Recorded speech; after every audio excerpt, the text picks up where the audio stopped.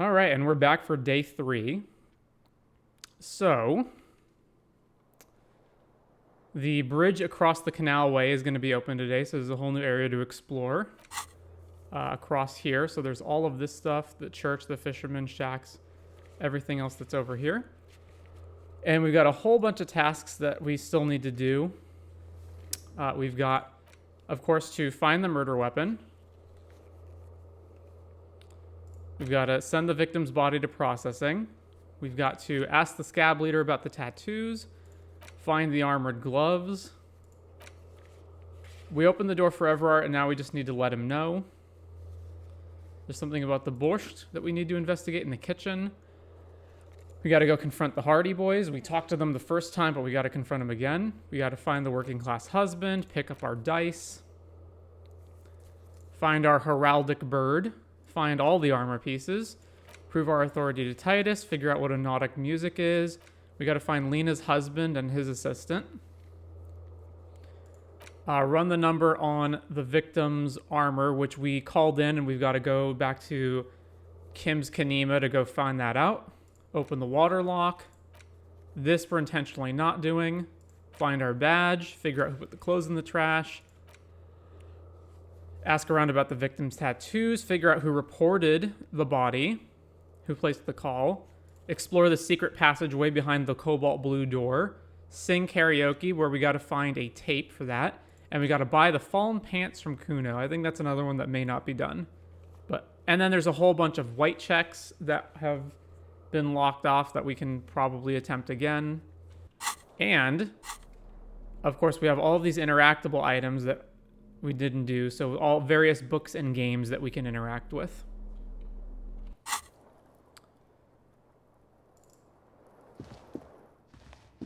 A mirror hangs on the bathroom wall. So that's still locked off. All right.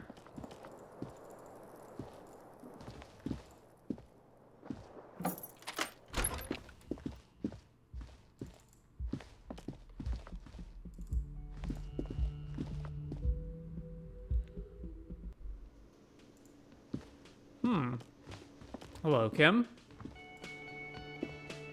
Yes? Aren't we going to talk about the boots I'm wearing? Okay, let's talk about it. You stole the boots. He looks at the gleaming technological footwear you're sporting. Congratulations. That must have taken an enormous concerted effort, considerable ingenuity, and timing. Now, I'm going to report you and you are going to go to jail. You are? Please don't. These are not the same boots. I like them so much I went and bought myself a pair. Sure. Anyway, did you want something? Related to police work? I don't care about your insane theft, the lieutenant thinks, and looks away from the boots. Just know, if anyone asks me, I will snitch on you.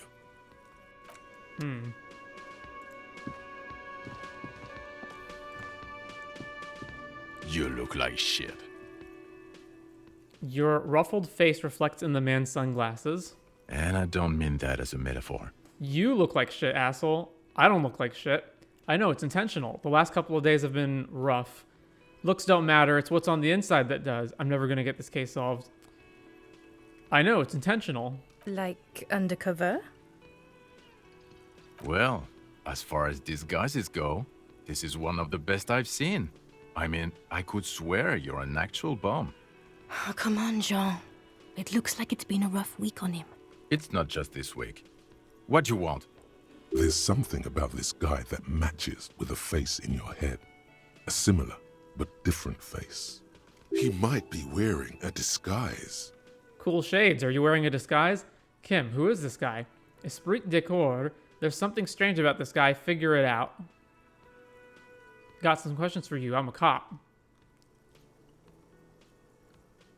72. It's a white check. Let's try it. You know what it is. It's like the two of you know each other. Just ask him. Tell me the truth. Do you know me from somewhere? Oh, I definitely know you from somewhere. Another life.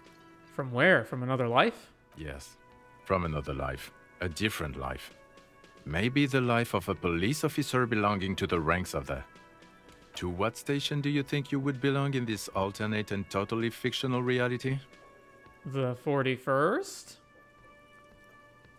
Okay. That's plausible. That's entirely plausible. Now we're really getting somewhere.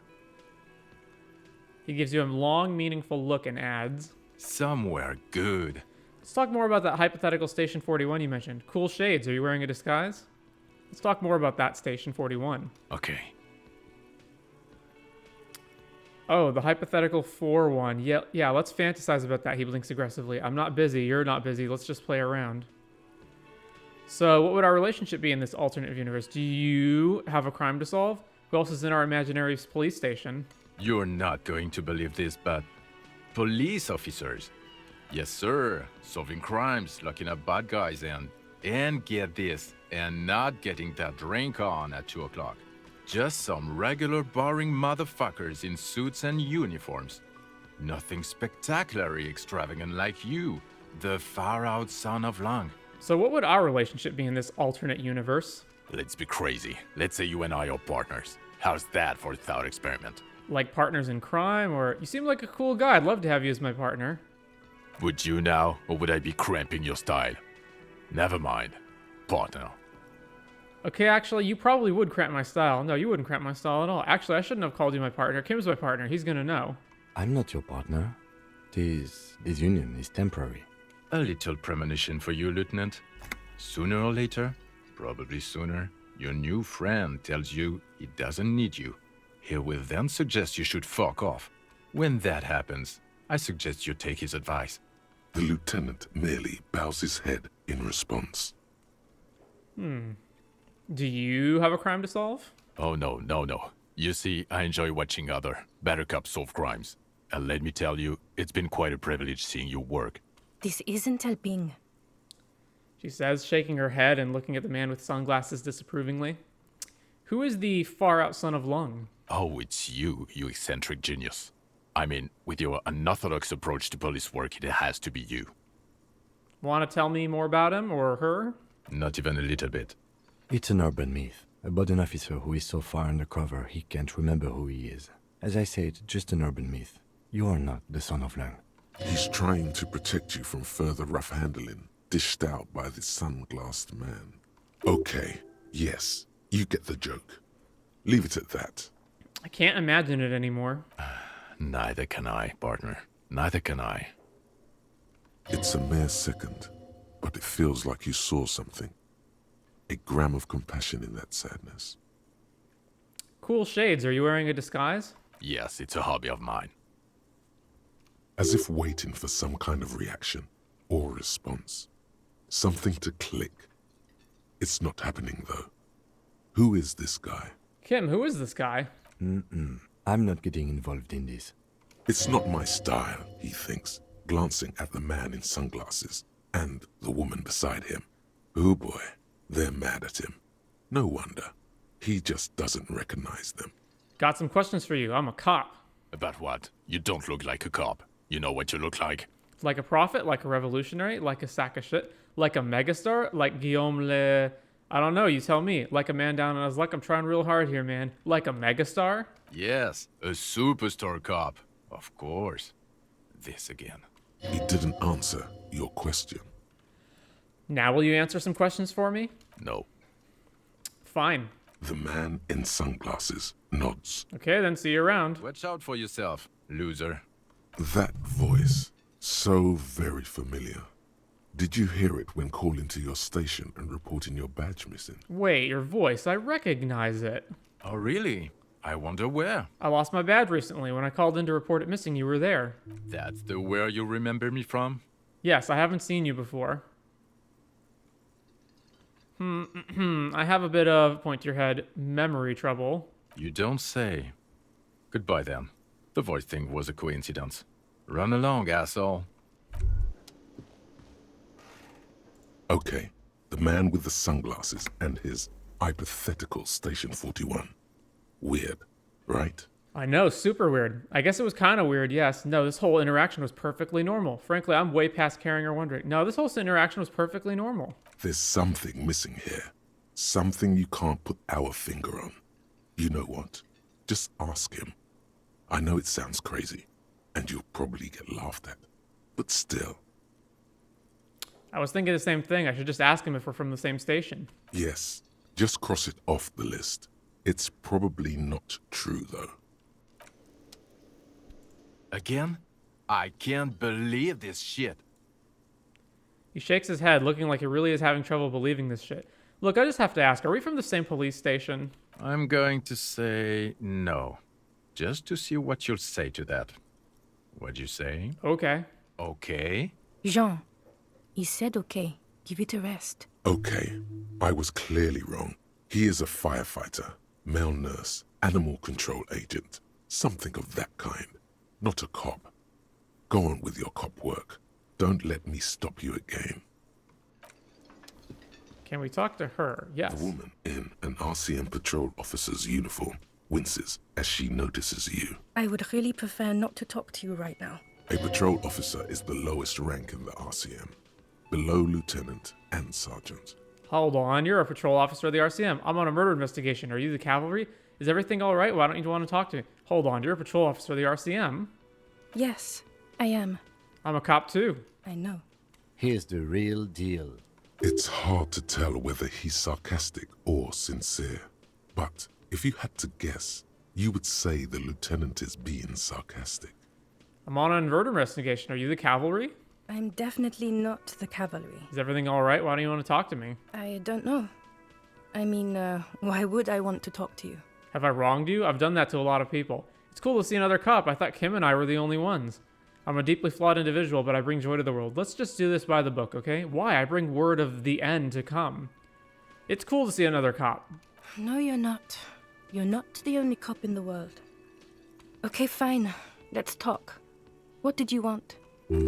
What does one talk about with a fellow officer? So, what precinct are you from? Look, something is really bugging me. Are we or are we not from the same police station?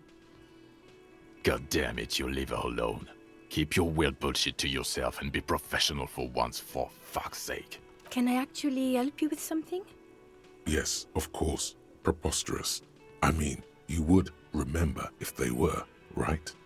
Who forgets their squad mates? That's not possible. Are you with him? Point to the man with sunglasses. Of course I'm with him. Why do you ask? Seems like a cool guy. You look cute together. And you look like you don't bathe, on principle. Please, let's not turn this into another exchange, okay? So, what precinct are you from? What precinct? Am I from? God, he doesn't know. Fucking deranged lunatic. You're getting an intellectually unsatisfying vibe from this conversation. Maybe you're doing something wrong. You're the police, right? Cool, so am I. I don't know what to say. Don't say anything, Judith. Wait, is he police? Me? No. I'm just a man with sunglasses. I like wearing sunglasses inside. Sunglasses and a fucking wig. Okay, What are you, the police? What are you, the police, doing here? I'm just looking out for... you? No one. I'm just a man with sunglasses. And you are? A policewoman. Yes, a policewoman who just wants to do her job. That's all. Okay, goodbye. Gart have anything new to say? Can I help you? Nope, doesn't look like it. Another thing. Great. What about the yes. whole thing with the doomed commercial area? I can't bring that up? Huh. Oh, hello, dear. No, nothing new there. Alright, let's go investigate the borscht. The man ponders his cooking utensils and gives you a little nod, But- acknowledging your presence. By the way, we speak Revacholian in Revachol. Get your Revacholian nationhood on. Do you know what's behind that door? Point to the blue door. Leo said you're friends with Manana. Is that true? What is in that borscht you're making there? Point to the large pot. The man says a couple of sentences in that strange language of his, and then seems to wait for you to speak. I'm pretty sure he asked you a question. He doesn't know your language. You can just say something cool in return. Yes, nod. No, shake your head. Mercury rising. Run your fingers through your hair. Yes, nod. Borscht need more vodka? Okay, so it's vodka that keeps the men happy and in good spirits. Clever move by the Union. Vodka borscht! I love it, Bratan! Turn it the fuck up and then ask for some yourself. Turning it up seems like a dangerous idea, honestly. The place is a powder keg. Yes, nod and turn your fingers clockwise. Turn the vodka up. No, vodka. Turn your fingers counterclockwise. Cut it. I'll leave the cooking to you. I have business. No, turn your fingers counterclockwise. The cook gives you a long, disappointed look, then turns the stove off and seems to wait for you to speak. Do you know what's behind that door? He looks up at you, then looks away quickly, shrugging and muttering something to himself. Leo said you're friends with Manana. The mention of Manana gets his attention. He smiles and delivers a whole slew of unfamiliar words and lively gestures. Then he falls silent again. They're friends? All right.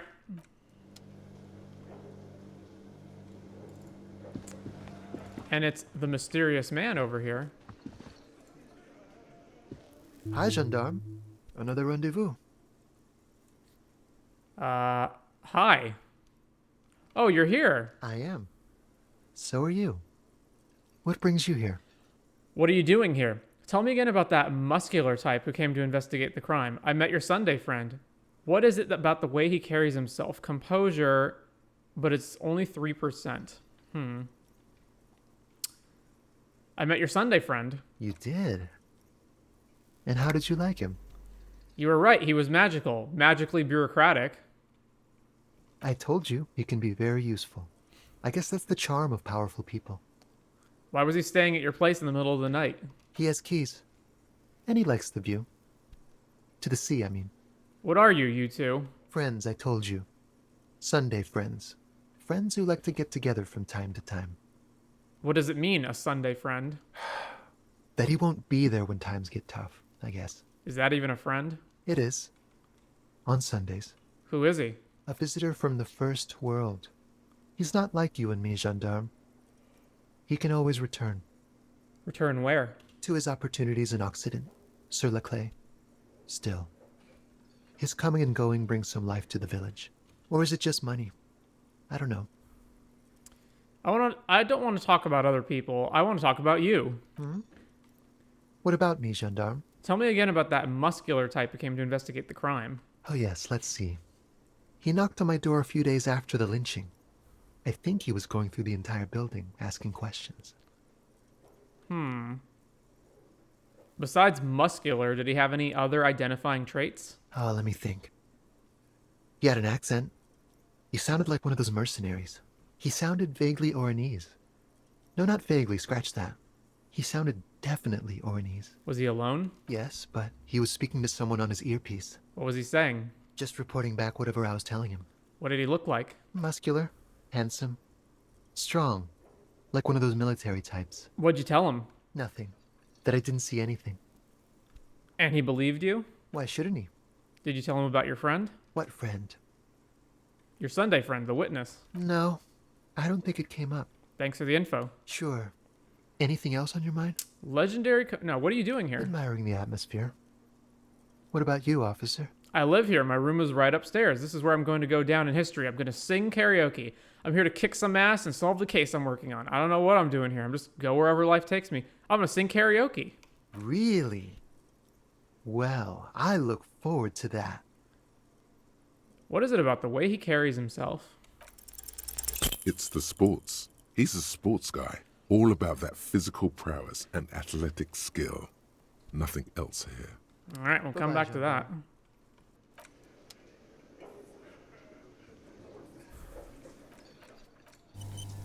All right. Let's talk to these dudes. I've got nothing to say to you. Why are you wasting your time? Are you the Hardie girl? I am not. You could be Liz. You could be anything. You could even be a model. Even a mod? Glenn, I went to law school. I am an attorney. He's right. With a face like that, she could be on the cover of Le Debutante International. He's right, you know. You're very pretty. The cold look in her eyes speaks louder than words. She is not amused. It's not her. She's not a Hardie girl. Definitely. All right. Let's talk to Titus. Looks like the circus left town, but the clowns are still here.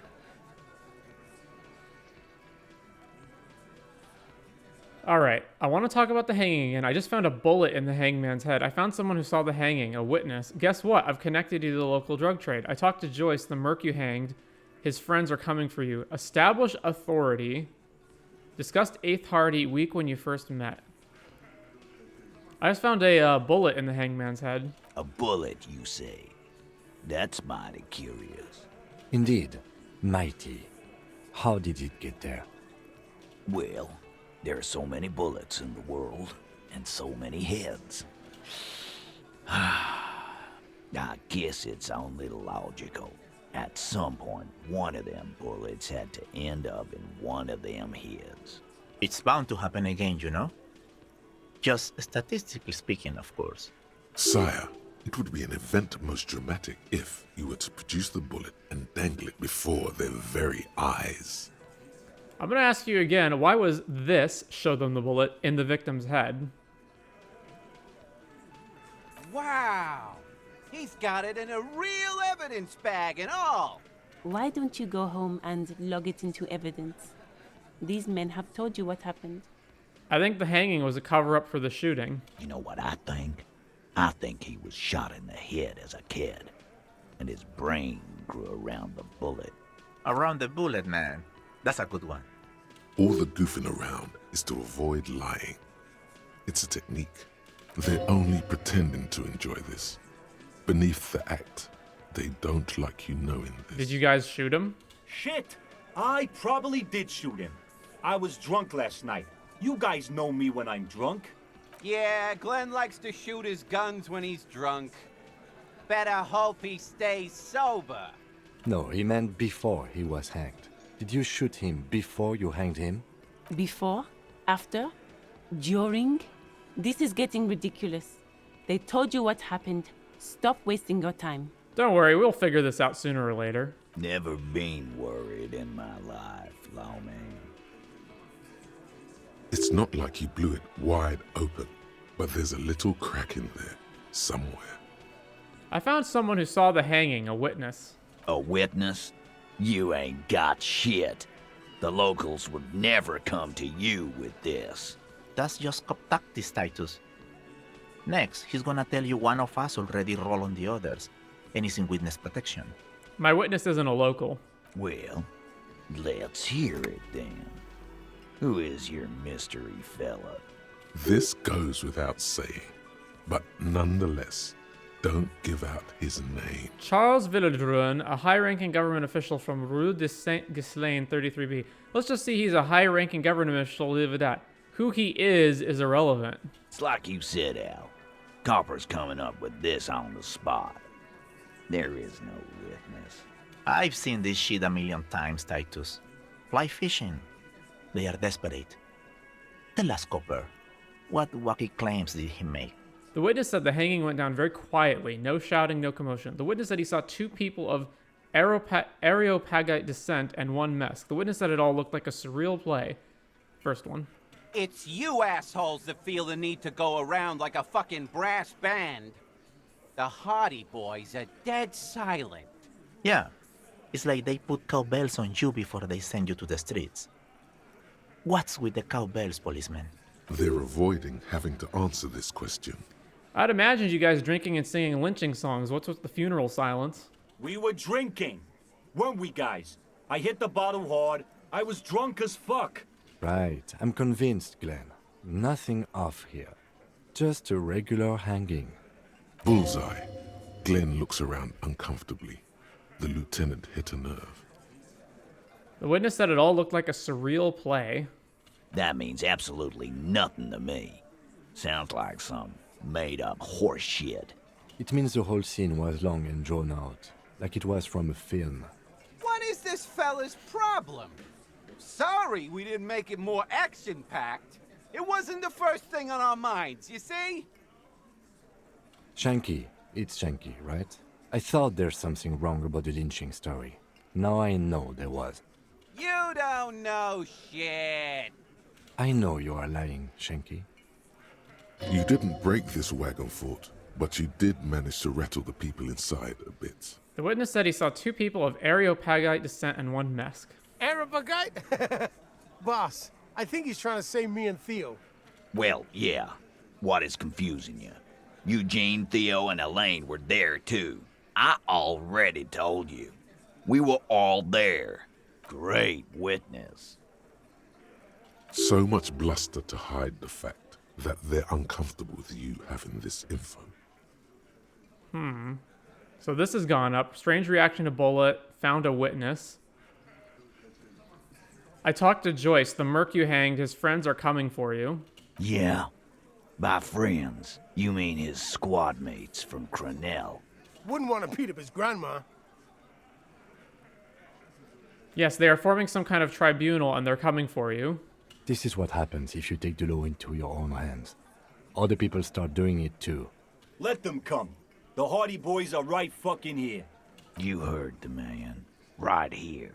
We're armed. We got the whole district behind us. And Glenn. Glenn is fucking crazy. Yeah. A well-oiled murder machine. The mood is on the rise. They're feeling confident, ready to punch out the whole merc platoon. Do you know that a single Sarai's giant hornet can kill 40 bees a minute? This Crenell is bad news, you know that, right? The mercenaries are armed with automatic weapons. Joyce said they've gone rogue, nobody is controlling them. The mercenaries are armed with automatic weapons. We got weapons of our own. We got Ister 50s, Zeeligers. Glenn's got a knock cannon at home. Will they pierce ceramic armor? I guess we're gonna see, aren't we? That was an unsure phrasing. See what, that they don't? Yeah, like you've been up against ceramic armor. You haven't even seen the whole suit, right? I've seen the whole fucking thing, and it didn't make him immortal. Joyce said they've gone rogue, nobody is controlling them.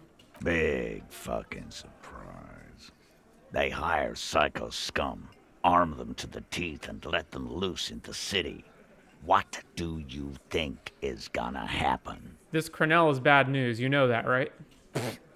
So are the local gangs, the fucking Barmy Army, and the Madre scum. You've been out there. Seen any around? Yeah. Where are they now, huh? Sent back to Madre in an airtight cargo crate. These people are trained military professionals. Special forces, as you said. They're not a gang or a barmy army. No, they're not. They're uncoordinated and drunk. We know more about them than you think. Hornets? The fuck is that supposed to mean? You're the bees, they're the hornet. We're not bees. We're men. We're socialists. Easy, E. He's trying to phase you. What are you trying to do? Scare my men? Okay. What do you mean, okay? I mean, okay, they're gonna wipe you the fuck out, Titus. I mean, okay, you got this. You got the numbers. I mean, okay, I'll be on your side when they come. I mean, okay, you got one more gun on your side. Once I find mine, I lost it.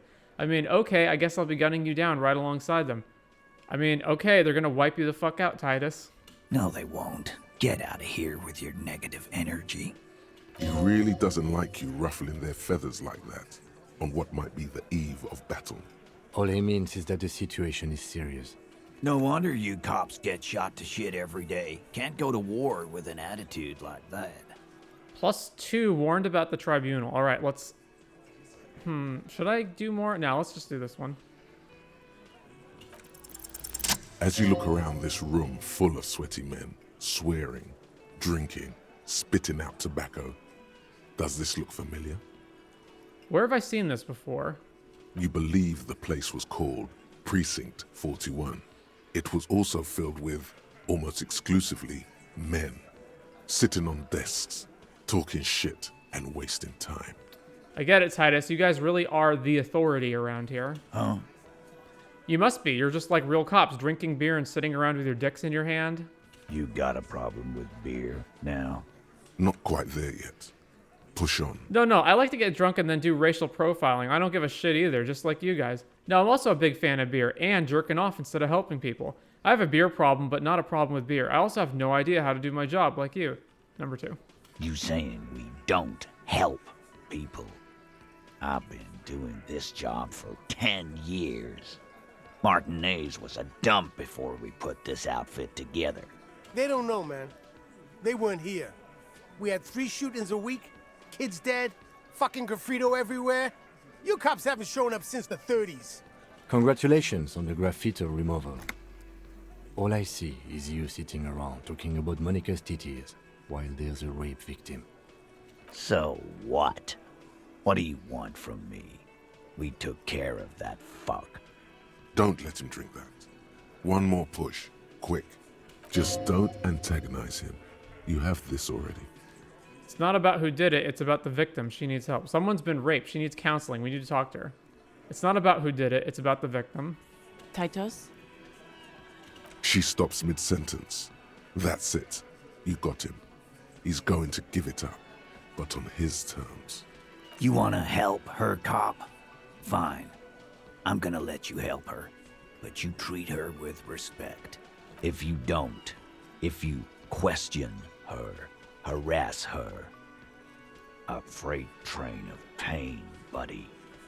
What is her name? Klaasje, I'm on due. She's staying here, the whirling in rags, a real pretty one. Silvery jumpsuit, blonde. That's I'm on due, with an O-U. Shit. The girl. The girl upstairs? That can't be her. Remember what you said to her? You told her you want to have... Oh, it's her! It's definitely her! It's Miss Oranje, disco dancer! Klaasje, corrector Ty. Miss Oranje, disco dancer? Composure. Klaasje Almandu, cool, keep your cool. -1, said you don't remember being a cop. -1, said you don't remember reality. -2, said I want to fuck with you. -1, said you're a superstar cop. Yeah, Miss Oranje, disco dancer? Sure, why not? You all right. Seen her around. Well, we gotta lose our cool now. You inexplicably add cool after the victim's name, with your eyes bulging like some wild beast. Your fingers are fidgeting and sweat starts forming on your brow as Titus looks at you oddly. I don't understand what's so cool here. Nothing. We just have a few more questions. Then we'll be on our way. It sounds like you're having a heart attack. Whatever you said, it couldn't have been that bad. Please relax. Whatever you do, do not tell him you know her. That would sound off. Calm. Normal. Try to forget this little hiccup. So what was her relationship with the mercenary? So the rape, when was that? So scratch your head. What is your relationship with her? I think I laugh nervously. I think I know her.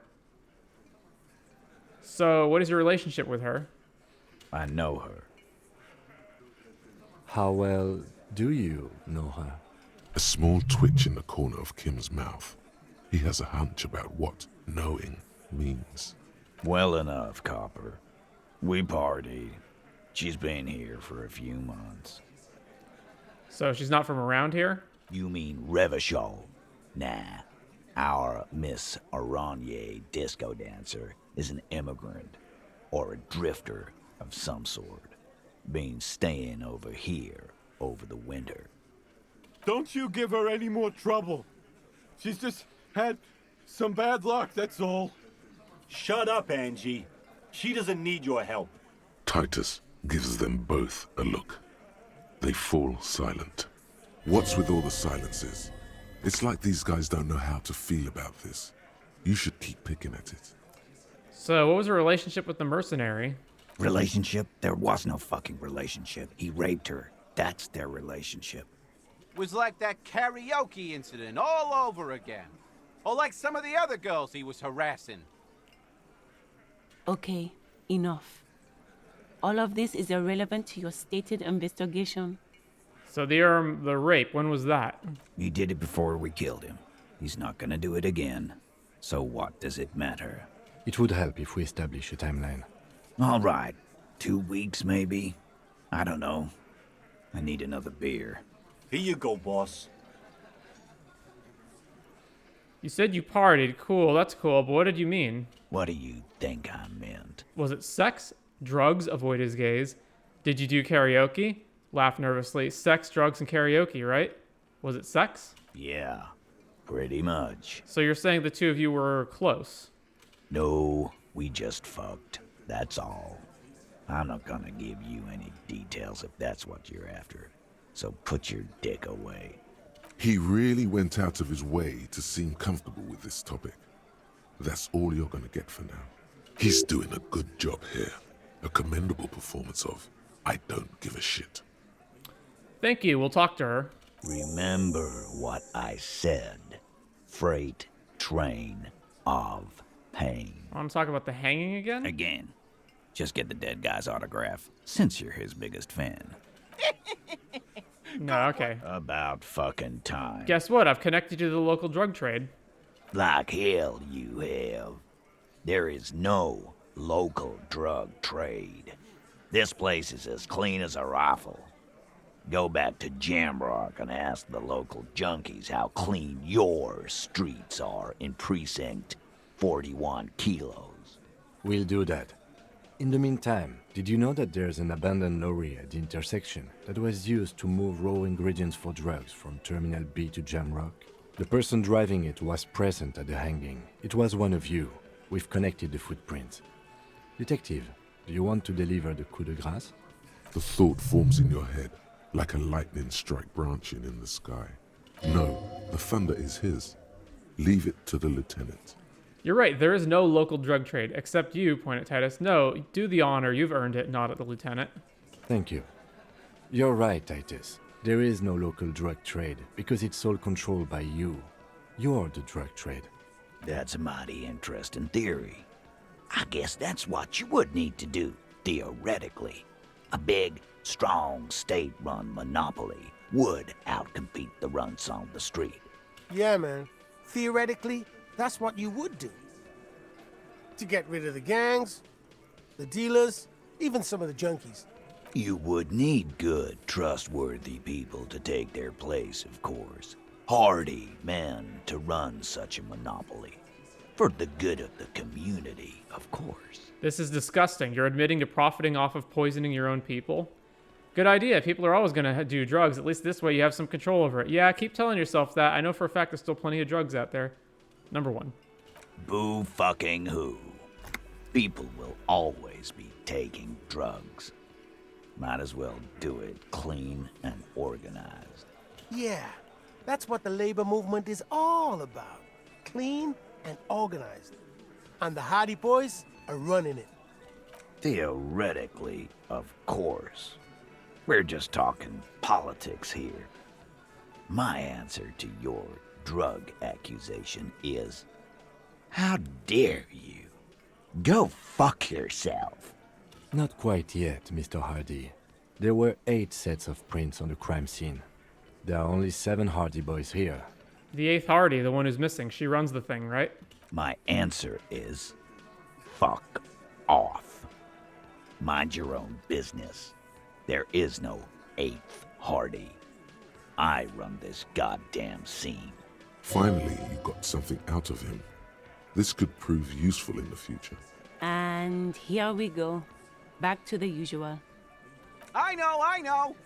Fatty walked on all 4s. He's so fucking fat he left 2 sets of footprints. Despite everything, the little man is quick on his feet. Go fuck your mom, Dennis. That's more like it, boys. You heard him. It was Angus on all 4s. Anything else you need to know? Alright, well, I'm going to take off.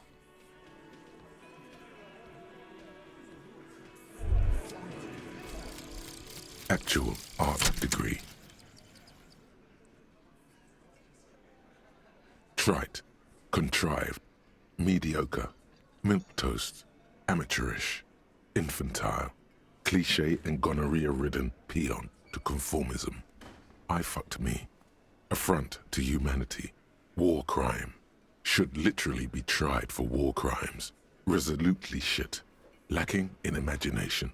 uninformed reimagining of, lip-wristed, premature, ill-informed attempt at, talentless fuckfest, recidivistic shit peddler, pedantic, listless, savagely boring, just one repulsive laugh after another. -1 hand-eye coordination. Hands shake from anger how shit it all is. Conceptualization passives heal. +1 morale and give +10 XP.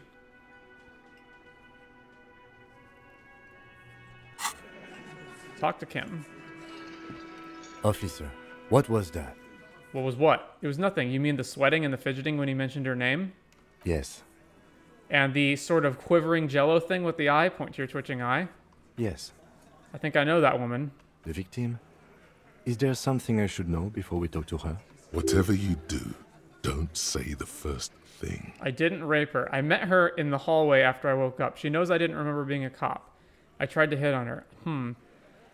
I met her in the hallway after I woke up. Understood. You were not in good shape on Monday. She knows I didn't remember being a cop. Okay, that's manageable. I tried to hit on her. Understood. He's stone-faced. It went pretty okay, I guess. Better not to add anything to that. She said I'm going to have to interrogate her later and it's going to suck for me. It is. This would have been good to know before. It didn't come up. It should have. Anything else? I mean, why would it have come up? We didn't even know she was connected to the case until now. All right, let's move on. We'll be all right, officer. This is nothing. You feel fortified by his assurance. It's going to be all right. Is it, though? Nothing? You're still in for a bumpy ride here. Try not to mess it up. All right, back upstairs.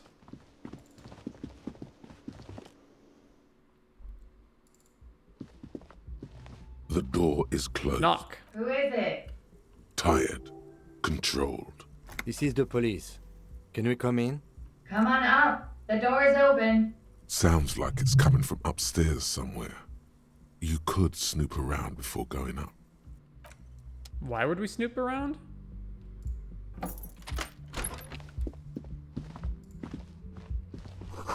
Hotel bill calculations. Looks like she's had an extended stay. Piles of dirty clothes. A woman's. This room has sad all over it. Reminds you of your own. She's made around 4 months of payments for this room.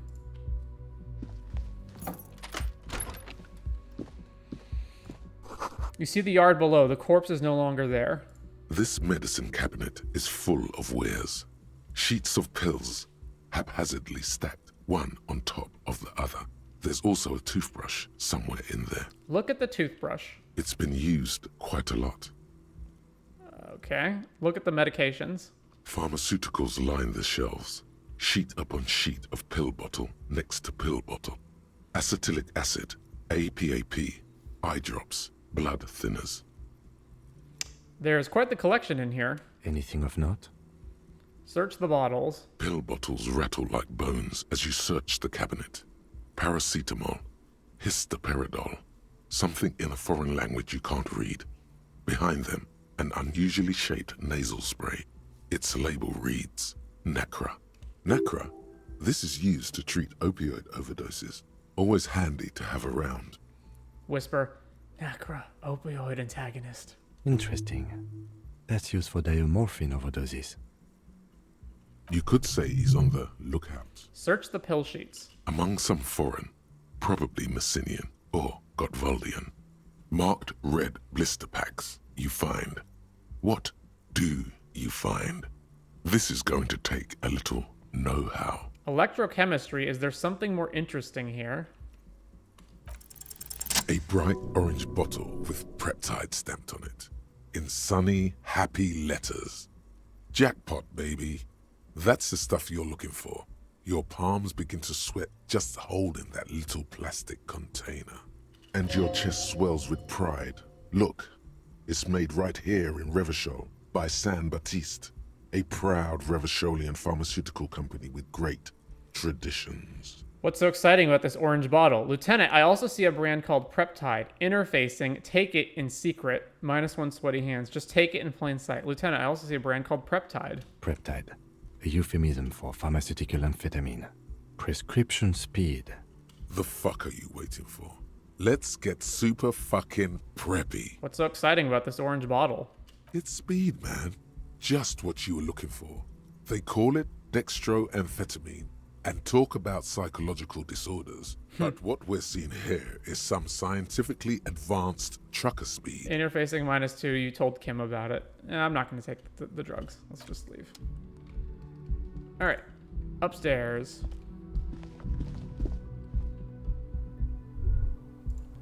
You feel someone watching you behind the glass door. A woman. The bed has been hastily made. This window is pristine on the inside, unlike the one next to it. Light from the desk lamp reflects off the glass in an untarnished golden halo. Run your finger across the surface of the glass. Smooth as ice. There are spots of mud and rain on the outside, even smudges. But the surface of the window is clear from the inside. No chips, no hairline fractures. Following your lead, the lieutenant leans in closer to inspect the surface. This window was recently replaced. Looks like it, yes. You know which window has not been recently replaced? The one I smashed in my room? What is this, guilt now? Didn't we establish that someone else was responsible? The person who also forced all the drinks in me? The one I smashed in my room? Yes, that one. Cold wind is seeping in right now. Just one floor below you. Messing up your concentration here. Stop distracting him! He has work to do! Plus, if I recall, the window has been giving him shit ever since he got here!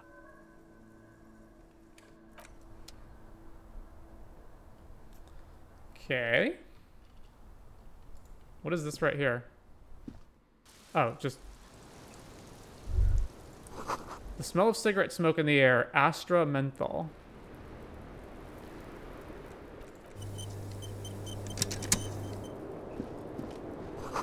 Cold coffee in an ashtray that looks like a hedgehog. Look, a handful of dried white wildflowers. Welcome to the roof. The young woman has a cigarette in one hand and a cup of coffee in the other. Her hair is still slick from the shower. Below her silvery jumpsuit, an athletic young body, built long and lean. I'm sorry for the mess down there. The cleaning lady hasn't come by in days.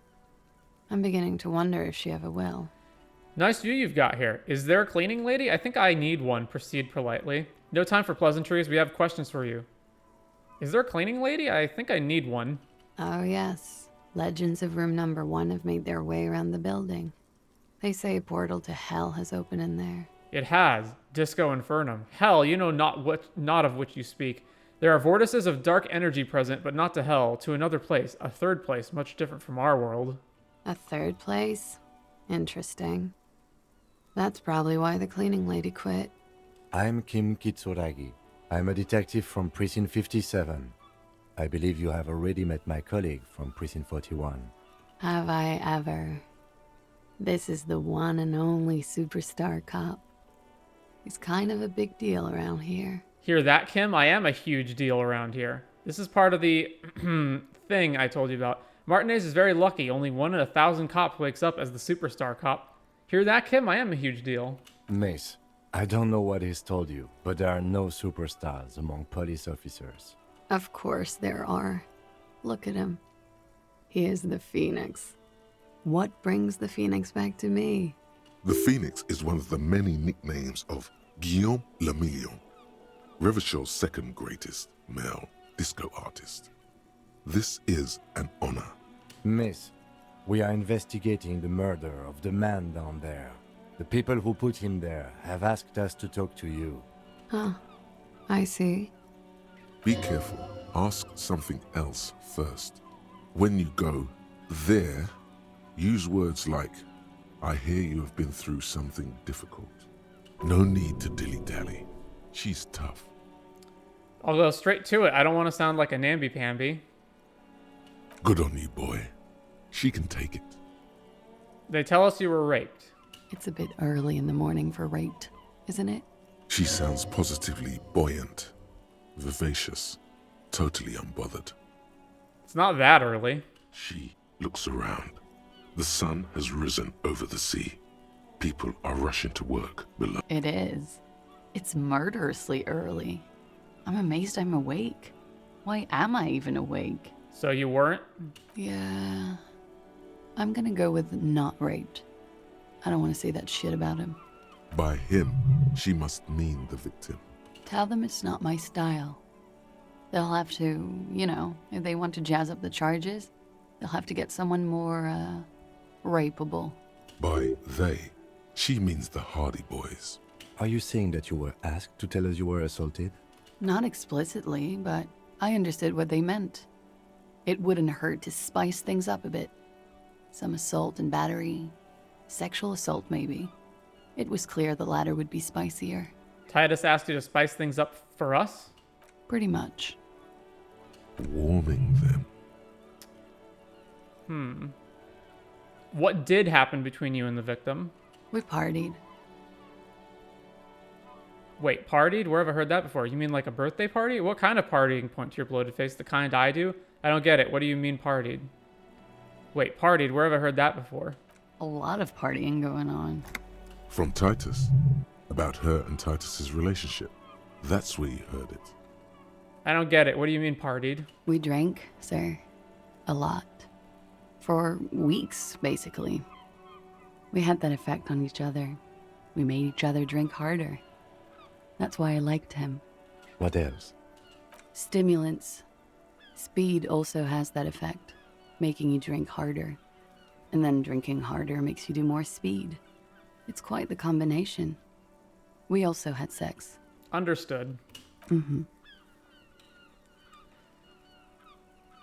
What can you tell me about him? Name, eyes, age? I'm sorry, I can't do it. Not right now. Later, maybe. I keep seeing him. Like he is now. I can't talk about his... I don't know. Hair. I know it's difficult, miss. We can return to it later. What did they hang him for if not rape? He had something to do with the strike. One has been roiling since I got here. Rotten timing. But you probably know all about it. And his role in this strike was... what? I think he was in a security detail. He was ex-military, worked for Wild Pines, and against the Union. We didn't discuss work much, if you know what I mean. But I understood it was dangerous. And they lynched him for it? She nods. Why was there a bullet in his head? Bullet? They shot him too? I'm not picking up on any theatrecraft here, sir. The pause is sincere. They stripped his clothes and they shot him? You mean after they hanged him? I'm confused, sorry. So am I. Were you aware that he had also been shot, miss? Things are starting to go a little over my head here. I thought he was hanged. I was not present when they did it. I don't know what happened. I just know what they told me. And Sylvie, the bartender. This is beginning to get confusing for you too, and we don't like that. Where was she last Sunday night? Where were you when this happened? Cowering. I was cowering downstairs with Sylvie. How do the Hardie Boys know you? They're frequent guests. Downstairs, they have a booth for union members. They're probably down there now. And how'd you meet? Over drinks. It's been a long, boring winter. Did you party? A little, yeah. Like you partied with the deceased? No, not as hard. I'm sorry to have to ask this, but have you had a physical relationship with any of the Hardie Boys? I have. Which one? Which ones, sir? I don't remember precisely. Titus, obviously. But as I said, it's been a long winter. Could that have been part of the reason they hanged him? Could that be why they lynched him? Jealousy? I hope not. Actually, I know that's not the reason. I'm careful about that kind of thing. Not crossing the wires, you know? But that's probably where they got the rape idea. What do you mean? Men like that? I don't know. It's the way their imaginations work. I suspect it's what they'd like to do to me. Yeah, I don't believe anything you say.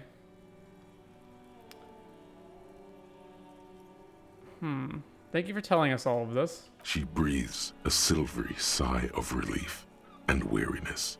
The air on the roof feels humid. Should we head by downstairs, officer? We may have things to discuss there. As he says so, you feel the young woman looking at you and get a feeling you can't quite put your finger on. A suspicion? Wait a moment. I had something else before we go, a little thing. She nods. Silvery cigarette fumes disappear into her mouth. What is your name, miss, for the record? Nice room you got here. Let's talk more about the so-called assault. I noticed your room is close to mine. I have a personal question. What is your name, miss, for the record? Klaasje Amandu. Same name that Titus gave you. It sounds Oranese, as does her accent. Her birthmarks also signal Oranje. You don't know why, but Oranese girls tend to come speckled with them. How old are you? What do you do, miss? What is your specialization? Can we take a look at your passport? What do you do, miss? What's your specialization? Something stupid. What's that? Oranese lit. Oranese lit? Oranese literature. It's what I studied at the university. What is Oranese literature about? Fear of failure, fear of death, how it sucks to be Oranese. All national literatures are. Only the name of the nation changes.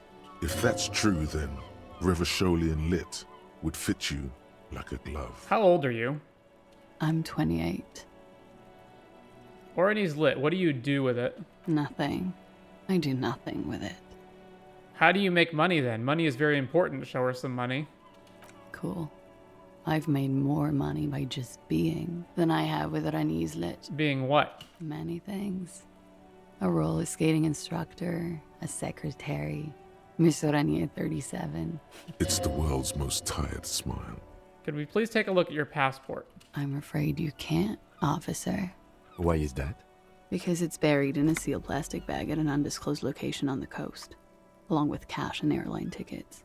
Thank you for your candor. Why? They say so in your tourist brochure. Keep travel documents away from your person when west of the river.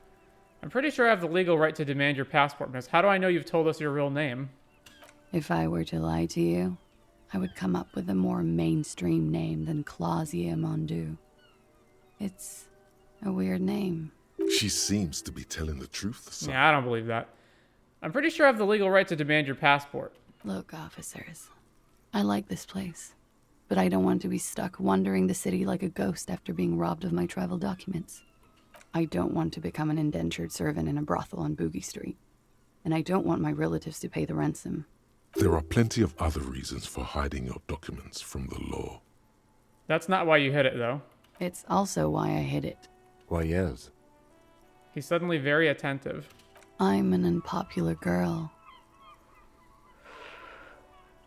There are people back home who don't like me. If they show up, I'm in a hurry. The kind of hurry where you can't afford to not find your documents. But don't worry. This has nothing to do with your investigation. What kind of people are these, the ones that don't like you? I would love to change the subject. It's not important. Unless I'm some kind of suspect. Didn't she say you would have to interrogate her before? And that she didn't do it? What was up with that? Earlier you said I would have to interrogate you. Suspects are interrogated. Well. It seems I either underestimated you or overestimated your hangover, officer. If I didn't know better, I'd say you feigned that fuck having lied to get me to say something stupid. Was that so? The lieutenant gives you a little look. It's good we discussed your history with her, he thinks. I can play along. Totally. Turns out it did suck for you. No, that was sincere. It turns out it did suck for you. Not too hard. You told us about the investigation Friday night. Downstairs, at a table full of local kids and dock workers. You told pretty much everyone. After you showed them your gun. Anyway, I thought it would be funny to say I didn't do it, because I knew about your investigation. Does that make me a suspect? I really must stop saying stupid things. You might be. No, I'm not. She doesn't seem to be overly distressed. Or distressed at all, really. My colleague has an exploratory sense of humor. Don't hold it against him. He's thinking, I like this kind of prodding, whatever the situation. It may lead somewhere yet. Okay, then. Okie dokie. Are you from Oranje? Right, sir. Vredefort, Republic of Oranje. I guess you could say I am an Oranese expatriate. Wasn't the tattoo on the hanged man an Oranese map of the waterways? The thought begins to form in your head, then dissipates. Something for later. What is Oranje? A bad memory, officer. A bad memory of what? Of lilacs and lightning. Parks, glass. Duraluminium. Vredefort is a conference city. It's always autumn there. And night. At least it was for me. What's so bad about that? Nothing. If you're no longer there. Thank you. That's it for the record. The record? So official. I noticed your room is close to mine. I have a personal question. Yes. You're just one room away. Very personal. Good. Yes. This means she could have heard something. Like what you were doing before you blacked out. Were you in Sunday night? I need to know what I did before I lost my memory. You do not need to know that. What you need is to ask normal police questions. Like... Get a grip, he thinks. At least do your personal stuff when I'm not here. Quick, say something professional. Can I ask more about you for the record? Let's talk more about this so-called assault. Not my favorite topic. No, okay, we're done with that. How about we, you know... Nice room you've got here. It's pretty deluxe. No one likes to talk about their dirty laundry and their empty bottles. Maybe if you phrase it emotionally. What are you doing here in the whirling in rags? Look around. Hate to say it, but you've got sad all over the place. You have quite the collection of prescription drugs down there. That window is new. It is. The lieutenant makes a note in his notebook. He finds the answer unsatisfying. You've quite the collection of prescription drugs. Thank you. I've put a lot of time and effort into it. Technically, possession of narcotics is legal in Revachol, but you should still reprimand her. No, don't listen to the stiff. Be cool. Narcomania is nothing to be proud of, miss. It was quite impressive. How did you amass such a hoard? With money, sir. It's not exactly the anti-star size caboodle I intend for it to be one day, but it's getting there. The anti-star is, or was, a Vespertine rock and roll star who liked to do drugs. He did so many drugs, he eventually mutated into a corpse. The collection includes Nacra, an opioid antagonist. Comes in handy when you've done too many opioids. Is that something that happens to you often, miss? His tone isn't aggressive, just inquisitive. Better safe than sorry. You seem to have, among other things, Preptide. Oh, yes. One of my favorites. It cures many ailments. Like what? Like not being able to stay up for 36 hours. Not being happy. It cures those ailments. It's just a merit speed molecule, basically. Very funky. What are you doing here in the whirling in rags? I'm wintering. How long have you been staying here? About 4 months. I came in November. The bills downstairs concur. Why here? Here in the Whirling, here in Martinez, or here in Revachol? Here in Revachol. I always wanted to see the only city in the world in the worst time of the year. It's a tourist thing. This is by far not the only reason she's here. And she isn't really hiding it either. This place has sad written all over it. Yeah. I've contaminated it pretty bad. Is that why you're out here? The contamination spreads from room to room. First, I escaped upstairs. The sad got that too. Then I found the handle for the summer door. Got it. It's mostly about the lack of cleaning services. And an abundance of me. Okay. Watching herself reflected in the bedroom window, tall and sparkling and draped in smoke. Volition, look her in the eye. Slight confusion about Bullet. +1, why did she say she's a suspect? Soft, light brown eyes look back at you. directly into the space behind your eye sockets. You see the smoke rise from between her painted red lips. She's beautiful. I have bad news for you. What? You know these guys? Who? Me? Yes, you. He's talking about you, you boring stiff. You too. Me? What did I do? I'm merely a master thespian. These guys are compromised.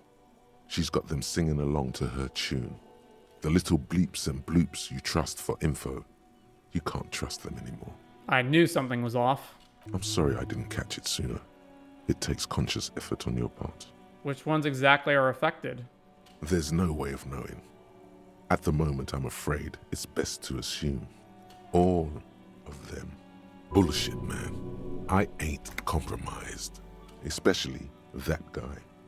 That guy's the most compromised one in here. No fucking way, man. I just want a drag of that sweet menthol Ziggy. Really? Quick. Tell me what's under her jumpsuit. Glory. Truth. Softness. Protect her.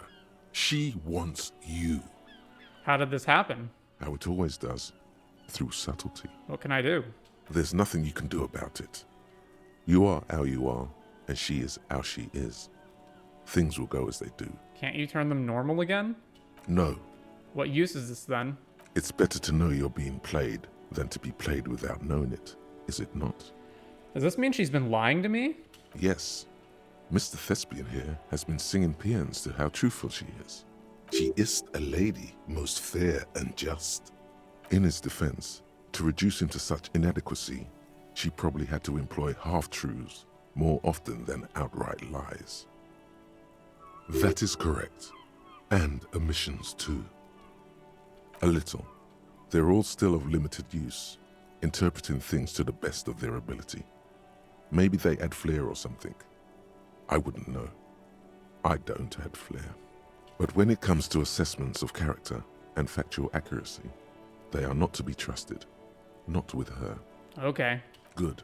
The less paranoid option. You can trust them. Just not with Klaasje Amandu.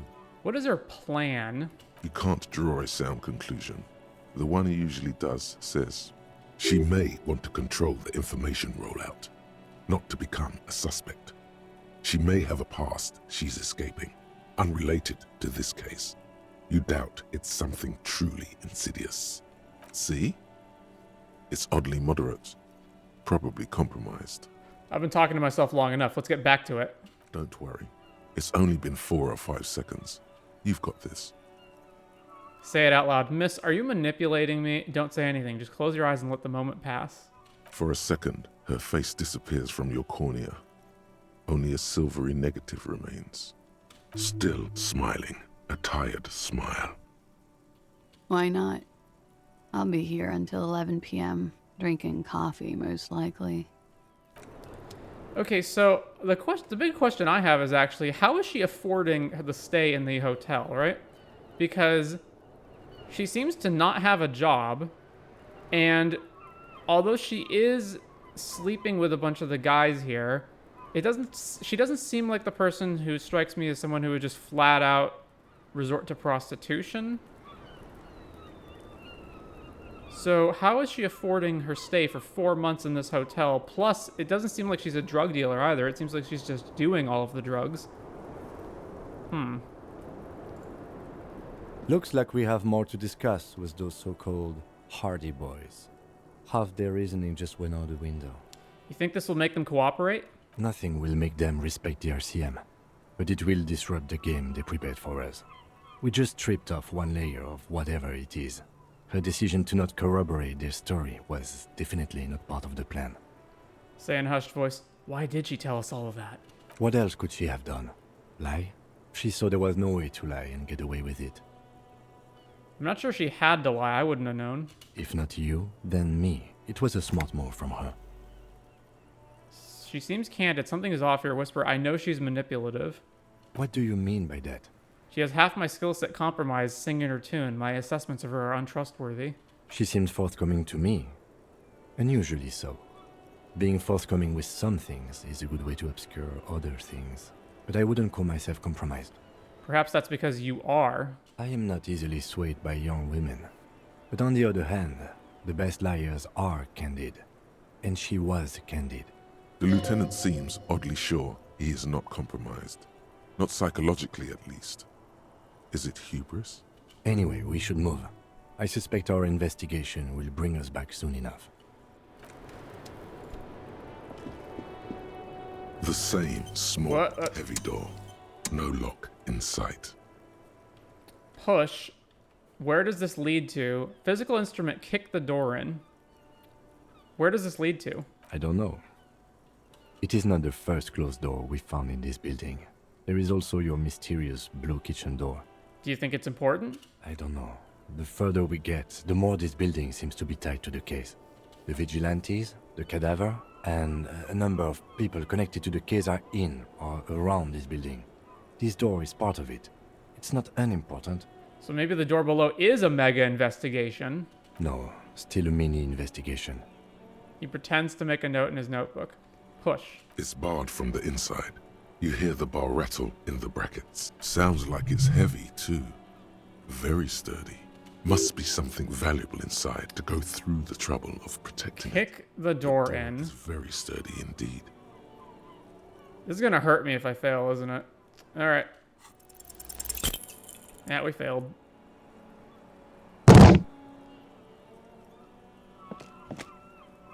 You kick it, gung-ho style. Entering the premises style. But the door fails to respect the force. All you hear is the bar rattling inside, laughing at you. All right, let's trash the place. Shouldn't that not have hurt me because, you know, I'm wearing the ceramic boots? Let's not. Alright. Bent metal, broken glass. Your path lies strewn with the broken forms of everyday objects. You are the destroyer, the bane of inanimate matter. Gaze upon me, stuff and despair. No, I'm just a disempowered individual trying to make my take my disempowerment out on everyday objects. Yeah, I rip shit apart. Kudos. Thought gained anti-object task force. Take a look at your hands. See how bruised they are? See those little scars? This is Exhibit A. The material world is holding you back. Containers, mailboxes, doors, chairs. They are all your enemies. Always have been. Atoms themselves are in on the conspiracy, forming shapes and structures that you hate. You are energy stuck in a body. You are spirit trapped in matter. Break free. Beat up that lamppost. Let it know just how much objects suck. How many thoughts do we have left? 4 more slots available.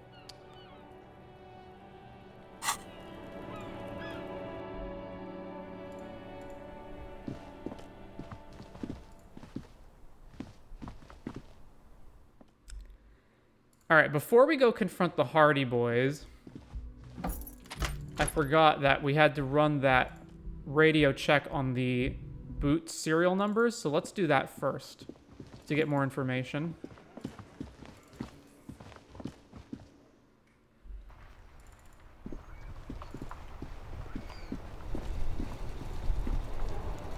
Inside, you see a set of steering levers, a radio microphone, a pull-out toolbox, and the soft... This is Precinct 57. Have you heard back from the ICP about the serial number?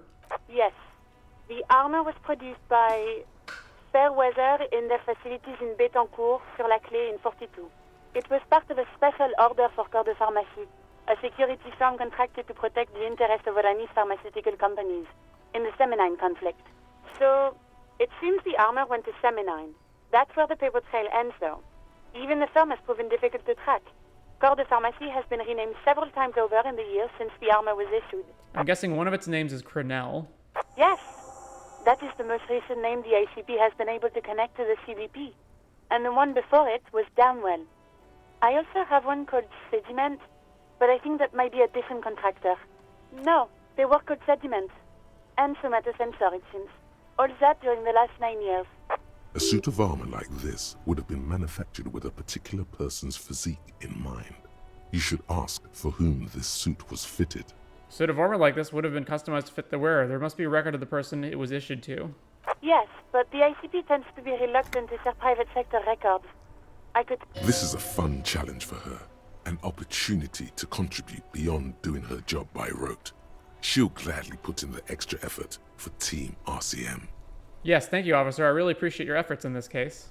Glad to help. Call back tomorrow. Tomorrow again? I'll have more for you then. All right. 7, over and out. In the cabin, you see... Also, before resuming the Hardie Boy thing, we should go and go to Frite to 1, cash the novelty check, and 2, get some healing items because we're down to 0. The yellow roses in the window, those aren't the flowers that were left for Klaasje.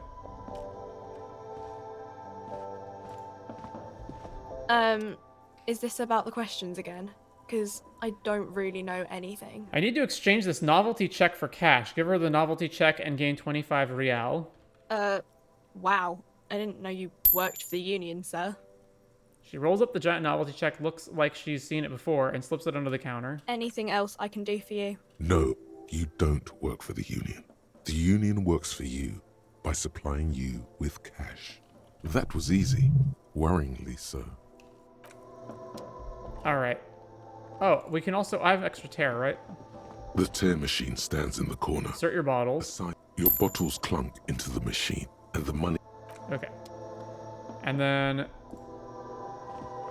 A small cabinet on the wall is filled with various medicine bottles, nasal sprays, and blister packs. They all bear... So let's buy some Nosafed. Okay, here. Okay, here. Okay, here. Okay, here. I hope Saint Baptiste makes you feel better or something. Right, that should be good enough.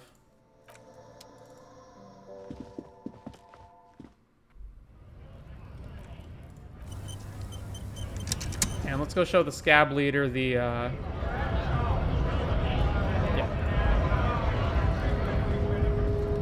Right to work! Right to work! Shame on you! I think you may be able to help me decipher some tattoos. Take out the picture. Don't think so. He grunts, barely glancing at it. Suddenly, this feels like a really, really bad idea. They were on the body of the man who was hanged behind the cafeteria there. Give him the photo. It was on your colonel. Give him the photo. We're investigating a murder. These tattoos were on the victim's body. Give him the photo. Of course, yes, forget about it. Why is it a bad idea, though? Because we're riling this guy up and it's just going to push the mercenary tribunal forward? Alright, forget about it. I think we should maybe even get going now. He clearly does not think poking the hornet's nest is a wise plan anymore. Are you a mercenary hired by Wild Pines? Hell no. I'm just an honest scab. I won't have talk like that around here. You understand? It just has to be said. That was not a convincing line. Hell no, I'm just an honest scab. That didn't sound too convincing. Say very quietly, is there a tribunal being convened by any chance? Hell no, I'm just an honest scab. That didn't sound too convincing. Fucking loincloth. Stares you down mutely for a second. Loincloth? Now you see, that's not really what a scab would say, is it? Better not to press the issue further, sire. He seems tense. Okay, back off. The man's breathing steadies, but his eyes are still narrow. Alright.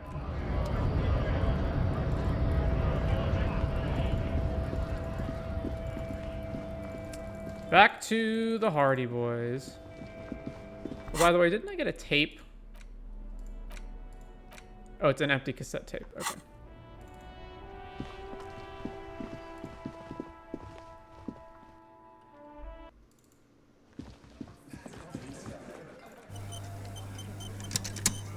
It's you again.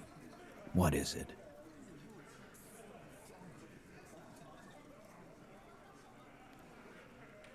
Klaasje says she wasn't raped. Fuck! I knew that fucking whore couldn't be trusted. You've hit a nerve. Titus is furious. No, more than that. The loyal Titus feels betrayed. For the record, Titus Hardie did not explicitly specify the victim as a whore, nor did he say anything about trusting her. Oh, shut up and stay out of this, Liz. He raped her. He was out of his fucking mind. You have no idea. She's just in denial, asshole.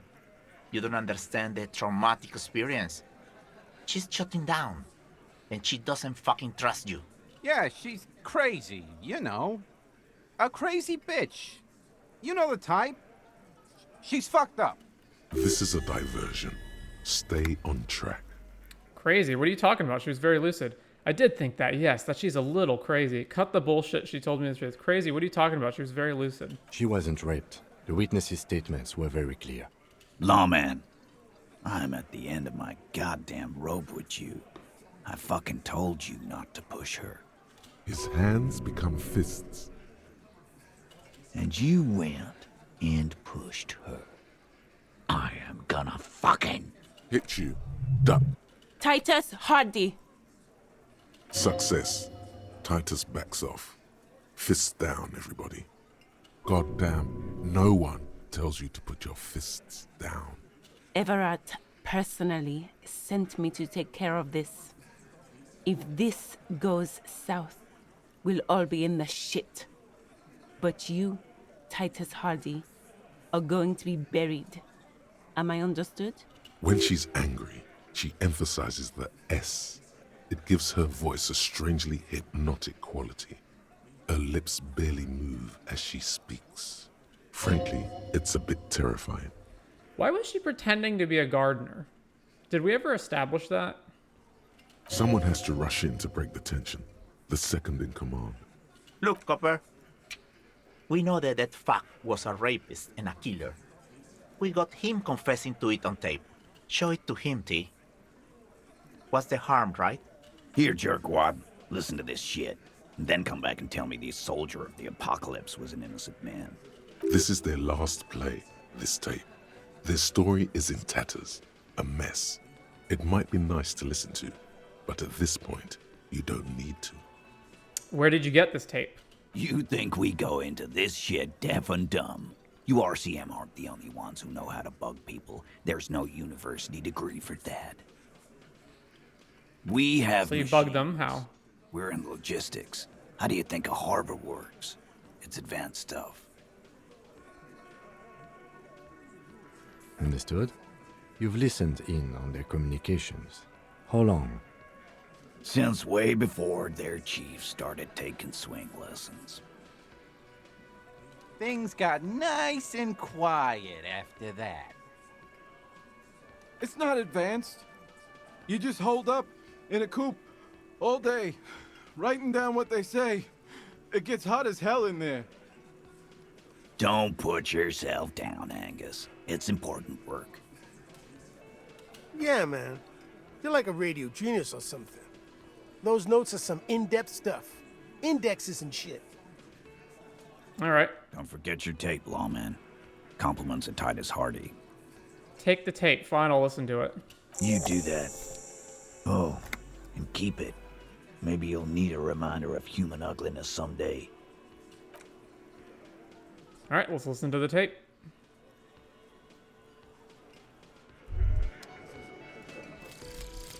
Fairweather, T500. Remember that weakness you were looking for in the ceramic armor? Like, maybe it can only stop small, fast projectiles, but a large, slow-moving pry bar would shatter it? Or, if I run an electrical current through it, maybe it will melt. Or, personal favorite, frequency something something radio weapon? None of that would work. You need to shoot the part of the enemy that doesn't have Fairweather T500 on it, because the armor itself is invulnerable. Good news is, so are the armor pieces on you. +2 hand-eye coordination against enemies in FT500 armor. All right, let's listen to the tape. A magnetic tape acquired from Titus Hardie. It supposedly holds a recording of the mercenary task force radio communications recorded via a de-encryption station. Not a good omen. Requires a boombox to play. The portal reel is just what you needed. The reels attach to the apparatus with a satisfying click. The tape is rooted behind the magnetic reader. Play the tape. You push, command set, and the tape starts spinning. Violent static and machine sounds fill the air. This isn't Revachon. This is a fucking village. I can almost see the elephants. The harbor. That's the son of a Kvalson crane. When this shit is done, I'm gonna tear that place up. Soldier of the Apocalypse style. Kill shit. Dogs and chickens too. Gonna run a room, Cordy. A real nice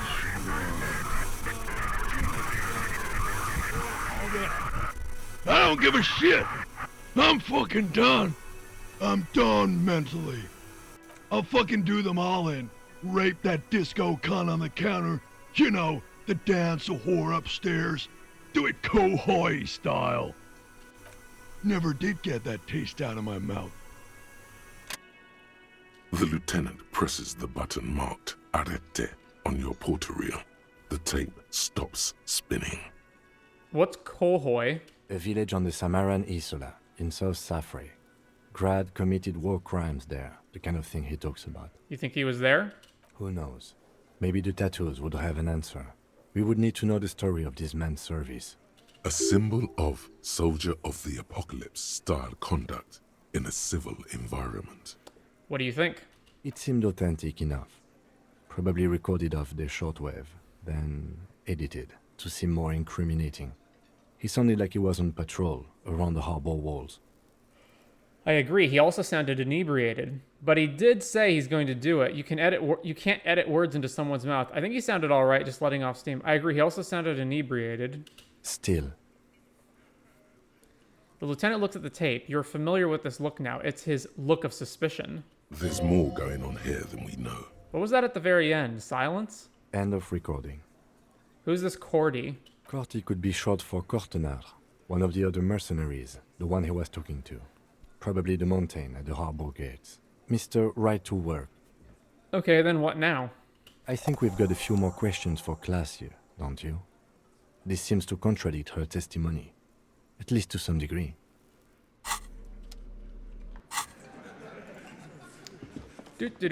Back upstairs.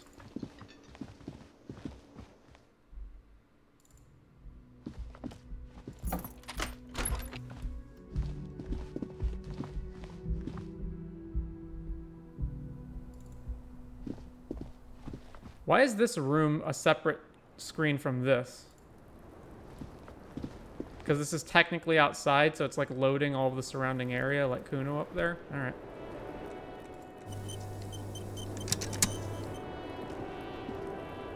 Hello, officer. Titus Hardie gave us a recording brings where you the up here deceased again? states his intention to commit rape. She puts her coffee cup down with a soft ring as the porcelain meets the metal table. Did he? I never said he was a good man, or that he had good intentions. Only that he was never bad to me. She doesn't care. If anything, she sounds amused. On this tape, he specifically identifies you as the target. Where did they get this recording exactly? It's intercepted radio chatter of the deceased, recorded via a de-encryption station. It's authentic enough. Does he say he's gonna do it Soldier of the Apocalypse style? Those are the exact words he used. Yeah. That was practically his pickup line. Did he say whores a lot? Was he pretty much on the verge of doing it Kohoi style? Kohoi was mentioned. He wasn't actually there. He didn't do a tour, or at least didn't tell me he did. Would have been overkill anyway. He lived his own little Kohoi. It wasn't his everything. Do you think he was trying to scare people? Why say things like that? Machismo? Yes, was he bragging? Oh no, I'm pretty sure he did all those things. Then integrated them into his idea of normalcy. To keep on living. Until they just sort of turn into his, what's the word I'm looking for? She's quite observant about the human character. Trained to observe, even. Did you learn this from studying Orne's lit sound psychological coping mechanism? Catchphrase? Persona? Persona? She's quite observant. What's the word I'm looking for? Coping mechanism? Running joke. I was gonna say running joke. And it sounds like you didn't even get the good bits. Lely's punchlines got way, way funkier than that. He was like the Seminese conflict, the Kohoi massacre, and the 36 famine in Yezud all rolled into one person, then cast in Orani ceramic armor, which he wore in bed and in the shower. Weren't you afraid you like this kind of stuff and you spent time with this person romantically? You like this kind of stuff? We're all scraping up any happiness we can find, officer. Going around with our little scouring sticks.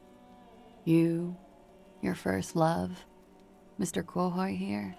Did he tell you he had actually done any of those things? Here in Martinez, I mean? No. We were too busy laying waste to our own nervous systems to direct any of the fury outward. He seemed happy, I guess. At ease. As much as a man like him could be. There is a small measure of pride in her that she could quell the rage in such a being. What kind of man was he? Before you go, ask for details. She seems okay to talk about it. Thank you for clearing that up, miss. Whenever you're ready. I'm interested to hear what Titus Hardie has to say now. She takes a very small sip of her coffee and smiles. Now that you've had some time, can you tell us more about the victim? Like, for example, his name? Actually, officer, I didn't know his name. I just called him Lely. A nickname? I guess. He came from Lelystad. It's short for that. And it was his army name, apparently. He said his real name wasn't his. I tried to pry it out of him, but it was no use. Lelystad. That's a good start. We have a few questions you can help us with. A few things a field autopsy alone can't answer. The young woman cranes her neck, trying to catch a glimpse of the page the lieutenant passed to you. On it is a list of autopsy observations, recorded neatly in blue ink. The last missing pieces of a puzzle of flesh. Where is Lelystad, the place I mean? In Oranje, officer. It's, I think municipality is the term. A nowhere town there. The Lelystad municipality has few boroughs and even fewer cities. It's made of agricultural plots near the border of Gottwald. Executive summary: cows, silos, and wheat. Oranje? Oranje's map of waterways? This fits with his tattoo. You were almost right, officer. That means his race was occidental, not mondial. I'll update the form. Look at Klaasje. You were both from Oranje? Look at the autopsy paper. Moving on. Her eyes follow yours on the piece of paper. She doesn't mind this questioning. On the contrary, she enjoys thinking back to him now. This is a sort of wake for her. How old was he, miss? He was 42. 42? Are you sure? I would have had him above 50. He had many scars that made him appear older. But no. We even celebrated his birthday, like, some weeks ago. It was a funny 2 days. He had little reason to lie to me. Looks like you were right, officer. The lieutenant taps on his notebook once, as though assigning some kind of point. Points aren't good. Have one, you old dog, before we all die. How is that physical health instead of morale? Alright. I did not know this was a competition, Kim. Better not to mention it. The young woman looks at you, then the lieutenant, then you. She's clearly sensing something. A spike in testosterone levels, perhaps. His eye color? Blue. Light blue. They were like little blue galaxies, you know? It was strange, seeing those eyes in his fucked up face. Pardon the swearing. I do him an injustice. He wasn't ugly. And he had a beautiful, soft voice. Very surprising, what with all the scarring. It was quite something, watching him speak. He had a combat wound on his chin and mouth? Yes. Severe. It made him look like half his face was cracking away in some strange smile. That and those eyes. Ah, yes. His hair, if you can remember? It was light brown, almost blonde. He darkened it with brilliantine, made oily. Not nice to stroke. I couldn't convince him to leave it alone. Why are we asking her these questions? Interesting. I too have stroked his hair. Kim, I said to put the brilliantine on the form. Do I get a point? No. But I put it down there. Point to the red autopsy slip. Okay, sure. Here you go. What else are we missing, officer? He had a tattoo. What did it mean? Oh, that. It's clear she liked it. It was an Oranese map of the waterways, question mark? Sure. Waterways. It was mostly for showing off to chicks, though. For showing off to chicks? How so? How? Imagine him lying in bed. Freakish musculature laid out on the sheets. Scarred, of course. Tattooed. The sheets are dirty for some reason. Is this Oranese lit? Don't interrupt. He's smoking and drinking, of course. And his chest and shoulders and arms are studded with stars. Tens, hundreds of them. Maybe even thousands. And the woman goes like, "What was this, baby?" And he says, "That was too hardcore. Don't ask me about that." So she goes, "Okay, but what's this, baby?" And he's like, "Saw some bat shit there. Killed some loincloths." And so it goes. Star after star, port after port, third world country after third world country.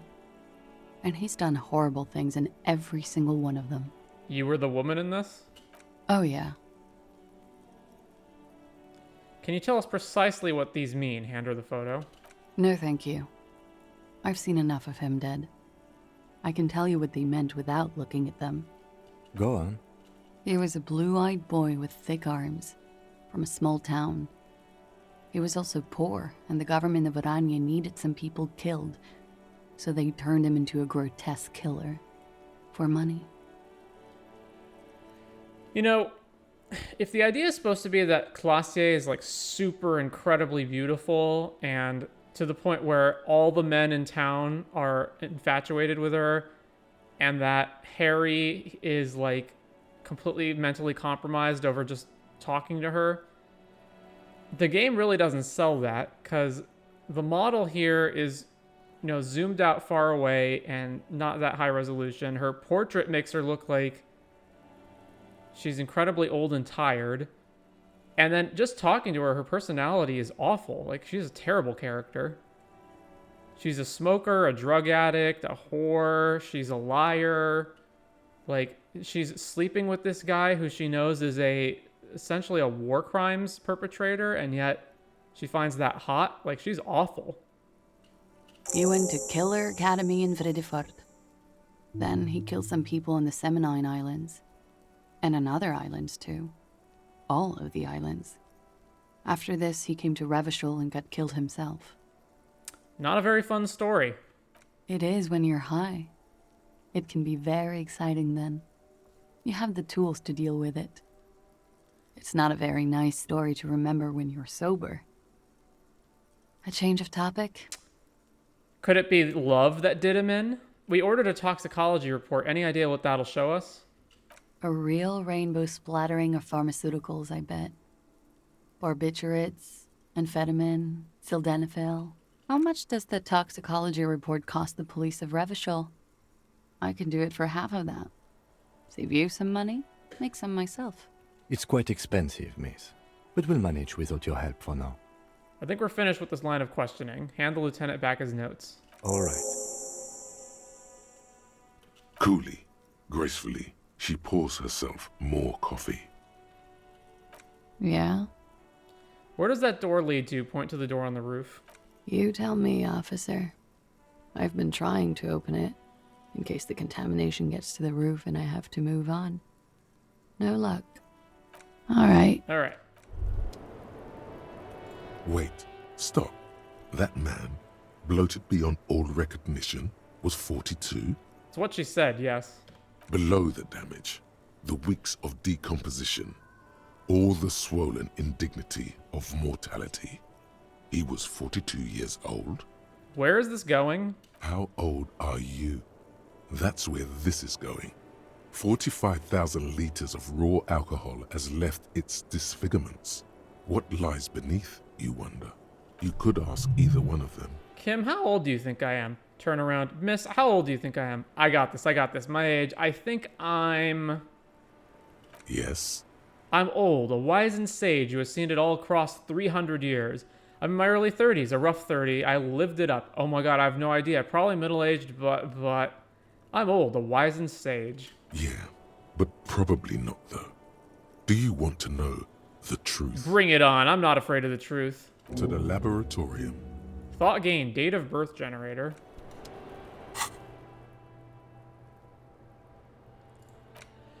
Your face looks like it's 58 and your body feels like it's 60. Your mind feels like it's lived for 1 day or 100, both longer than they ought to be, the day and the century. But for how long, then, has this thing attached to your sentience walked the planet's crust? Time to start racking those brains of yours, Elder One. When and where were you born? And it's research time 7 hours. I don't really feel like spending a point to get that. We're probably 40-something.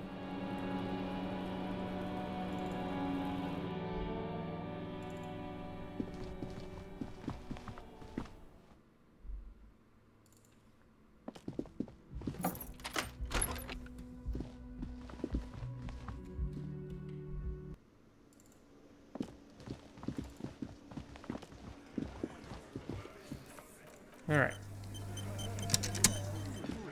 It's you again. What is it?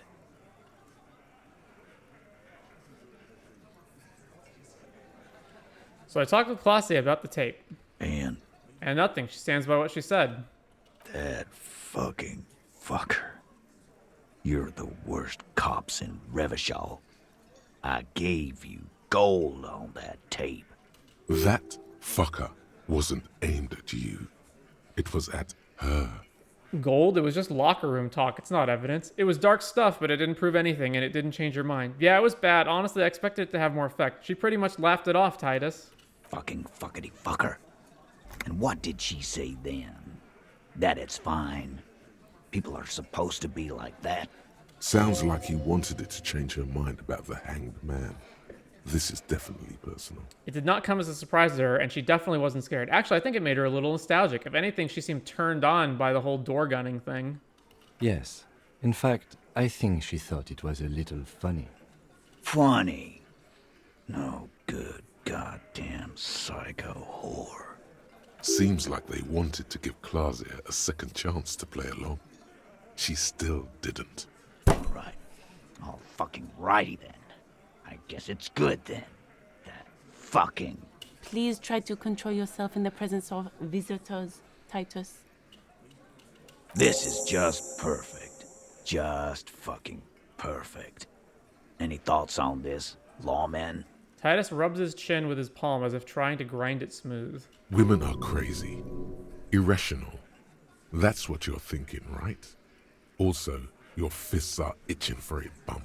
I think this is personal for you. I think you had feelings for her. I think you had a lie planned, but she didn't play along. You know what I think? Women are crazy, man. Maybe she isn't who you thought she was. Maybe she's still in denial, you know, like a defense mechanism. Be straight with me, Titus. What really happened? I think you had a lie planned, but she didn't play along. I ask for your opinion. Not a bedtime story. Tell it to your grandma. This tape was the last chance for her to do what was planned. But she didn't. She knows she can't lie to us. Unlike you. Oh no. He's definitely compromised too. It's his hubris. Sadly, not much to do about it now. Fantastic. So now, you remember how to do your job. I'm so sick of this piss. We should get something harder in here. Yeah, guys. We should get a party going tonight. Why? Maybe not then. Success. They admitted to unlawful collaboration to derail the investigation. Maybe she isn't who you thought she was. Nah. I know her. She's just a girl. In over her head. Titus, she has my whole skill set compromised. She's some kind of a pro. You don't know? She's a model. She won a pageant. She's not some helpless girl. She handled the mercenary well enough. She's a hardcore party girl with a bigger death wish than mine. Huh, I guess you do know her then. She's not some helpless girl. Handled him? She got into some stupid shit with that guy. Shit we had to take care of. Yes, we heard all about it, and the fact still stands. You were more disturbed by the tape than her. I think this is personal for you. I think you had feelings for her. Yeah, they're all queers. Can't bump, hard fist, or anything. What? Glenn explodes with indignation. Everyone's got feelings for each other. Where are you going with this? That voiceover did not match this at all. It's all right, Glenn. I just thought, I thought anyone would come around if they heard that shit. Apparently, I was wrong. Yeah, that was fucked up. You wanted her to see the man for what he was. Now that you know, you might want to lay off this topic, or else you might antagonize him. I just got too worked up. Big man lost his shit. It's cool now. Be straight with me, Titus. What really happened? I already told you. We fucking hanged him. There's less gusto in his voice now. His men too are growing increasingly silent. The man is slowing down. Looks like a bad blood sugar crash. He can't keep track of all the variables anymore. Who could? It's getting harder and harder to perform one's part in this sordid play. All it takes is a nudge. Come on, Titus. We know you didn't hang him. He was shot. I know you're tired. So am I. Why don't you just... You know what? I am tired. I'm tired of you and the whore upstairs. Next time you see her, tell her Titus said, "Fuck on!" He throws his beer can down. That lying, scamming. We're done. This is over. You understand? Your little investigation is over. Yeah. There is a silence in the room. Elaine starts saying something, then thinks best not to. On the floor, beer drips out of the can into a small puddle. No one does anything about it. What is this quiet funeral shit? All we need is some beers in us. Bartender, 20 beers for the Dock Workers Union. Why do we make it 40, huh? Why do we make it 100 beers? You're not loud enough. 100 beers? Now we're talking. Hoppity hop over here, cafeteria manager. Rhetoric Godly convinced Titus he is being manipulated. 72%. +1 for mentioned a surreal play, strange reaction to bullet, compromised skill set unknown, understood why Titus is upset, warned about the tribunal, discussed the 8th Hardie, and confronted about the drug trade, and -1 for pushed Titus on the tape. Alright, let's go for it. Convince Titus he's being manipulated. You should know by now. Titus Hardie will never falter. One of his boys will. That's it then. Case closed. Look around. We're going home, Kim. One of his boys will.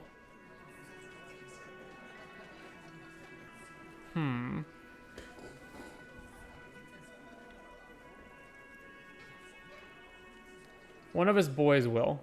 Just remember, it's about more than Klaasje. It's about these men and Martinez. Their district. Their responsibility. That's it then. Case closed. We're going home, Kim. Huh? The lieutenant raises his eyebrow. He'll get it. Write it down, Kim. And Martinez, they just kill you because they don't like you. Got it. Kill you because they don't like you. All because... Because of some chick. Because you're a foreigner. Because you work for the wrong people. Because they like killing. Because of some chick. Bring that up one more time, and you won't get to write that report. Yes, I understand, Alain. That's your name, right, Alain? You'll kill us. That's what they do in the wild north. They just hang you like in the Dark Ages, make a display of your corpse. They just hang you, shoot you, whatever, they can't even remember. They just hang you, shoot you, light you on fire, they don't care. They just hang you, shoot you, whatever, they can't even remember. It wasn't that. It wasn't. We didn't shoot him. That's it. That's the weak one. You flushed him out. Now go in for the... Officer, you will be next if you don't shut up. The old man reaches for his belt, but his voice is strangely calm. He's onto you. He knows what you're trying to do. Turn to Angus. Or what? You're gonna kill me like you killed him for no fucking reason? Turn to Theo. What happens if I keep talking? You gonna kill me too in this bar for nothing? Look at Kim first.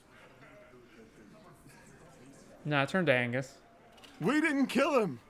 We didn't even hang him. He was dead when... Shut up, Angus! He was dead before you hanged him? Fatty! Say one more thing to the cops and I'll... Dennis, stand down, or I'll beat your head in. Theo, take your hand off the belt. This isn't 31. I've got this under control. Angie, where's your goddamn inhaler? You sound like you're dying. I left it home. I can't get it. I'm too fucked. I'm sorry. Why are you so fucking fat, Angus? Now it's all pointless. Because of you. You wasted my time. I told you, Titus. I told you just give her up. Lizzie, your help is no longer needed here. Go tell Everard. Fine. I'll tell him. After a long walk along the coast. What just happened between these two? You're in. He's all yours. I'm sorry I made you guys fight. Whisper, Kim, we did it. So you didn't kill him. He was already dead. So who killed the merc then? Any leads? Whose idea was it to hang him anyway? Hers? Whisper, Kim, we did it. The lieutenant gives a smile only you can see. So you didn't kill him. He was already dead? He nods. You hanged the corpse to cover up the real cause of death. The bullet in his head. Another nod. Why? Because the girls asked us to. They were in some shit. Girls plural? There's another girl? 2 of them? Take note of this. They'll probably say more about her later. Did she kill him? Cop, I have no idea. The girl says she didn't.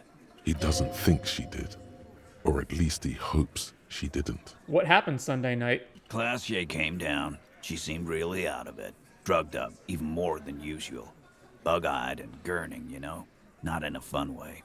It looked like she'd redosed after something went down. I've seen that look before. She was scared. I knew someone had died. How'd you know? I've done this job for 10 years. I've seen it before. It's the politician in the motel room with the dead hooker scenario. Only in reverse. Good analogy, boss. You don't get to talk yet, Shanky. You're still on the bench. And you keep taking it easy too, Angus. What happened then? We went upstairs. Sure as day the merc was dead. There was a bullet hole through the window. Fucking dirty sheets and bottles everywhere. He means they'd been fucking? Tibbs patched the window. And the corpse. We hanged. Who's Tibbs, the 8th Hardie? Nah, he's my brother. He's in the window replacement business. If Klaasje didn't kill him, why the cover-up? You may have noticed our girl's in some shit of her own. She told me some people were after her from Oranje. She wouldn't say more. Yeah, she wouldn't. She's fucked if she shows up on police radar. These people, who are they? They're powerful, connected to the Morell intern. She's clearly afraid for her life.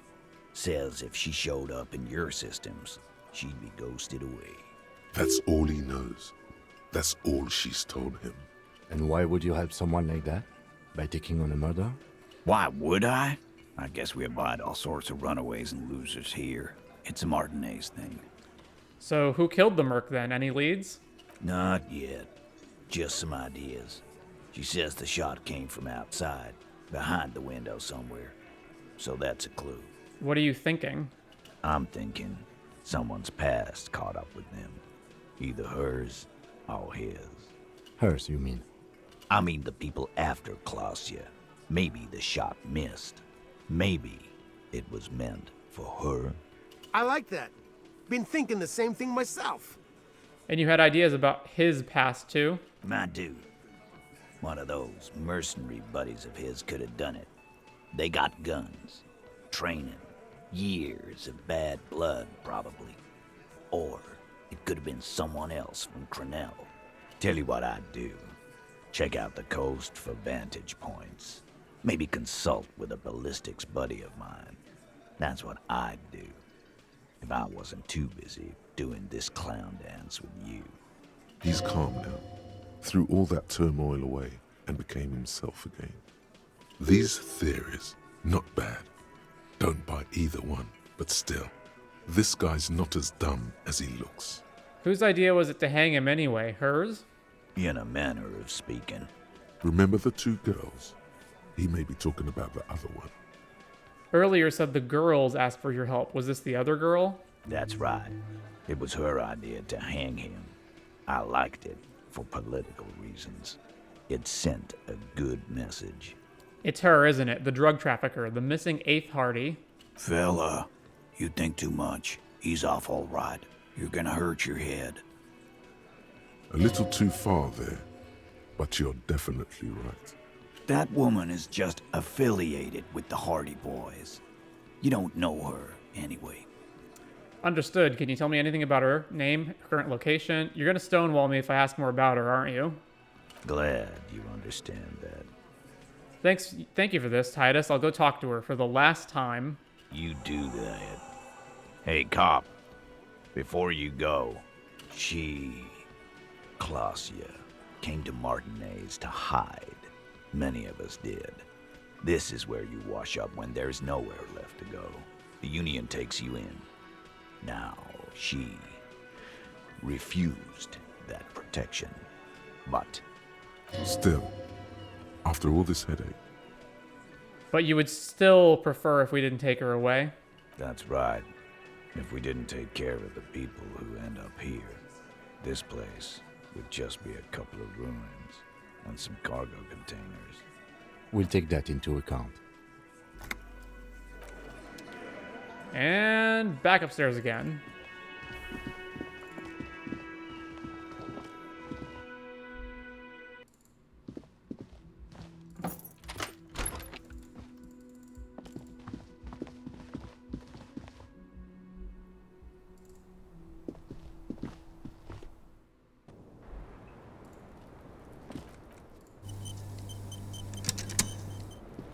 It's always good to see you.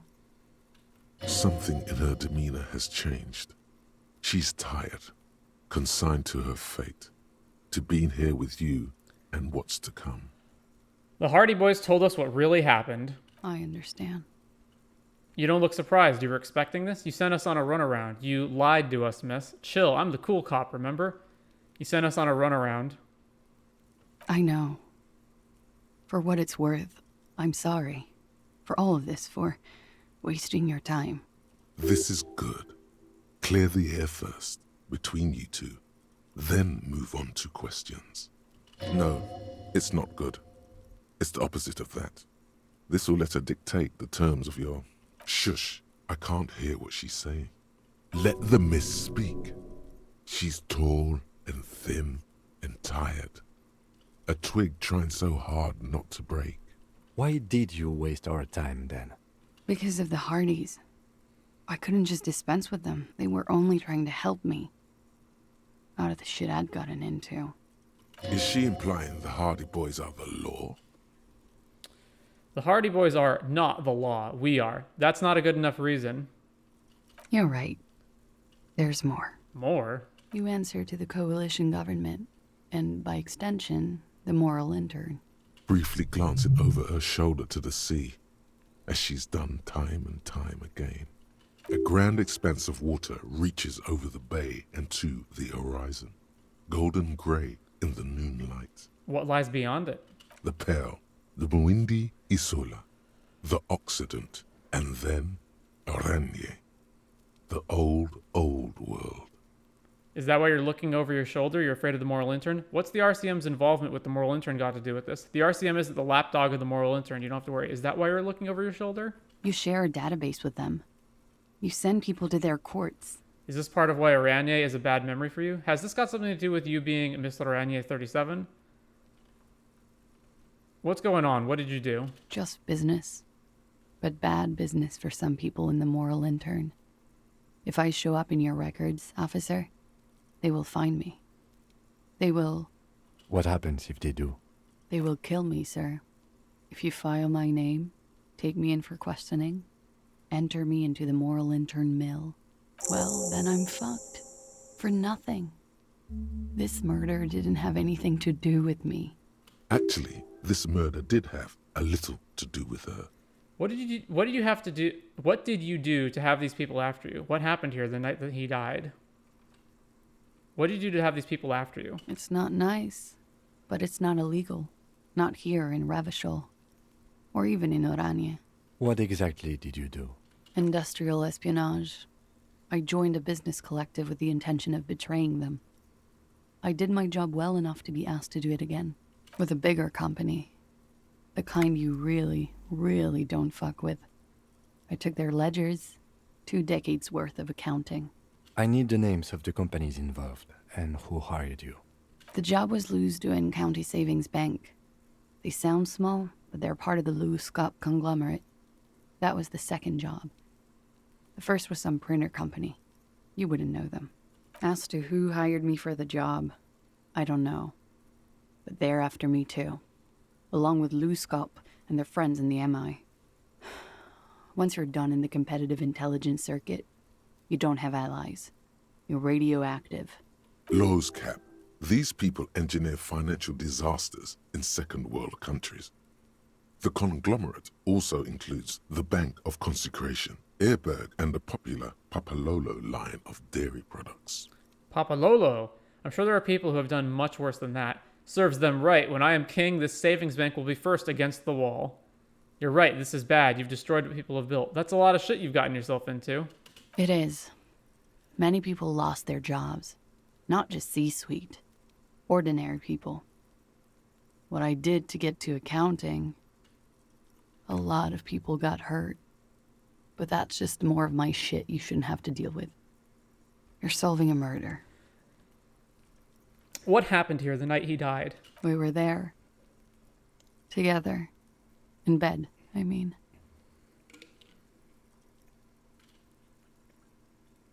Tell me exactly what happened. Okay. He was in a kneeling position. He had just entered me. I was on my back. I don't think we needed to know that much detail. The window behind me shatter, and I turned to look. There was a hole in the glass. I turned back to him. His eyes were looking through me, and his mouth was open. Dumb. I could see. I knew he was dead. Before he fell down on top of me. Then what happened? He was heavy. I pushed him off and he fell to the floor. There. He only had his boots on. I bit the pillow, not to scream, then ran downstairs. I waited for the second shot to come. For me. I thought there would be one. It never came. She's forgotten about her cigarette. The butt has burned right down to her fingernails. Your cigarette, miss. I'm sorry this happened to you. Are you sure you're not making this up? Shake your head. That's a motherfucker. Just nod. We're gonna need more details. She looks down with a wince. Her cigarette has singed her fingers. She throws it away and immediately proceeds to light another one. What time was this? When did it happen? It would help us if you could be as precise as possible. 11:30 to 12:15. I don't know the exact time. Around midnight. It's okay. Were you inebriated? Not as much as usual. He'd done a line, plus other things. I was drinking. Wait. Titus said she was gurning her jaw off, much more than usual. Titus said you looked pretty high. Oh, yeah. I did one of his lines, just to clear my head. Did you hear or see the shooter in the course of this? No. What did you do then? Nothing. I was trapped. I was stuck in my room downstairs. I got some clothes on and crawled back up, drew the blinds. Blood was coming from his mouth. Not a lot. Just a little. He was still on the floor, slouched. I couldn't be there with him anymore.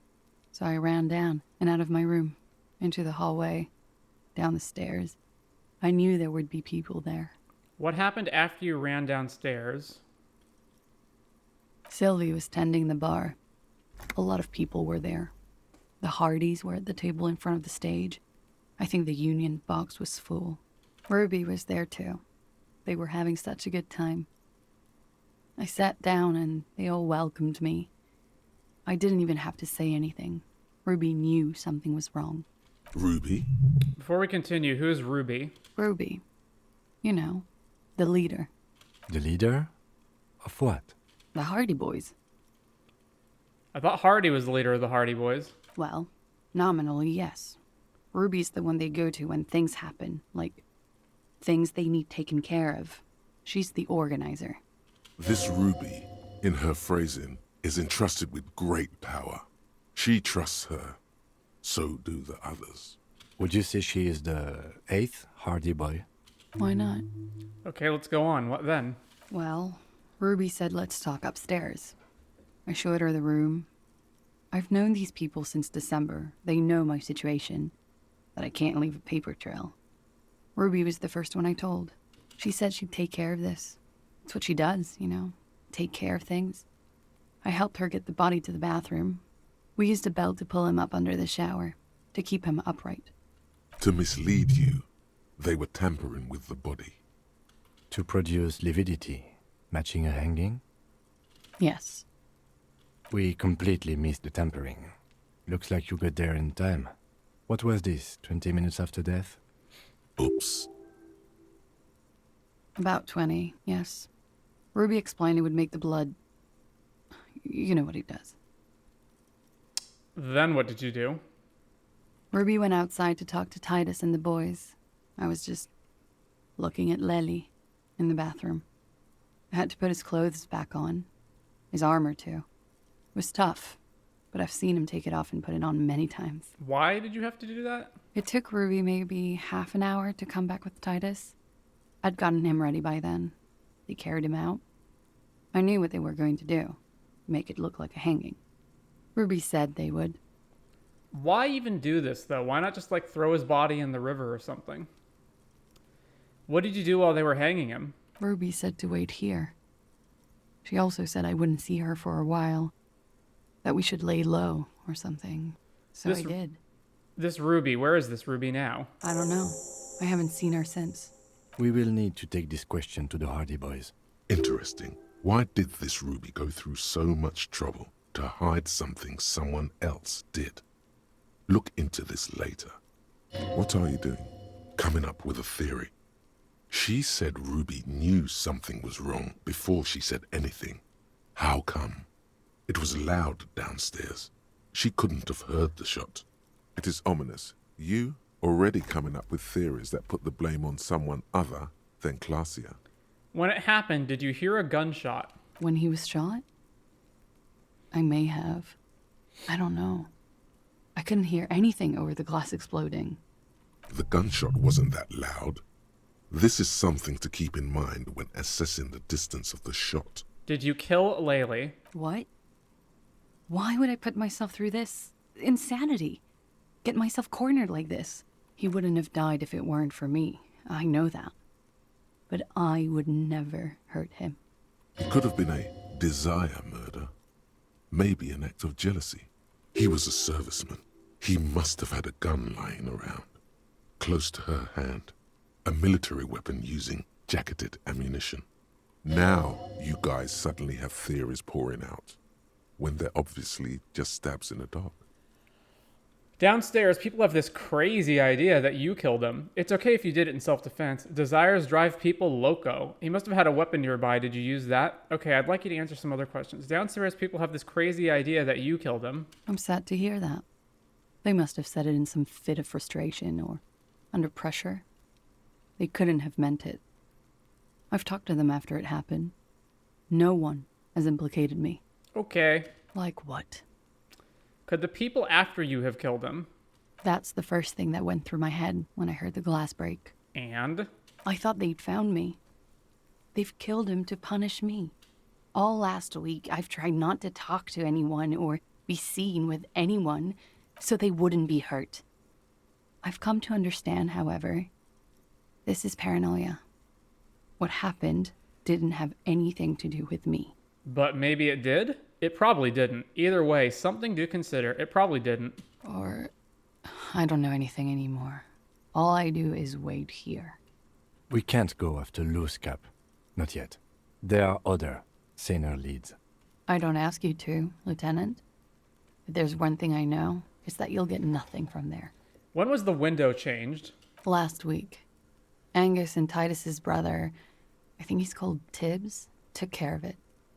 You should have another look at that window after this. Reconstruct the scene. It's right there. In her bedroom inside? Yes, you see the glass sparkling out of the corner of your eye. I think we're done here for now. She nods, silently. She doesn't even smoke. Just picks up the cold coffee and holds it in her hands. The lieutenant glances at you, then at the door. He's thinking, are we done here? Or should we arrest her? She's a flight risk and she lied to you. She should be taken into custody. No, that won't be necessary. Just leave her alone. She's been through enough. She doesn't need this police brutality. This guy won't budge.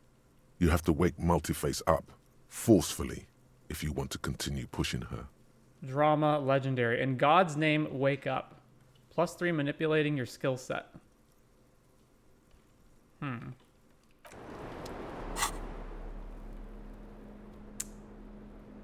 I have some drama-enhancing clothes. Tank top, mesh.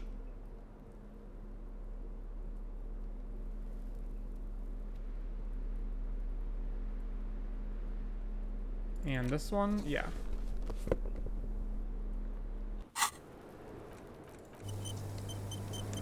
I was just thinking. 83%. What a nice day for questions. Who? What? Dear God, you've been lied to. She could have killed her lover and lied to everyone. She's not candid at all. She's smoke and mirrors and will-o-wisps. She probably didn't make the goddamn call either. And her name is not Klaasje Amandu. Why would she give her real name? Arrest her immediately. Take it easy. Don't overcompensate with this course correction. Ask questions first.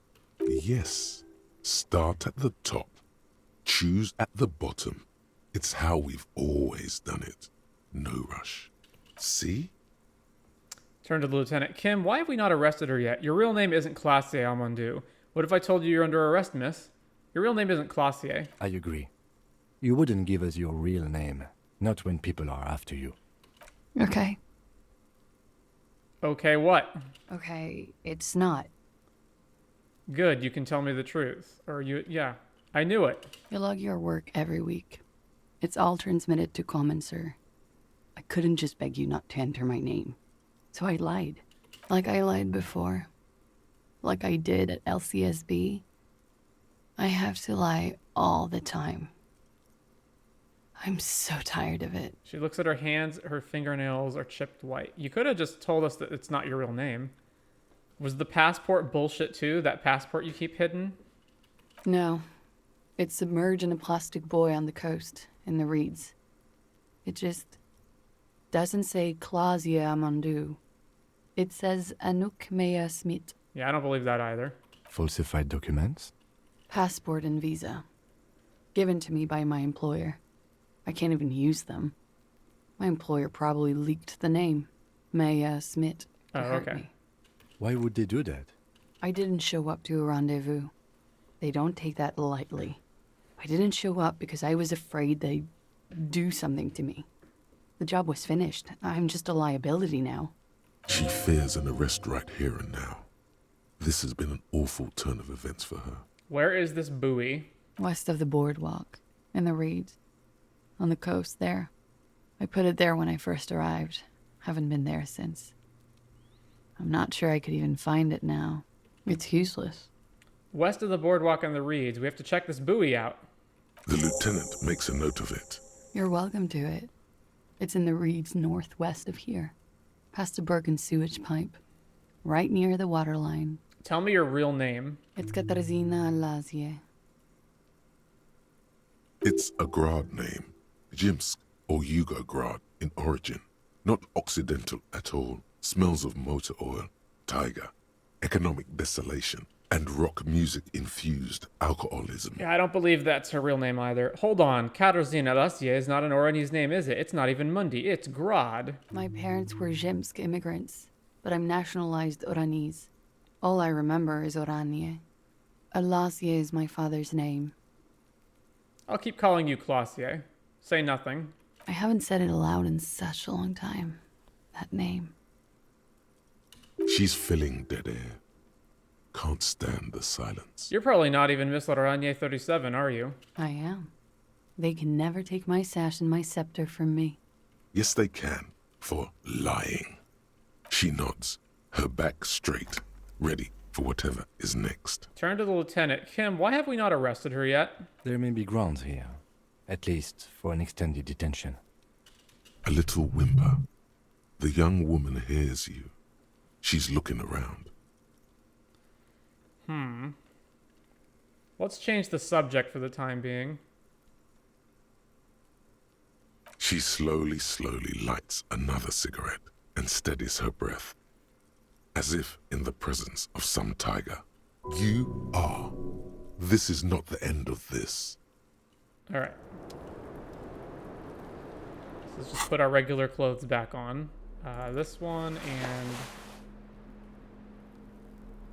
and this one.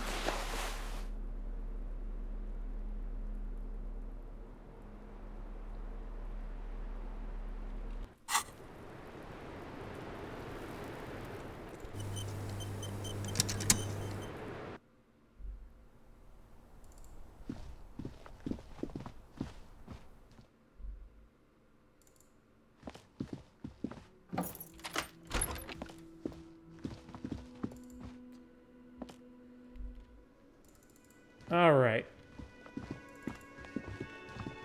So back to Titus. It's you again. What is it?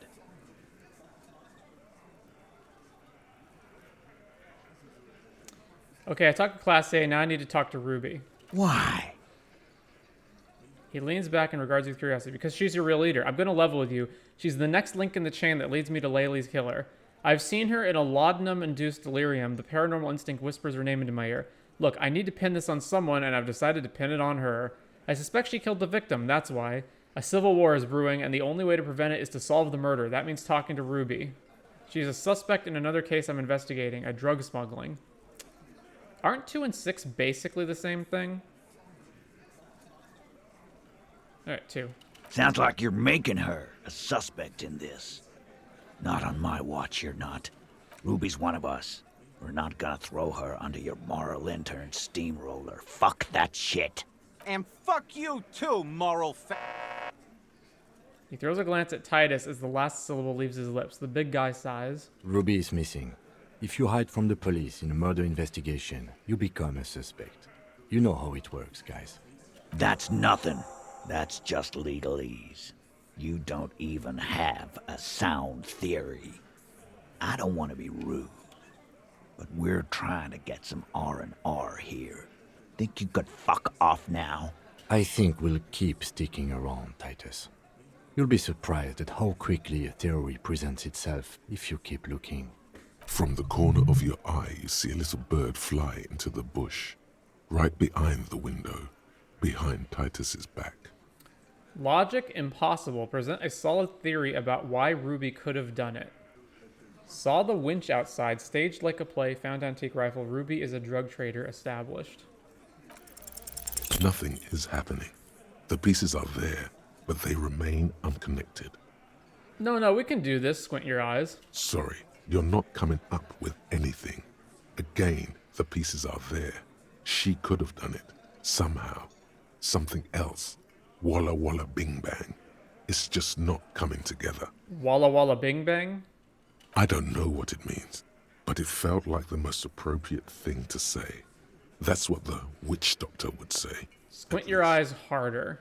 Still nothing, but that's okay. This doesn't have to turn into some kind of meltdown. You're just a cop, taking your time to present a theory. Let's look at this as a learning experience. What are the components you need to implicate Ruby? No, he needs to say 500 layers and I can't remember the first line. Yeah, okay.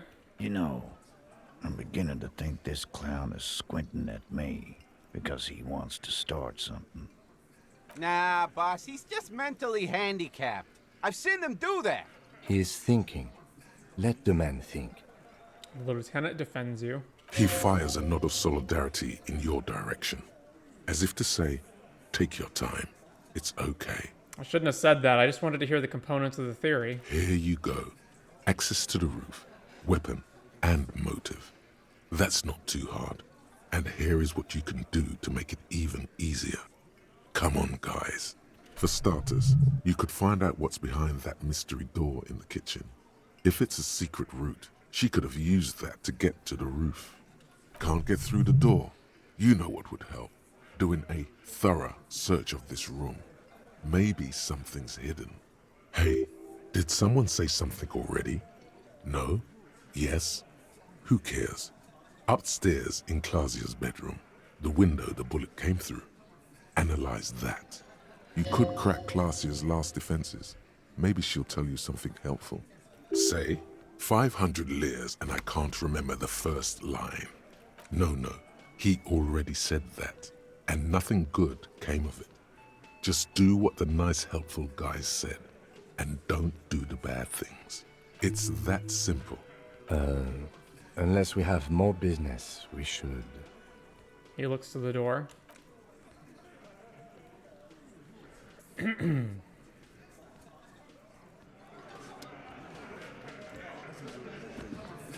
Behind the dockworkers, a ceiling height window.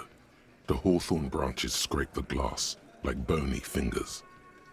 Perception, high 83%. Mysterious door seen, a bird flew by, wing beats. What? You've been here for a long time. Really, you've been here for ages. Icosahedral dice set sirens. Nothing, as before. What's this weirdo cop doing now, huh? I think he's trying to find dirt on us, in our box. It's what they do, Shanks. Did you know policemen are sometimes called pigs? Wow, no. I hadn't heard that. Yeah, because they like to sniff around in dirt. He's just trying to sound clever. He has no idea what you're looking for, nor do you yourself. I did forget to look at the window, so let's go do that.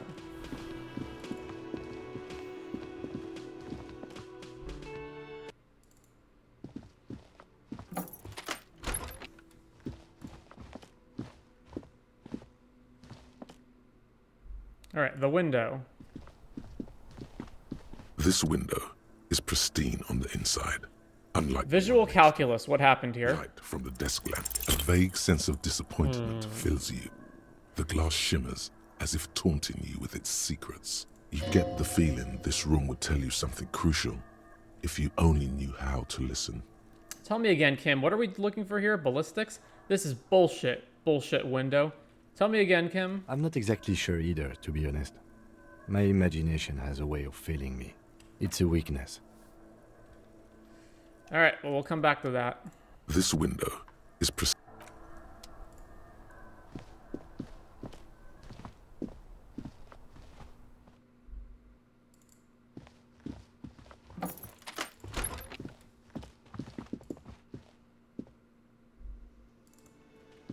Alright, so before we leave, is there anything to say to any of the other people here? Like Gart, Lena? Can I help you? Nope. Can I help Is it you? under about my bill for 20 tonight? real? No. Then why? She surely doesn't have anything else to say, right? Oh, hello, dear. Yeah, okay, definitely not. These guys? Again? Nope. This gentleman? Hi again, gendarme. Nope. Bye-bye, gendarme. All right.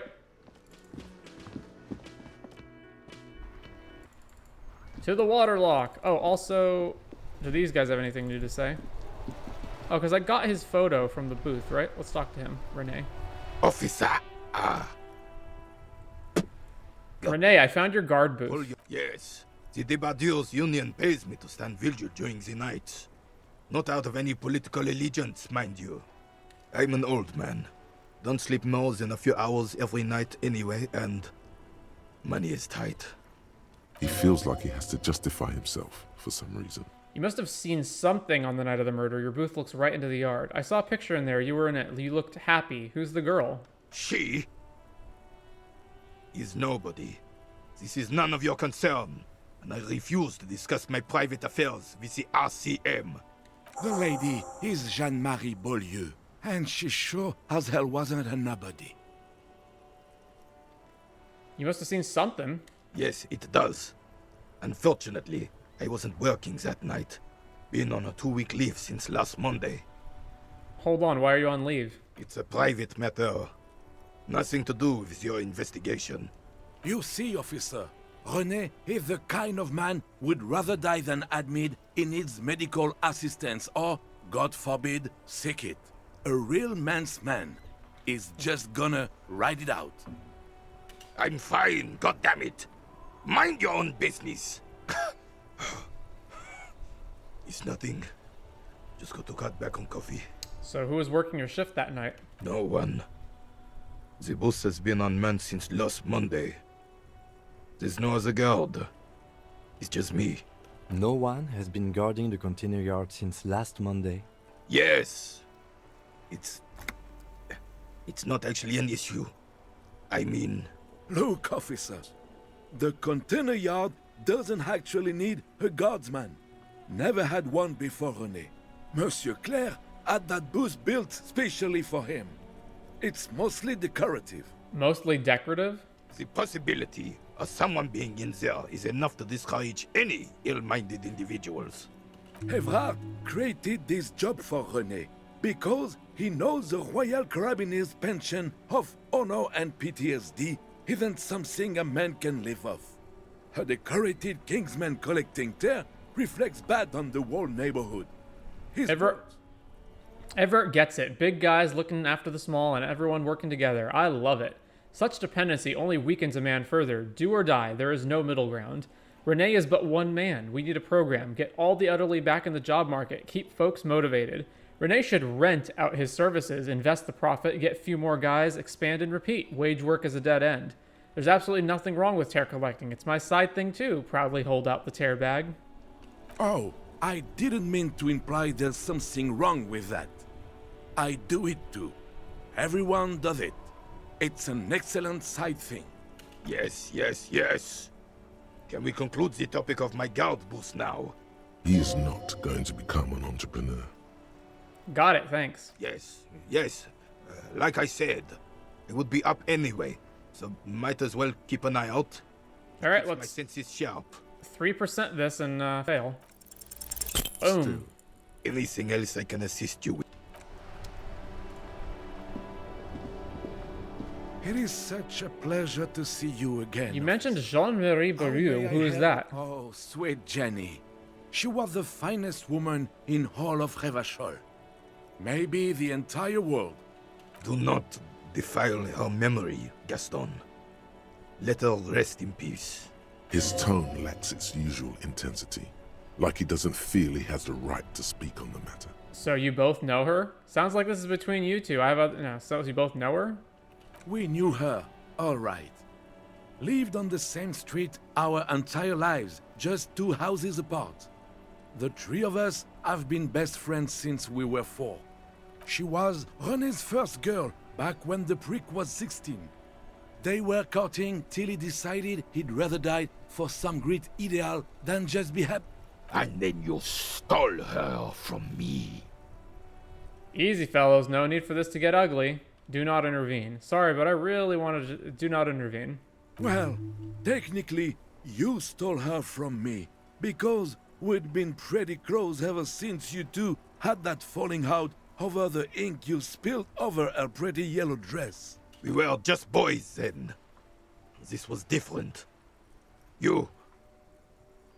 The tall veteran looks at you and nods. No point starting this all over again. For the 1000th and the first time. Especially when we have company. Officer. So what happened to her? She died of pneumonia 2 winters ago. It was a quiet passage. Peaceful. Rene and I were both by her bedside when she... died. No use sugarcoating it. Won't bring her back. Will it now? Departed. Until the very hand she couldn't decide between us. The most indecisive woman I've ever met. Why do you think she was indecisive? She could never make up her mind about anything. What to have for breakfast, favorite color, or which one of us to marry. She was always leaving one of us for the other, but never long enough to actually get married. Nothing wrong with weighing your options first. That's a bit odd. Women, right? That's a bit odd. Heck, technically, we're both still engaged to her. You always confused her. Couldn't let us be happy. So Justa with your fancy words and pastries. He suddenly remembers you are still there, falls silent, and turns away. Thanks for sharing. Of course, officer. Memories are all we have left.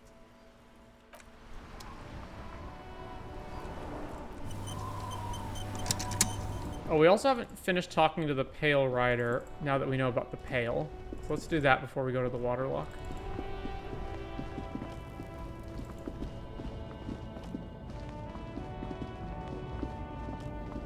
There's also checking in with Everard, but I don't feel like walking all the way over there.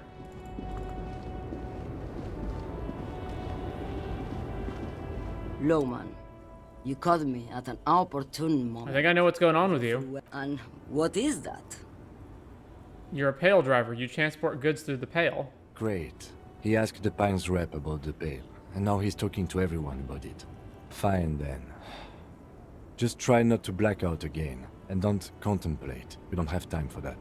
It's death, but for the universe, oh, we're contemplating the living shit out of this. Oh, I'm contemplating, Kim. I'm drawing existential conclusions from this. Yeah, no, just for detective work. That's all I needed it for now. Everything is related to the Pale. My condition, the case, everything. It's all entrepreneuric. Oh, I'm contemplating it, Kim. Exactly what I didn't want you to do. Ma'am, my partner wanted to know if you work in Pale transport. No offense. But your partner? Seems like a bit of an idiot. Republica, a filterless cigarette from Misk.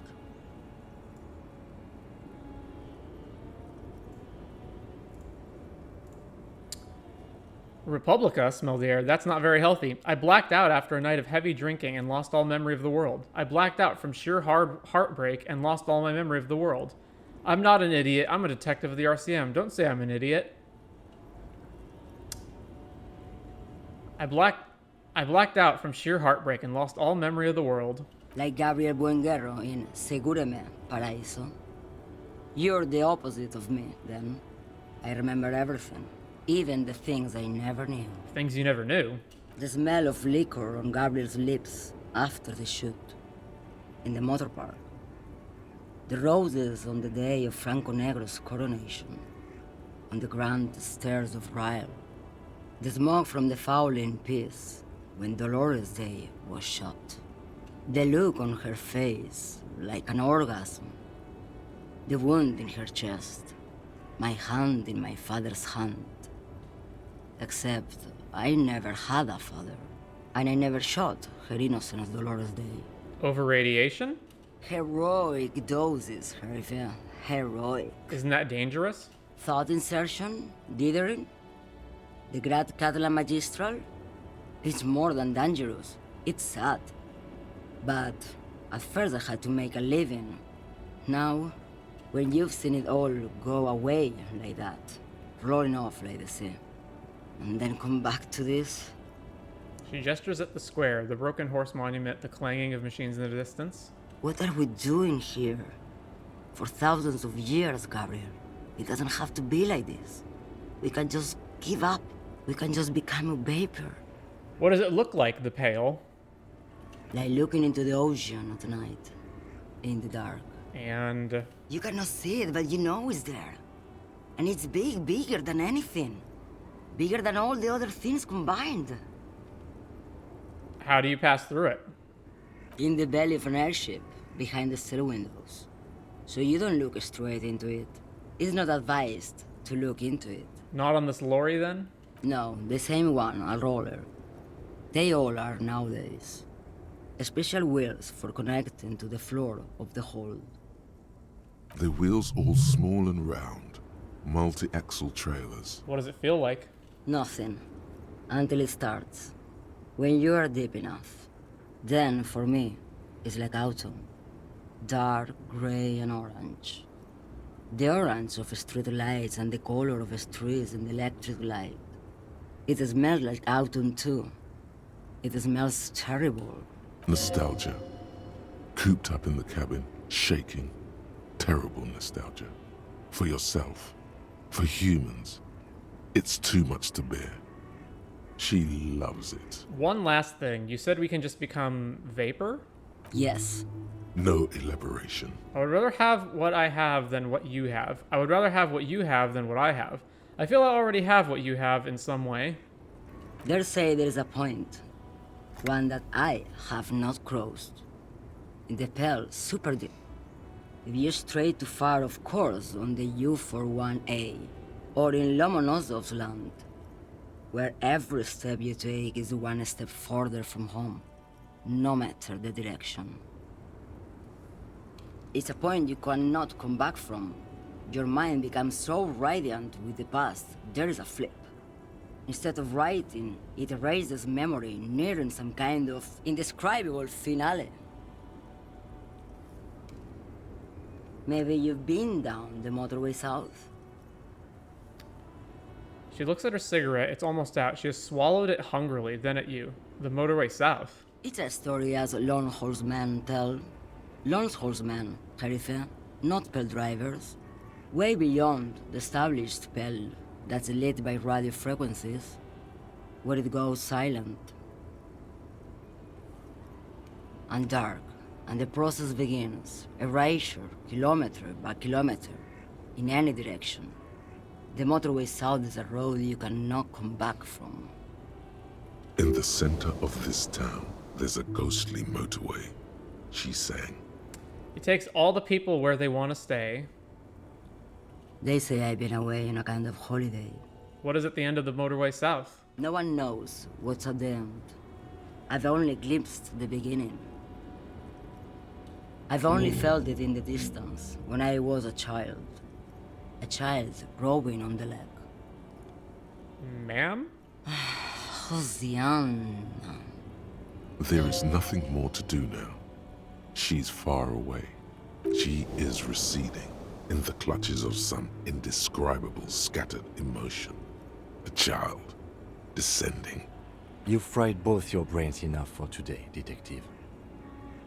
Let's get some air. This one's far gone. Motorway south. At the edge of the map, the landmass begins to disintegrate into pure trigonometry. The ocean melts, becoming a tangle of sines and cosines. The mountain range turns into a sharp-angled azimuth. Its green range shadow dithers like music turning into a waveform, and then vanishes. This is the end, a half-remembered textbook from your childhood, the porch collapsing on the edge of the Acele, a transition from reality to pale. A single vector shoots out like a rocket. It's the motorway south, splintering off from the known pale. To where? Where does it go? 8-hour research time.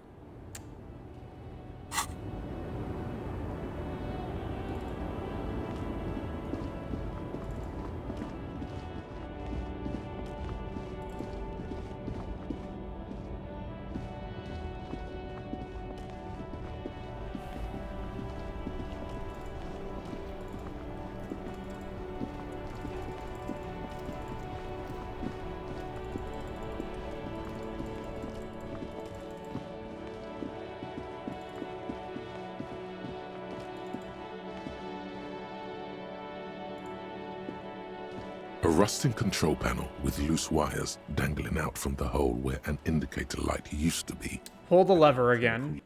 You grab the handle and pull the lever up. As soon as the metal connects against the contact pins, you hear a loud clunk. Then, the waterlock starts moving.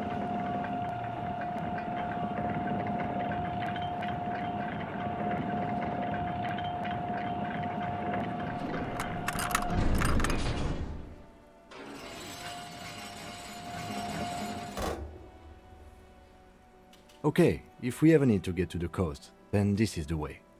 But please, contain your wanderlust for now. I don't want us to get sidetracked, not with everything that's going on.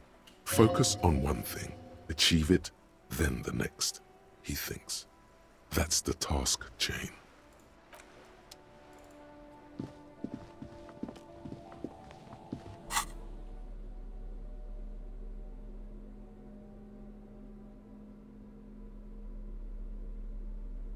Oh, I never switched that back.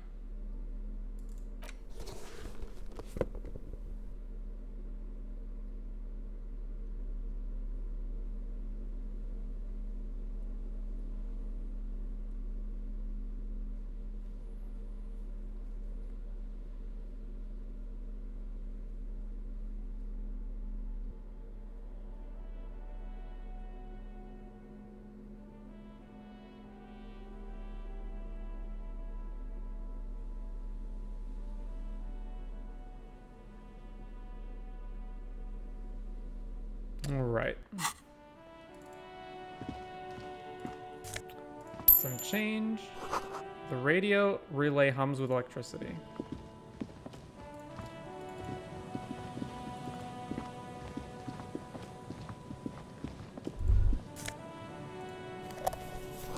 Traffic beyond the gate. More abandoned motor lorries. The sign says no entry. Someone scribbled an inverted star on it. Jamrock Biker Cop Sunnies, plus empathy minus logic. For taking your Harmel Ryu Supersonic out for a ride on the streets of Jamrock where your heart is buried.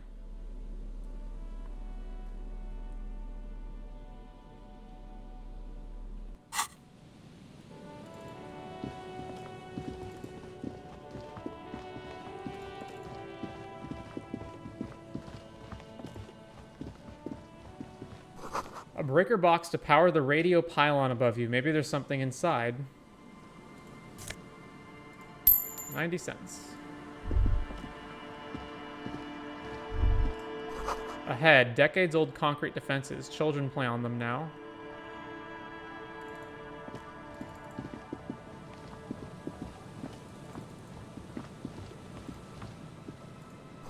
Someone has broken down the fence and the barbed wire.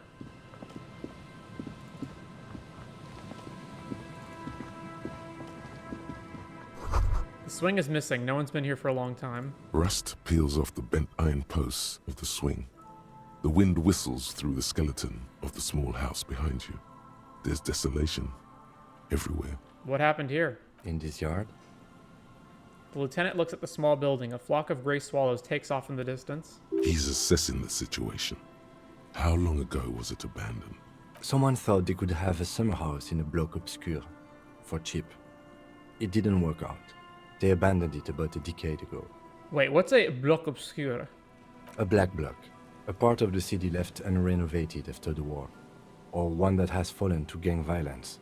Or has become inhospitable in some other way. On aerial photos, block obscures look like dark squares, hence their name. So this part of the coast is a bloc obscur? Practically, it's not an official term in any way, but look around. No sewage, broken power lines, crime, drunks. Life is tough in the blocks. It's no place to build a summer house. Maybe they left something useful behind? Yes, for you to pick up as part of the Jamrock shuffle. It's not meant as nagging, just an observation. We should move. I don't think we will solve the murder with forays into the urban hinterland, at least in this phase of the investigation. 50 cents.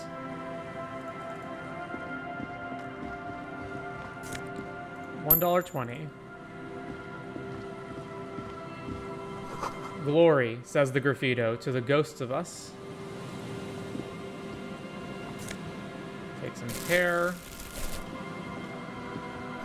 Someone has left their music collection beneath the tarpaulin. Tape, smallest church in St. Sans. The tape you found from a shack on the coast. The A side has smallest church in St. Sans written on it, while the B side is supposed to contain the instrumental version. Requires a boombox to play. The porter reel is just what you needed. The reel's attached to the apparatus with a satisfying click. The tape is routed behind the magnetic reader. Press play on the tape. You press the large button marked Commencer, and the tape starts spinning. There's a small delay before the song starts playing. Keep the portal reel at the harmless distance and wait. Then the organ starts playing a simple, melancholic tune echoing in the hallway. A lone singing voice joins in, telling you about the tiniest church in Cessons, surrounded by even tinier yard. You almost feel the seaside mist on your skin. It's mega sad. Within seconds you know this is the one. The real shit you've been looking for. The one you trust your room to. This one tells it like it is. This is your tune. A click, then silence for a bit. Then the tape stops spinning. Could I sing this for karaoke? I think I could sing this. No, I couldn't. It's too sad. I might cry and trash the room again. Scratch that, I'm already crying and I look dumb and old. Could I sing this for karaoke? Of course you could sing this. You could take sad to a whole new level with this. And you already know the lyrics since you've listened to it like 1,000,000 times. Yup, they're all here. All 3 verses. And the B-side of the tape contains the instrumental version. It's like the world itself is telling you to do it. Only one obstacle stands on your way. What? Gart. You have to convince Gart to let you sing karaoke in the whirling. After you've won him over, you can express yourself. Let the pain out. Make everyone understand. The lieutenant watches you pack up the boombox. He doesn't say anything.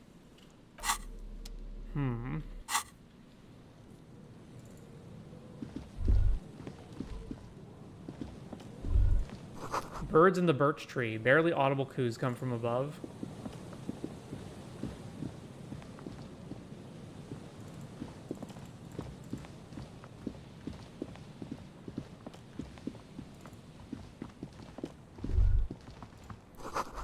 A creaking ahead, a broken axle grinding.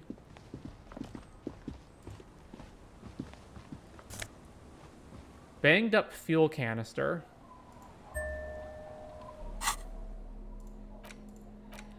A dented stainless steel canister for transporting and storing heavy fuel oil. A logo on its side has been partially stripped over years of use. The government issued red-dyed fuel oil inside looks like paint, though it smells much worse.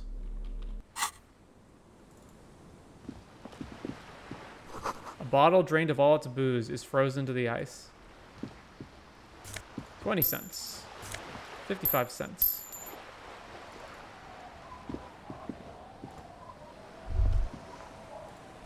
The ice just off the coast crackles, shifting. A banged-up motor carriage lies half-submerged in the icy water, slowly sinking into the Insulindian Ocean. Only the cabin top, rear wheels, and the engine remain visible. It must be cold and lonely down there, in the icy water. The seawater has already started to corrode the metalworks. Remember the tire tracks in Martinez? This is where they were leading. This is where the tracks on the plaza were leading to. It appears to be so. The lieutenant has a peculiar look in his eyes as he inspects the wreckage. Let's investigate. I agree. We should definitely investigate. You get a sudden, sinking feeling. Stomach acid comes up as you look at the motor carriage in the deep, dark, cold water. Why the doom and gloom? It's just a sunken motor carriage. Some motor carriages are bound to end up in the sea. Run your hand over the cold metal. The motor carriage is properly stuck in the ice. Getting it out would require a team of specialists.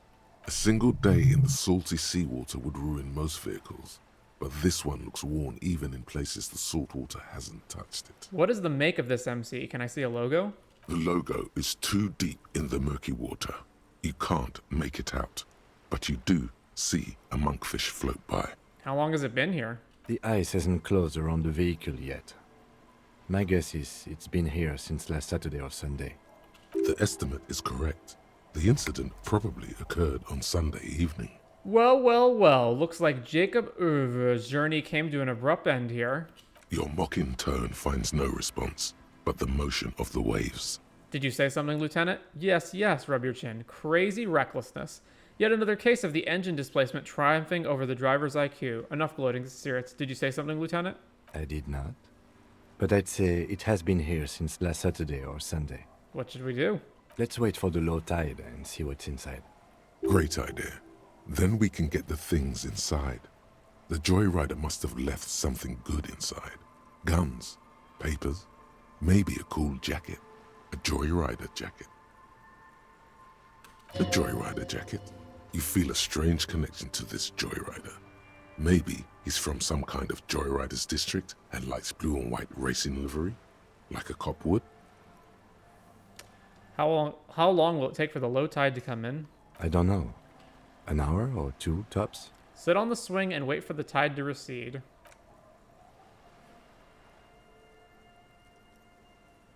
As you sit down in the old, rusty playground, the world around you becomes very silent. The hinges creak under your weight, dangerously so. Nothing but the sound of seagulls high above in the sky, echoing like distant laughter. Ice cracks around the blue motor carriage in the sea. Hold on, it looks very blue. Point to the sunken vehicle. Drama, whistle a tune, +1 art cop. The tune on your lips forms a strange yet undeniably beautiful contrast with the surrounding bleakness. The lieutenant gives you a quick glance, then, still looking straight ahead, he joins you with a higher pitched and slightly more melodic trill. Two birds on a wire, whistling by the seaside, looking at the water and the sunken car. The clouds pass in the sky, and the shadow of the swing moves like the hour hand on a timepiece. 30 minutes have passed. Looks like this might take a while. Time to present a good topic for discussion. So, was your dad also, point to your eyes? The tide sure is taking its sweet time. Would you rather sit on an anthill for an hour or stand in a river of leeches? Well, historically, leeches have been used to prevent and even cure many ailments. Okay, he's thinking. I can do this. Let's do this. Who'd want to sit on an anthill? There are no therapeutic benefits to. Well, napalm ants, for example, are used in some rites of passage rituals. Clouds on the horizon grow darker, and the shadow of the swing set keeps climbing. You hear the distant rumble of the city. 30 minutes pass. If you have to side with either the strikers or the shipping company, who would you choose? Do you think I will ever find my gun? Man, this is taking long. If you have to side with one or the other. Luckily, I am already a member of an independent organization, and therefore do not have to choose between a rock and a hard place. But if someone put a gun to your head, I guess that's just your way of saying you'd side with the company. I understand you're saying you'd side with the union, but if someone put a gun to your head... Your voice echoes on the water, strange and out of place in the environment. 30 more minutes pass. Can you make out the marquee now? Squint your eyes and say, is that a number on the side? Can you make out the marquee now? Detective, I've been able to make out the mark ever since we arrived.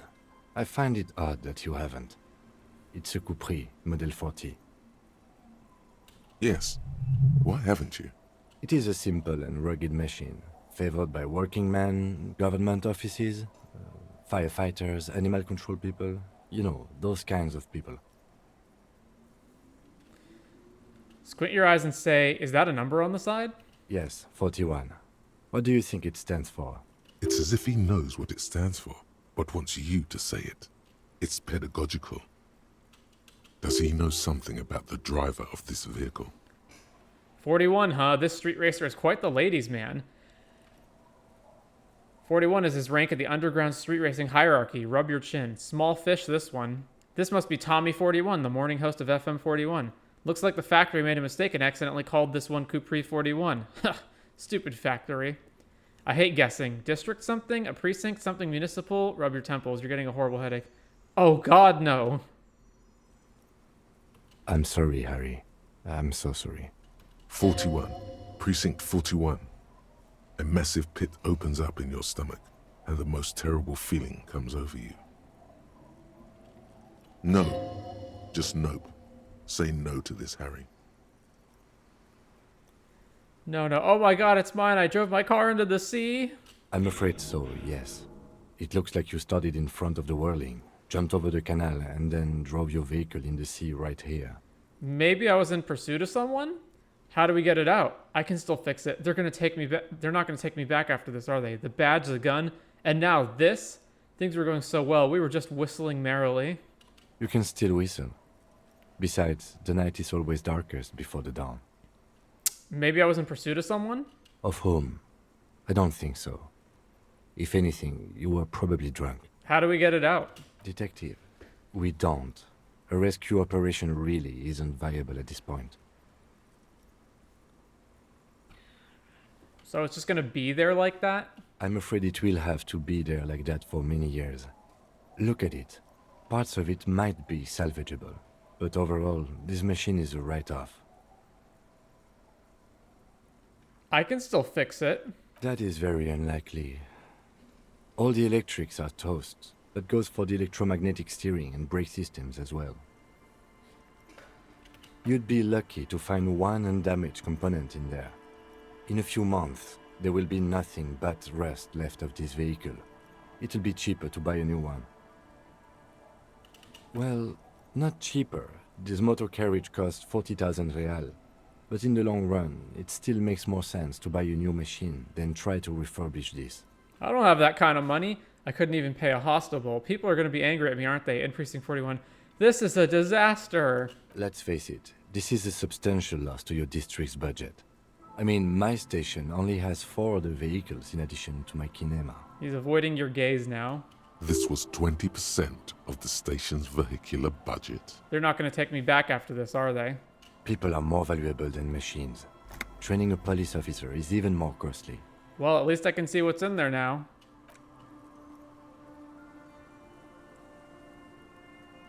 Yes, let's go take a look.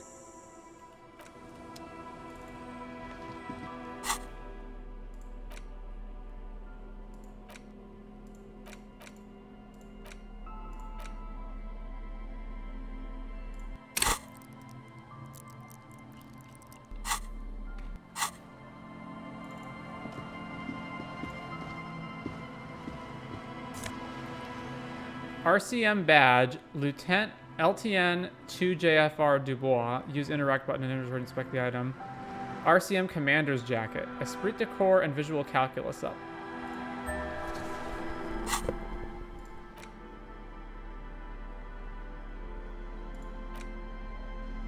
A black uniform jacket with RCM signature white rectangle on its right sleeve and backside. Letters inside the collar read LTN-2JFR. The jacket is of exceptional quality other than some minor wear and tear. Thick blue piece of acrylic covering a thin leaf of paper with the officer's name and rank on it. Next to the writing, you see a man stare back at you, a younger version of you, already disintegrating inside but still presentable on the outside. A police badge on which you see the photo of a man. You. Some seaweed is stuck to the back. I found my badge! At least something good came out of all this. Study the badge. Encased between 2 durable plastic sheets is a bluish card with lines of information and a watermark in the shape of the street grid of Revachol West. You see a photo, a name, a rank, a document number, the date of issue, and in the lower right corner, your precinct. Look at the photo. The man keeps winking at you with his green-gray eyes. The photo is old, no doubt about that. But the badge is new. You used an old photo for a new badge. Good choice. A newer photo would look different. How old? 8, maybe 10 years. The guy in the picture is rather good looking. He's got a nice haircut and is distinctly lacking in massive sideburns. And he's winking? Why? What do you think? His face is already contorted by the expression, although it looks less grotesque on him than it does on you now. The badge in your hand shines as you rotate it, catching light. You see lines of information on it, and a shining watermark. Name, Harrier Dubois. Harrier? That's long for Harry. So you are Harry. Evrard was half right. Probably not a lot of people know your full name. Whoever told him you're Harry Dubois didn't. Wait, what kind of name is Harrier? But I don't want to be Harrier Dubois. I don't accept it. Harrier Dubois it is, then accept it. Wait, what kind of name is Harrier? It's a wartime name. revolutionary. The kind mothers give their sons during troubled times, like Undying or Boxer or Ironhide. A name like armor. But I don't want to be Harrier Dubois. Harrier Dubois it is then. Pleased to make your acquaintance, Harrier Dubois. He's not going to call you Harrier. He'll keep calling you officer when he's angry with you, and detective when he's not. The badge in your hands shines as you rotate it, catching light. You see lines of information. LTN rank. Lieutenant W. Freighter. What is a Lieutenant W. Freighter? The lieutenant is a rank above sergeant and below captain. It's the highest rank in the RCM that still does field work. I am a lieutenant. And W. Freighter? The title of Freighter is added to your rank when you decline a promotion to a higher rank. In your case, captain. You have declined twice, thus you're W. Freighter. Declined? There are many reasons one would do this. The rank above you in your precinct's decomptage might be taken, or sometimes promoted officers do not want to replace their superiors, out of respect. And sometimes they just prefer the type of police work available to their current rank, in your case, lieutenant. Heavy-duty case-solving machine. What's a decomptage? Decomptage is the hierarchical system employed by the Revachol citizens' militia. It means counting down to twos. The countdown is modeled after the dual leadership system employed by the left during the revolution, which in turn was developed by last-century experimental psychologists in the University of Königstein. The lowest rank is junior officer, usually teenagers. Then there are the patrol officers, then sergeants, lieutenants, then a captain. That's basically it, except for a few kinks. What kinks? Kinks like satellite officers and the additionally a freighter rank I already explained. The long and short of it is, you're his superior. So you've been putting up with all my bullshit because I'm superior? So you've been putting up with me because we're of the same rank? Wait, satellite officers? You are given the title of satellite officer if your partner is quickly promoted through the ranks and you rise with him. You don't seem to be a satellite. So you've been putting up with all my bullshit because I'm your superior? Thanks for explaining all this. Don't mention it. My pleasure. Turn back to the document. Such a small yet precious thing. Serial, blah, blah, blah. That's just the serial number. Revachol, Jamrock, Precinct 41, with some numbers thrown in there for good measure. The numbers are not there for good measure. They have an administrative purpose, one that's unfortunately been erased from your memory. Date of issue 7th of November 50. 4 months ago. I'm guessing that's when you were promoted to the rank of Lieutenant W. Freighter. A new badge usually comes with a new rank. You seem to have been doing well then. You're pretty sure you weren't doing well, but better? Probably yes. A lot can happen in 4 months, especially in winter. The winters are never easy on you, of that you are sure. I remember that time! That was a good time. We had a good work-drink balance going. What happened, man? Pump it up! Precinct 41? Yes, it's the designation of your precinct. 41, like mine says 57. The 57th is mostly industrial harbor, a lot of asphalt. The 41st is... What? It's a tough station to work in. You have all of Jamrock to cover. That district should have 3 precincts, but money is what it is. It's no wonder you are like you are, he thinks.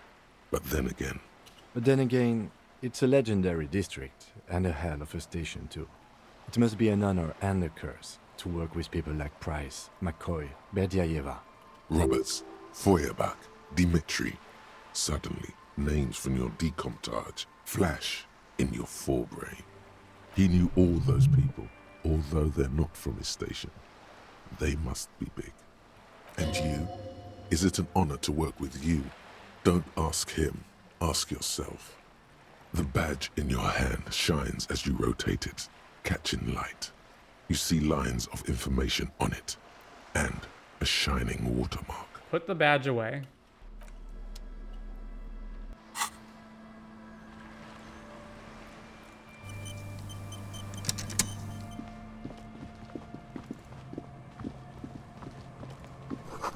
Footprints in the snow, they lead away from the accident. There's a boat tucked away underneath a tarpaulin cover.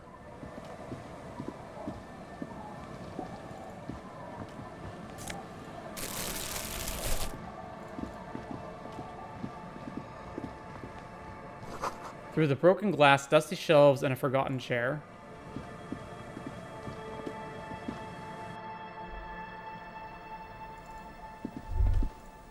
A cold breeze is enough to make the wall planks creak. You see a dark red chair in the dim light of the room. Postcard Coal City 08. This postcard depicts a forest of smokestacks releasing fat plumes of smoke into blue cloudless sky. The tinge of age, the color of old teeth, gives it a sickly look. Written on the back is a single sentence repeated twice. I got out, I got out. No addressee. Bow knot, +2 to drama.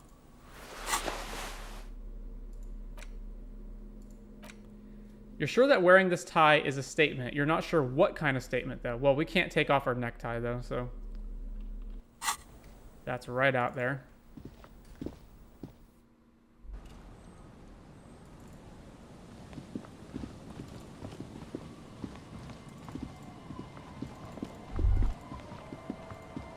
Sounds of life in the north. The washboard scrubs filth from the fabric. Cinder blocks charred, a makeshift fire pit with magazines for lighting. The worn and beaten wooden planks of the bench do not look overly comforting. We can sit on benches after we've solved the murder. Not really sure what's up with the whole benches thing.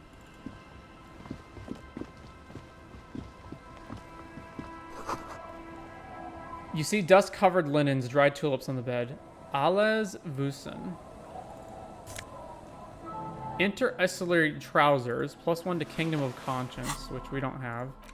Tailored trousers in light brown, moderate in every aspect. They're absolutely unremarkable, in other words, perfect. Well, I would like to take off my minus savoir-faire plus electrochemistry pants anyway, so let's just swap those out.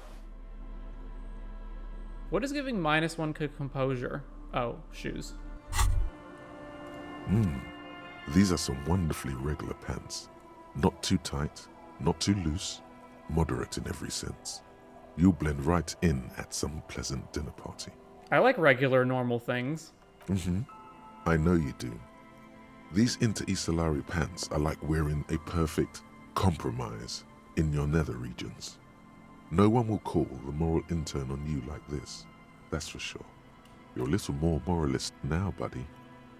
A little more normal, even if you didn't want to be. So you get certain thoughts from wearing clothes, so I should try and put on every single different piece of clothing that I have to see if it gives me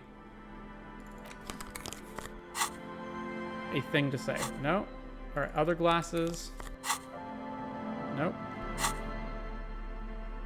Let's take these off. Hat.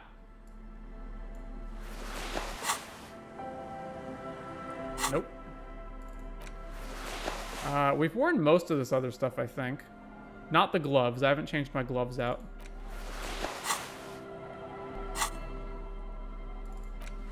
Alright.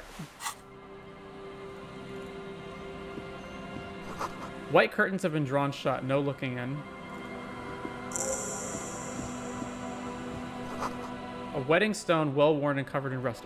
Fast travel unlocked, eh? Ooh.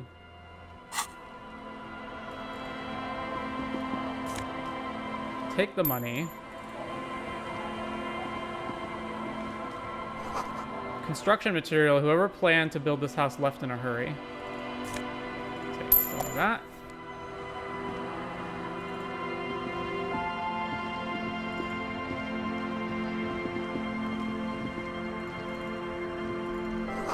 The underside of a boat that's recently been tarred.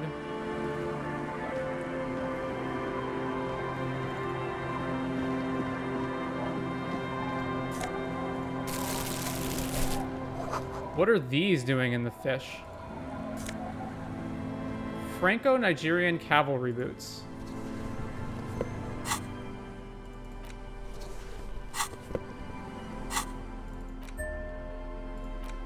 Good old calf-length cavalry boots. Mount that horse and ride into the night. The heel comes in handy too. It definitely makes you just some good 5 centimeters taller, but could it be that it's also making you sharper, more perceptive of your surroundings now that you've gained a new perspective? This boat is floating freely in the water, unmoored.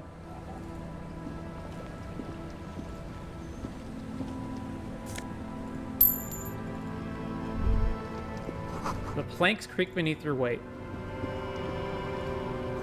The ladder leads to a school of fish swimming in the kelp.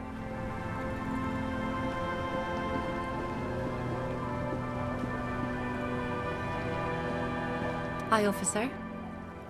A woman in a raincoat stands on the quay, considering an overturned boat. A sword and a scabbard hangs from her hip. Anything I can help you with? That depends. Where are we exactly? A fishing village on the seashore. This place doesn't really have a name. It's sometimes called Elysium. Why? The sign on the street leading here is illegible. Has been since they built this place. I've questions. The first is, what's your name? The name is Lilienne. People call me Netpicker. I think I have time for questions. And that was actually the second one. Indeed, you're always confused as to your whereabouts. Ask her about the cool sword. Helps to break the ice. I'm looking for someone. Maybe you can help. What do you do around here? Nice sword. Point at the saber on her hip. Does it come with a story? Is that your boat? Point at the overturned boat. Nice sword. Unfortunately, the factory sold this one with a 3-year warranty instead of a story. It's to intimidate folks, mostly. Hold on. Do you know how to use it? Not really. I know some basic moves, and I know it sure as hell beats a knife when you're in a tough spot. It is imposing, Nod. It's a regular mass-produced sword, like a shovel or an axe. Nothing fancy, just for intimidation. Why do you need intimidation tactics? From time to time, people need a lesson in respect. That's just the way it is. Back in the day, I caught the eyes of many men. And believe me, men need a lesson in manners from time to time. Can I borrow that sword? Why don't more women arm themselves if it's so effective? So, where are all the men now? Can I borrow that sword? No, I'm afraid not.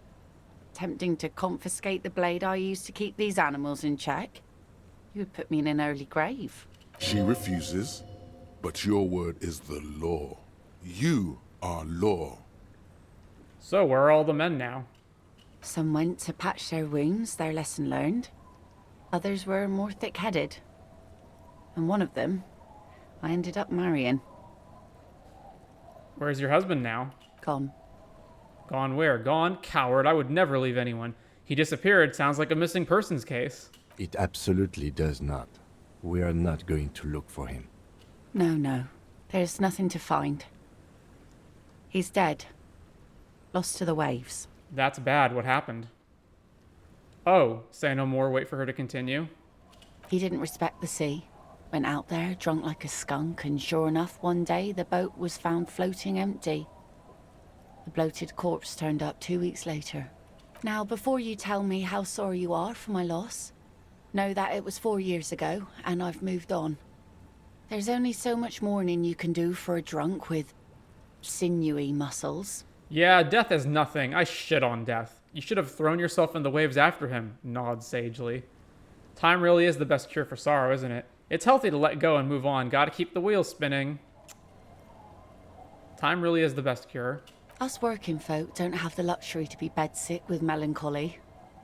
I buried him, mourned for an appropriate amount of time, and went on. Life didn't really change that much for me and the kids. She glances at the village where 2 little kids are playing with what look like rocks. This is neither a touchy nor a very interesting topic for her. She looks like she's ready to go on a date with another, better, drunk. Ask her. Both of you could need some action. Do it! Hit on the widow! It's the right thing to do! Suggestion heroic. She needs to go on a date with another drunk badly. Very low possibility. Kim's presence makes it awkward. -6. Don't know a good spot yet. Explore the coast. Is that your boat? Sure is. The Sun, I call her. Coated with a fresh layer of tar just yesterday. It'll take some time for it to dry, assuming the sunny days continue.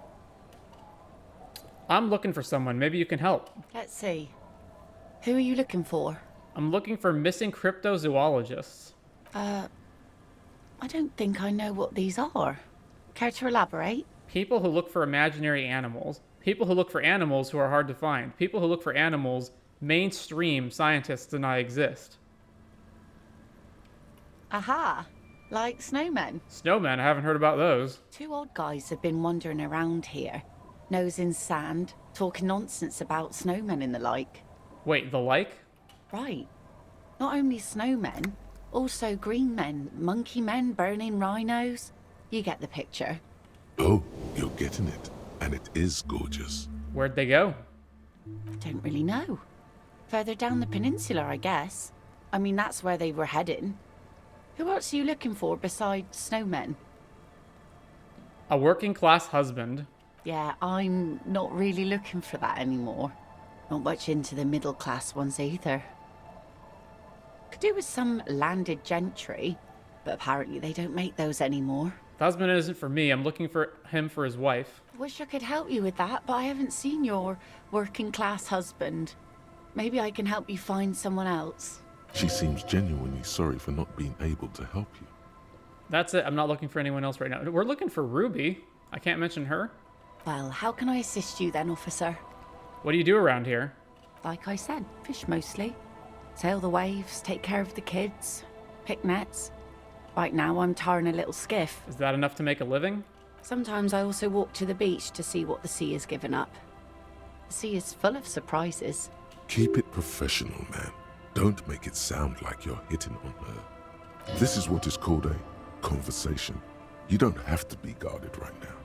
Interesting. What have you found? I never thought the sea brought in anything particularly interesting. Walking on the beach sounds quite romantic.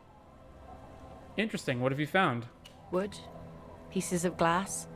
Every once in a while we see dead bodies. Human, animal, fish, other odd sea creatures. A mine washed ashore once. Bottles, drugs also. Lost cargo in general. Most of the time it's just wood and glass.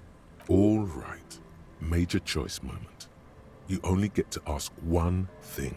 It would be weird to say them all. Choose wisely. I need to know about those human bodies. A mine? The RCM could use a mine. Where is it? Drugs? I need info on this. Major narc. Point to yourself. This place looks bad. Why don't you leave? Okay, enough about this place. I need to know about those human bodies. Well, you're barking under the wrong tree then, officer.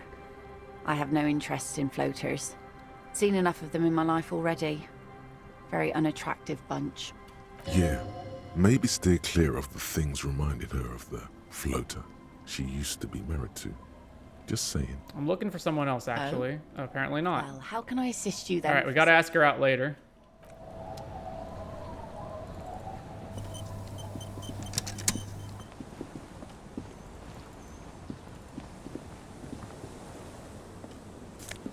Take the money. It's locked tight. You can't see into the house from this angle.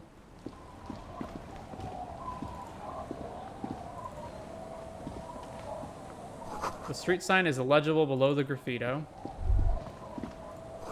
Inside you hear the cozy sound of some kind of heater sputtering. The woman next to a bucket of clothes hums an odd melody. Her eyes are closed. You're not sure about the melody, but it might be South Samaran, possibly Sigayan, also known as the Apricot Suzunti. Welcome to the fishing village. Please lean in closer. I have cataracts. Then how does she know you're here? Lean forward. Oh, welcome, police officer. We don't cause any trouble around here. And we don't want any trouble either. We are not here to cause any trouble, madame. Trouble? Say the second thing, Bratan. Shows you got style. What he said. We're cops. We don't cause trouble. We take care of trouble. We're cops. We're hellraisers. Click, click, bang, bang. No, you're not. I've seen you around here before. 12 years ago. You didn't raise any hell. You were quite helpful, actually. But still, in Martinez, you're considered an ill omen. Wait, I've been here before? No, not you personally. I meant the RCM. Some of the men got into a fight. One of them killed another. Locked himself in that woodshed over there. He was brooding, needed some help opening the door. You got it open for him, and took him to think about what he'd done in a more secluded place. Somewhere more quiet. She says it as if he was on some kind of spiritual retreat. What kind of an ill omen are we talking about? Oh, the usual. Dark tidings. Black hound. That's you, all right. A black hound licking your own heels. I am an ill omen, all right. If I'm considered an ill omen, why hasn't anyone told me that? I am an ill omen, all right. You're not. No one around here considers us an ill omen. People would have told us. Maybe they are afraid. Why? Because you're an ill omen. But you're still welcome here. As long as men with guns aren't chasing you. And maybe even then. Because that's the kind of fishing village we've built. I'm sorry there's not a lot of room to park the motor carriage. And not a lot of houses. Or a lot of people. My kids are long gone. Searching for treasure. So are others. Ah, look at me ramble on. What brings you to us? Where could someone stay around here? What is in this fishing village? What's further down the coast? Tell me about yourself. Who exactly are you? Where could someone stay around here? Stay? Most people here are trying to leave. That said, if lodgings is what you're looking for, I've got a free room in the shack. How much is it? I won't charge you for it. Take it as a gesture of goodwill from the village to the RCM. Wait, hold on. You're just giving it to me? I'm not sure it's appropriate for the RCM to accept free accommodations. There's this guy, Gart, who makes me give him money every night just so I don't die out in the cold. Wait, hold on. You're just giving it to me? No one is using it, and God knows it's not much anyway. You can stay there. There's this guy, Gart. That's exactly how they get ya. That's why we built our own cinder block houses on the seaside. So we don't have to give money to those crooks. We might not look like much, but they are ours. Wait, why isn't anyone using the room? My kids grew up and left like they do. The house is long empty now. I live in the small side attachment. It's easier and cheaper to keep warm. You got yourself a tenant. Get keys to your new home. Don't make an old woman regret opening her house to the police. Well, if you are not in the hostel in the morning, I'll know where to find you. Here, in a shack. He's a little relieved you're no longer in that room. Should he? This environment encourages one thing, and one thing only. Drinking. Finally, you have those lamos of matinees off your back, Bratan. This looks like a great place to bring chicks. What is this? What is in this fishing village? Just us. It's barely a village anymore. We almost don't exist. What do you mean? This is pretty much a non-place. A gap. A blank spot on the map. Just a cluster of nameless shacks on a nameless street. The place is so pornographically poor, it's not even funny. This place is pornographically poor. There's got to be something here. Tell me, who else lives in this village? Is there a way to make a little money around here? Here? For you? No, officer. The only money we have here is some coins the drunks tried hiding from their women and then forgot about. There's got to be something here. Tell me. Over there, you can find more of the same. Shacks and trees growing wild. That's the pox. The pox? An old military hospital and its surroundings. Or it used to be, during the time of the suzerain. After the war, it was turned into a goodwill hospital for shell-shock veterans and folks looking for some quiet in the old sanatorium gardens. Now the area is crisscrossed with nameless streets and makeshift cinder block houses. Shacks as far as the eye can see. What happened to the hospital? The goodwill ran out. The staff left and the place was shut down. It's long gone by now. Who else lives in this village? Well, there's Lilienne and her kids. A few new folks live in the house to the east. But they are away right now. And then there's the drunks. Not a pretty sight, but there's little we can do about it. I met Lilienne already. Even for them. Oh, I met Lilienne already. Lilienne is tough. Tougher than the men here, at least. If it wasn't for her and the kids, this place wouldn't have a spark of life left. I haven't seen any drunks yet, though. Sooner or later, you'll see for yourself. Don't have to look long to find these guys.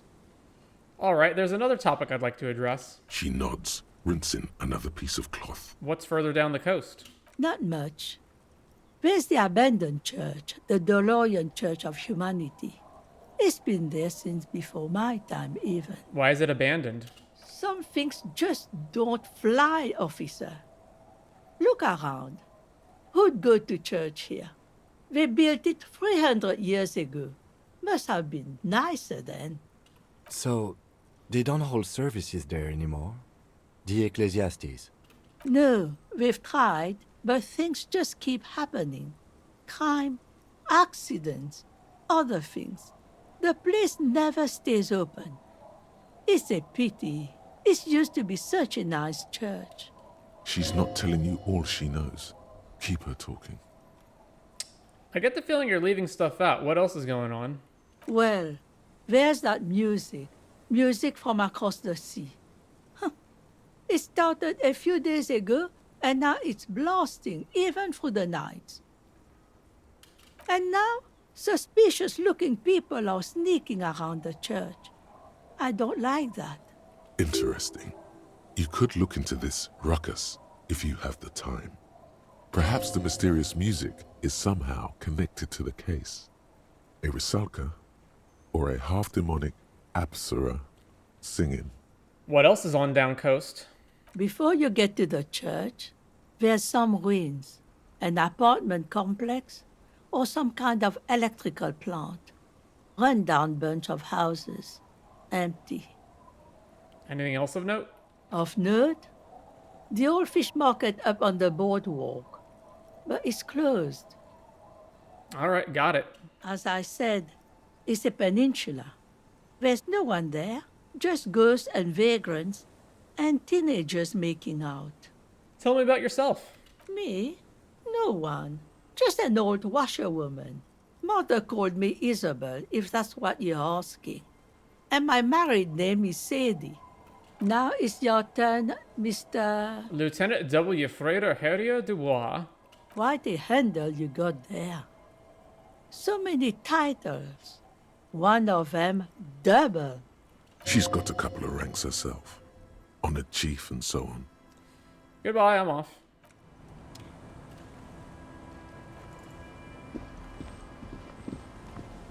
The door has seen better days.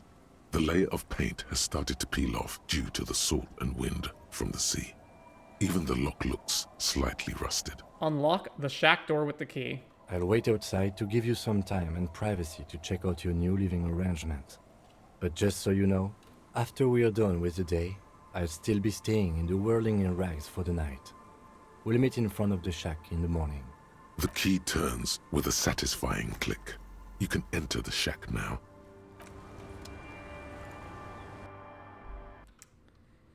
All right.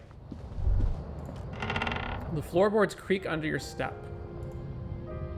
On the table, you see a bowl of water, a rough soap, and next to it, a small hand mirror.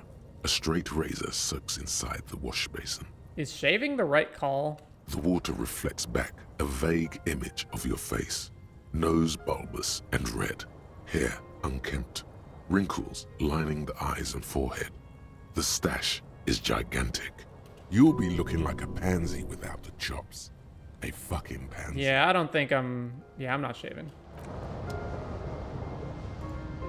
You see the waves, the sea, a church. An old mirror hangs on the wall. You see the reflection of your face. Alright, so we can do the same expression stopping there. Old science fiction magazines, books about bird watching, and almanac from 39. This intricate heat engine hums quietly, giving out pleasant warmth. Korojev jacket.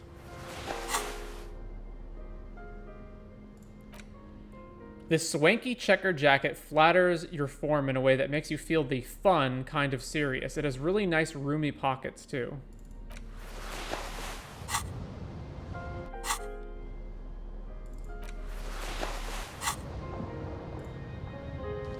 The bed is comforting, if a bit run down. Still, you've earned a rest. No time to rest yet.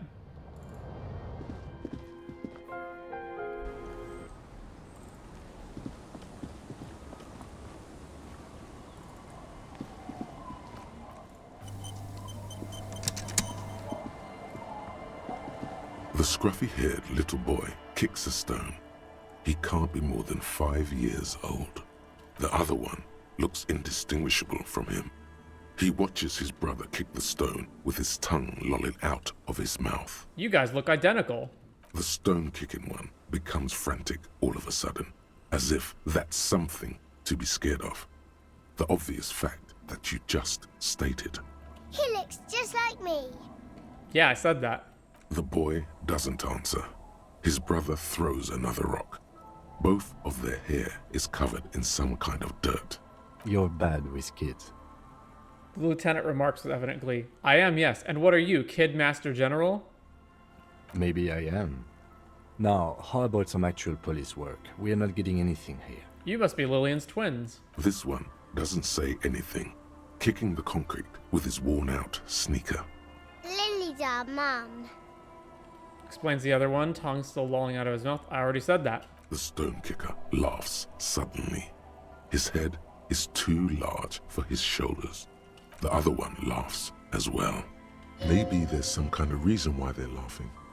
An interesting reason, somehow tied to the case. What are you laughing about? The boy stops laughing and looks at his toes. Oh, okay. So now he's shy.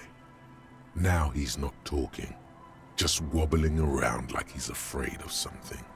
You will never get an answer. That's how it is with these little idiots. All right. Bye, kids. Take care.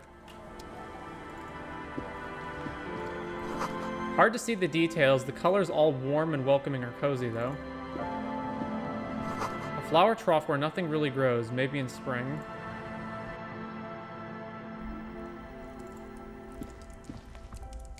Industrial coal pellets burn with an orange glow. Hello, mister. A young girl, barely 4 or 5 years old, sits on the sofa. She's looking at you with frank curiosity. She clutches a small stuffed animal. Occasionally, she twirls it around. I heard there was a girl here who has armored gloves. Is that you? Are you Lilienne's daughter? Are the twins outside your brothers? What's that? Pointing at the stuffed bird hanging from the ceiling. What's that thing you're holding? Pointed her toy. What's that thing you're holding? It's Lammy. He's my friend. So... Lambie is a stuffed lamb that, admittedly, has seen better days. One of the eye buttons is missing, and the fur is tattered in several parts. Lammy looks soft. Yes. Very soft. Suddenly, she pushes the stuffed animal toward your face. Press your cheek against Lammy. Isn't he soft? She's right. Lammy is very soft. She rubs the white fur against her cheek, then returns the lamb into her lap, cuddling it. Are you Lilienne's daughter? Yes, I am. Little Lily. You know my mom? Yes, we met earlier. Not really, but I'd like to. Yeah, we met earlier. That's nice. My mom is great. She's never angry or anything. Are the twins outside your brothers? Yes. They don't want to play with me. They're older and play outside. They look the same. Sometimes I can't tell them apart. They look identical, right? I said the same thing. They look identical. What's that? Point at the stuffed bird. It's a grouse. You might be able to get on Gart's good side if you make up for the skewer you broke. Yes, but what's it for? I don't know. Can I have it? I know someone who really likes stuffed birds. Sure, just go and get it. I don't like it anyway. It looks angry. All right. You just need to grab it from the ceiling and go. I heard there was a girl here who has armored gloves. Is that you? Oh, I had gloves. Very big ones. Heavy, too. Where did you get these gloves? Found them when Lemmy and I were playing hide and seek. In an empty house. Where no one lives. I think someone hid them there. She doesn't want you to think she stole them. And where are the gloves now? I hid them. The twins were going to take them. They're stupid. She lifts her stuffed toy up and looks into its one remaining eye as though searching for confirmation. We are going to need those gloves. It's for important police business. Oh. She doesn't seem to understand, but the lieutenant's tone has conveyed to her the important part. They're in my sandcastle. Behind our house. Under the sand. You can break the castle. It's not very good. All right. Bye! Get the bird. Ruffed grouse taxidermy. The dead body of a grouse stuffed with some unknown material. From a distance, it might just pass off as the real thing. The bird itself looks extremely ruffled and slightly grumpy.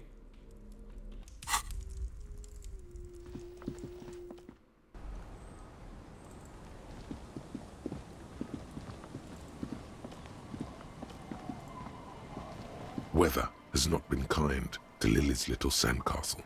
The once mighty towers are quickly eroding away. You can see something shining back to you from what must have been a vast underground catacomb network. Reach in the catacombs and pull out the shiny object. The walls and floors give way to the giant's greed, collapse and present you with a pair of ceramic gauntlets. Congratulations. That's the gauntlets down then. We're doing good on the armor collection front.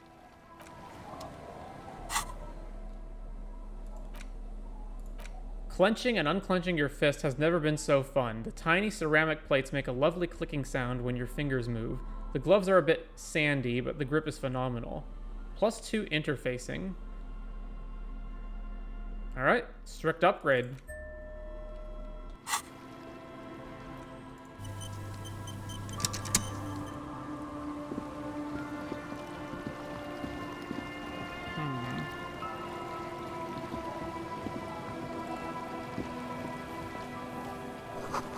Rust-eaten letters read Mazet.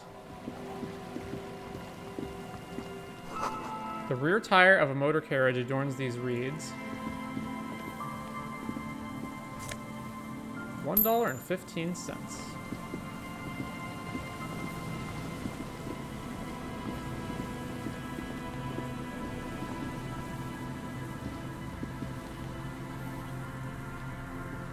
And Mikhail noticed the windows, especially with how there are no windows on the south side. This was to deal with. A blond man stands next to his son, pointing to the weather-worn ruins. He sees you approaching and smiles. You officers, come to investigate the historic subtext of West Martinez? I'm Trant Heidelstam. You must be Kim Kitsuragi, right? I was just telling my son about this building. Not a lot of people realize the historic significance here. Very rich in hypertext. How does he know who Kim is? Nice to meet you. Hold on, hypertext? Wait, what was that? What was that about the windows before? You and Kim know each other? Hold on, hypertext? Yes, hypertext. Young Carp and the collection of cultural hyperlinks. What was that before about the windows? Oh yes, so Mikhail. They had to deal with monitor glare, especially in the summer. They still had vector monitors back then. That was 49 years ago. So they didn't have windows on the south wall. You and Kim know each other? No, I can't say that we've met before, but I've heard of Kim, of course. Mikhail, say hi to the officers. He rests his hand on the boy's shoulder. The child stays hidden behind the hem of his father's coat, clutching to his worm-themed coloring book. Mikhail's a little tired today. We spent all night trying to run Orbis on his radio computer. Have you heard of it? It's a programming language used in Grad. Quite tricky, but he wanted to play this Grad-made adventure program. We've been getting really into Worms lately. The man speaks in the artificial cadence of a professor, or someone who's been on too many radio shows. But I assume you're not here for giant worms when there are so many real things to see. Just as I was telling Mikhail before, this is where the Coalition landed in 08. We could be standing on what is the most interesting landmark in Revachol West. This man is your half-brother. You feel it. But why? Well, get a load of this guy. He really enjoys his trivia. The Orbis programming language was named after its inventor, Victor Orbis, a cybernetician from Grad. They run Vox in the Occidental countries. What's so fascinating about an empty building? You look like someone who has money. Do you have any money? What's so fascinating about an empty old building? Aha! But it's not just any empty old building. He raises his hand to his eyes, springtime sun warming his handsome face. All four of you turn to admire the mural before you. What not a lot of people know is, this used to be the R&D department of Felt Electrical. And Felt, which now sells ink cartridges mostly, was once a top dog in the turn-of-the-century cybernetics boom. Hold on. What's R&D? Wait, what's an R&D department? Apologies, it's an acronym for research and development. They don't use it anymore. You're probably more familiar with RTD, Research and Technological Development. Mea culpa. You are not familiar with that one either. This man is a bookhead. Look at the building looming over you. It looks old and weathered, with seagulls picking apart its stone and metal carcass. Bushy undergrowth has taken hold of the collapsed rooftop. Some kind of bird has set up a nest on a broken windowsill. I don't think I've ever heard of this Feld Electrical. That's not surprising. Only a vestigial ink cartridge and ferrotape manufacturer remains. They started out as a midway electronics outfit in Königstein 2 centuries ago. After an aggressive move to Revachol, Feld became a global player in the emerging personal electronics market of the pre-revolutionary era. Still, Tricentennial was beating them in business machines. But Feld had an ace up their sleeve, or should I say they were developing an ace up their sleeve. I'm mixing my metaphors here. What was that, Ace? It was here in Martinez, possibly in this very building, that they developed prototypes for a tape computer. A tape computer? Mm-hmm. An elegant folding mechanism of rollers and ferrotape ribbons, portable enough to be a take-it-home solution. Revolutionizing business machines, possibly even bring them to the average consumer, which is a feat of engineering even today's giants, Rehm, ICN and ZAM, haven't achieved yet. What happened? Indeed. What? The revolution! Unfortunately, their moonshot project never made it to the market. Feld's move to Revachol backfired. The revolutionary government liquefied their assets and expropriated those very advanced prototypes. Possibly from this very building, or one of the adjacent ruins. All of this was built by Feld, even the boardwalk. Wild Pines built Martinez proper as a resort for their middle management. Feld built this side of town for R&D. You're saying that Feld Electrical built this boardwalk, look under your feet. Yes, they even built a pleasure wheel, but that got destroyed in the war. A pleasure wheel? The lieutenant looks wistfully at the horizon as if picturing gondolas rising to the sky. Perhaps reminded of a childhood memory. It's clear he would prefer there were a big wheel lighting up the coast. Yes, to lure in their star engineers. This part of Martinez was nothing but reeds before Feld arrived. They had to make the prospect of living here attractive. It was supposed to become a global center for innovation in cybernetics. But history had other plans. What happened to the engineers, the company people? Oh, I'm afraid it didn't end well for the boys.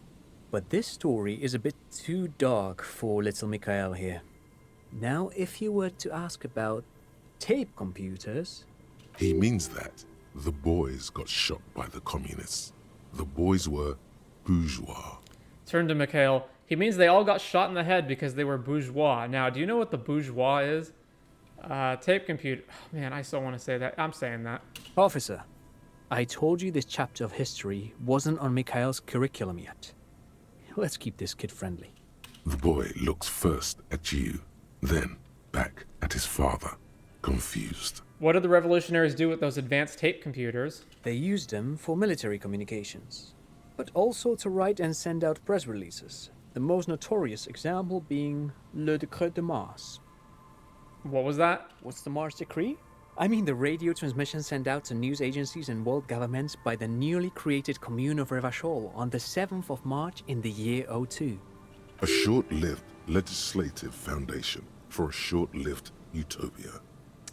It's a beautiful piece of text, actually. A singer-songwriter I know, Charette, called it a love poem to Revachol on her political concept album, Bon Baiser dans Linde. You should read it.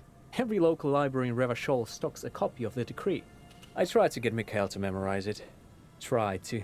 Someone was much too interested in worms to be paying any attention.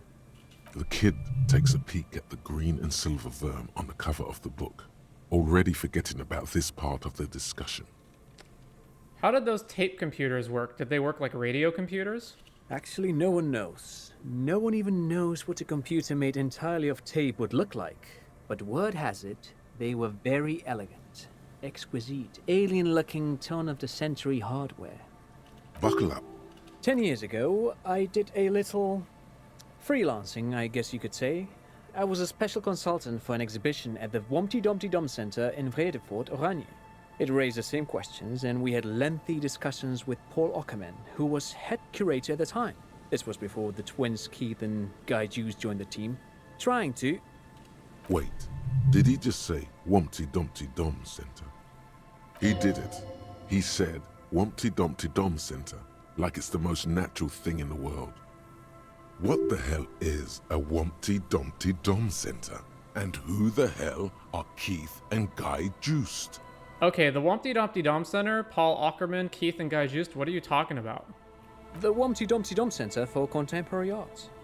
The exhibition itself drew on Lagerman's notion of memory, and so there were some parallels. That's why the head curator, Paul Ackerman, chose to... You're making this up, turned to Lieutenant Kim. Is he making this up? In fact, I'm not. The Wumpty Dumpty Dom Center is a place you can visit if you're ever in Vredefort and are ever in the market for an exhibition space / contemporary art research center. But perhaps I should return to the tape computers. As I was saying, the device itself was very elegant, fragile even. One could write directly on the tape using a special chemical solution. The machine would then analyze the handwriting, perform operations, and project output onto a white screen. It was a beautiful, delicate thing. Made of black film and folding tape structures. Nod. Cool. Pfft, I've seen cooler things than that. The RCM should get some of those. Even one would be very useful. Though I understand the socio-economic causes of the revolution, it pains me to imagine the revolutionaries setting fire to this precious device. But so they did. The Feld playback experiment vanished into the fires of '07. Wait, the Feld playback experiment? Yes, the official name of the prototype. Some sources report it as the Feld playback experience, but those are incorrect. Why'd the revolutionaries destroy it? Who knows? Maybe it was an accident, or maybe they didn't want the technology to end up in the wrong hands. Either way, they're all gone now. All 3 versions of the prototype. Nothing but debris and ashes remain inside that building. I wanted to ask something else. But of course, what else? It's Wednesday evening, and something heinously exciting is underway. People have gathered beneath the billowing roof of an oddly shaped trophy building, sipping wine and exchanging opinions. 29-year-old Wunder twins Guy and Keith Juiced are the stars of the show with their bomber jackets and white sneakers, head curators of this art exhibition. It's the Wumpty Dumpty Dee Dombiest event of the year, and all the cool kids have RSPV'd. Where are you if you're not there?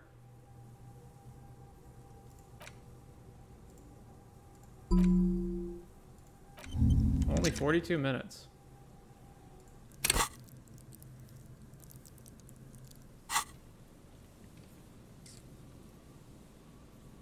I want to hear about the Feld building. You look at someone who has money. I don't want to ask him that. I don't want to hear about the Feld building again. But of course. Oh, I guess that's everything. What else? No, thanks to you for having me and little Mikael here to pick your brain. A very interesting conversation indeed. Pick your brain? If anything, this was rather one-sided. He did the talking. Whatever.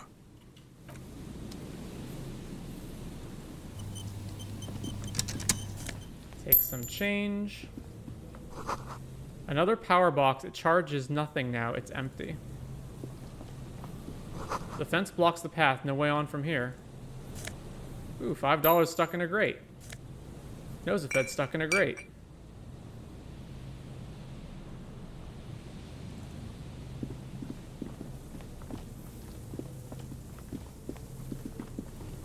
Bars cover these long, dusty windows.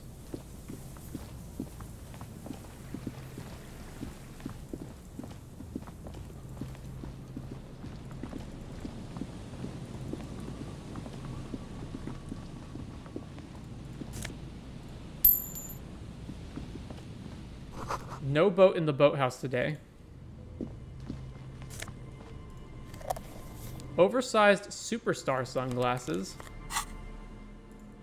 Is your own stardom too dazzling for your eyes? Can't bear to look at your own fabulous reflection in the mirror? Then these classic oversized sunglasses are for you.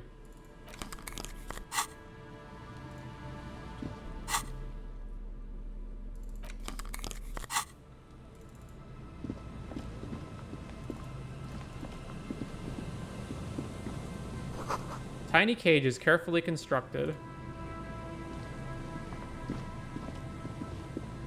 Here we go. Nice and easy. No way out, little guys. Not out of this jam.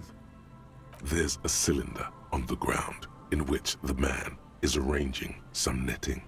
It looks like some kind of trap. He notices you. Who's there? Oh, the police. Hello, officers. Is that the police? Why are the police here? Gary the Cryptofascist. Don't worry, Gary. I'll handle it. You must be Morell, the Cryptozoologist? To what do I owe the pleasure? That's sarcasm. He takes no pleasure from your appearance. You don't seem to be too happy to see the RCM. Lena sent me. She's been really worried about you and is waiting for you to get back. Man to man, you shouldn't leave your woman unattended in a cafeteria surrounded by communists. Lena sent me. Hey, of course. Thank you for passing along the message. That damn waterlock is broken, and we can't go all the way around the 881. Yeah, that was me. I broke the waterlock with my motor carriage, but it's fixed now. You can go back. The waterlock's been fixed. It was fine when I crossed it. Withhold the whole story. Oh, good. We should really be getting back. Gary could use a hot shower and a warm bed. Did he say we can go back now? Yes, Gary. We can go soon. If you see Lena, tell her I won't be long. Sir, your wife is waiting for you. I just have to do one more round. See if the phasmid has taken the bait. Then we're going. For all his passion, this man is diligent and patient. You could learn things from him. Tell me about this phasmid you're looking for. Well, first of all, it's damn difficult to find, which is why we've been knee-deep in the reeds laying traps for it. What makes it so difficult to find? How big is this what makes it so difficult to find? Good question. Being a phasmid of the order Phantasmodea, a ghost insect, it disguises itself as plant matter. In this case, the reeds. Awful lot of reeds around, aren't there? And I suspect it may have also developed other specialised techniques to protect itself from predators, or scientists, in our present case.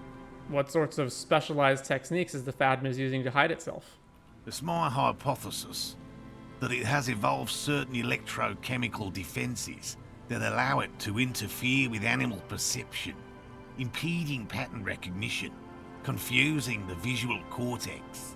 But I cannot describe how these defences work, much less how they evolved, without studying a live specimen. Yes, it makes perfect sense. You're beginning to suspect there's something paranatural about this phasmid. A ghost insect, he said?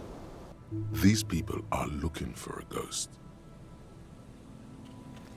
Ghost insect, so you're ghost hunters? No, that is precisely what we're not. We are zoological specialists, looking for an extant species of phasmid. How big is this phasmid? I'm expecting it to be quite giant. One known species of phasmid, called the Megaphasmodea zoensis, is about the size of a grown man's forearm. So, Seems puny, to be honest. Why are you so interested in this stick bug? It doesn't seem to be as colorful as some of the other cryptids I've heard about. Typical rookie assumption. Insects are much more sophisticated creatures than those unversed in zoology give them credit for. Even simply catching a glimpse of the Insulindian phasmid would be the apex of of any cryptozoologist's career. But to study it and its defences, find out how it stayed hidden so long. What have you discovered about it so far? Very little, I'm sorry to say. No one's ever captured a specimen, so all our information is based on first and third-hand accounts. Not yet. So no one's ever found That's what makes it a cryptid. Just out of curiosity, if there's no proof of its existence, how do you know it's real? I know it's real. It's clear that his obsession with the phasmid is driven by something more than the pure pursuit of scientific advancement. By which I mean, I've heard enough first-hand accounts to believe quite firmly that the Insulindian phasmid is more than mere superstition. Lena said there's been a sighting of it here in Martinez. Yes, the most recent sighting was by a couple of teenagers along the coast here. That's what brought us to Martinez specifically. It's the first credible sighting in several decades. Admittedly, it's an unusual location for this species, but with all the sewage runoff upstream, it probably doesn't matter much anymore. Maybe the Insulindian phasmid has died out? I have to resist the thought. Such an extraordinary creature is doubtlessly highly resilient. After all, it's generally thought to be capable of parthenogenesis. He means asexual reproduction. The females of the species don't need to mate to produce viable eggs. This makes it easier for a species with a small population to survive. That's pretty clever. Females reproducing without males, a travesty, a crime against passion and common sense. This arouses no special feelings in me. That's pretty clever. Yes, the Insulindian phasmid is a very clever insect. That's why it's so damn difficult to catch. But as a scientist, I'll try my best to remain dispassionate. Tell me more about these traps. Well, they may not look impressive, but Lena designed them quite cleverly, so I'm sure they'll do the trick. Lena designed the traps? Yes. How do the traps work? Simple. Attracted by the locusts, the phasmid crawls down the funnel and, having eaten its fill, can get back out. At least, that's the intention. The net isn't a perfect solution, but we didn't want to use anything that might damage the specimen's delicate exoskeleton. What are you using as bait? Locusts. Nearly all known phasmids are herbivores, of course. But we've hypothesized that the Insulindian phasmid might occasionally prey on other insects. Inside the traps, a number of locusts crawl and tumble over one another in a tiny, chittering swarm. A meat-eating stick insect? Does it pretend to be the reeds as part of its ambush behavior? This seems unlikely. A carnivorous stick insect? This seems unlikely. Thank you for your opinion. We have also included plant material in the traps to satiate your skepticism. Not a big fan of skepticism, this one. What will you do if these traps don't work? They'll work, I assure you. The predatory hypothesis, using locusts as bait, accounts for the failure of previous efforts by other teams, which use plants. We have given this some thought. The traps do seem to be deftly and thoughtfully constructed. It's clear the cryptozoologist's wife knows what she's doing. Let me ask you about something else. Yes. What? How'd you become a cryptozoologist? I've just always liked animals and puzzles. Searching for cryptids is a bit of both. He seems reluctant to talk about himself, but he'll open up, if you prod a little. So you're living your childhood dream out here. It's not child's play, just because I have to traipse through the mud every so often. Have you ever discovered a cryptid? No. Very few cryptids are ever discovered, and not for a lack of trying. To stay hidden is a cryptid's primary quality. It's even in the name, cryptid. So how many cryptids have been found? Of the list of cryptids kept by the Cryptozoological Society of Chemney, which is 4,082 items long, about 2,000 have been confirmed as hoaxes. 2 are categorized as confirmed discoveries. The rest are in differing stages of discovery, refutation, and data collection. Only 2 have been proven to be real? Yes. The Chateauquan forest pygmy, who turned out to be an extinct species of primate, and a cave salamander from Yugograd, who is, honestly, quite unremarkable. It's in a zoo somewhere. We cryptozoologists are brutally honest with ourselves. More so even than the public. With cryptids, Most cryptids are hoaxes or they are never found. That does not mean we should stop searching. 2 out of 4,000 is not even 1%. Not approvingly. Then the Insulindian phasmid will be the third. I don't even know what to say. That's a small number of discoveries. 2 out of 4,000 is not... the Insulindian phasmid will be the third. Indeed. He does not smile... If our expedition is successful, every paper in the world will report on it. From Revachol to Dushantu. It will be a zoological miracle. He has clearly done his math on this. There is no surprising him or swaying his opinion. So you're okay. Why not just be a zoologist? Real animals are puzzling too. Real? I know you think one is a respectable profession, while the other is superstition. Everyone does. I don't. It's a profession just like any other. Honestly, being a cryptozoologist trumps most of the garbage I've seen people do. Cryptozoology does seem like a lot of wishful thinking, honestly. My methods do not differ from other scientists. I simply draw upon a wider variety of evidence. And I have more hope that something truly surprising might happen. And has anything truly surprising ever happened to you? No. As I said, I have yet to catch a cryptid. Although I have come close. Close enough to keep trying.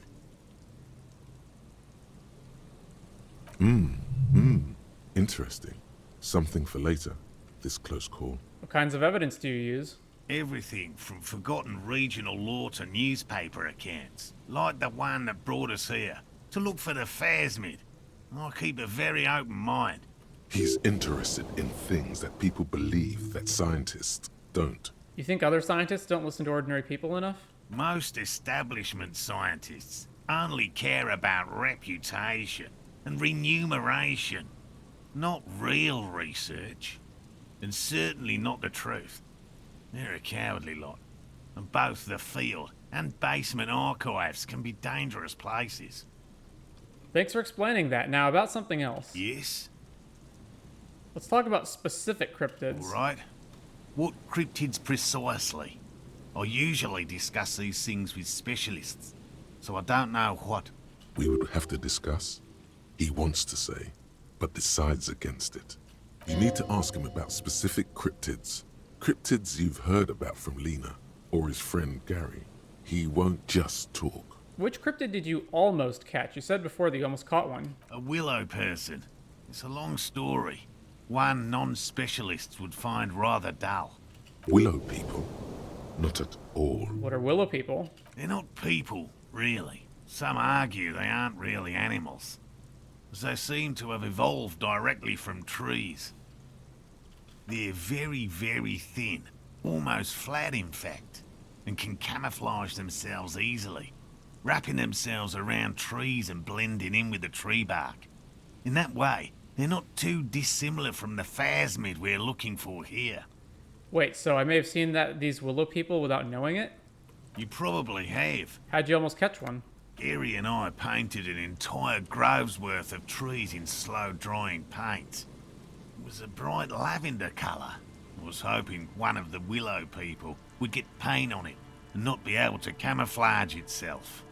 After waiting in hiding for hours, I saw a figure slip from one of the trees, a lavender shadow, dashing through the grove. And then? I chased it with a net. Not very elegant. You can't be elegant in the field. And, well, it was faster than me. A lavender shadow. I know you think we were snacking on funny mushrooms.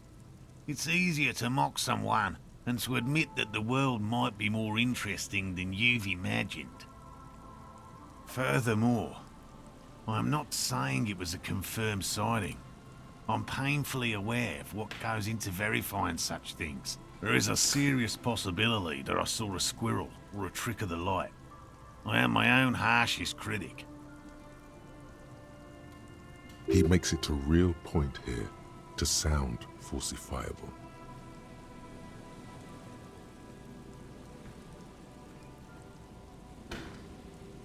I know all about the kind green ape. Look, I even have a kind green ape pen. Take out the pen. I see you've been talking about cryptids with Lena. The kind green ape is one of her favourites. A warm wave passes him.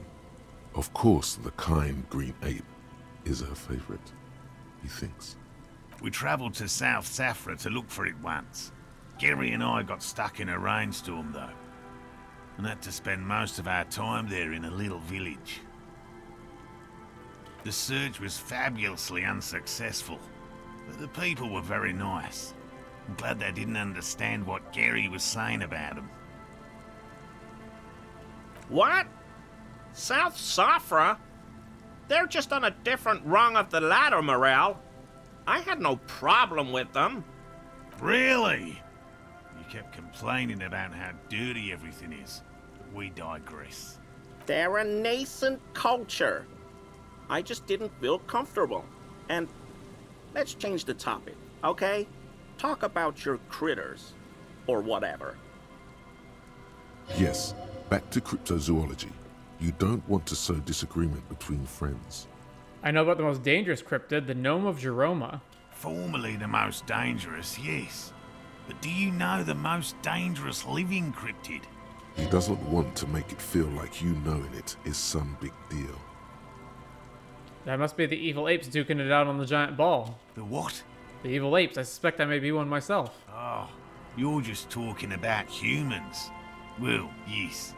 We are quite dangerous, but we're hardly cryptids. The most dangerous cryptid is a carnivorous ruminant, known colloquially as the dread moose. The dread moose? Yes. The dread moose subsists entirely on flesh. It has even been known to dig up fresh graves in search of sustenance. Hold on, does it also attack people? Human remains have been found deep in the forest, torn apart, then trampled into the mulch by large hooves. Infer from that what you will. Okay, what does the dread moose look like? Just like an ordinary ardent moose. Then how can you tell if it's the ordinary or the dread kind? You can't. That's what makes it so dreadful and hard to identify. A moose that looks like any other moose. What's going on here? He's kidding, right? I'm not completely sure about this dread moose. I'm 100% behind the dread moose. I utterly believe it exists. Of course you do. The bodies found in the forest are just one piece of physical evidence. There's more. Sightings in Vasa, reaching back 4 centuries. But, of course, nothing satiates the skepticism of... A detective. Pardon me, I did not wish to seek conflict. It's simply my training to question things. Understood, Lieutenant. I know the biggest cryptid, the giant of Coconur. That's impressive, I guess. But have you seen it with your own eyes? Lie, yes. Truth, no. Have you seen it? I haven't had a chance to travel to Coco Nord. No. And I likely never will. The Samaskil desert region has been embroiled in a small civil war for the last 8 years. I fear this mindless barbarism may have wiped out the elusive creature entirely. Sightings of towering luminosities have grown rare recently, while they once used to be constant. Yes. Sightings of mirages are constant. A mirage is a constant phenomenon that people have no time to report when a war is going on. It remains unclear what this has got to do with you seeing it, as he was inquiring before. He was just being defensive. I know about Cryobacter catlensis. Oh, everyone knows about that one. Thanks to Professor Mijanu being the talk of the town for a time. Although, probably because her life ended as a result of her work in Gutler. No one remembers her contributions to the search for the Nong-Ok. The Nong-Ok? A flightless cursor owl found in the Seminine Isles. Its long legs permit the Nong-Ok to run faster than any other avian. Perhaps any other animal. Who knows? When it's not hunting its prey in this manner, the Ok hangs from tree branches, like a bat, waiting to dive on hapless prey below on the jungle floor. Mijanu liked extreme animals, you see. One of the few figures of the academic establishment I respect. Really a shame she disappeared. When'd she disappear? Oh, decades ago. In the 30s. I didn't know her personally, of course. The chasm of academic pretension still stood before us. even though she had unusual courage for someone from the other side. Just tell me about a cool cryptid, any cryptid. No offense, officer, but I'm not much of a pedagogue. I don't know what I would have done if Lena hadn't persuaded me to go back to field research. You should ask her if you want interesting stories. Me? I'm not a people person, unless you haven't noticed. And I don't make a good lecturer. My strength lies in field work and persistence. Enough tales then, let's change the subject. By all means. It's time to return to your woman, Morell. By woman, you mean my wife, I assume? I will return to her, but I can't leave before we finish with these traps. My wife understands that just as well as anyone.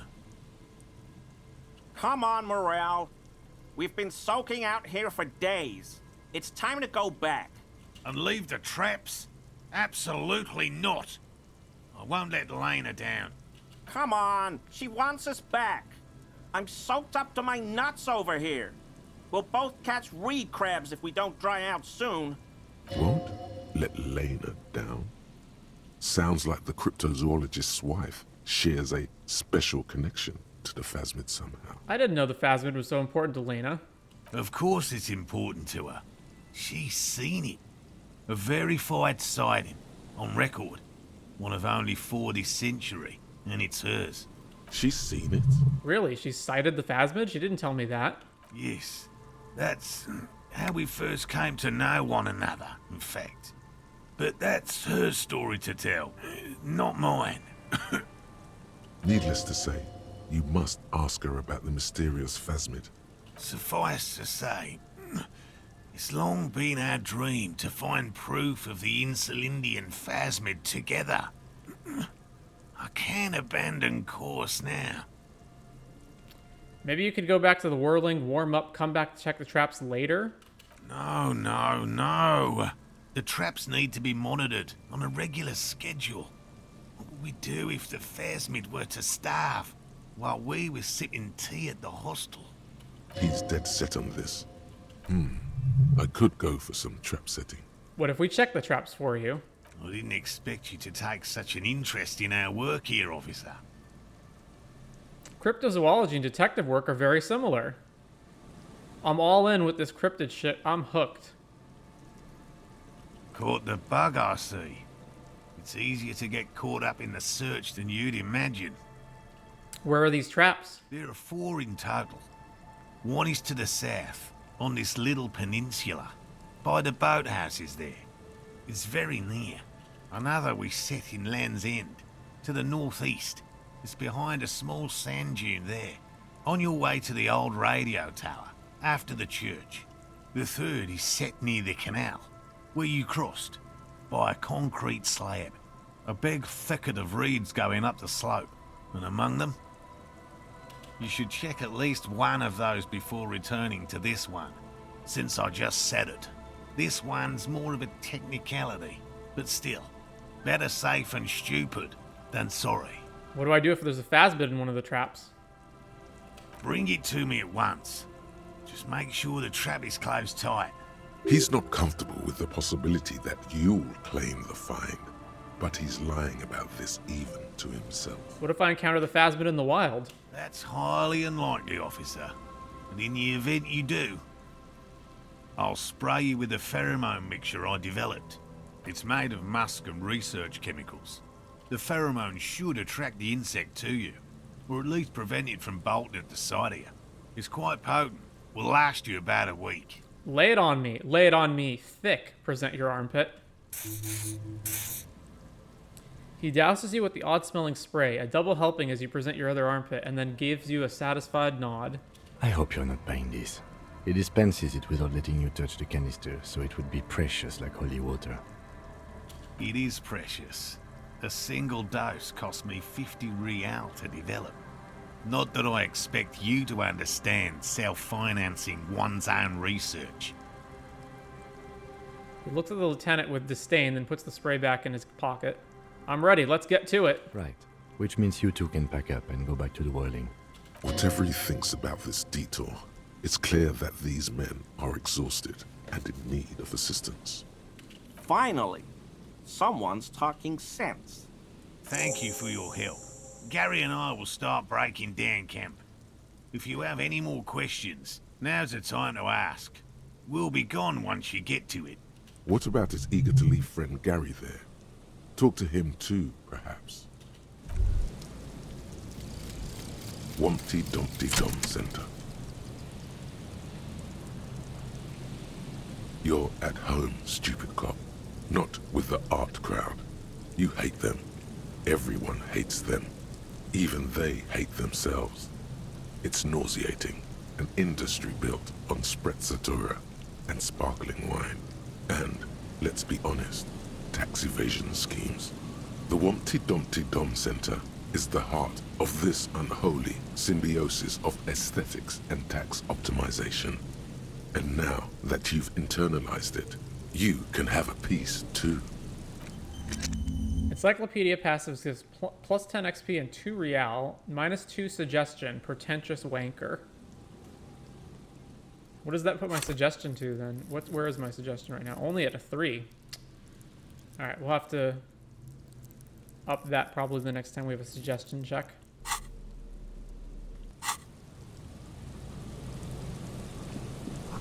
These soggy logs smell of ignition fluid, still they won't light up.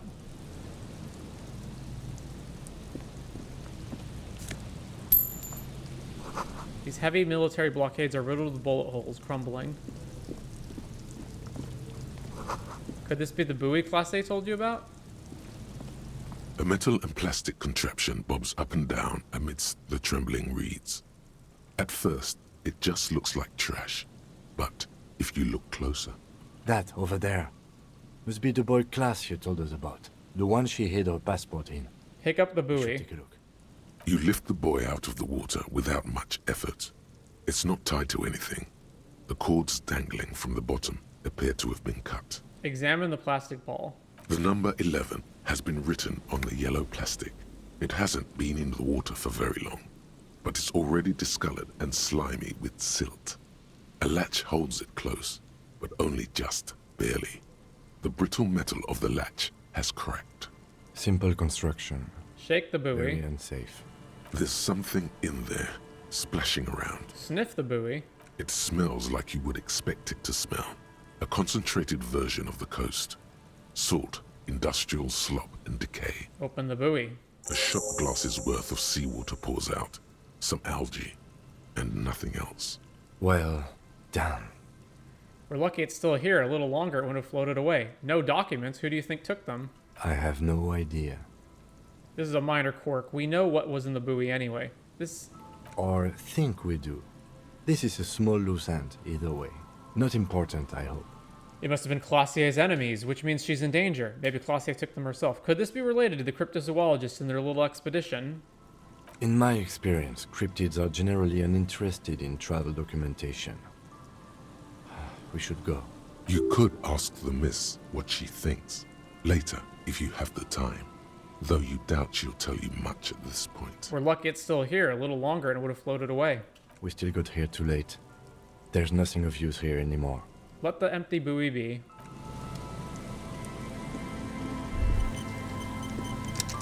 It's almost impossible to get a fire going this near the ocean.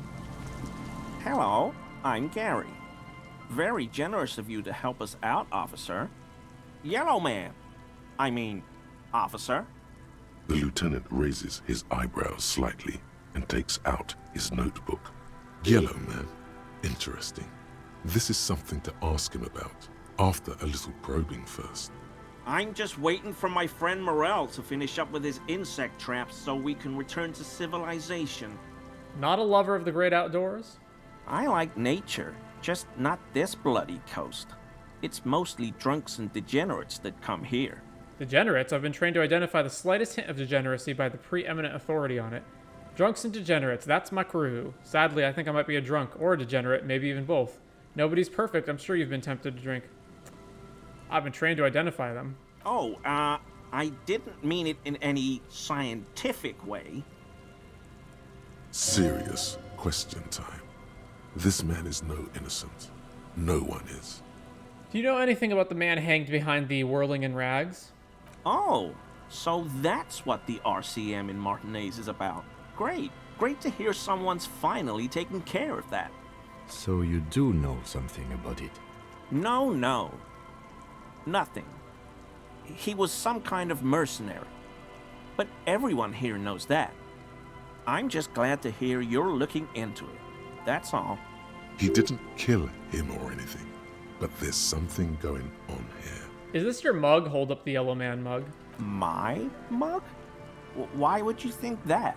You said Yellow Man. That's not something many people go around saying. It seemed as if you were calling to it longingly when you cried Yellow Man. I can see you recognize it. It's in your eyes. You look like the kind of guy who might have a collection of mugs like this home in his colonial mug collection. You said Yellow Man. Really? I hear it all the time. All in jest, of course.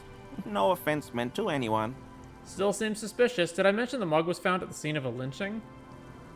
Okay, I admit it. I threw the mug away in the trash container behind the hostel. I know I shouldn't have, and I am very sorry, officer. Wait, if he's the guy who owns the house behind the hostel, like, how does that work? Since Morell and Lilienne are only here visiting. You're not going to find me, are you? I am rip out a fine slip for 20 real. I am rip out a fine slip for 100 real. I am rip out a fine slip for 250 real, the maximum. Now, Gary, I just want info. Whew. Thank you. You won't regret this. I won't use another man's property to dump my garbage ever again. I don't know what got into me, really. Work has been stressful lately. Damn Koiko's price dumping us out of competition. What did you do, Gary? Nothing. Just answering some questions. Helping out the law. Gary, did you put the clothes of a murder victim, the man who was hanged behind the whirling in rags, into that trash container? Officer, please. Let me explain. It's not like that. Do. I was only cleaning up. I live right across the yard from where he was hanged, and I saw him stripped naked. All the clothes lying around in the yard, smelling. People are animals, you know? Yes, what happened? Then I came out to clean up the rags, because no one else would. I put them into the whirling's trash, along with a broken mug, admittedly. Okay. I was coming to throw the mug away, and, well, I threw the mug there and the clothes too. Right. It was just civic duty. Exactly. That's exactly what it was. Civic duty. As he shifts uncomfortably, a series of clicks, like the clinking of glass beads against one another as they roll across a hardwood floor. You've heard this sound before, but where? What's that strange sound? What sound? That clinking I just heard when you moved. Really? He fans his arms out slowly, and this time his motions are soundless. There's lots of weird stuff out here in the reeds, though. Insects, trash. Could be the wind shifting some garbage nearby. You wouldn't know anything about the victim's missing armor, would you? Armor? No. I mean, yes. Of course. I know he was wearing armor, but I don't know anything about it. An infant could see he's not telling the truth, but he's too scared to admit more wrongdoing. How'd you get into the trash container? I know a guy who works with the trash collection services. CS Municipal. He gave me a master key for the trash containers of Martinez. Why would you need to get into everyone's trash? So I can use the Whirling's trash compactor to store my own stuff. Garbage disposal is expensive as hell. The damn Hemians run it like a mob. I'm sorry, okay? I thought I could cut costs. I shouldn't have. I shouldn't have disgraced myself. Disgraced? No need for the histrionic, sir. It was, after all, just a trash container. He studies his reaction. Gary doesn't answer. Let's move on, for now. I hope I could help your investigation, in my small way. Does this mean you were in his apartment, admiring his colonial mug collection? Perhaps it would be interesting to tell him. Are you a cryptozoologist too? No. I help Morell with research sometimes, and I've learned some things along the way. but I don't usually go in for picnics like this on my own. Why does Everard want to get into this guy's apartment? After all this time with Morell, he must have an opinion on cryptids. This could lead to a good one. I'm into cryptids. Do you have a favorite? Oh, yes. The burning rhino. Morell doubts he's real, but I don't much care, because I won't be the one looking for him out in Safra Serai. What's a burning rhino? A rhinoceros that looks ordinary during the day, but burns brightly by night. Well, at least the males do. How do they burn? They have special ducts just above their shoulder blades that secrete a combustible fluid. When the rhino is just beginning to light itself, it looks as though it has wings of fire. But how is this combustible fluid lit? How does the lighting of this fluid actually work?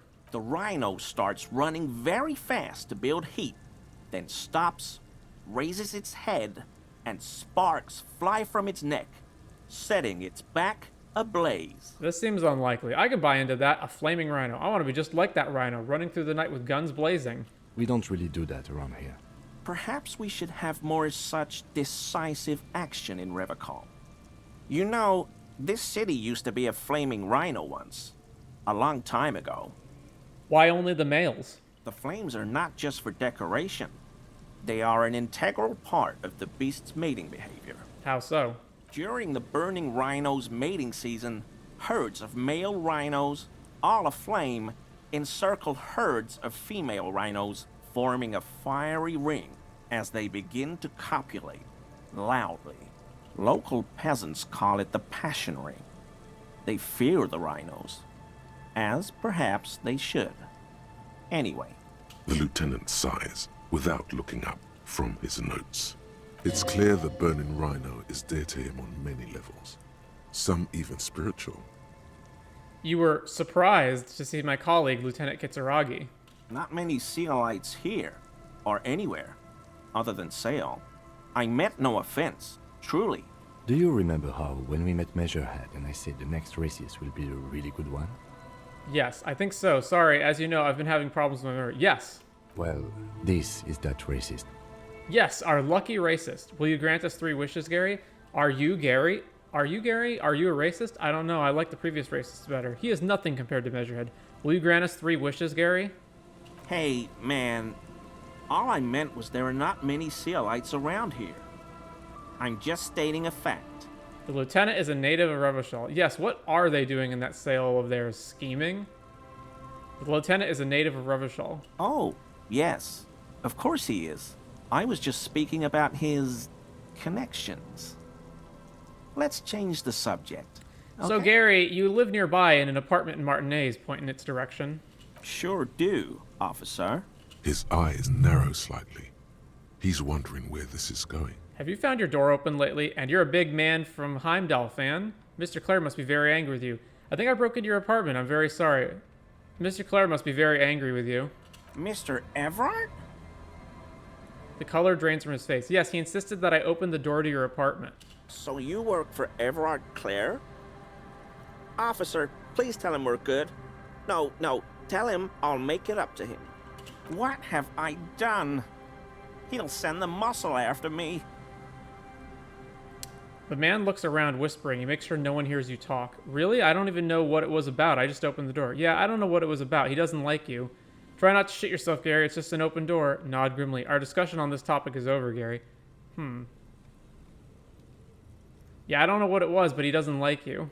I was probably talking too loud in the whirling the other night. About some theories. Stupid. Shouldn't have run my mouth loud like that. I won't do it again. If there's anything I can do to assist you, or the Union, just ask, okay? I'll try to help if I can. This scared him proper. He's positively melting from fear. Has to prop himself up with a lot of anger to keep it together. The weather vane has turned. He cannot be unturned. He clearly liked his squirming. He may even have changed his mind about the whole door-opening operation. Composure. Why is he shifting around like that? Analyze Gary's composure. +1 clinking sound. +2 scared him with the apartment. +1 thinking about the armor. Only 28, though. Is he? He's looking comfortable enough. Maybe it was just beads. Sounded like beads. But what kind of beads might a man like Gary be hiding beneath his clothes? Gary, are you cross-dressing by any chance? Are those prayer beads I keep hearing? Are you currently sporting some anal beads? You wouldn't be able to hear if you were wearing anal beads. Please excuse my colleague's humor. Working this murder case is taking a toll on us both. You don't quite have to answer that yet. What he means is, working on the case is taking a toll on you, and working with you is taking a toll on him. Of course, of course.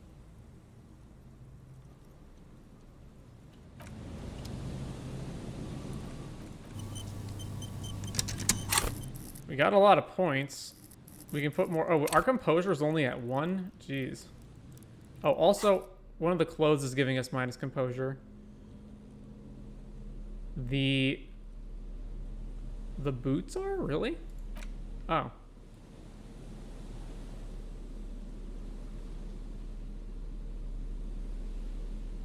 Alright, we'll switch to the plus composure boots for now. Always officer. Okay, I still have to jump a point into composure. Alright. So level composure up. 72%. What a difference that made.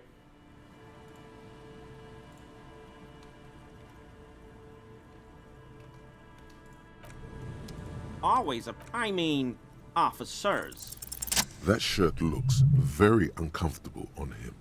Look at the buttons, barely keeping that thing together, as if something is ready to rip out from underneath.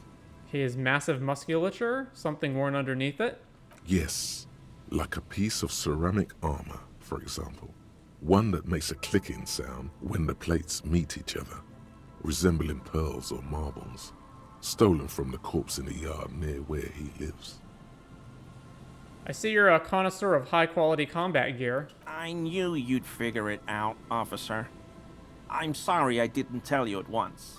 He unbuttons the shirt. I was ashamed of what I did. And I didn't want you to know.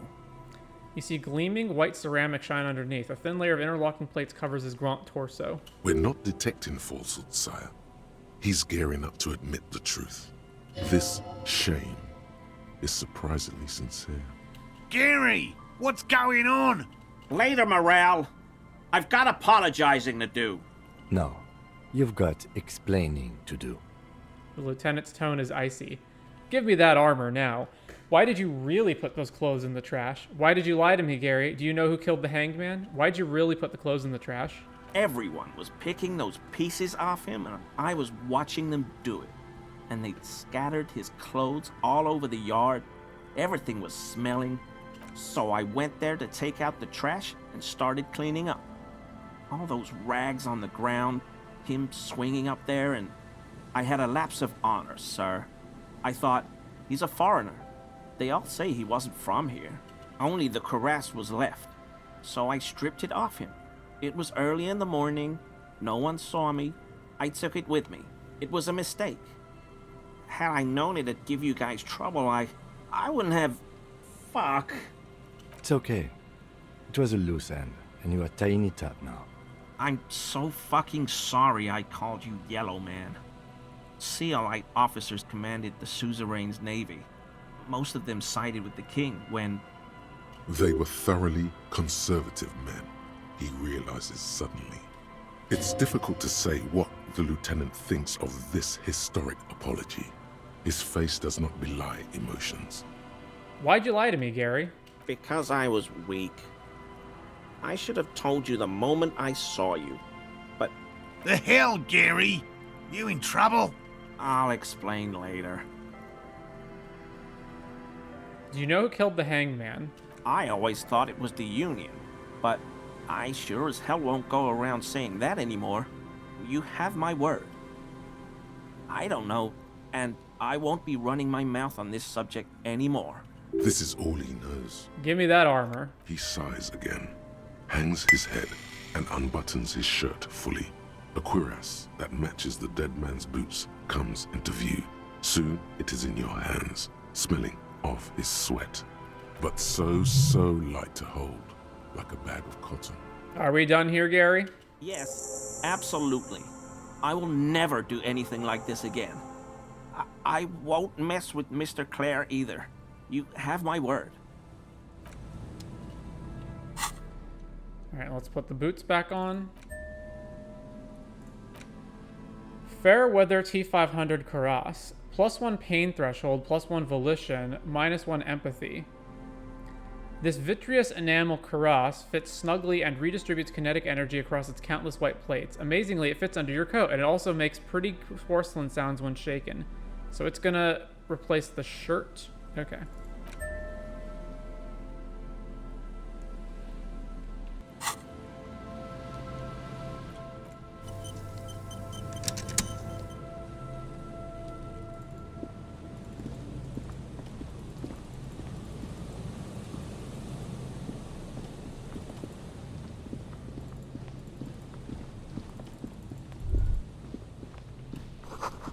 This section of the coast hasn't been used in decades. Well, there's the first trap. There's a trap in the reeds at your feet. Looks like the same one you saw Morell set before. Same mesh, same wiring. Look around. Behind you, the ruins of a residential building rise over the reeds, shielding them from the wind. The reeds rustle confidently. Reach for the trap. Locusts are crawling around in the trap, confused but uneaten. You see no carnivorous reed phasmid gorging on them. Big surprise. Anyway, 1 down, 3 to go. Damn, I was hoping it would be in the first one. No need to grin. I'm not expecting to find anything. I'm helping some citizens and getting some fresh air. It'll be in the next one, surely. Damn, I was hoping it would be in the first one. No, you weren't.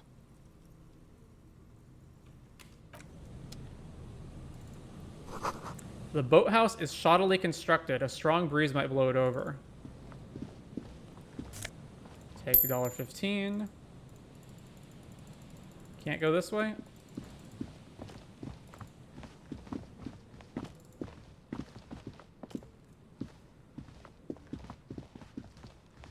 A scattering of bullet holes is spread across the cracked wall, reaching from one corner to the other.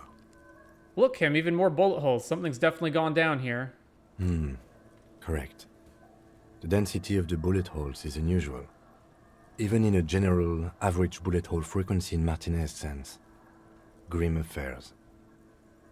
Meaning, this is a lot of bullet holes. Looks like fully automatic rifle fire. Something you don't see these days. Why not? The manufacturing and sale of automatic rifles was curtailed after the revolution. The destructive power of such tools proved to be too much. We do need to retain some humanity in this world. Visual calculus. Why this many bullet holes? +1 bullet holes in the plaza, +1 bullet holes in the backyard. I know about the revolution. I know about Feld Electrical. Unable to piece together the big picture just now. There's a hole in their hypothesis. Fine, okay. The scattering of bullet holes looks like... The sign says, Entre interdite.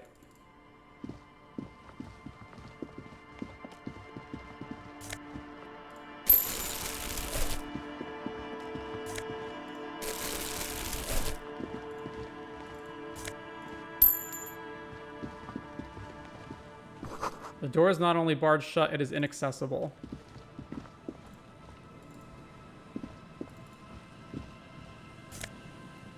Faln Peepo.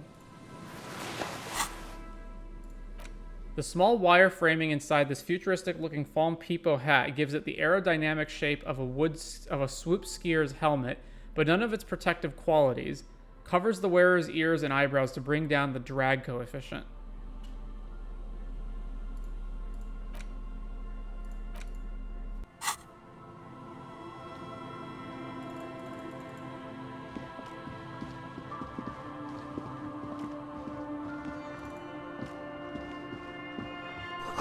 An old ticket taker booth no longer in operation.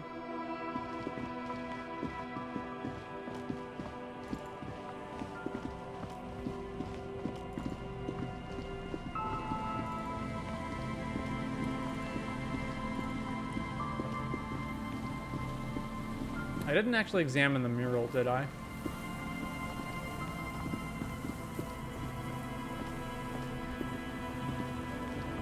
You see a once bright mural towering above you. The signage has peeled off over the years, but you can still make out Feld Electrical R&D. A slogan used to intertwine with the loops a long time ago. Now, only a shadow of peeled letters remains. It says, tomorrow is just a whisper away. Looks like tomorrow never came.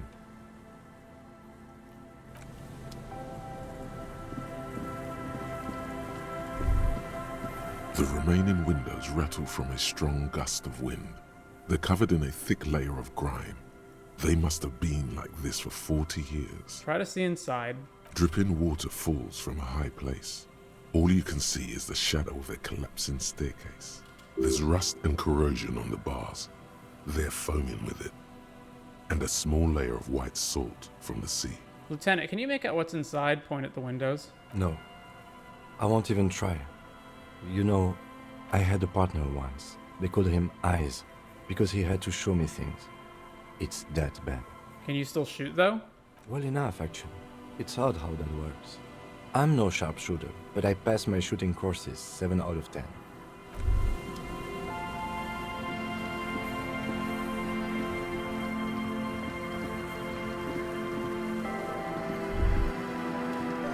The water runs from the west. The source is upstream. A broken pipe?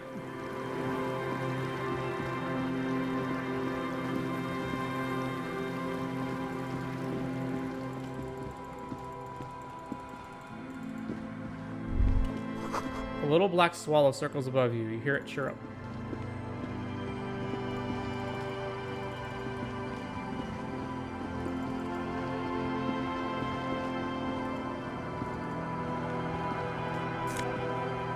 Glass tear. A drop in temperature, an easy flow there. An empty street. Before you, a thoroughfare unjammed with lorries. No more drivers smoking on hitch steps. Just silence. What did the smoke smell like? Chemically sweetened. Across the road, a forgotten bus stop. Corrosion has opened a hole in its roof. An elm tree watches over the building. Its branches are dripping with rain and snow. The road is smooth and motley. Craters filled with a black asphalt. The asphalt, first laid, is grey already. A row of tenements are under construction in the distance. Who are the people who live across the road? A tub warm with water, white with soap.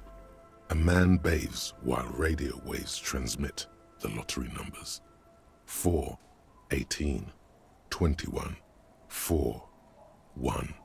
A modern washing machine rattles a drawer full of silverware. What about the bus stop? Number 312D. Young girls used to come here huddled up, hoping for more warmth than their thin coats give them. The bus took them to school. It has not run for 8 years. There were not enough girls to sustain its cost. What about the road? Craters pocked the surface. Children played in them until heavy trucks full of black pitch rolled in. The landowners have filled the craters with money. It is a vital artery of the flow of trade. There's one bump on the road. A dead dog lies flat about 200 paces away, right at the turn. A dead dog? Tragedy comes from the wheels of a fast RCM vehicle, hurrying to work. The cold washes over you. The sound of the sea has grown distant.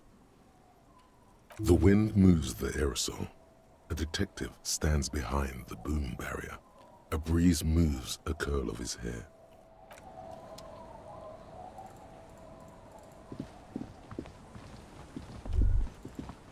You stop mid-step and put your hand on a garish necktie. That bottle, Bratan! Just look at that bottle! Where? Bottle what? In this drunk's hand, on the pipe there. Glowing blue, a mysterious, otherworldly blue, filled to the brim with holy mysteries. Okay, cool. What do I do next? Oh, I think this is about so much more than cool. Please go talk to him. See what it's about. I'm drawn to it. The bushes are too thick and thorny to pass through. All right.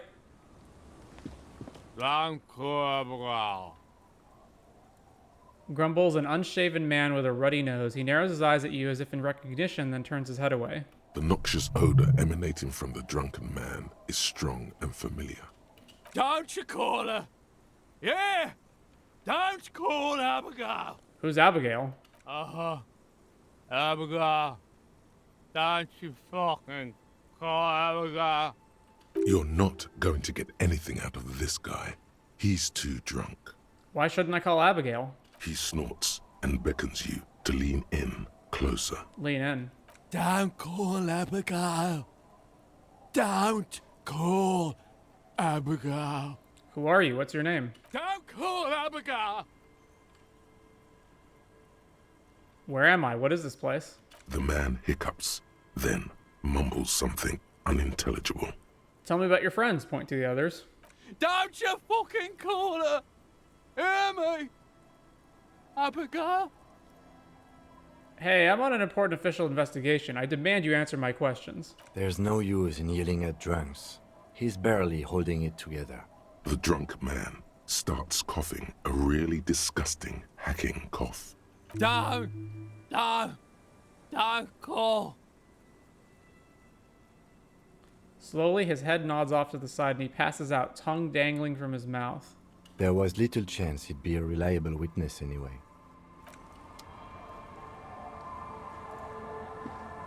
Good to see you, friend. Do I have deals set up for you, buddy boy? Does he actually know you? Or is he just shopkeep friendly? Good to see you too, friend. So what do you want? I got smokes. They're cheap. Very cheap. I got Pilsner. Great deal. You won't get a better deal on that piss. Spirits I can let go for 300 real. I also have speed. And by speed, I mean amphetamine. See? There it is, Bratushka! The spirit! Let's buy the spirit! 300 real is a lot, but this has to be done! It's our end game! This is just another stupid drunk idea I'm having that I'm attributing to my necktie. This is the mystery and the truth, and I need to buy that spirit. Exactly! This is no ordinary drink! It's what our relationship has been building towards all these years! This is the climax, the mystery, the virginal sigh! That drink is special! You have to buy it from him! Get it off him! Kill him if you have to! Our ultimate fate depends on it, and the fate of many worlds. The lieutenant looks at you, looking at the bottle of spirits, then at Rosemary, suspiciously. He knows something is going on. In your head.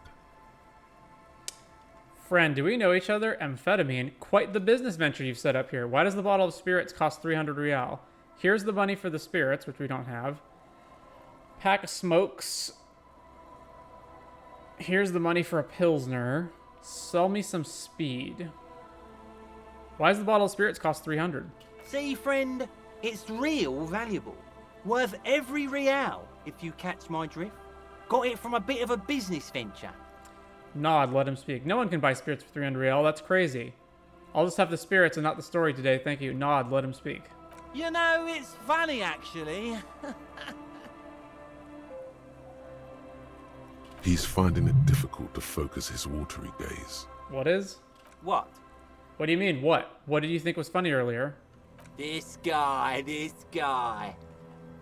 Where'd you get the bottle of spirits from? Oh, this is medicinal spirits. The good stuff. Got it from the doctor's office. He ain't shitting you!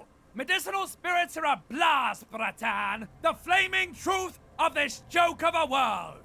I got one of those scientific ampoules a few months ago. Torpedo, they call it. It's supposed to keep a man from taking a drink. Didn't stop me for shit, that's for sure.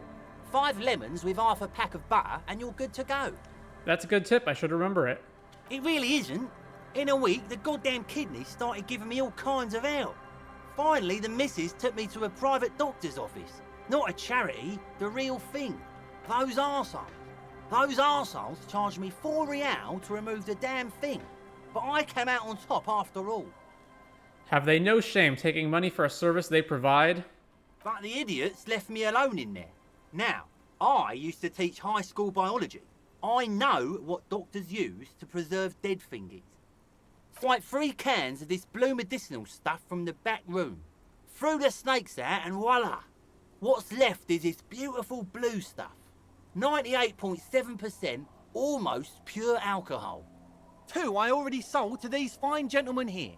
But this last one is yours for 3 real, if you want it. Don't say it. I thought it was 300 real. Can I smell it first? I think it will prove useful, yes. 3 real and it's yours, friend. The deal of a lifetime. Well done. You got it.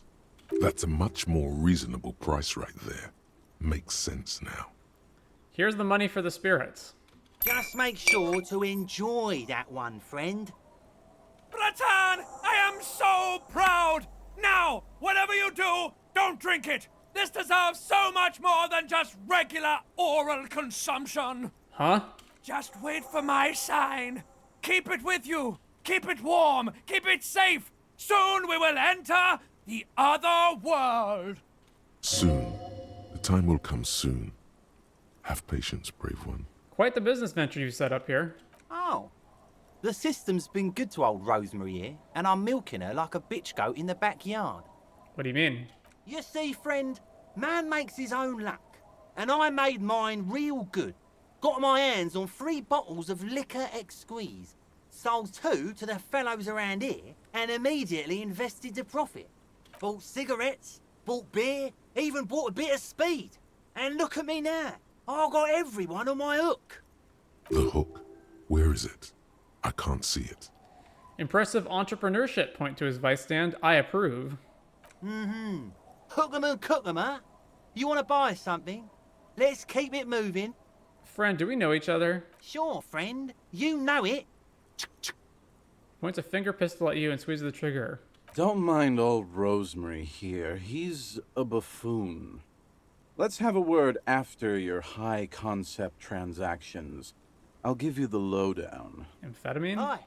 By amphetamine, I mean speed. I think you didn't hear me when I said I'm a police officer. I thought by speed you meant amphetamine. Right, got it. Good, my man. Now what can I offer you? Alright. In the civilized world, it's a custom to tip the shopkeep, friend.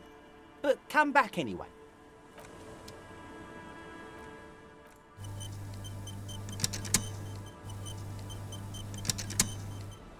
Hey, tequila!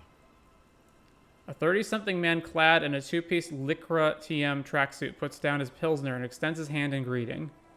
Good to see you. How's business? How's the whole reality situation treating you? Shake his hand. So what's happening? Wait, tequila? Yeah, Tequila Sunset.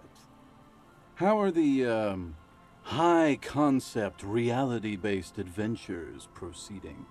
He says it like it's obviously your name. Like you call someone Billy Brunel or leader of the 4th Street gang. Good. These people know your true name. Looks like it has preceded you, Mr. Sunset. More on that later. I like this guy. You should too. He respects you by calling you your true name. Not too hot. I'm on a 50-year losing streak. Reality, it makes me aggressively sad. Don't know. People tell me I'm a cop. I'm getting used to that. I have re-entered reality to conquer it, to bend it to my will. I am the law. That's the spirit. I used to shape reality into my image a long time ago. Those days are over now. He looks at his shit-stained Lycra jacket with a grim expression. Sadly, things aren't going that well in Idiot Doom Spiral Land.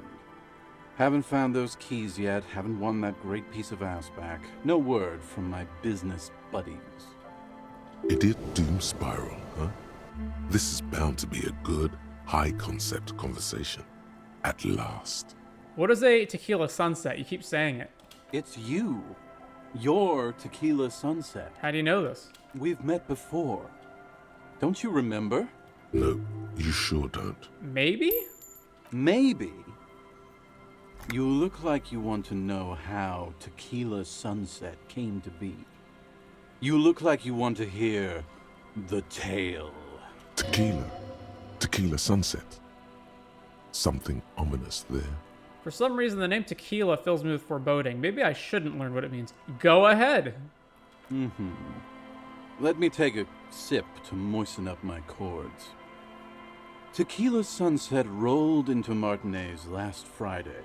And by Tequila Sunset, I mean you. The man, the myth. Wait, did we meet on Friday? Hey, let's not jump ahead of ourselves. This is your story. Stop interrupting. You got here on Friday to solve a case, hoping to be the early bird who gets the worm. And by the worm, I mean the buzz. Because as far as I know, all you did was get piss drunk. Word on the street is you went around the local hostel telling people that you're a police officer, and that it would be really fucked up if you shot yourself in the head right in front of them. That's pretty high concept, if you ask me. It is. The lieutenant's brow is furrowed. He's listening as casually as he can. Please continue. Oh yeah, not the first time this comes up. Yeah, sure, I did that thing. What of it? Yeah, please continue. It was a late Saturday night when we, the Union of Moribund Alcoholics, were getting our drink on. Nothing remarkable about this. We get our drink on 24/7. Makes everything warm and glowy. I trust you know the feeling. Oh, yes, you do, Bratushka. The only thing better than that is putting the pedal to the metal after you kiss the tie. And off we go. One moment we hear the sound of a motor carriage revving up somewhere on the plaza, followed by a series of dings and bangs. Do you remember the sound of wood cracking? The billboard? Naturally, loud noises pique the interest of anybody owning a pair of ears. That's just the reality we're in. Naturally. Anyway, there was a brief silence. A gasp of silence, if you will. Followed by a real commotion. We heard the carriage careening towards the coast at top speed. Sounded like someone jumped the canal. We grabbed our brewskis and rushed to the jetty. Never underestimate the speed of an alcoholic. What we saw was a sight to behold. A beat-up police carriage containing you. Right there on the beach. You revved the engine and screamed at the top of your lungs, "The time hath come!" So, naturally, being the curious cat I am, I asked what time hath come. To which you replied, "The time hath come for Tequila Sunset, the end of all things." Oh god, what happened next? Say nothing. It was more dignified that way. Every word I said was true. Tequila Sunset will break the looms of reality. Yeah, looms. Why not? Then you jammed the pedal and plowed right off the jetty and through the ice. Your hands cramp on the steering levers. We ran towards the ice whilst you crawled your way out, miraculously unhurt, covered in seaweed and shit, like some kind of sea monster. When we finally got there, you were sitting on the beach crying. You said that your badge and uniform were in the car. It was too late to get in there, though. The carriage had sunk too deep. Recognizing a brother in need, we offered our condolences and invited you to party with us, which you naturally agreed to. We asked about the whole Tequila Sunset thing, and you told us it was your name now and insisted that we all call you that from then on. Tequila Sunset, huh? Sounds pretty good. Yeah, I agree. How long did we party for? Hours. It was an all-night drink-a-thon. Then, at some point, I think it was Sunday morning, you got belligerent and wanted to talk about Revacholian women. How they're beautiful and also whores and so on. How one of them fucked you real bad. After a short while, you crossed the event horizon, looked sullen, got up, and left without saying anything. Wow, that's quite a story. Yeah, I bet Tequila's a fucking legend around the precinct. You must be proud to work with him. If you only knew. Did I tell you anything specific about this person that fucked me? You were pretty vague about it, but you kept saying you got fucked real hard, and that we've all been fucked too. Please, don't open that door. No one's fucked me. I do the fucking around here. Abigail. It seemed pretty painful, to be honest with you. If I had to guess, I'd say you're still working through some shit. Did I mention losing anything else? Beside your gun and your badge? You said something about your hope or heart or something. To be honest, the details are a little hazy. In retrospect, I guess you lost your motor carriage too? That's a big one. Did I say anything about my colleagues? You told us that they were a bunch of fucking losers whose main interest was cramping your style. No specifics, though. It was more about you that night. You were the star of the show. Did I say anything about the case? Yeah, you said it was no biggie and that you'd solve it in no time. And that you didn't need anyone to do it. You're doing it solo now. A lot of cops go solo and hermit once they reach that level of alcoholism. Did we talk about, politics? Yeah, you kept talking about how the coal mine owners were fucking us all over, just like that woman fucked you. I didn't agree with you, by the way. The spectral hand of the market makes sure everyone gets exactly what they deserve. Did you get a read on what kind of cop I was? You kept calling yourself a goddamn superstar who'd cleared 501 cases. As you've already determined, the actual number is just over 200. But what's a little embellishment between friends? No thanks to the squares at the precinct, as you put it. I don't need to hear any more. It's a hard thing for a man to confront his past. That's why I avoid mine at all costs. What do you guys do around here? We are saving the world. Please! Please don't go! Don't go! Okay, we're drinking. We're drinking alcohol. That's what we're doing. I tried to save the world once, a long time ago, with enterprise, creativity, and willpower. But that didn't work out. So now, it's a pirate's life for me. You seem like you're characterized by your storytelling ability. Want to tell me another one sometime? Whoop-de-doo. So now I'm a fucking storyteller. Right. Why not? Better than a beach bum. Yes, want to tell me how you became Idiot Doom Spiral? It depends, really. Are you willing to help me out? You might get scammed here. What do you need? Booze. Did you already forget our party?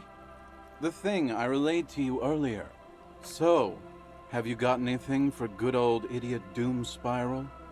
A bottle for a story. Seems fair to me. I've got this blue medicinal spirit. How about that now? I don't have any on me right now. Then I will see you again once you've procured some. Par exemple, my good friend Rosemary here sells all kinds of stuff. All kinds, sir. Beer and wine.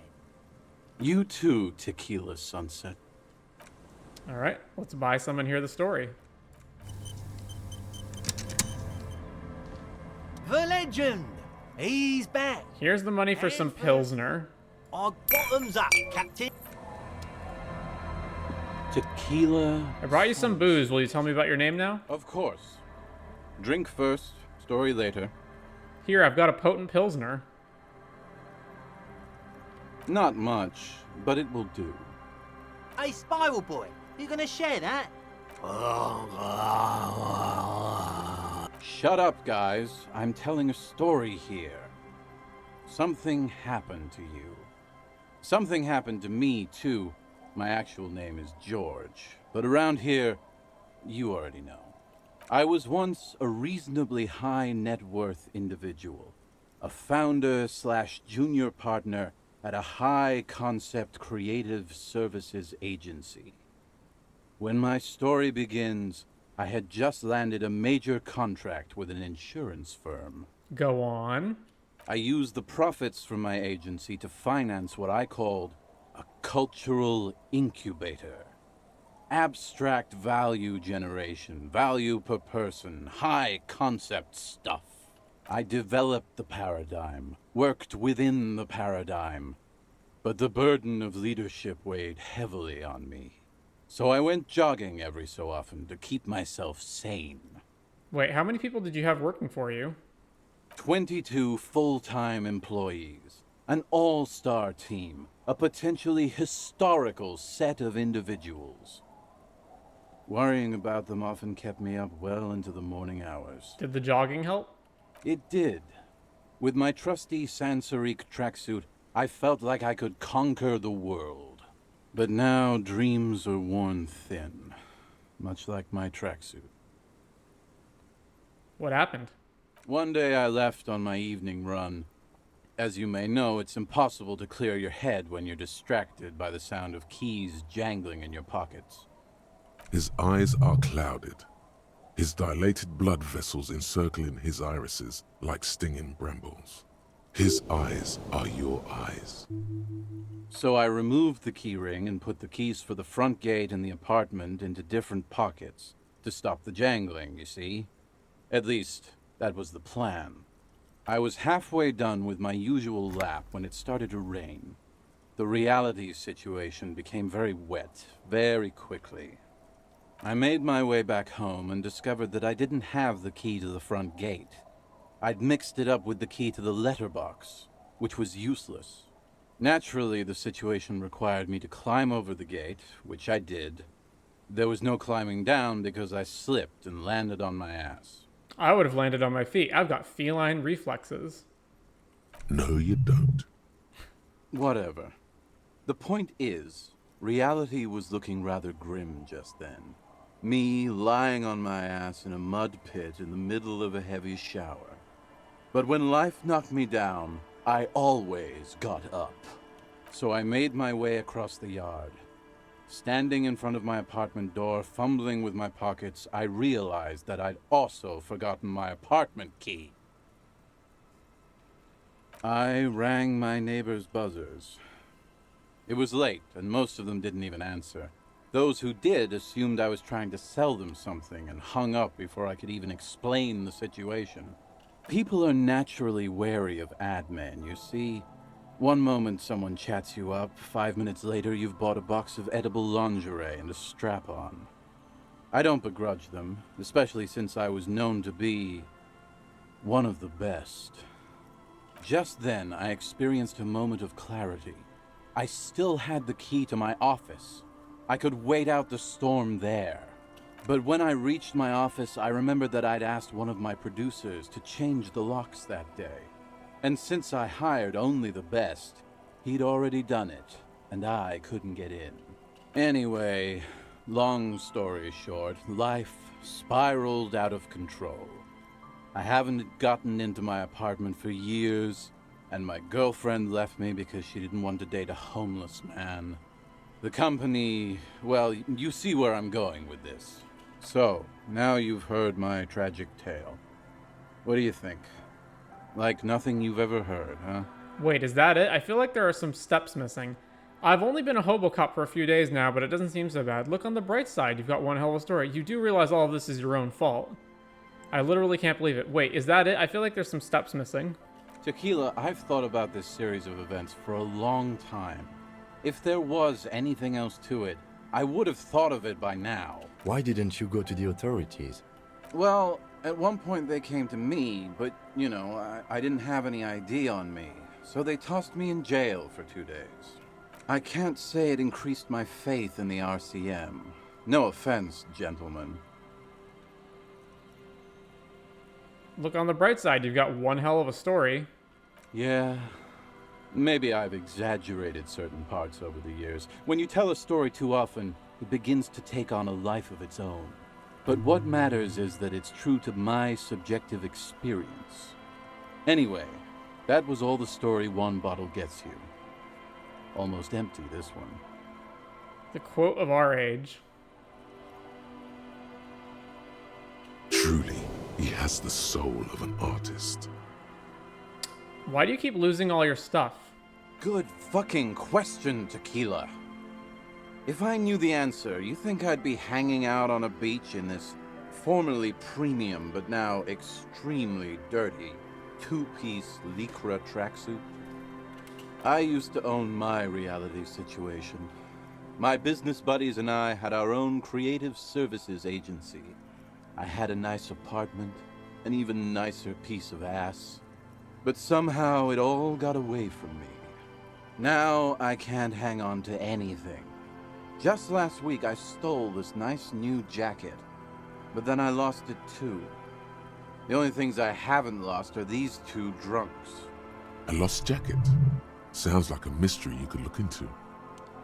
What was the name of your agency? What was up with the tracksuit? What about the other drunks? What's this about a lost jacket? Tequila, it's a verifiable tragedy. It was practically brand new.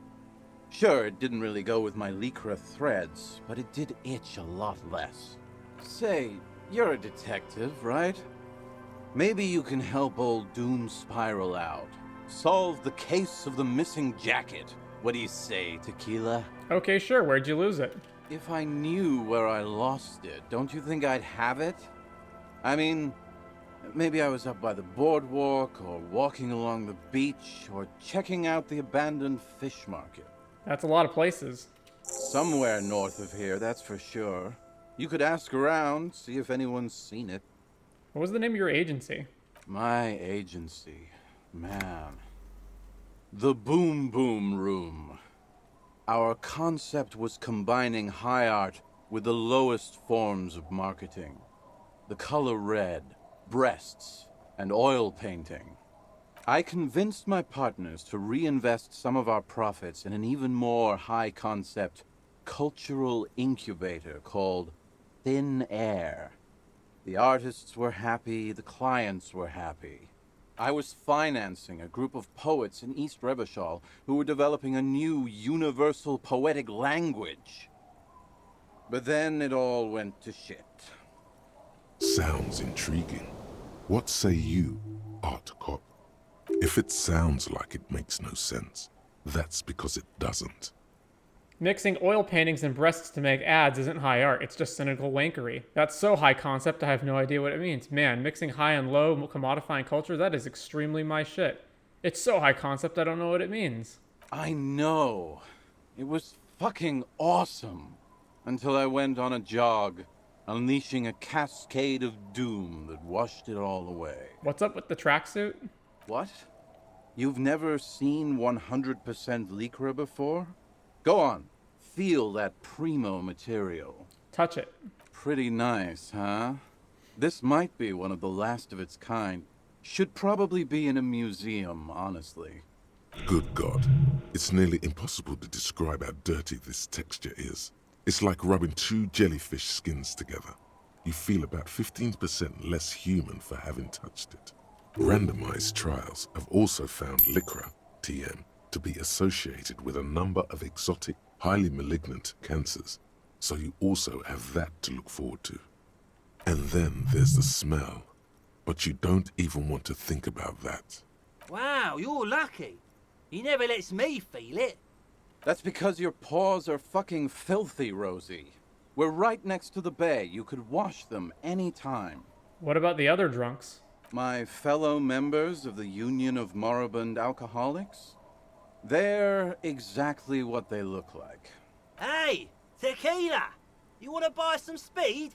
Shut the fuck up, Rosemary. He's a cop, remember? I thought he was a cool cop. A gurgling sound comes from the direction of the non-responsive man. And yeah, you're already acquainted with abs.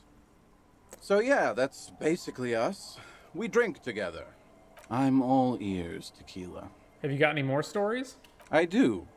But as you can see, my fuel tank is running quite low. If you catch my drift. Geez, I already gave you some. I don't want to keep doing that. Don't do it now. Then I can't keep on telling the stories.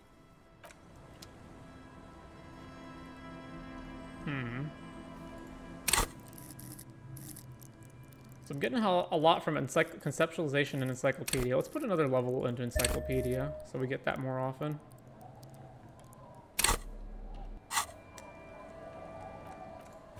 Alright, well, I can fast travel somewhere, right? Or can I not? Can I only fast travel from certain locations? Because that's kind of stupid. This door is closed for today. Time to put the kids to sleep.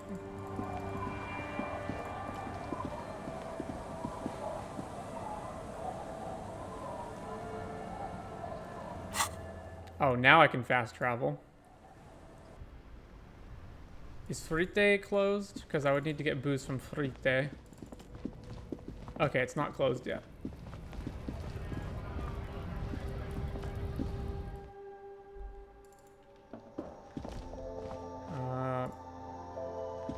You see several packages. The packages are small, discreet, sloppily stacked, making them easy.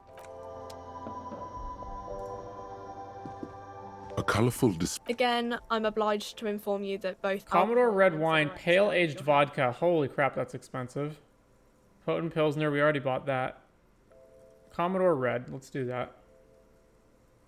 Here you go, mister.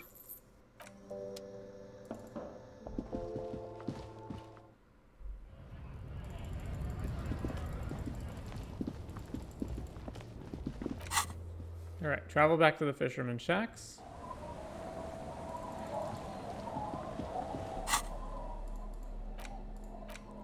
The liquid has an unearthly blue tint, the kind that might or might not, but definitely does glow in the dark. This is 98.7% pure alcohol. Keep it away from an open flame. A large crimson bottle of cheap sugary wine made of poverty, sugar, artificial taste enhancers, and a vague memory of grapes. Guaranteed to color your lips.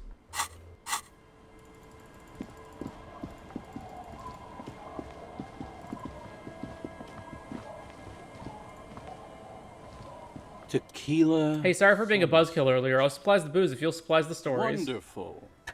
I've got some Commodore Red. Classy. The tale I'm about to tell you is an urban legend particular to Martinez. That said, I first heard it from a former bicycle courier in Coran.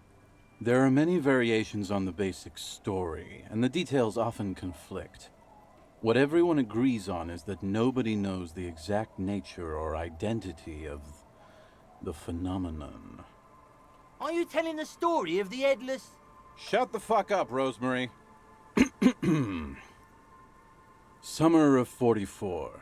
17-year-old Gertrude Het is walking home from a late shift at the harbor. It's almost midnight. She stops for a cigarette near the canal. Our heroine finds herself enjoying the peace and quiet the canal provides. What she doesn't know is that her peace is about to be shattered.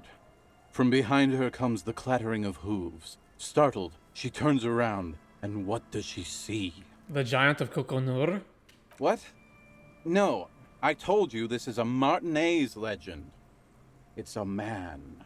The pause is long and dramatic. With no head on his shoulders, wearing a found tracksuit, searching for the legendary found cap that went missing when he lost his head. Wait, I thought the headless fallen rider rode a bull. Show him the figurine. I thought that he rode a headless pig. Well, there are many versions of this story, the most peculiar of which has the headless found rider riding on the back of another headless man. That's super spooky. Yes.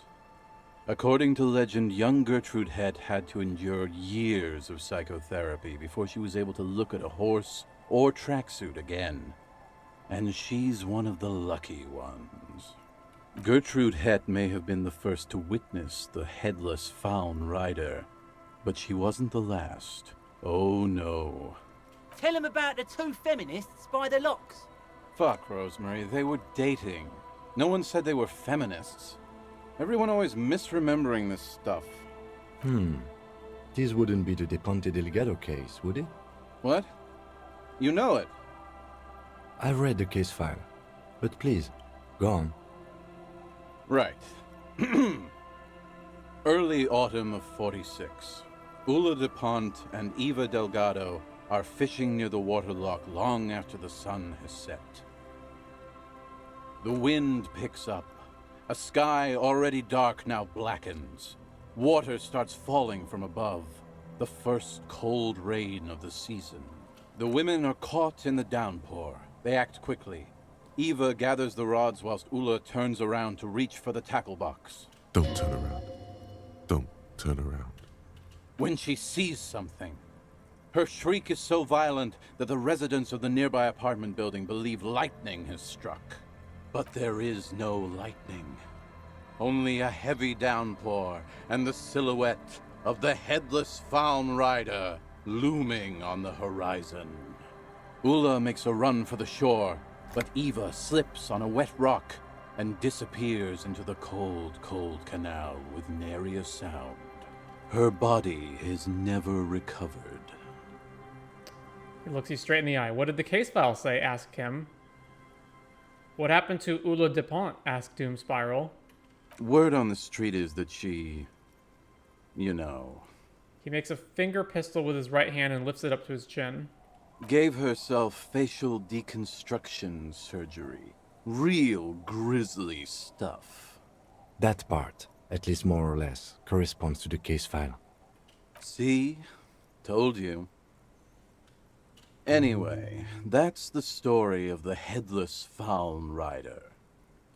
Pretty crazy, huh? Who was the Headless Fallen Rider before he died? Well, Tequila, that's part of the legend. No one knows for sure. There are a couple of possibilities, though. Some say he was an undercover cop who blew his cover and got beheaded by the vicious gang he had infiltrated. Now he rides, searching for his lost-found cap, plotting revenge. O headless brother, where art thou? Others claim he was a professional jockey who veered off course during a steeplechase, ended up in somebody's backyard, and got decapitated by an exceptionally taut clothesline. Even decapitation couldn't stop his commitment to the sport. Are you that committed? Personally, I think he was just some guy who hanged himself from a really tall tree, and the fall was so violent that his head came clean off. Coincidentally, at that exact moment, a horse happened to pass under him, and his beheaded corpse mounted it, where it remains to this day. But then, no one really knows. For some reason, this does strike you as the most plausible theory of them all. I've got a hunch that it was the undercover cop. I'd want revenge too. I bet he was the jockey. He seems super committed to his sport. I've got to agree, your theory sounds the most plausible. None of those really sound plausible, to be honest. I've got a hunch that it was the undercover cop. That would explain the tracksuit and his need for revenge. Not sure how the horse fits in, though. I don't know. I don't buy it. Anyway, to each his own. You want to hear any other stories? I've already seen some weird shit on this case. A headless jockey in a tracksuit, it fits right in. Hard to argue with that, I suppose. That's the reality situation for you. You think you got a handle on it, then blam! It throws some wild shit at you. That's why it's critical to stay well hydrated. That's nothing. I've got an even crazier story. Yeah? Why don't you go eat shit, Tequila? There's no way you know a better one than that. What about the Col de Momadakwa? It's a magical self-replicating sound. The gnome of Jeroma dissolves its victims with acid. The giant of Kokonur is as big as a mountain. There's the kind green mate. It's very kind and green.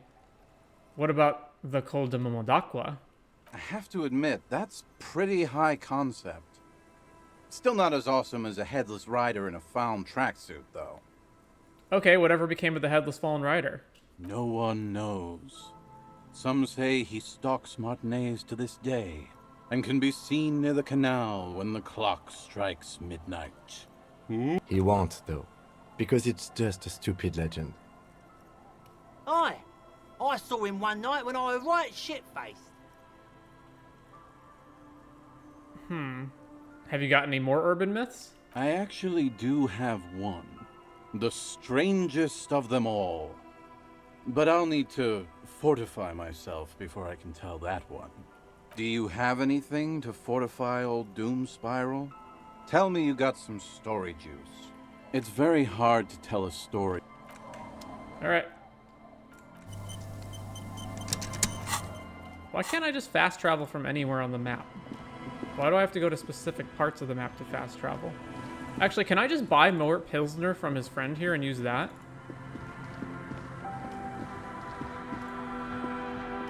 Tequila Sunset. Oh, whoops. Didn't mean to click there. The legend! He's back! Here's the money for a Pilsner. Bottoms up, Cap. Tequila Suns. Wonderful. Here, I've got a potent Pilsner. Not much, but it will... This last one is the most Martinet story I've ever heard. I've never heard it mentioned outside of here. At first, I thought it was a joke, to be honest. But I've been on the coast 8, 9 months now, and in that time, I've seen at least 3 expeditions come through, searching for something. Cryptids, a place to call home, your lost keys. Okay, what kind of expeditions? All kinds. I've seen archaeologists, gangsters, even a bunch of ad agency types. I'm telling you, Tequila, this thing's got a pull on certain kinds of people. Wait, what do you mean certain kinds of people? You know, obsessive types. People with predilection. What exactly are we talking about here? Some of those expeditions come back after a week or so, looking haggard and dejected. Others don't return at all. The first time I saw one of these expeditions, I thought they were fucking with me. There was no way it could be true. It was just too high concept, even for me. I'm not even sure I should be telling you this story, to be perfectly honest. You're in a fragile state, and it might be too much for you to handle. I can handle it. Okay, fine, I'll tell you. But I'm warning you, it's pretty out there. Our story begins at a legendary design studio, right here in Martinez. There was this designer. His exact name is lost to history, but in life, he was a legend. Made it big in Aranya, where he did some real pioneering work on grotesque and sans serif typography. A fucking genius, man. That is, if he even existed. Who knows? It's an urban legend, after all. Anyway, sometime later, he started his own personal studio here in Martinez. And that's when he started working on some really wild stuff. I'm talking some glass-smooth, forward-looking design language, the kind of thing that would totally overthrow the old regime, design-wise. A paradigm-shattering revolutionary?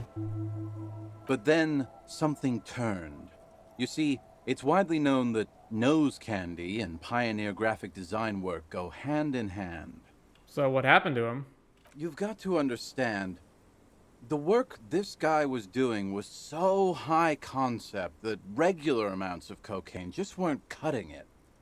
By the end, they were bringing it in by the lorry load. Now, as you might imagine, snorting that much cocaine can't be healthy for a regular human, right? Wrong. It's super healthy. Your brain tells you so. And when has your own brain ever lied to you? Hey, Tequila, pay attention. The story goes that one day he was balls deep in work on what he thought would be his pièce de résistance, an advert so minimal it contained neither text nor images, just pure white. Apparently the idea was too high concept even for this genius. He dropped dead right at his desk before he could finish.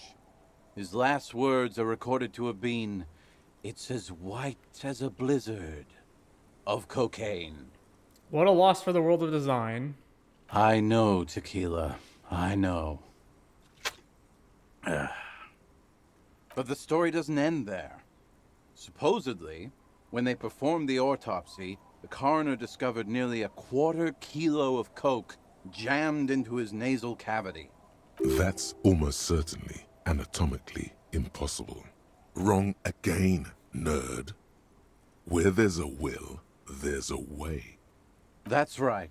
250 grams of blow had accumulated in there over the years. We're talking high-grade Saramaritsian pure.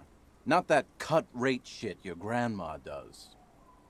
There are those who believe the designer was buried with this quarter key of nose candy still lodged in his sinuses. That's what those expeditions are looking for. The cocaine skull. The cocaine skull.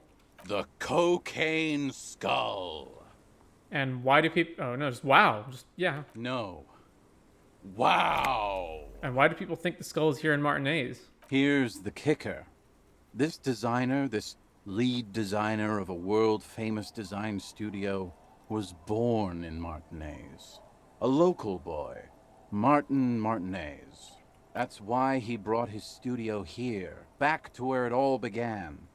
And that's why they buried him here, too. Perhaps right under Ab's pipe there.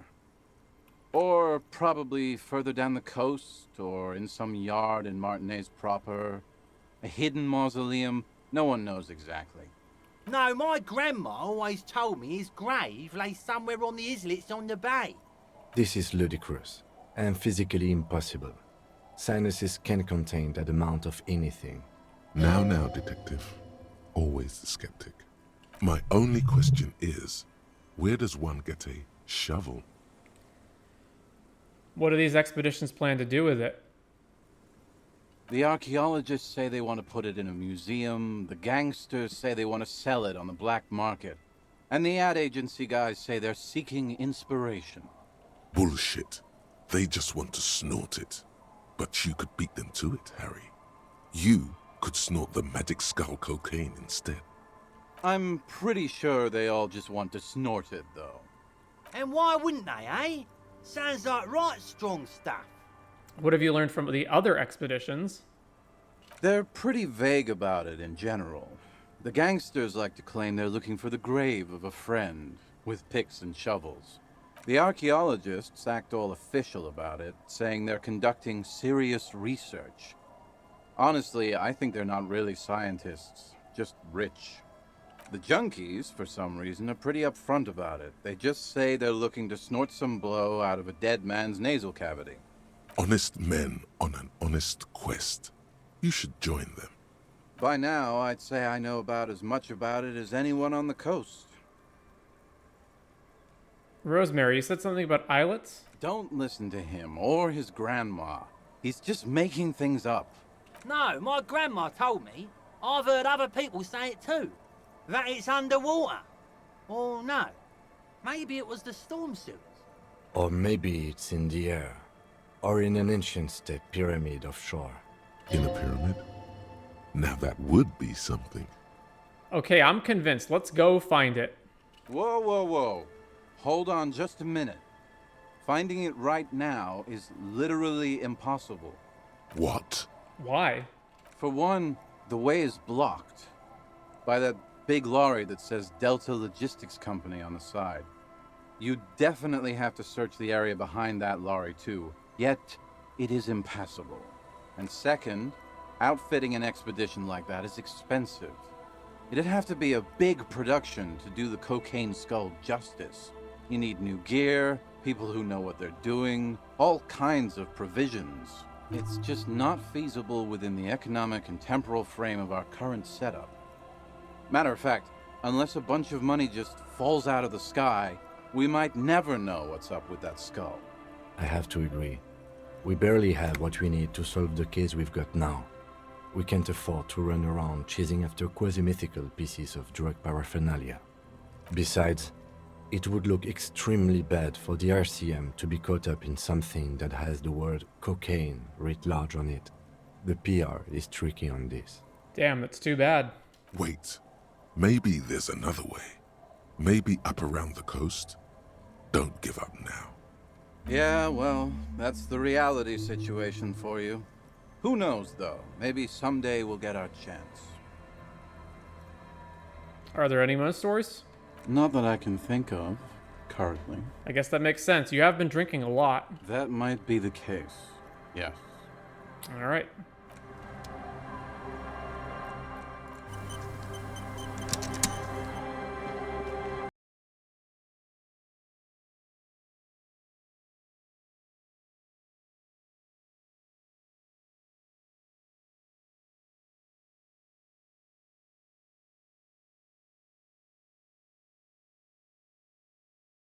Water you.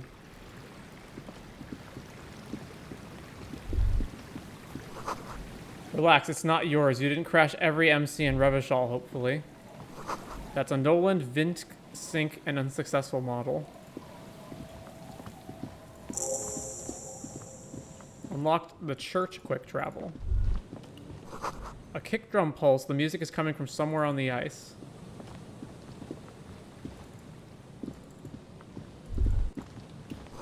You feel the shadow of a very large building fall on you.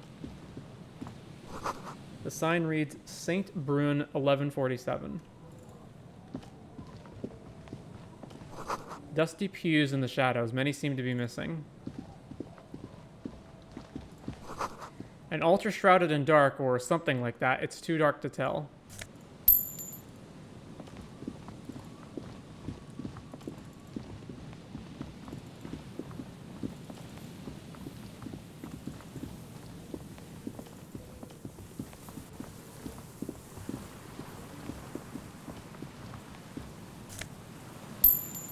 Did we just grab change out of the snow?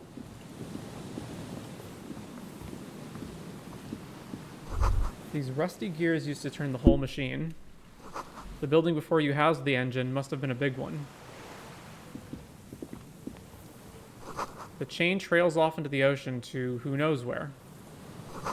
This barrel has been recently discarded. It still smells of fuel oil. An old door, worn by elements, guards the depot. The wind has blown a sand dune in front of it. The door hasn't been opened in a long while. You see a handle. What is this thing anyway? It's military. A service depot of some sort. Used to service what? Probably something that is no longer there. Interfacing impossible 20. Open the door. Our interfacing is already 5. Yeah. Alright. You rattle the handle a bit, then push on the door with all your weight. It does not budge. Not only is it locked, it's also jammed shut. Huh, the door's shut tight. How can we get in there? We don't get in there. What do you mean? We can get into, like, everywhere. Come on, we even got in the light-bending guy's container, but you're saying we can't get in there? Frankly, you're just going to have to accept the fact that you can't get in through every single door. No. We've gotten into every door thus far. That's what we do. We open doors. We're cops. That's our perk. Even Everard knew that's a part of our MO. But that's who I am, who we are. I'm not going to accept this. The door could be part of the investigation. Relax. No one's hiding in there. If we can't open it, others can't either. And thus they can't get in. At least you can think about opening it. About doors in general. They are, after all, fundamental to your life. Perhaps something useful will come from this. One more door. God damn it, it cannot be. A disgrace. That door on the coast, you remember the one, right? The one that leads to the abandoned supply depot? Why in the name of all that's holy does it not open? Why? There has to be a way to get through that unopenable door. By gods, you're the police. All doors are supposed to open before you. What will the others at the precinct think if you can't open a goddamn door? There must be a way.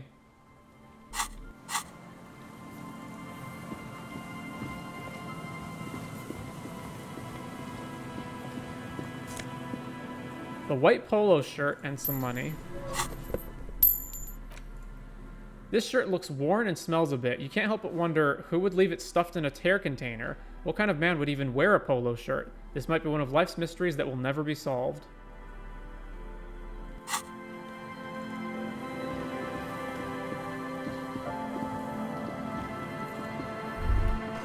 The boardwalk rises to your south. It casts its long shadow over you.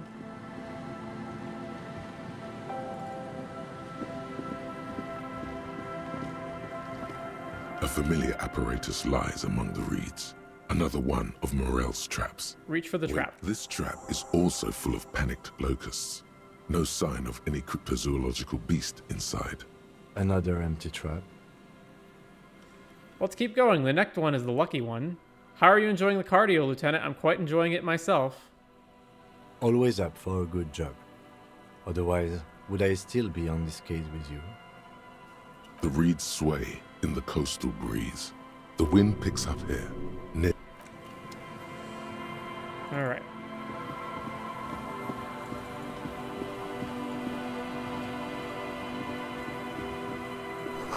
Cigarette butts cleaned away under a rock brand Tio Muteri. Someone's made a campfire here a long time ago. A rusted, broken control box with a radio relay tower. This ladder is too rusty to climb. The sea air has eaten away at it. Tiny inlets there, off in the far distance where the posts trail toward. Scented scarf. This light springtime scarf smells like men's cologne mixed with cheap laundry detergent. Someone must have left it behind, probably from a date. Wear it if you want to delude yourself that spring has arrived.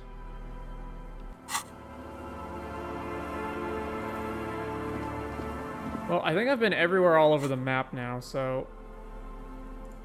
Mostly? I don't know. There's probably a few spots left to check. I'm thinking I could disconnect the tear bag. You take a mental note. Chui Muteri seems important somehow.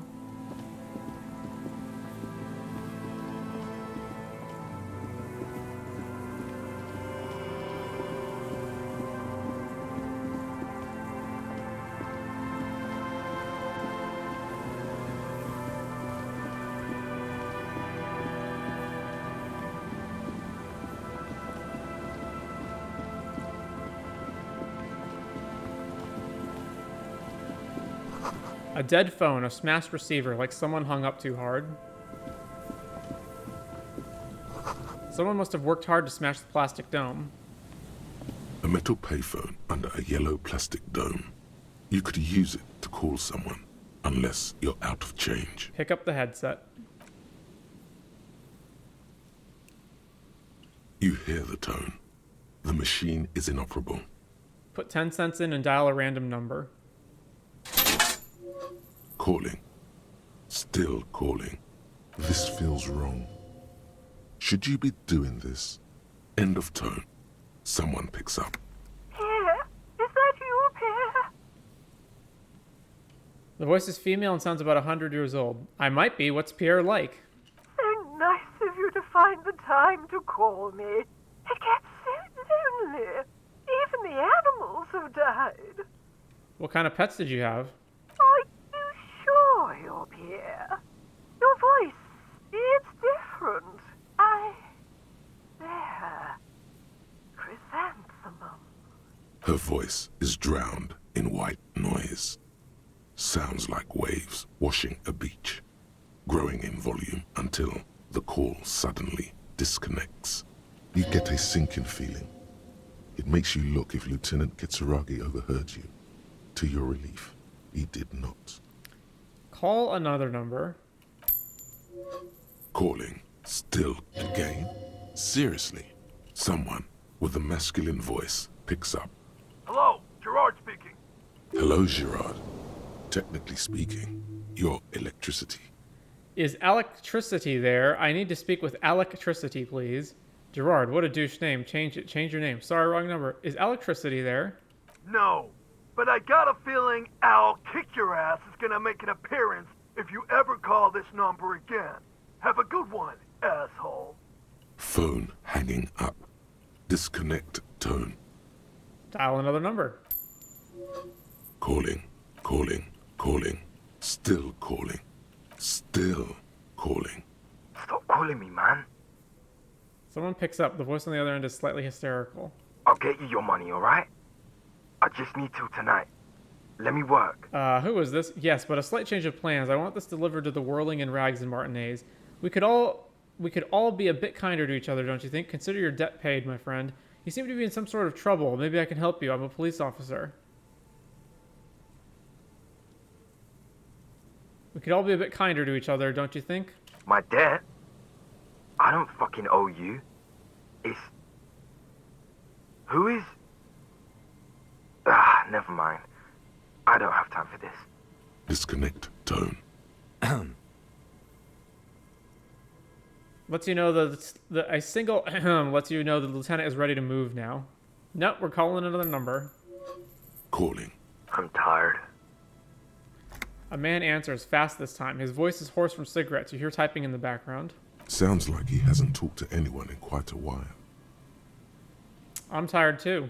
If I could go just 1 month without writing, no, 2 months, I could regenerate my brain. Fucking liberalism. The man disappears with a sigh. You do not hear the customary disconnect tone, just silence in the handset. The machine is still waiting for you to dial a number. Seems like it did not have time to swallow the coin. This sometimes happens. Lucky you. The call went too fast for the payphone to register. You can still make a new one without paying. Dial a random number with your eyes closed. 92%. You close your eyes and put your index finger on the rotary dial. Then pull down on the number. Then move one up. And repeat the motion. Twice. Strange. This is not how you started before. Wait, what did I just do? You dialed 001. This is not the area code of Revachol. It is another destination on another Isola. Some far-off nation-state. 005 is Revachol, ZOC. 001 is Grad, on the Gradian Isola, where the telephone was invented. The next two digits you dial are the area code for the city of Mirova. Keep dialing. 414447. The rotary dial feels cold from the sea air. 1117361. Your fingers keep moving like a spider every time the ring.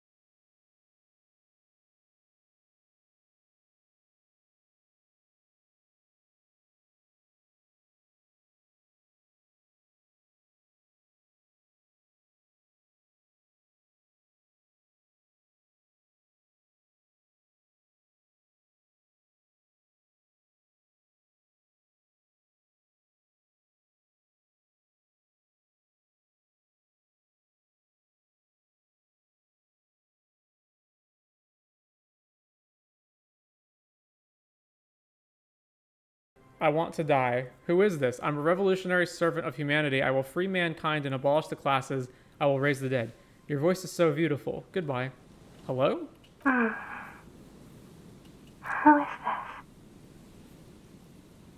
Who is this? Dora. Who is this? Dora. The name feels like a gift. A gift that was meant for you, to make it possible to live. And fight. In the distorted distance, you hear someone turning next to her. Bed springs rattle. Don't react. Whatever you do, don't react to that last thing. Don't react. It doesn't matter if you react or not. You still think you hear a man's voice in the background. It's covered in pain and white noise. I'm a revolutionary servant of humanity. You're not a revolutionary, Harry. You're drunk. You only have 2, maybe 3 things left to say before the change runs out. Harry, how do you know my name? Harry, who's Harry? Are you sleeping with him? I'm also Harry. I'm not drunk. Okay, I'm drunk. What does it matter? I'm still me. I'm not drunk. I'm high. I'm not drunk or high. I'm just hurt. Why does it hurt to talk to you? I'm not drunk. Oh, God. Say nothing. Do you know what time it is? It's so late here. Sounds like she's looking for a clock on the nightstand. It's 4 o'clock, Harry. I need to wake up in 2 hours. Do you want a party? I want to talk about me. Who am I? You sound like you know me. You're in Morova, right? Where are you going in 2 hours? I am the law. I'm a detective. I'm doing a case. There's a hanged man. Is someone there with you? You're in Morova, right? Yes, I'm in Morova. Sleeping. I am the law. I'm a detective. I'm doing a case. There's a hanged man. She does not answer anymore. I'm going to solve it. It doesn't matter. This case doesn't matter. None of it matters. Not anymore. Can you help me solve it? I need to solve it. They won't take me back if I don't. I'm going to solve it. Harry. Disconnect tone. The machine ran out of money.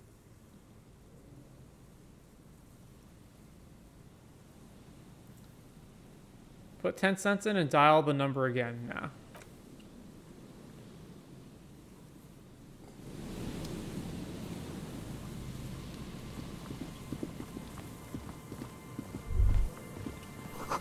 Buzz, hum. The electricity flows through the wires with audible power.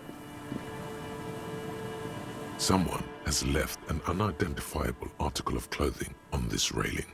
It smells really bad. Take a closer look. It's streaked with dried seagull shit and tangled with pieces of seaweed. A dangling arm suggests that there might be a jacket beneath the crust of filth. It seems likely that it was left in the surf until someone laid it out on this fence to dry out. Unfortunately, that just seems to have stiffened it into a shapeless mass. Please tell me you're not taking that with you. I think this is the jacket the idiot Doom Spiral guy wanted me to find. I'm sure he'll be thrilled to have it returned. Filthy jacket. This filthy rag has been at the mercy of the elements for quite some time. It's streaked with seagull shit and abnormally stiff from God knows what natural processes. You can't even tell what brand it is.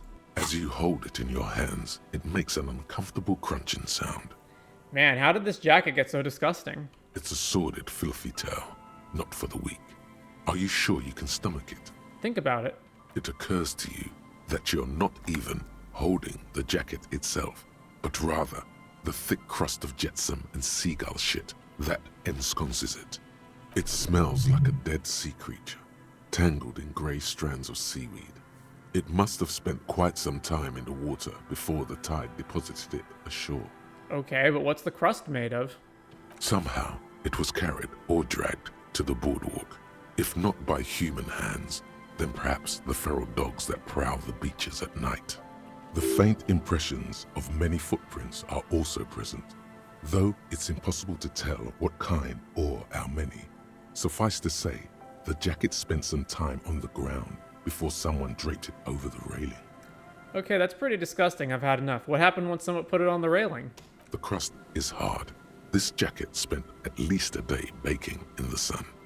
Who knows what happened to it then? I'm just gonna pretend I didn't think about any of this. It's too late. You've already thought about it, and now your hands are covered in muck. Ew, ew, ew, flick your hands. Maybe if I wipe my hands on my pants? What? No. Then it'll just be on your pants. This is a disaster. You'll never get the smell out.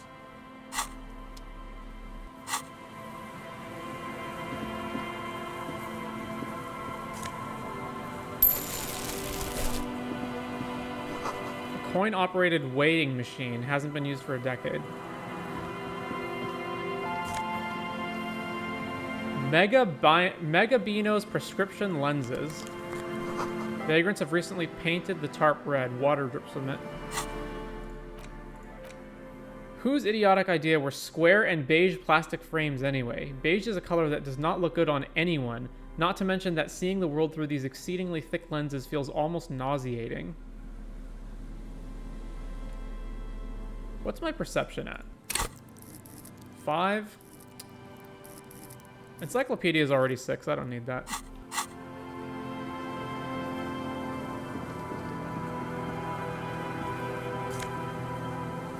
More glass terror.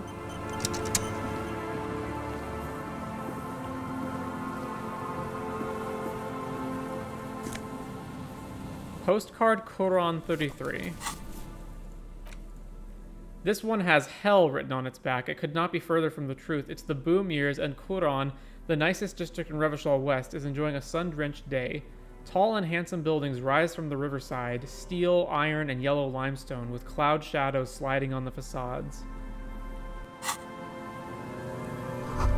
A makeshift roof, vagrants have tried to make the boardwalk habitable. That tarp will keep out neither rain nor snow nor wind.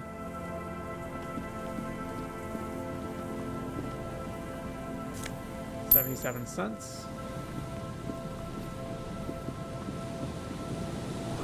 A big wine canister. It's open and empty. The smell. It's awful and familiar. Hold on, that is awful. Cover your nose. It doesn't help. What You is can it? Still smell it. Don't you recognize it? That hideous pungency. That faintly cloying sweetness. Only death smells like that. Something cold wakes in the pit of your stomach. Fear. It is death. It must be. Heads up, Lieutenant. Something's not right here. The lieutenant has already brought a handkerchief to his nose. Careful there. These floorboards look rotten and weak.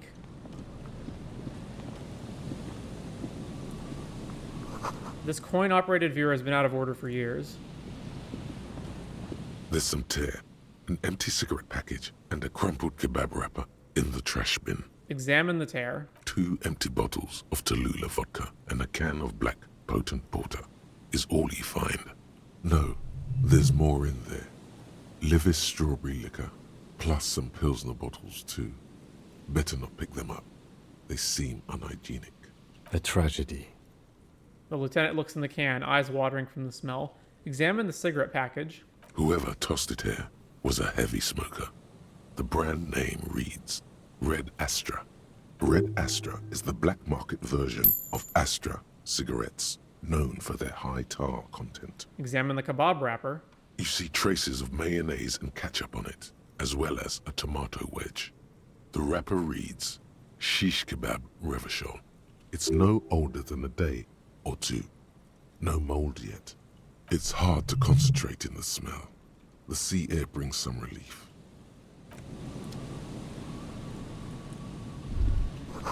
Stop messing with the coin viewer and hold on to something. The wind is strong. A man lies on the boardwalk, his limbs bent and neck turned at an unnatural angle. Right next to him is an empty bottle of spirits. In his cramped hand, a chewing gum wrapper. Half of his body has slipped between the cracked boardwalk, starting with the right leg. The fall has left him broken, contorted like a sad puppet. The smell is not as bad as a 2-week-old corpse, but it's definitely heading there. Hold on. The lieutenant squats next to the corpse and examines his face. 2 bulging eyes stare back at him, void of any signs of life. Lividity is faintly pronounced. Whoever this is, he's been dead for 2 days. No longer. We need to investigate. Another dead body. This is your job. Steel yourself. Calm now. Carefully. Just another day. Just another dead body. Breathe. Study the man's clothes. He's wearing mud-caked boots, beige trousers, and an old brown leather jacket with a bright blue lining. There are traces of kebab sauce on his chest. A cool leather jacket with a bolt of blue? Oh no. This sounds terribly familiar. Search his pockets. You find some sunflower seeds and a rain-soaked library card folded into 2. His jacket feels sodden and heavy under your hand. Good. We should take a look at that library card after this is done. Study the man himself. The man has fallen through a crack in the boardwalk and hit his head against the metal bench. Coagulated blood covers his black hair. One of his feet is still dangling through the hole. A bad fall. It might have been dark outside. This place is a minefield in the dark. Examine his face. His expression is dull, like the sea behind him. Drops of water shining on his mustache. His eyes, empty and wide, look frightening in their frozen gaze. Height, 170 to 175 centimeters. Curly hair, stout build. Age, approximately 50 to 60 years. He was just about to head home. The first step back home proved to be his last. That's what the chewing gum seems to point to as well. Study the surroundings. There's some dried blood on the metal bench, right where the corpse's head rests. The floorboards are rotten and slippery wet around the hole. An empty bottle lies nearby. A chewing gum wrapper is clutched in his fist. Examine the man's head. A dried chunk of blood covers the hair at the back of his head. An open wound. It's sticky and cold to your touch. This is what killed him. This is where he came out of himself, drop by drop, when he was unconscious. It took 3, maybe 4 minutes. I don't see any other major wounds, do you? No, just this one at the back of his head. Seems like the head wound was fatal. It's exactly the shape of the bench. Step on the floorboards. The boards screech under the weight of the T500 ceramic sabatons. It's a good thing they're so light, because it's hard to determine whether it was the dead man's weight that caused the boardwalk to break. It definitely looks fragile. You see waves churning below. Something cracks beneath your feet. He could have easily disappeared into the sea through that hole, and you would have never found him. Examine the bottle. A .75 liter Tallulah vodka with its cap missing. There's hardly anything left inside. Tear all around us. He looks at 2 other bottles near the coin-operated viewer, then at your yellow plastic bag. I'd prefer if you didn't collect them this time. It's not proper. True. It feels disrespectful. Examine the chewing gum wrapper. Rubowski spearmint chewing gum. Green leaves on the cover. The man's mouth is half agape from the terror of the fall. Look in. The blackness of death. Stench. You think you see white chewing gum too. Confirmed. Nearly the whole pack is there. Solidified on his lower rear teeth. He ate the whole pack, right? It's to cover the smell of alcohol before going home. The worst thing is, I've seen it before. Almost the same scenario. Even the chewing gum. It's always the same. Step back. The entire boardwalk creaks in the wind as you take a step back. Who is this man? Looks like one of the locals. He'd have to know this spot to come here. You don't just walk over here. But that's just a lazy assumption. What do you think? A dead working-class man with a bottle in his hand? Don't deceive yourself. You know who this is. We know who this is. It's the working-class woman's missing husband, dead on the boardwalk. The woman you met at the book stand? Why do you think it's her husband? Because it's the most working-class death you've ever seen. This is the most working-class death way to go, completely alienated and forgotten. The leather jacket, point at the man's clothes. It matches her description perfectly. Bottles all around him, point at the tear. She said he was drinking somewhere in Martinez. The library card, he was supposed to return a book. The leather jacket. The bright blue lining? Well, he's definitely someone's husband. What do you think happened here? Death by misadventure. He slipped and fell through the boardwalk. A truly unfortunate accident. If it wouldn't have been for that bench, he'd be alive. Could it be related to the lynching? Do you think he was drunk? What about the kebab? Someone should be held responsible for this broken boardwalk. It's dangerous. They'll seal this place off after the news reaches the coalition officials. I doubt that they have enough resources to actually repair the boardwalk. Not that sealing it off would keep anyone away. All it does is keep the city council's hands clean. What about the kebab? What about it? The deceased ate some kebab. It's probably from a nearby place, maybe in the parks. Sometimes a kebab is just a kebab.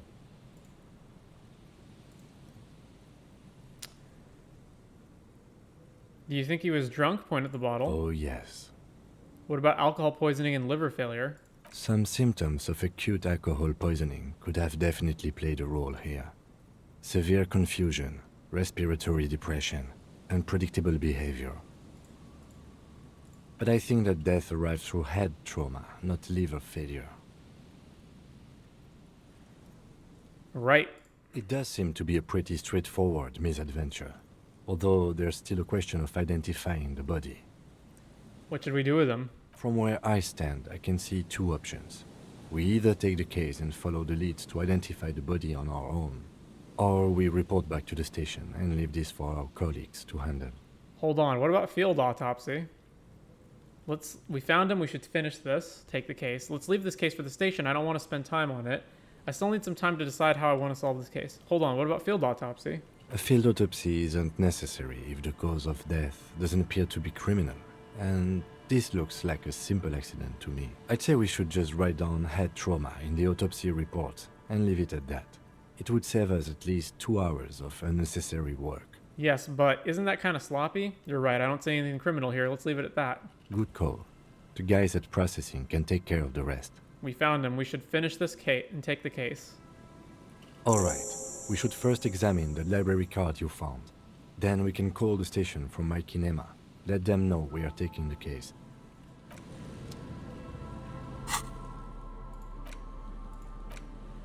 Folded library card. A library card found from a pocket of the dead man on the Martinez boardwalk. It's still slightly damp to the touch. The cover bears the stamp of Janrock Public Library. The library card is folded into two and still slightly wet to the touch. The front side reads, Central Jamrock Public Library Card, issued to Billy Mejean, expires July 53. Billy is a unisex name. Could be the deceased, or his family member. Look inside. Whoever owns this card is an avid reader. You find a list of books written in blue pencil. Radio thriller. Stand a little less between me and the sun. The last one in the list is The Glinting Curve by M. Theobald. A library stamp indicates that the book has been returned. Most of these titles seem to be in the sci-fi genre. Some thrillers too. Look at the backside. If lost, please return the card to the library. Dial 005 02 55211 or visit us at Moreau Street, 78, Jamrock.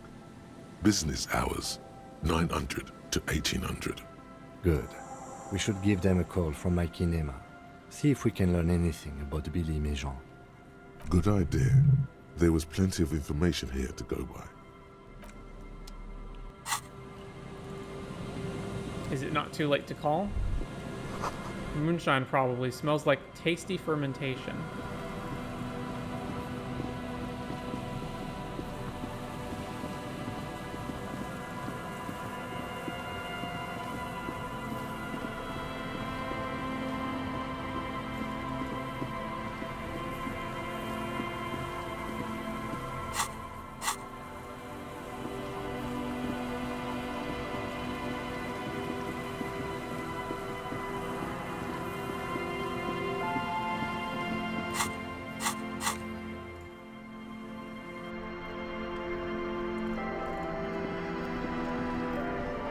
Inside, you see a set of steering levers, a radio microphone. As you tap on the gauge, the indicator pin jerks. No, that's enough fun with the foldable headlights. I know they are mesmerizing. This is Precinct 57. Connect me to Jamrock Public Library. I'm afraid they're closed. It says here that the library is open from 10 a.m. to 6 p.m. We should try again during business hours. Anything else, Detective? I need to report a dead body on the Martinez boardwalk. One moment. Can you please describe the body? Age, sex, cause of death? An unidentified middle-aged man, height 170 to 175 centimeters, dark hair, medium build, looks like he slipped, fell through the hole in the boardwalk, and hit his head against the metal bench. We suspect he might have been inebriated when he fell. There were bottles all around him, and traces of vomit on his shirt. Any signs of violence? No, seems like it was an accident. No field autopsy necessary. You can hear her quickly typing in the background. What about his belongings? Did you examine his clothes? He was wearing boots, trousers, and an old leather jacket with a bright blue lining. I found a library card from his pockets. Any information on the library card? It's from Central Jamrock Public Library. It belongs to someone named Billy Mejean. Good. You have a lead. Do you and Lieutenant Kitsuragi want to take the case, or should I assign it to someone else? We're taking the case. I have assigned the case to Lieutenant Kim Kitsuragi. Please follow up on this library lead to identify the man. We'll send someone to take the body to the morgue. That's all for now.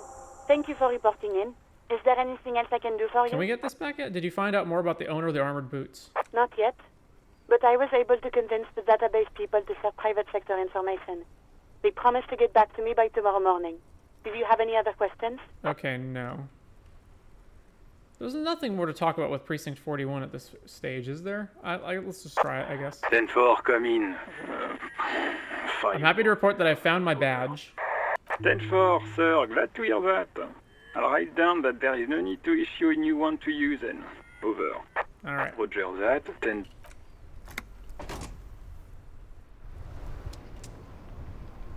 So there's still the church in this other area to go through there.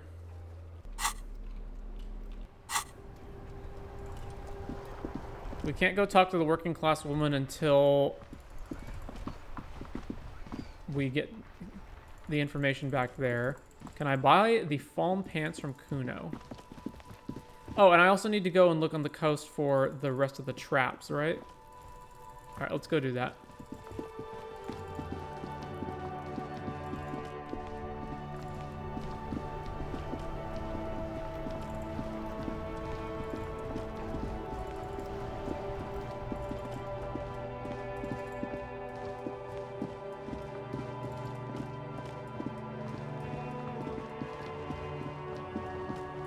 Oh, the game really does not take into account you're being able to zoom out this far.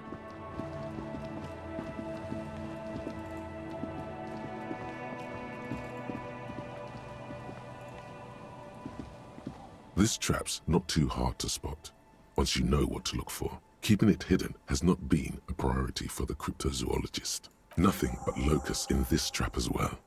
Definitely no cryptozoological monstrosity. Empty as all of them. One more of these and we're done. His face is red from the cold sea air. He crouches to catch his breath. Bummer, it wasn't in here. You getting tired? I must stress that I did not expect a cryptozoological monstrosity to be in this trap. You getting tired? No, I'm fine. I didn't mean to complain, it's just... The reeds bend forlornly toward the sand. Snow covers the broken stalks like a shroud, and they shimmer.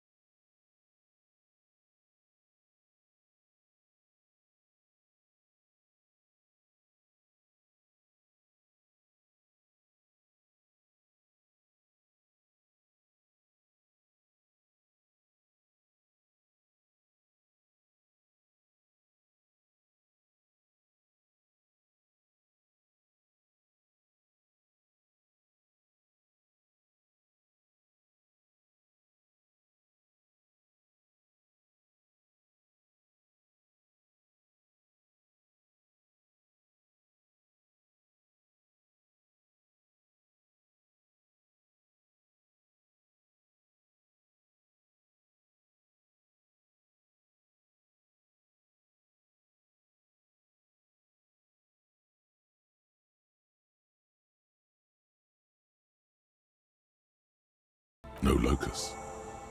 No phasmid either, but still. Immediately yell, "It's empty! Morell didn't leave it empty." Your voice echoes on the coast, carried by a gust of cold wind. Well, the bait worked on something. This doesn't mean it was a reed monster, though. Unless you see one in there, I just see an empty trap. The netting is a little untidy, messier than the others. Like someone or something picked the trap up and shook it before dropping it back down on the ground. Actually, I do get the feeling that someone or something may have messed with the trap. But what if it was the phasmid? What if it ate them and got out? Yeah, it probably wasn't the phasmid, but still, Morell needs to know. You're right, but they still need to know.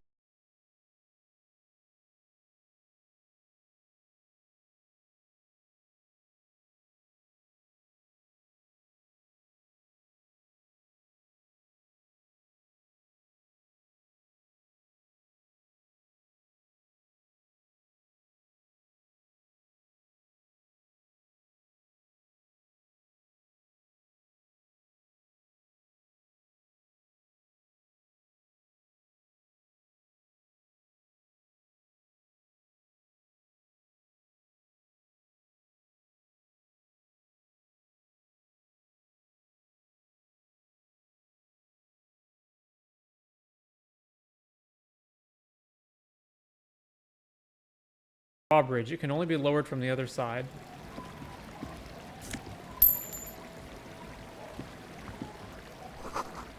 Full of holes. Could the posts hide treasure? Look inside.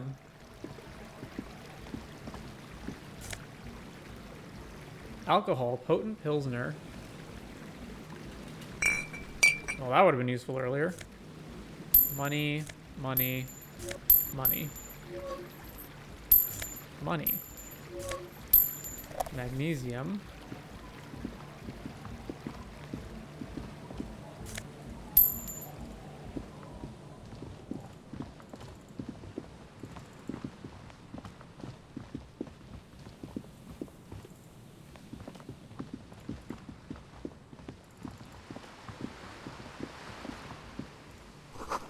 It must have taken a lot of patience to do this. Painted with pastels, someone is trying to bring cheer into the world. Trash from some unending party. A pole screwed into the ice keeps the tent erect. More tribalistic markings. This post is covered in little humanoids. Alright, we'll come back for this. A pane of eternite has been planted into the snow. 2 poles are holding it up. Barely holding it up. It could fall over any minute. A stronger gust of wind might be enough. Push the eternite over. The pane falls into the icy snow with a soft thunk. We should ask that girl on the ice what's going on here. We'll come back to that.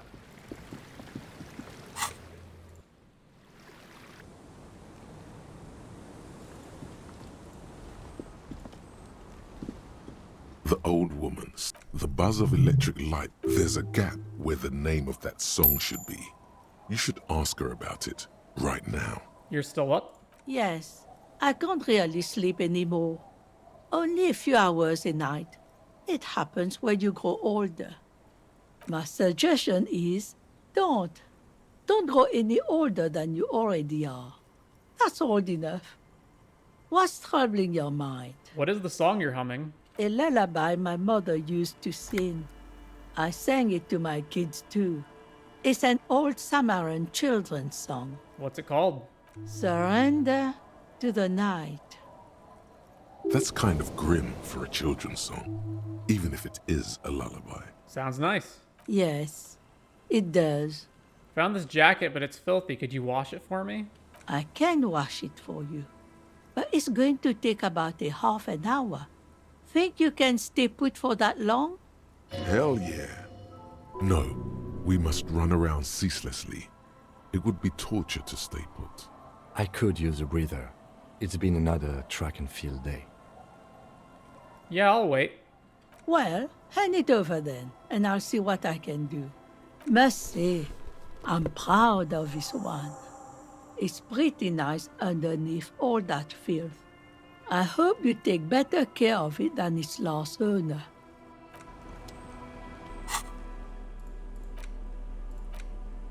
Fallen Windbreaker. Pain threshold and half-light up, drama down. This windbreaker is like a protective cocoon, placing the wearer's torso into a pocket universe where wind, water, dirt, and fire cannot harm them. Huge writing, 100% synthetic, is proudly displayed on the chest. It lets absolutely no air through. Warning, item not actually fireproof.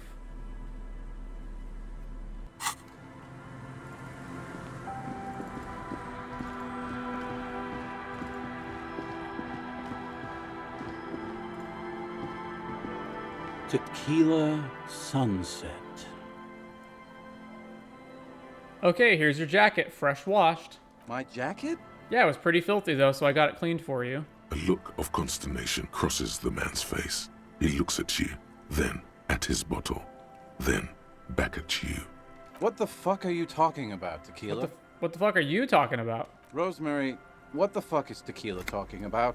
Aye, that's the jacket you stole 2 weeks ago. From the kid who was making it with his gal on the beach. That's disgusting. I've never done anything like that in my life. You're both delusional. Found. That's medium concept stuff. It becomes abundantly clear to you how this man managed to lose his keys, business, friends, and girlfriend. I'm calling it. It's neurological. You're lost. I'm keeping the jacket for myself. I went through some dark shit to get this for you. Take the fucking jacket. Alright, give him the jacket. You know what? Fine. Maybe I can pawn it for some booze. Aye, good thinking. Alright.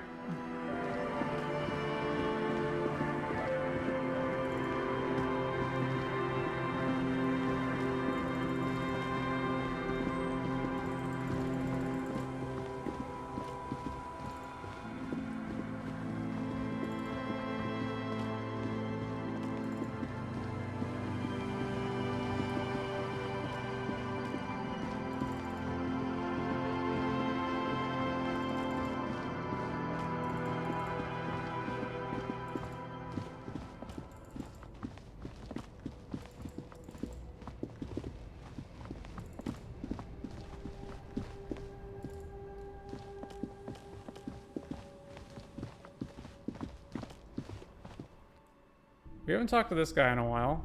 Wait, there's more stuff to do over here? Or there isn't? Wow, a very large red t-shirt with an impressive print stands out from the other garb.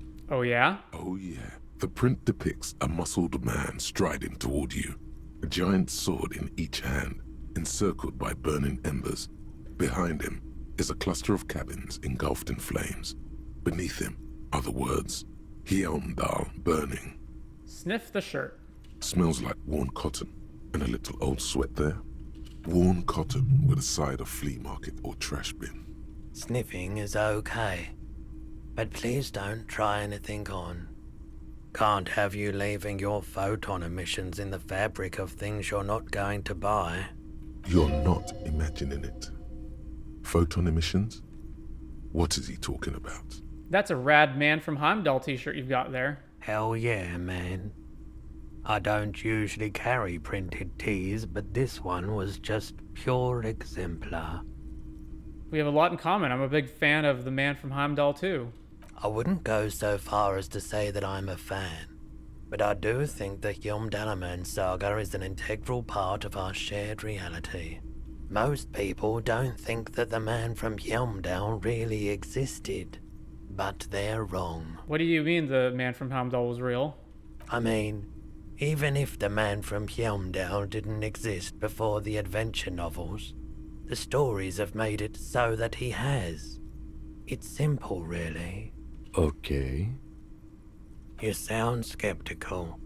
It's not that complicated. All that's required is a more robust understanding of cause and effect. Besides, I've been to Kotla, though not quite as far north as the Hjelmdal, and watched northern lights travel across the sky.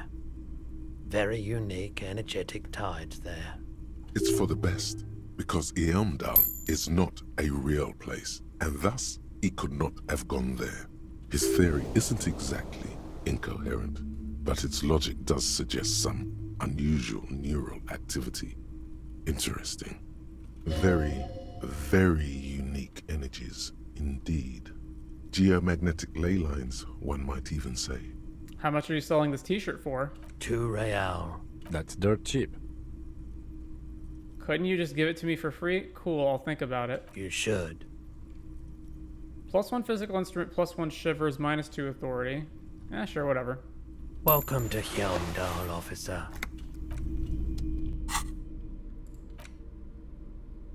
The man from Hyamdal is standing in front of a burning village, dual-wielding his ever-present Zweihanders. His muscles look ready to burst out of the 2-dimensional print and into your 3-dimensional life.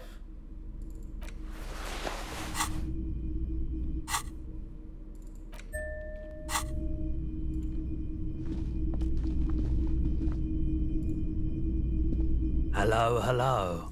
Let me know if I can help you with Do you have any recordings of the Col de Mamadakwa? the Col de Mamadakwa. Sorry, I would never have guessed that you were that interested in ultrasonic sounds. Or birds, for that matter. I've been really into all kinds of art lately, experimental things, you know? What an interesting development. Well, it's been a long while since I've gone hunting for the Col de Mamadakwa.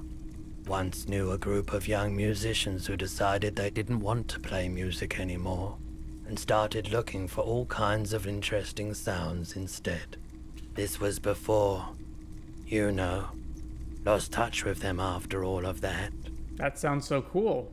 Cool or not, one of them was obsessed with recording the Col de Mamadakwa, and he was one of those passionate people who know a lot about all kinds of strange things. So he got the rest of us to join in his search. And did you ever find it? We thought we did.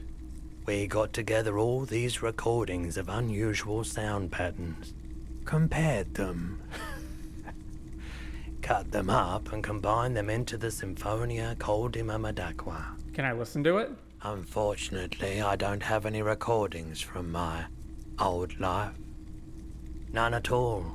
But I do have a tape with some ultrasonic sounds that might be what you're looking for. Do we really have time for this? Spin that bird song. Yes, it's absolutely necessary for my research. Nah, that's okay. It's just that I heard the Col de Mamadakwa outside the whirling, and I wanted to make sure I wasn't the only one. Let's talk about something else now. Spin that bird song. This recording comes from down the coast. Wasn't looking to record anything specific. Just left a recording device there one morning. Keep in mind, I have to slow this one down enough to make sounds well over 200 kilohertz audible to the human ear. It will be strange. He switches on the tape player. The speakers begin to emit a low hum. As the hum grows louder, modulating but always unnaturally uncomfortably low, like it's coming not from the speakers, but also from inside your chest. Breathing is becoming difficult. That hurt me? Not good, not good. You're about to start suffocating. You have to stop this. There's a growing sense of dread. The sound is coming from inside you, but also surrounding you. It feels as though someone is standing just outside of your range of vision and watching you, doing this to you. He nods to you, reassuringly, just as more diverse, higher-pitched sounds, some random, some appearing to form patterns, hit your eardrums. Seabirds most likely, gulls and such. What's that? Gulls and skewers. But He raises a pointer finger and inclines his head toward the speakers. A new, very high-pitched shivering sound emerges amidst the others. That's it. The signal in the noise. The thin whisper. A low range of sounds is easier to handle with a focal point, but still troubling. You are mesmerized by the sounds, but also feel nausea welling up as the motif continues, then begins to recede, dissolving in what must be the sound of water lapping at the bank. you know, now that I've listened to it on these new speakers, it's not the Col de Mamadakwa. Wrong patterns, wrong photons. Probably some insect trying to sing higher than its predators can hear. Still, fascinating, aren't they? Early morning sounds. That was interesting.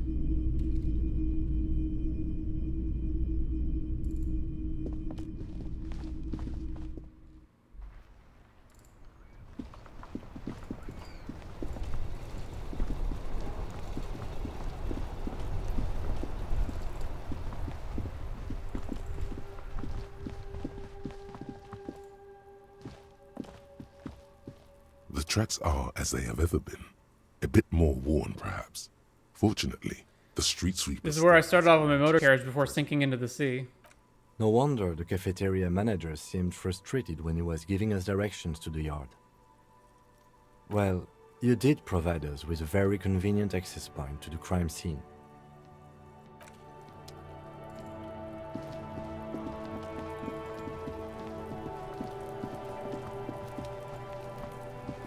Kuno's like Kuno's dad? Kuno doesn't give a fuck about... Alright, so I need an empathy check for that. Still can't get in here, right? An inconspicuous pile of the roofing material, Eternite. Why am I looking at this pile of the roofing material? 92%. Because there's a secret door hidden behind the panels of Eternite. That's why they're too orderly. Pull the panels aside. There it is. You see a shabby little door.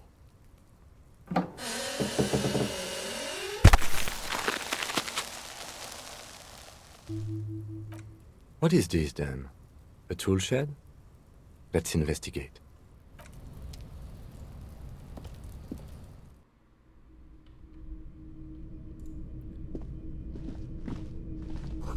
An empty tube of magnesolum magnesium supplement. A magnesium supplement you rub on your chest to live a happy magnesium-rich life.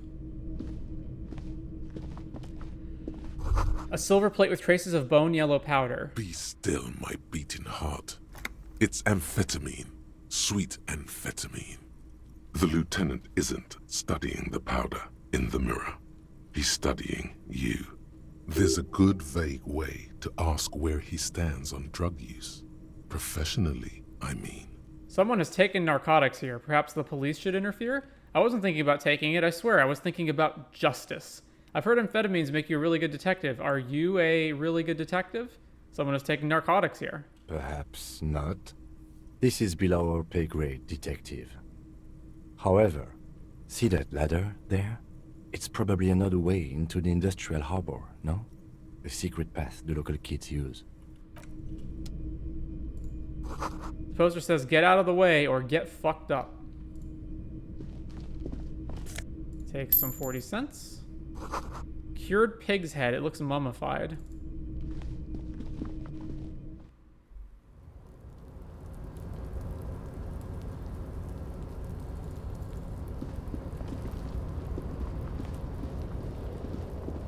I'm gonna switch to the flashlight.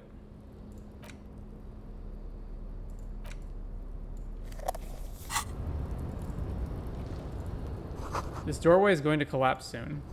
Restoration pillars keeping the ruins together. Another postcard of Grand Caron. Cents. This postcard depicts an ill-advised residential area overlooking the Jamrock corridor. 13-story buildings line the hillside like sarcophagi, an ominous fog already rising from behind.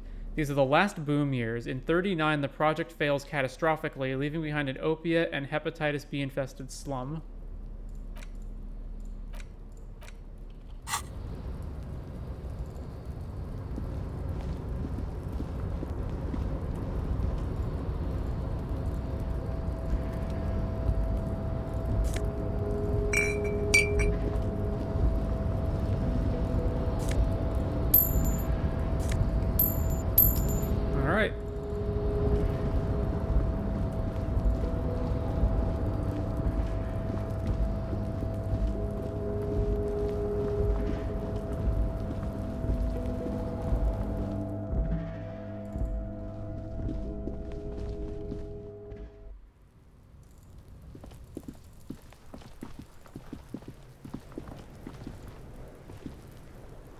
Kuno's like Kuno's dad? Kuno, I found your shack. You found Kuno's secret door to Kuno's secret shack? It was closed for 5,000 years? How the fuck did you get in? I pushed the panels aside, Kuno. I phase shifted through the roofing material. Before we go on with that, let's talk about how you said it was just some roofing material some gimps left behind. That was a lie. I phase shifted through the roofing material. Shit. Get the fuck out of here. You can't do that. You can't do that, Kuno. He's trying to fuck at you again. Pigs can't displace. Can't do that teleport shit. How did you like it in there, pig old boy? Kuno's got a lot of cool shit there, right? What was with the pig head? I found a plate covered with powder residue. Know anything about it? What's with the tube of magnesolum, Kuno? What's with the pig's head? Oh, that? Kuno decapitates pigs. That's just a Kuno demo tape. Were you trying to send me a message of some sort? Demo tape, like some kind of musician? Cool hood, cool pig head. I liked it. I got one too. This one, point to your head. It's shit. What? What is this shit? Fucking on yourself. This is weird level shit. Kuno doesn't go there. Fuck your shit back to normal. What is this? Well played. No one saw that coming. I found a plate covered with powder residue. That's where Kuno gets his daily hit of electric. Kuno Shazam. Kuno rides the fucking lightning in there, pig. Bet you'd like to ride the lightning too, wouldn't you? You feel tired and old, but you could have that sparkle in your eyes. What's with the tube of magnesolum? It's a vitamin, pig. Don't you know anything? You could use some. It's magnesium, right? Yeah, it's the mag. You fucking need that shit to stay on top of your game. Kuno goes through like a tube a day, rips mag like a motherfucker, and you could use a battle. Oh, don't teach him, Kuno. He's gonna use it against you, Kuno. I know all about magnesium. I rock it all the time. You're not getting this, pig. It completely takes away the hangover. It's like you didn't do anything. Like you stayed home playing with your choo-choo. Fuck you, pig. Don't do mag. I've heard enough of this. And you're gonna fucking die. Good call, Pigmeister. Don't come and talk to Kuno about his kingdom. Kuno doesn't...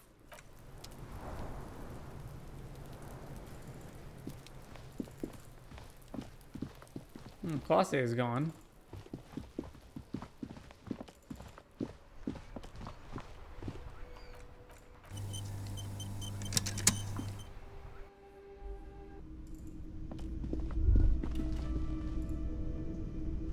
The theme on that pinball machine is a standard royalist theme, used on everything from pinball cabinets to full-flavor cigarettes. What are its hallmarks?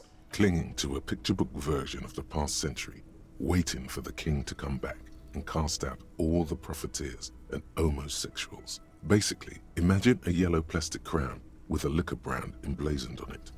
Wait, where do I get such a crown? The idea of a king in a century gone is pretty fascinating.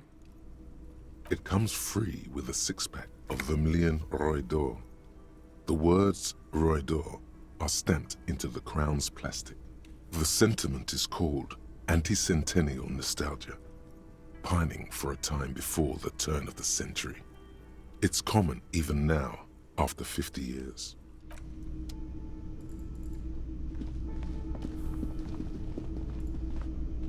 Can I help you? Gar, I found a new bird for the whirling. Give him the ruffed grouse. What is this thing? It's no biggie. I just thought it would look nice on the wall. I'm that kind of cop. I wanted to apologize for breaking the great skua by bringing you this ruffed grouse. Okay, well, this is actually a nice bird. A competent piece of taxidermy. I can fix it to the plaque and have a new bird in the establishment, I guess. So, I don't know. Thank you. I'm gonna go with thank you. I feel good about our work here today. It's all about the little things, like bringing people random stuffed animals. It's not actually about that, but he liked it. I'm not going to sing karaoke now. I'll sing it in the morning when there's more people around.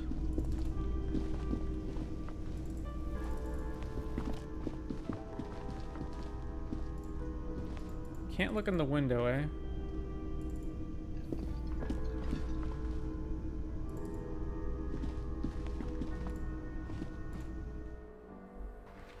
So we do have more unfinished business, and that's to go talk to Everart. Can I really not just fast travel to Everart's office? All right.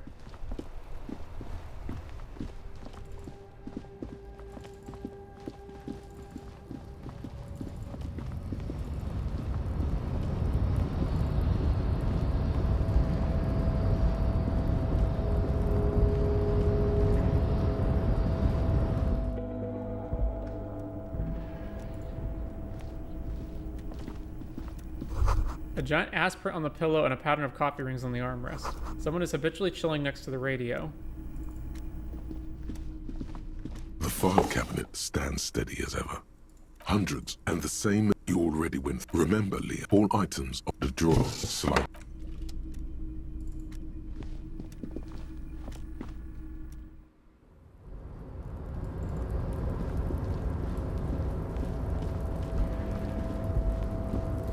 This part's pretty bad.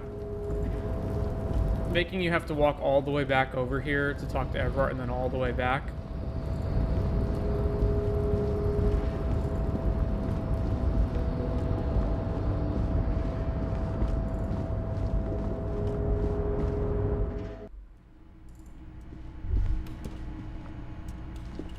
Look, something forgotten on the coffee table.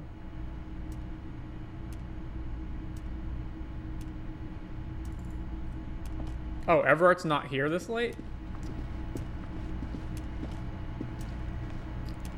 Guess we're coming back in the morning then.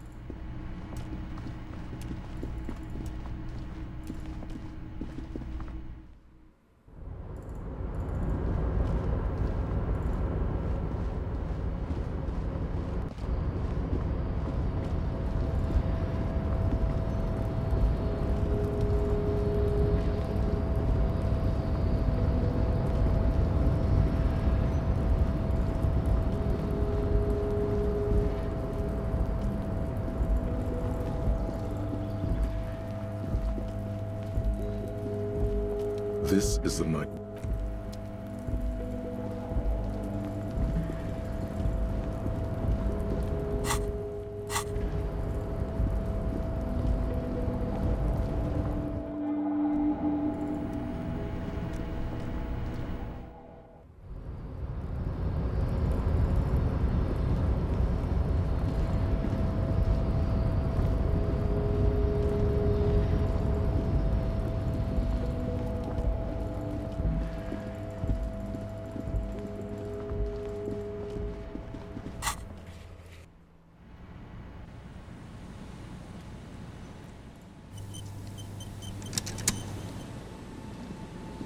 Heavy wooden doors, more than twice your height, stand shut in front of you.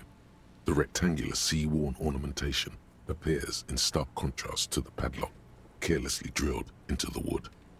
Rattle the doors to see if they open. Nothing happens, only the sound of the padlock rattling against the door.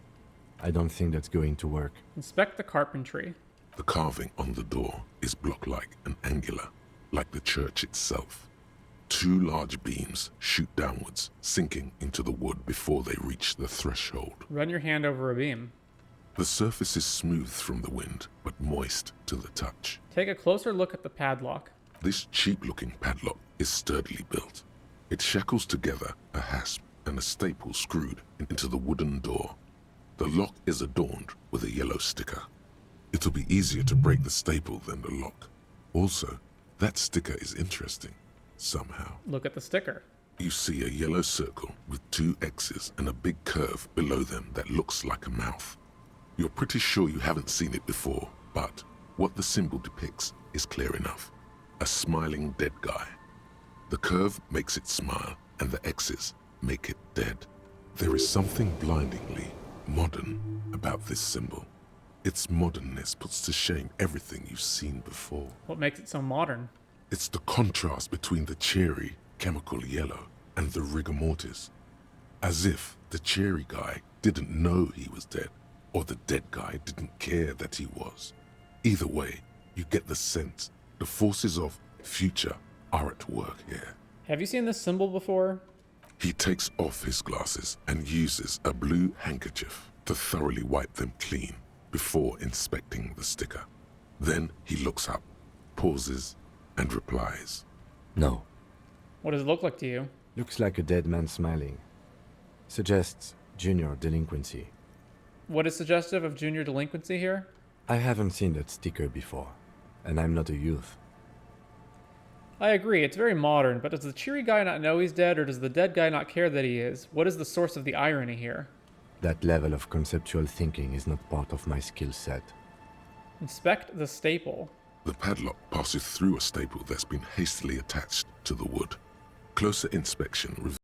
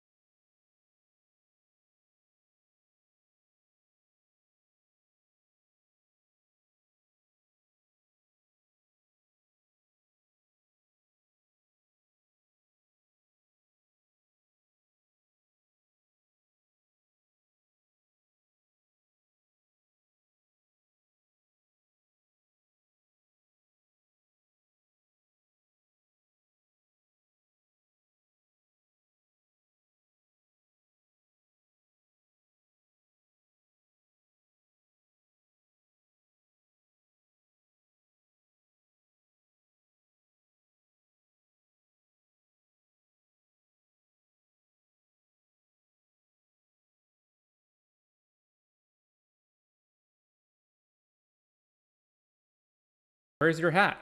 Huh? She looks up at you distracted. maybe she didn't hear you. A little louder.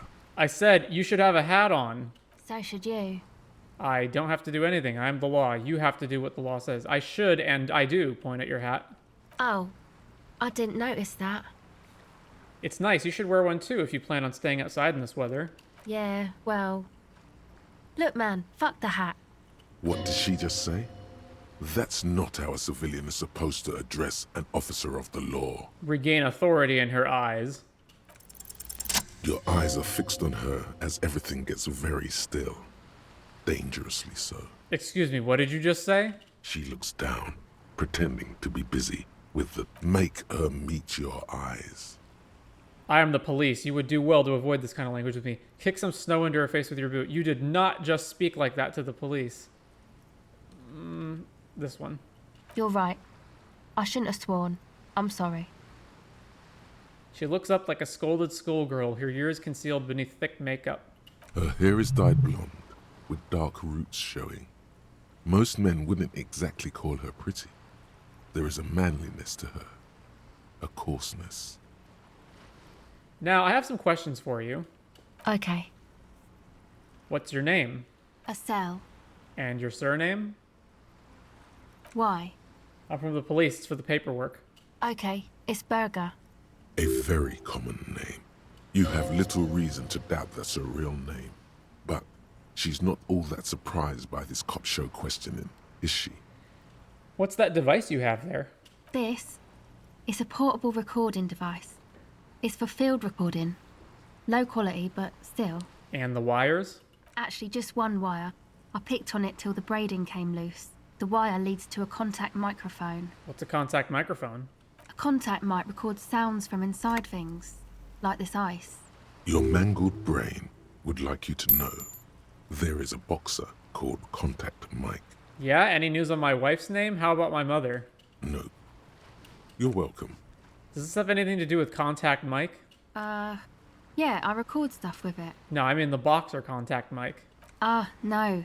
This is a contact microphone. It's for recording inside solid objects. Contact mic just beats people up. That's not fair. And an understatement. You know, Contact Mike doesn't just beat people up. Contact Mike is a role model. An entire litany spews forth. Yes, you heard that. You heard right. You should try to be more like Contact Mike, a successful athlete and an inspirational figure who has overcome social, physical, and mental obstacles.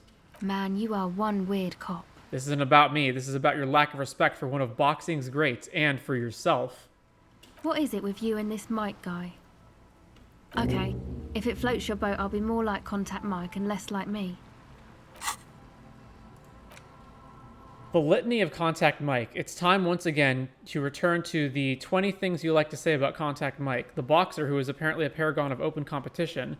It really doesn't get any better than this, any better, both inside and outside the ring. Stop, point at someone in the distance. Point your finger at him. He will point his finger back at you, vaulting an impassable gulf of finance and privilege to...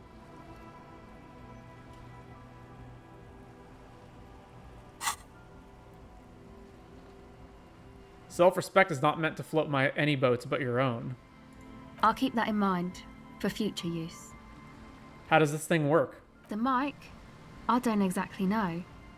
Somehow it doesn't pick up vibrations from the air. The book said it only picks up structure-born sound, if you like technobabble. Where'd you get it from? Same place I got the recorder from, the Palaceum. What's the Palaceum? Oh man, you haven't been to the Palaceum?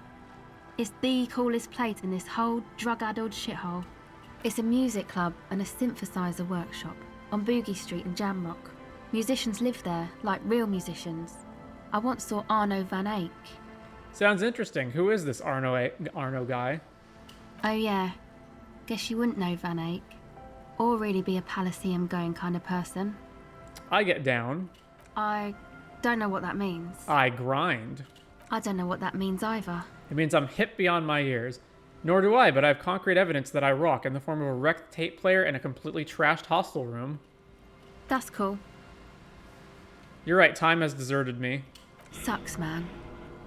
Was there something else? About the Contact Mike, perhaps? Actually, I had some non-Mike questions for you. Okay. What are you doing out here in the cold? Recording, I guess. And what is it you're recording exactly? I think I'm recording cracks in the ice. But there's no way to tell. Not without headphones. I think I just recorded your footsteps too. Not sure how that will sound. Wait, what happened to the headphones? My boyfriend sold them. What for? I don't know, man. Things. Just stuff you need for life. A lie. They were probably pawned off for something suspicious. And what are these recordings for? The cracks, the footsteps? The musicians in the Palaceum used them for making music. They looped the stuff, cutting the tapes together. They make music out of cracks in the ice and keys jangling. Crazy sounds like that. It's hard to explain. Just nod. Anyway, I thought I'd make some too. It's supposed to be, like, a music place anyway. I don't really know what I'm doing. They use synthesizers too. I don't have a synthesizer. Take this, your call. The lieutenant begins to take off his jacket. No, man, fuck that, I'm cool. I'm sorry I said that. I'm sorry about the fuck. It's okay. The lieutenant backs up. He throws you a glance. Now this is where a hat would come in handy. Give her your hat. Here, you need this more than I do. You said it's supposed to be a music place? What is? Well, I don't want to give her the hat I'm currently wearing, but I'll give her a different hat.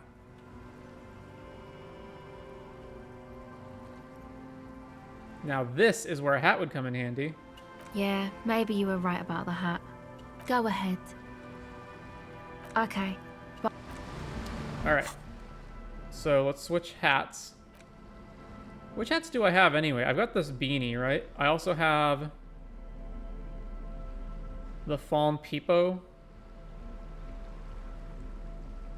Alright, let's put on the Fawn Peepo. Hello again.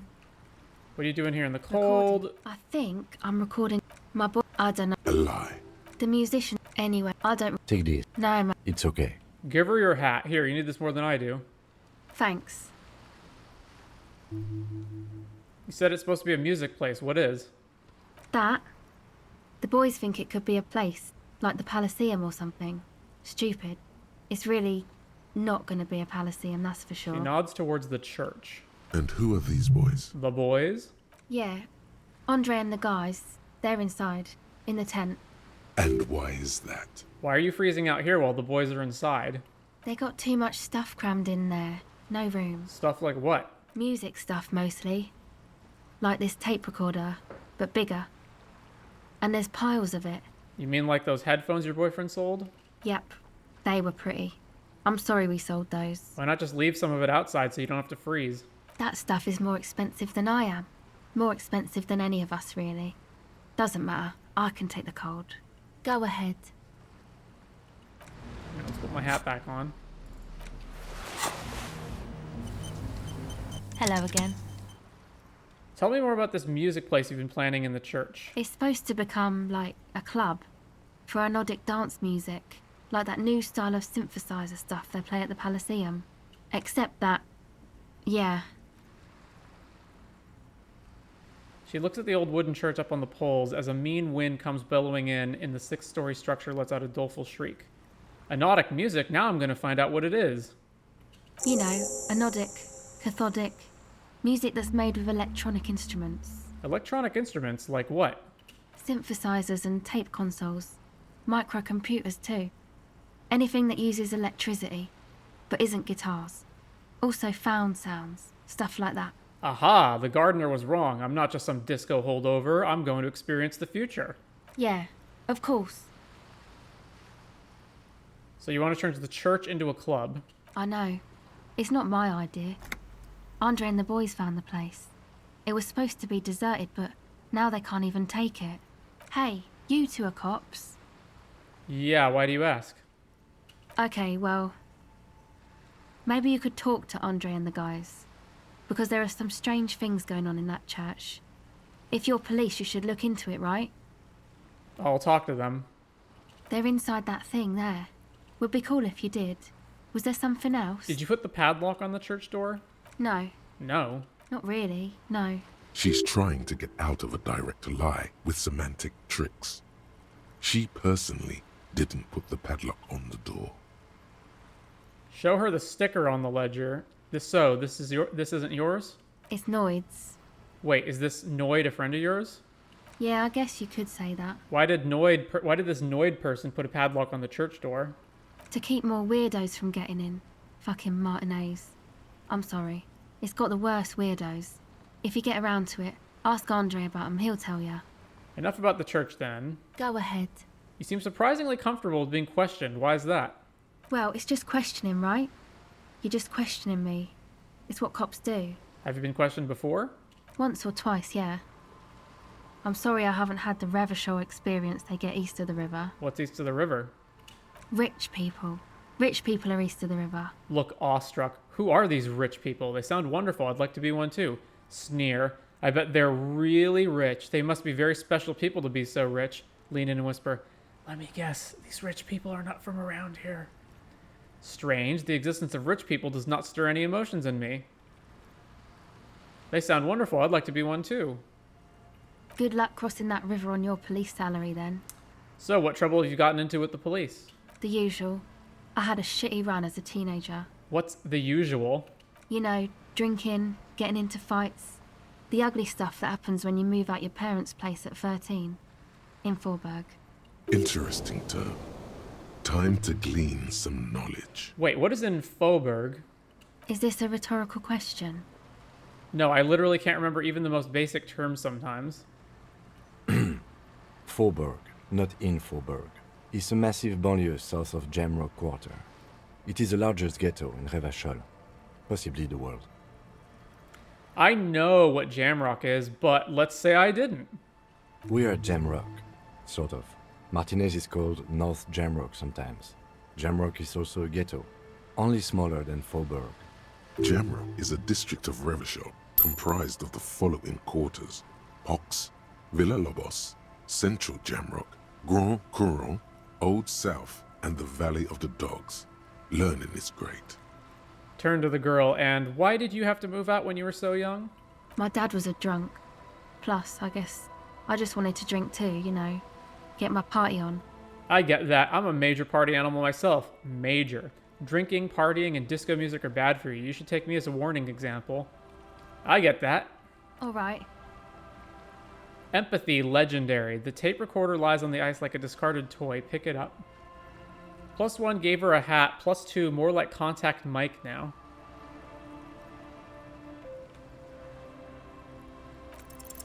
The device is still warm from her touch and heavy as a brick from the batteries inside.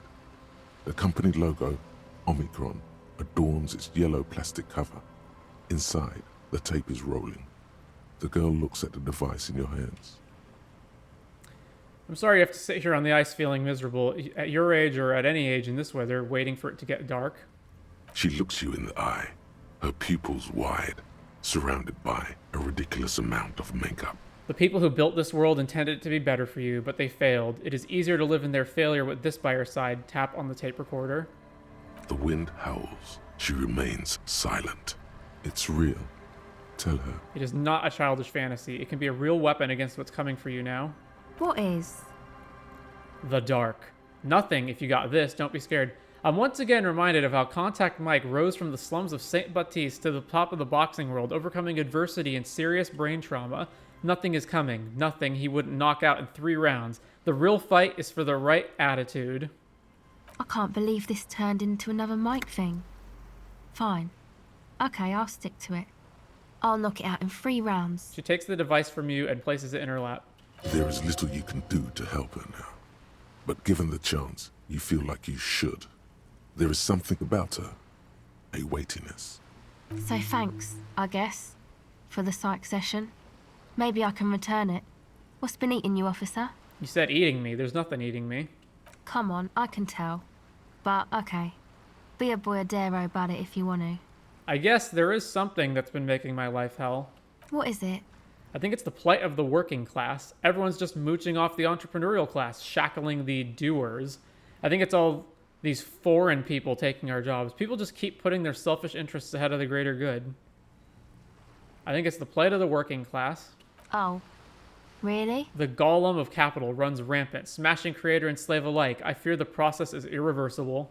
Wow. Social justice really matters that much to you. That's commendable. It really had you shaken up there. Are you sure that's it, though? I haven't seen much of this world, but from what I've seen, social justice is an adolescent term. Sounds almost liberal. What's gotten me shaken up is the people's struggle, and it's got me shaken up bad. No, that's probably not it, is it? Yeah, pretty sure. Now, I had some questions. Yeah, I haven't seen much of the world. Yeah, man. They're pretty bad. She says without much conviction. It makes me sick, thinking about the thousands, millions, billions. How many people are there, actually? How many people are there in the world? 3.6 billion, not counting those in sale. Really? That many? Reduces me to tears thinking of the 3.6 billion and God knows how many more in that Seoul place crushed under the tyranny of the market. Yeah, that's pretty bad. Are you sure you're not just hung up on some chick, though? Perhaps. Now that you mention it, I found these letters I'd thrown in the trash. They might have something to do with it. Okay.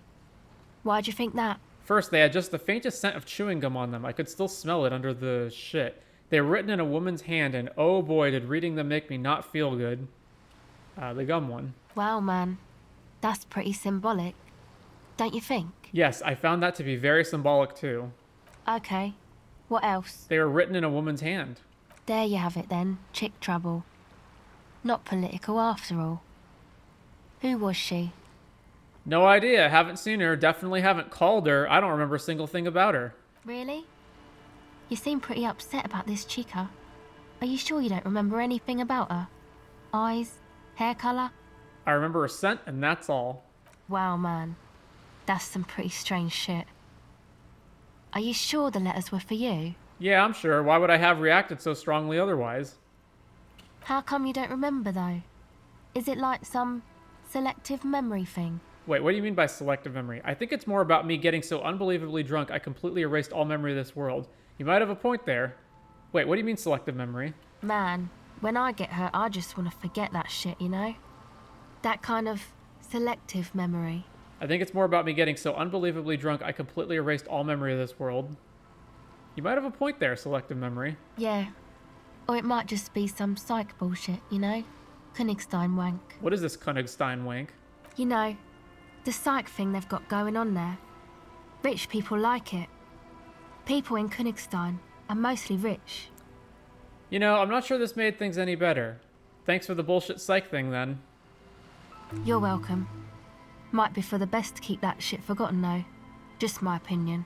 If it itches, don't scratch. Yes, but it itches really, really bad. Alright. go talk to the tent.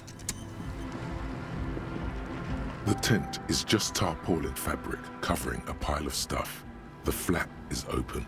Inside, 3 young men, all in forward-looking apparel, reminiscent of the sticker on the padlock, are listening to some new form of music. It's like nothing you've ever heard. One of them looks at you. Come on, get in and close the flap behind you. The warm stuff's getting out. It's safe to assume this is their leader, or at least he thinks he is. Squeeze in. Sorry, we barely have room for one. You go ahead. I'm too old for this. I'm actually not, he thinks. I just dislike delinquents. I'm sure you will feel right at home. I'll keep watch. Smells like sweat and laundry detergent, plus a trace of ether. Canisters filled with what appears to be water. The label says distilled. A pile of nasal sprays, brand name Nosafed Ultra. A speaker, the big kind they use for live music.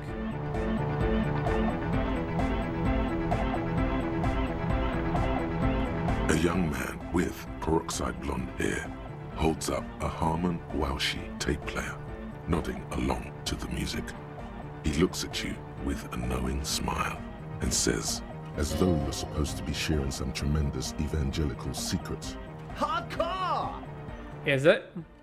It's hardcore! You're just gonna keep saying it's hardcore, aren't you? I don't know what to say to that. Skibber-dee, skibber-danger. I am the rearranger. Your cop training did not prepare you for this. What to do? Could there have been a right way out of this garden of forking paths, you think? New task, solve the egghead puzzle. The young man. This is hardcore. Is it? Hardcore! You're just gonna keep saying it's hardcore. Skibber-dee, skibber-danger. Your cop training. Back to the hardcore! Say nothing. Hardcore! But is it? I mean, really? Yeah! This young man adds a capital G before the H in his yegs and args. This produces a guttural Gotwaldian accent and makes him sound more animal, more in it. Or maybe it's not Gotwaldian. Maybe it's Oranese. Probably an homage to Oranje, where Arno van Eyck is from, judging by his name. Could you be listening to an Arno van Eyck creation right now? So this is the famous Van Eyck I'm hearing. You know about him? He moves his mouth, but sound doesn't come out. His eyes are the size of saucers. Looks like you've rendered him speechless. You know Van Eyck? Yeah, I'm a major Ike head. Wow! The skinny wraith looks at you with some disbelief.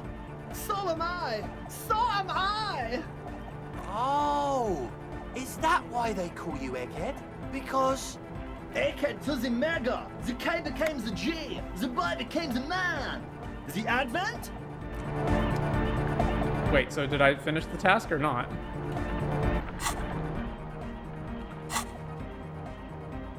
Apparently not.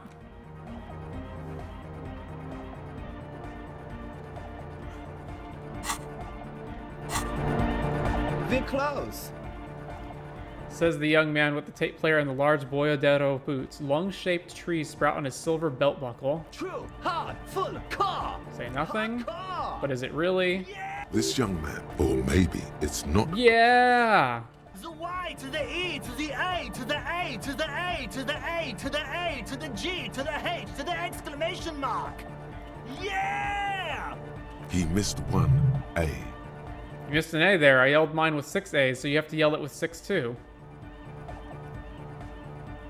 You missed an A there, but that's okay. I'm a pretty lenient cop. It's nice to be important, but it's important to be nice. We're close. True, hard, full, car. So nothing? What's it mean really? This young, or maybe it's. Yeah. He missed one. Alright, this one. I'm the hard rhymer, the track attacker, the mic enforcer, the sixth checker. I am the law. Well, that's not it. We're close. True, hard, full. Nothing? Is it really? This young man adds, or maybe it's not. So Van Eyck. You know Van Eyck. Your friend Acele mentioned him. Good. The Advent? We're close. True, hard, hardcore. Yeah. This young, or maybe it's not. You know Van Eyck. No, it's just a turn of phrase. Oh, well, it really is him. It's an honest-to-God Van Eyck beat. Well, actually, a reworking of a Peppy Popic and Arsos track. But let's not get too deep into that whole mess. The Advent? True. Hard. Say nothing again. Hardcore to the mega. All right. Here comes the Nope. Say nothing 3 times in a row. Nothing. Say nothing. Internally coherent. I was wondering if you knew who killed the mercenary hanging behind the Whirling and Rags hostel. Good morning, yeah. 1, 2, 3. Yekokata, the place to be. Why is this Yekota the place to be? What does that mean? Yekokata is a hardcore place. Yekokata is an abbreviation from the Gradian term, Zone of Ecological Catastrophe, an agricultural megaproject in the extreme southeast of the Gradian Isola. It involved cutting-edge approaches to irrigation and a completely new type of fertilizer, an intricate system of irrigation networks pockmarking the earth, intermittent seas of phosphorus mud, ripped tarpaulin fluttering in the wind. A pair of molten rubber boots also comes to mind. All in all, a truly hardcore place. The club true. Nothing. Internally coherent. Still say nothing. All car. All right. Yeah. Say nothing. He furrows his brow as his very large head traces the sublime invisible movement of the music in the very real air of the stuffy tent. Hardcore! Ah! He lets out an agonized roar over the feeble-ish, obviously not too hardcore beat below. No, but seriously, I'm a little worried it isn't. The question is, what is the question? That would have been good if I'd asked you a question, but I didn't. Now it's just idiotic. Just answer the question. But there was no... Oh, man. Alright. We're going through everything. Internally, all car! Gotta get the people going! I'm the party boy. It's my job. Hardcore party 25/7 beyond the winter's orbit style. There is a place far away in Katla, beyond a certain latitude, known as Winter's Orbit, where there are 25 hours in a day. It is a tremendously cold place, abandoned to drunks and failed rock stars, full of Eternite, depression, and half-finished ski-flying hills. The Suru live there. The club true. Hard internally. All car. All He furrows. Hardcore. So hardcore. Is it though? Stops dead in his tracks, tilting his head to the side. It is. But is it? I mean, really? He tilts his head to the other side like an owl. The question is, what is the question?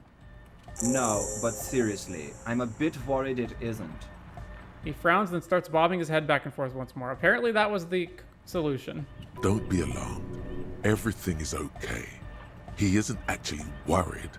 Everything is still super hardcore. What he probably means is, it could be even more so. You said you were worried. What do you think is wrong with the music? Are you a thought reader? Why are there lungs on your belt buckle? You said you were worried. There's nothing wrong with it. I'm still in love with the hardcore. Sometimes I just feel like anodic music is in its infancy, you know? For example, take this Arno van Eyck jam I've been pumping for the last months, and will continue pumping for the rest of 51. Isn't something holding it back from being hyper? It's like it's only ultra. I think it's super hardcore, but you're right. It's not hyper hardcore. If anything, it sounds a bit proto. Like it's not fully formed yet. You might be a moribund alcoholic and a failed cop, but you are pretty certain a thing cannot be both proto and hardcore. It's proto, not hardcore at all. Wow! Culture cop! I think you might be right. But how could it become hardcore then? I know it in my heart, but cannot think it in my head. If this is not hardcore, how could anything be? Sounds suspiciously like a question. I thought the question was, what is the question? No! This is the answer! Try to think if anything could make it harder core. What? Guys, there's something happening in his head. Think even harder. Oh yeah! He's doing it! But you're not. This is almost certainly a matter that surpasses the limits of reason. My imagination fails me. I know! So does mine! Wait, I just remembered something. I'm the police. Uh-huh. Nothing. Me being the police isn't going to help us. Actually, it's more likely to hinder us. And I have a job to do instead of this absurd idiocy. Goodbye. Nothing. Me being the police isn't going to help us. Oh! I can't help you with this right now. I need something else. Something extra. Yeah! Why are there lungs on your belt buckle? Lungs are for love! L'amour, la compassion, discipline. Love! In a woman's lungs. Lonely as I am, I'm not afraid. This strange, damaged feeling grows on and on. Cause I've never loved someone like you before. Are you a thought reader? No nation, but transnation. No war, but class war. Does that mean you're a thought reader? So you're not a thought reader, you're a communist. He's not a communist. It's just something he likes to yell. He picked it up from a tape jockey at the Palaceum. She was a communist, though. Yeah! With a rebel yell! But why aren't you a communist? Communism is the truth. It's good you're not a communist anyway. You should be an ultra-liberal. Communists are pansies. Can't fight invaders with internationalist babble. You need the strength of a pure nation. Best not to be a communist. Having extreme views on issues is detrimental to understanding all sides.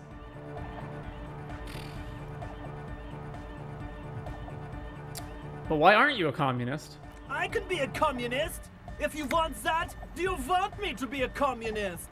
Please don't turn him into a communist. Oh yeah, turn him into a communist. Come on, it would be super. Be a communist, Egghead. The future needs your help. Don't be a communist. Wait, what am I saying? Of course be a communist. Don't be a communist. That path is too hardcore. Aye! He yells, you guess he won't become a communist after all.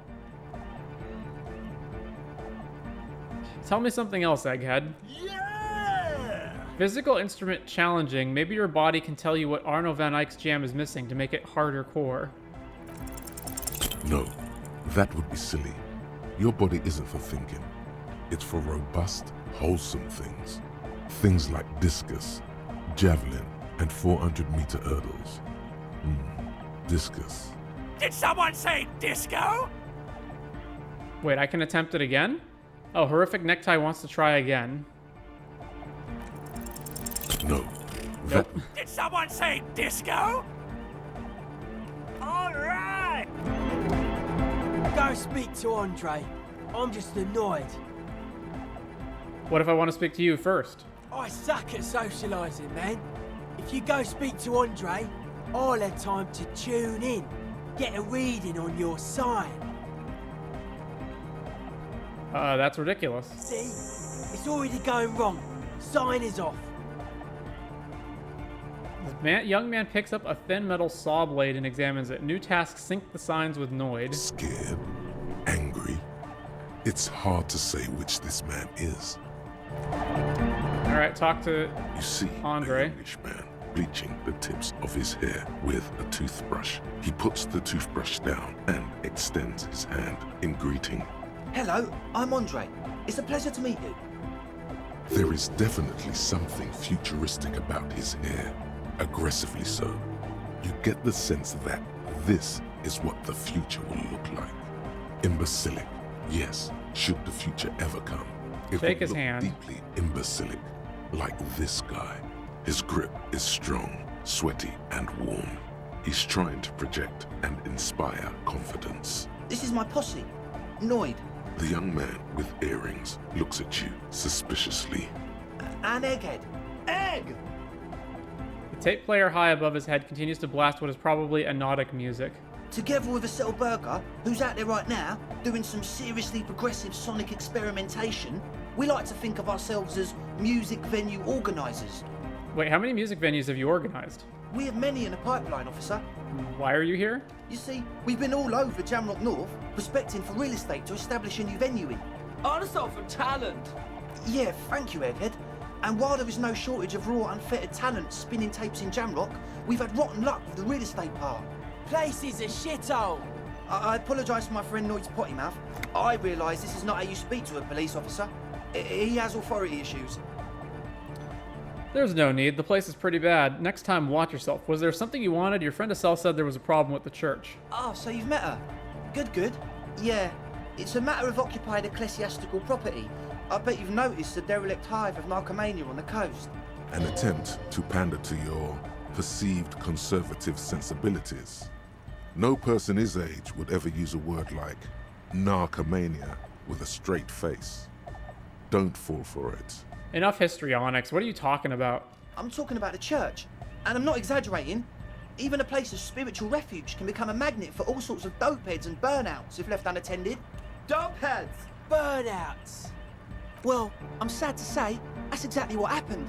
Sad because we were just about to put Martinez on the map with one of the maddest dance clubs in Jamrock.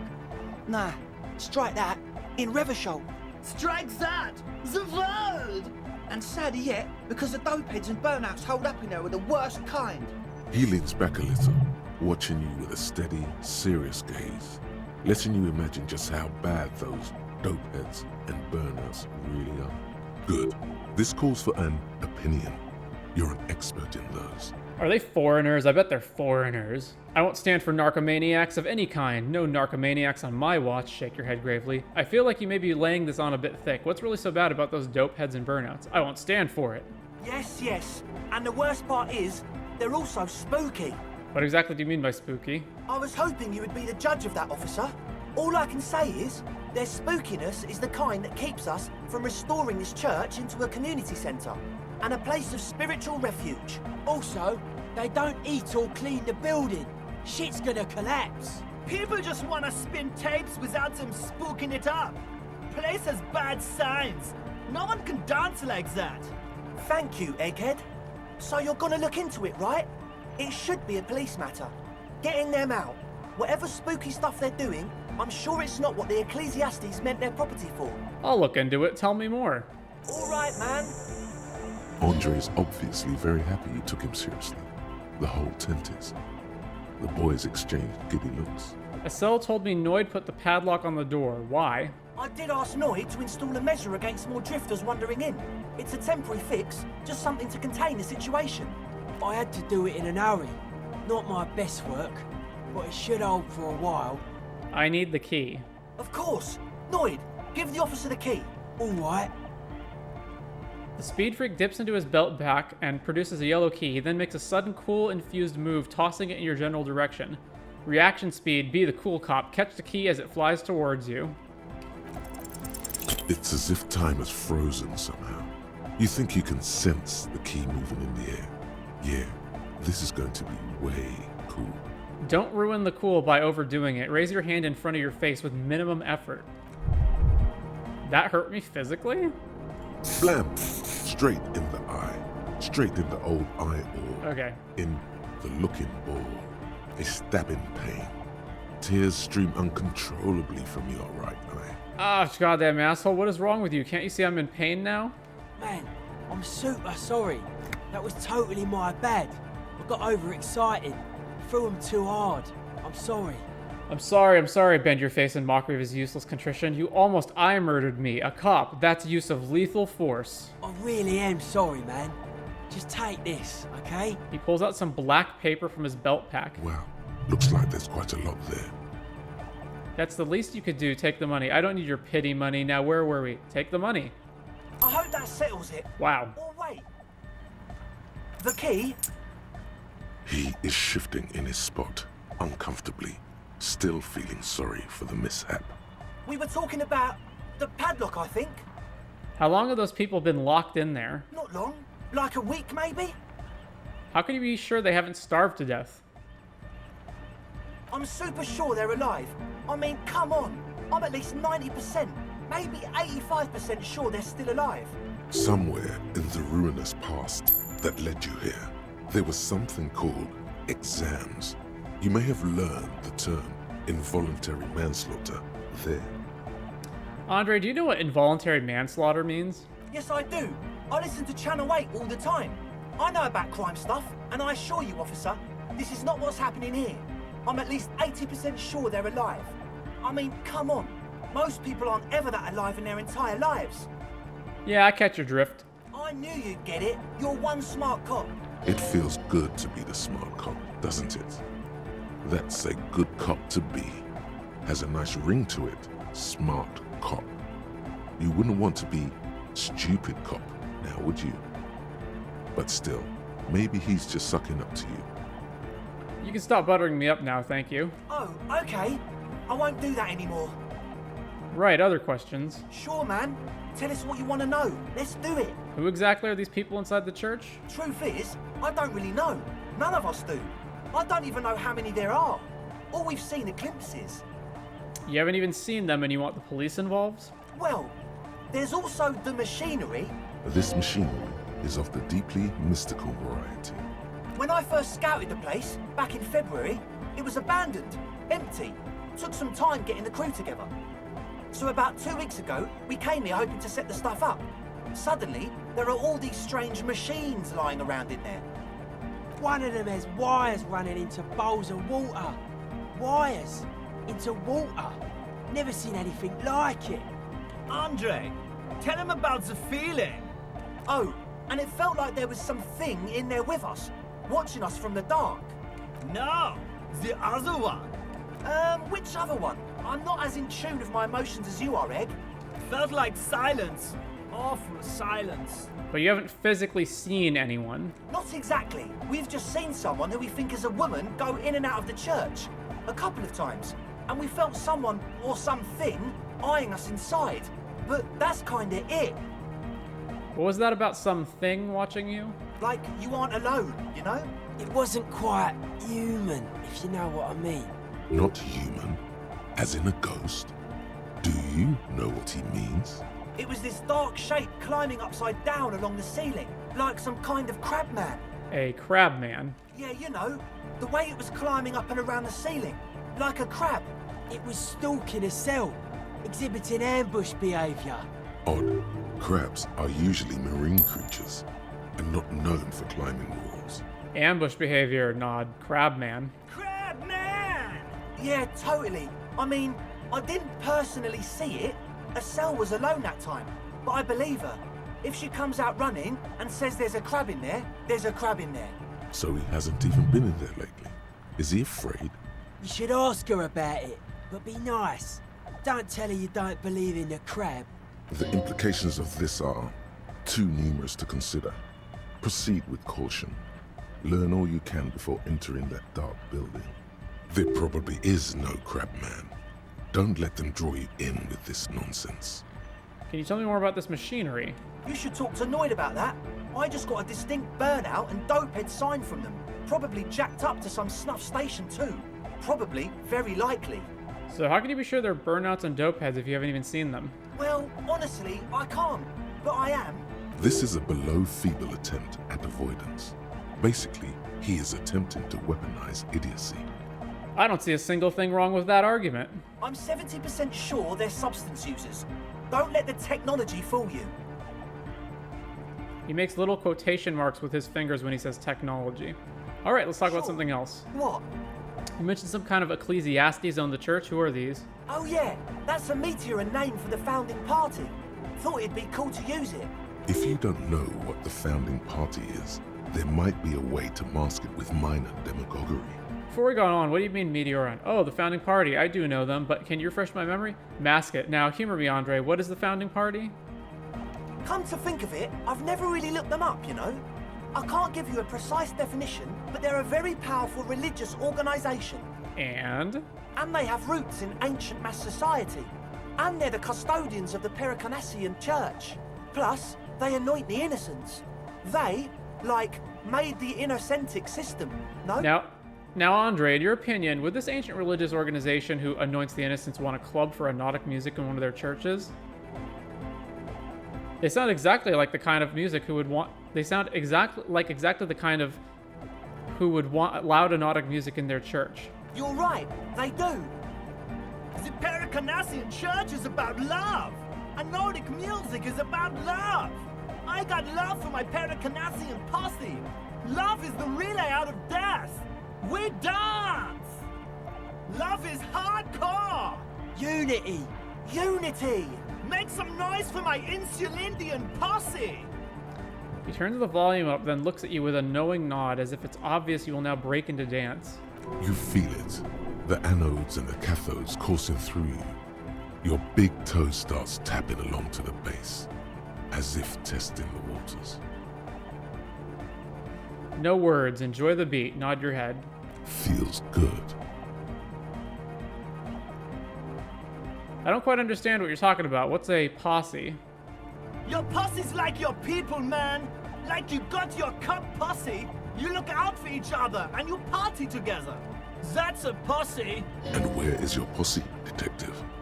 Nothing comes to you. The world is silent. I guess love can be pretty hardcore. Oh yeah, it can. He's coming around. You're getting it.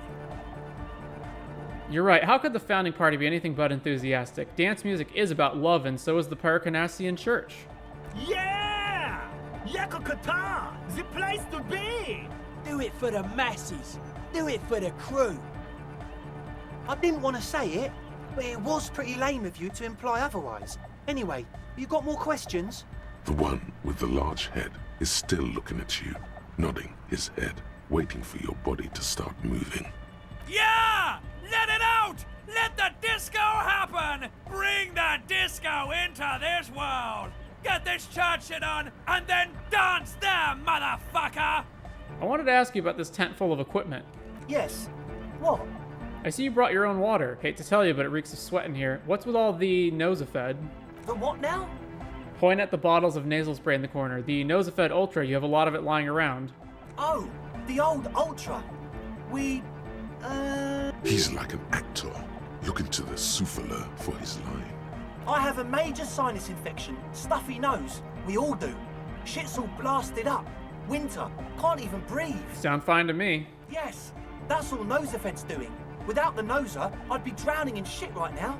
Nosafed is the shit. Good, now on to the next thing. Yes. What? I see you brought your own water. Yeah. Good to have, bitch to carry.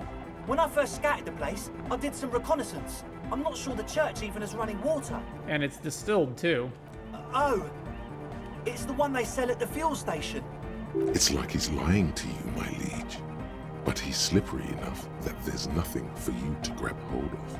Hate to tell you, but it reeks of sweat in here. It does, doesn't it? Told you we have a smell problem. Wait, I also smell ether. Why? It's mixed with a peculiar chemical scent like laundry detergent. He sniffs the air, then shrugs. It doesn't take a forensic scientist to guess it's drug-related. They look and act like the kind of guys who've done their fair share.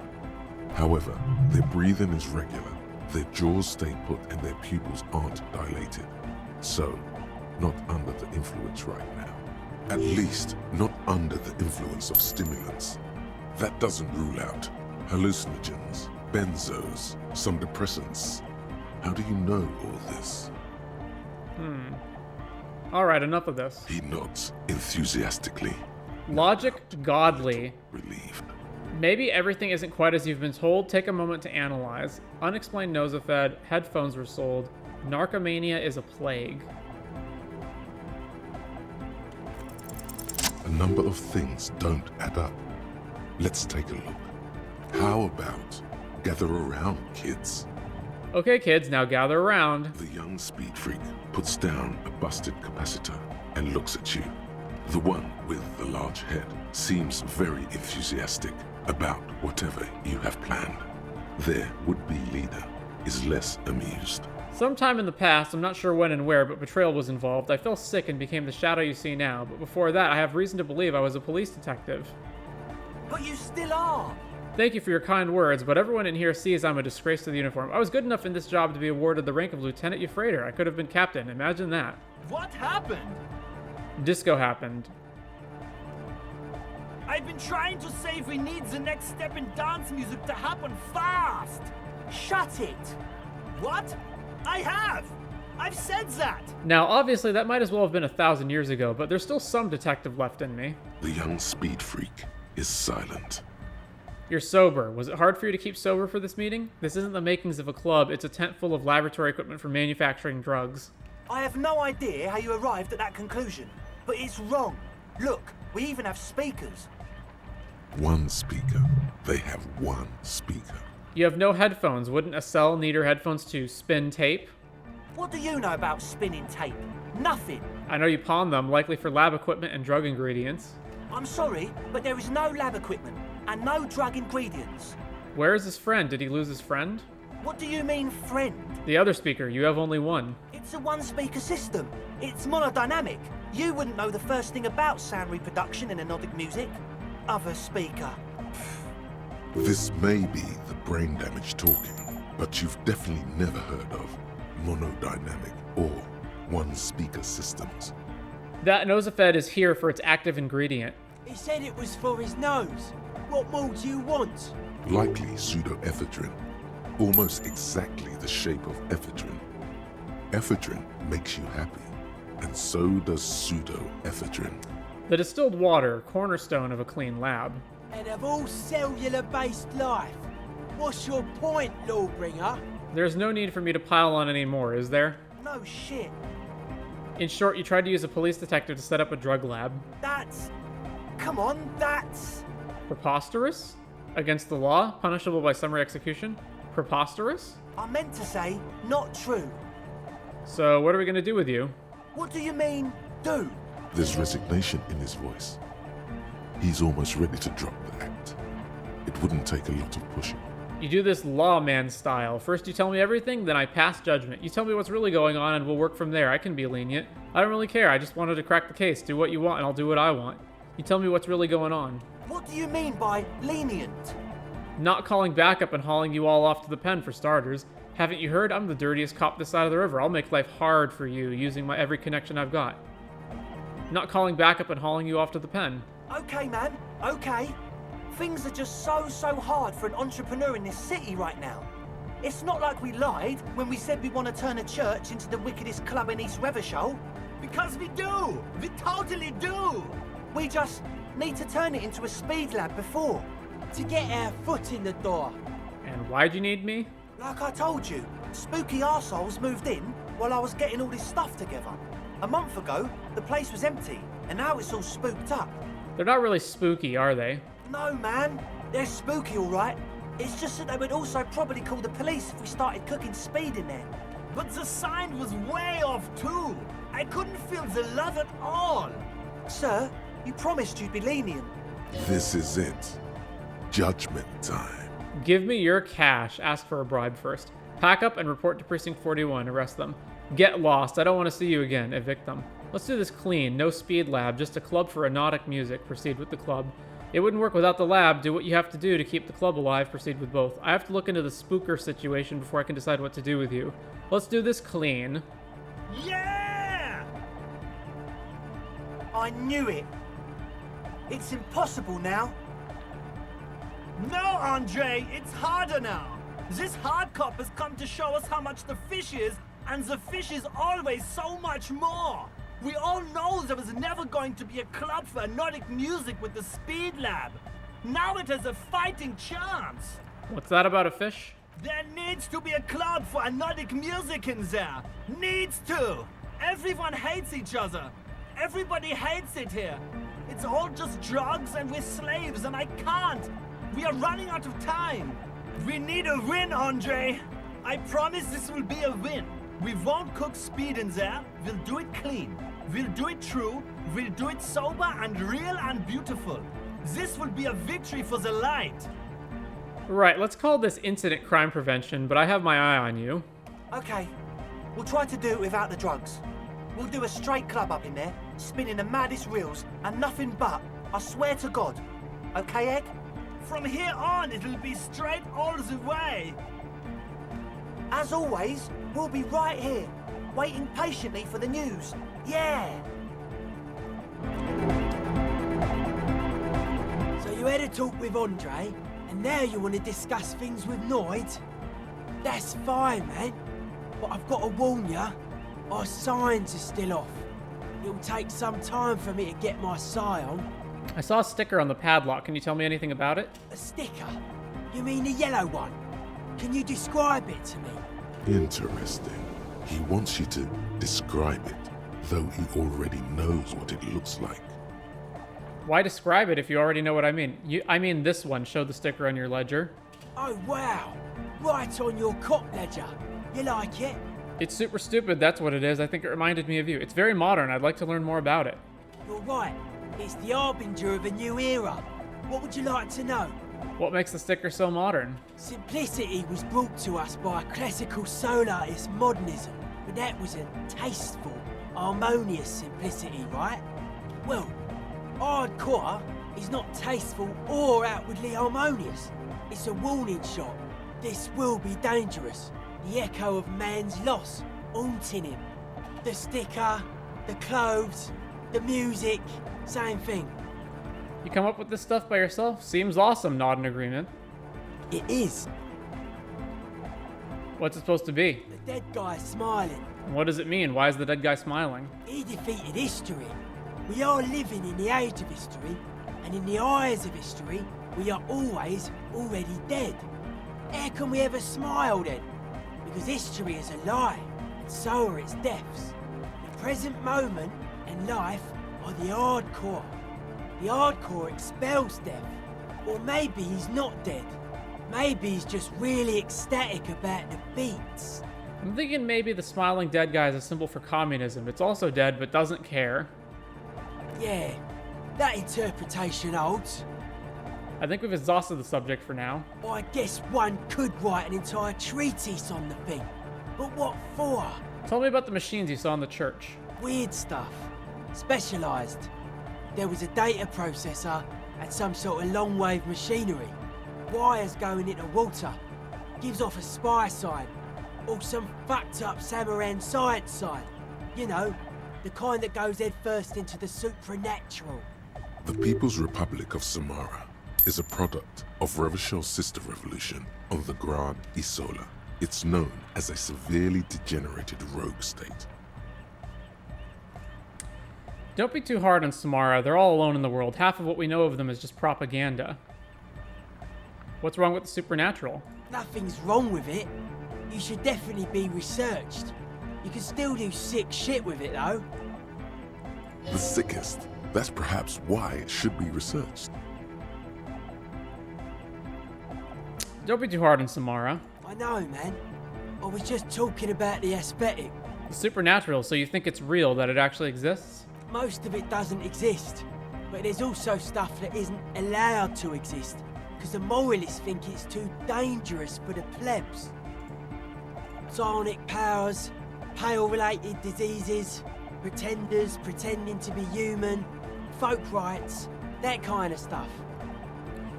But I thought we'd be okay now, sign-wise. I'm doing what I can. It's not easy for him. It probably took him years to get used to Andre. What about now? Are the signs all right now? Nah. Still strongly out of sync. Stage gamma disalignment. What? You heard me. Why are you called Noid? The hardcore aesthetic is esoteric. It's not meant to be discussed with the law at this moment.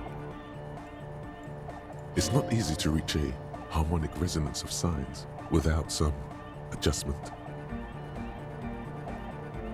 Okay, maybe I'll come back later. The large-headed youth. Good morning! Yeah!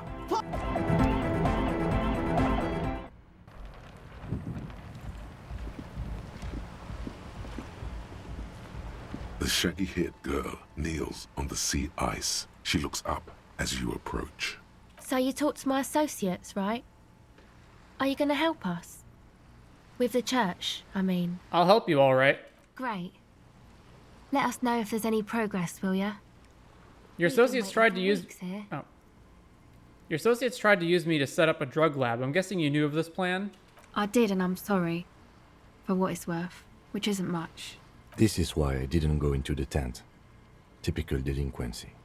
You don't get to choose your posse, they choose you. Mine are idiots, but they're mine. I tried to talk Andre out of it. I even tried not to lie to you. Indeed.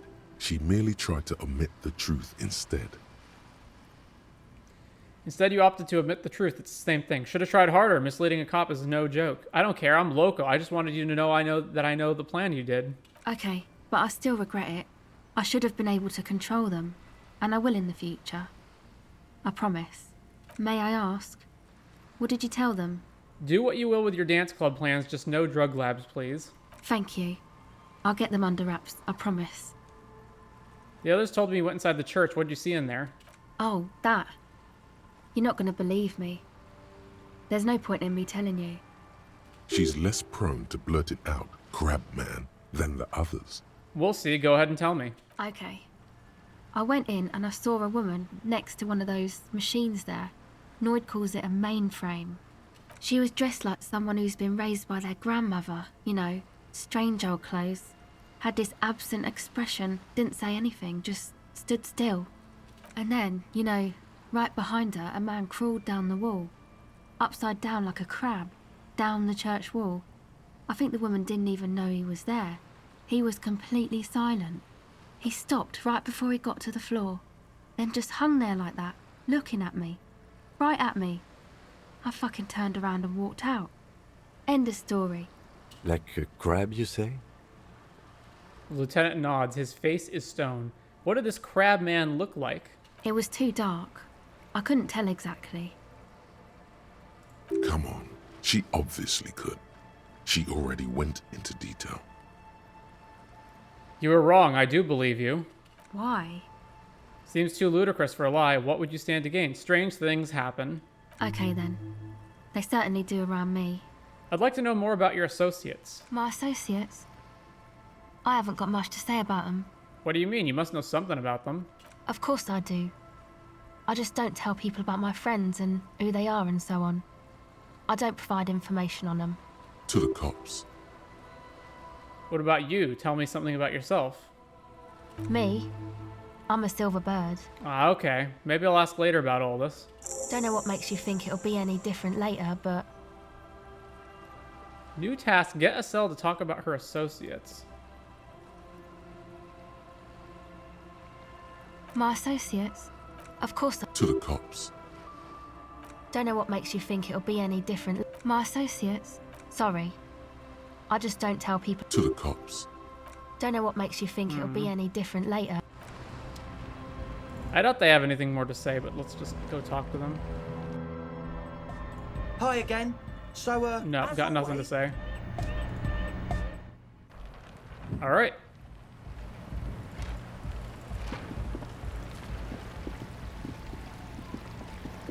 And into the church we go.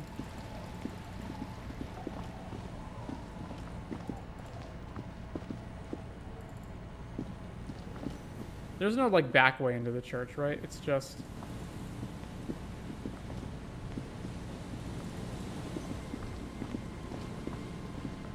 Yeah, no, there's... Well, there is a ladder here, but apparently we can't interact with it.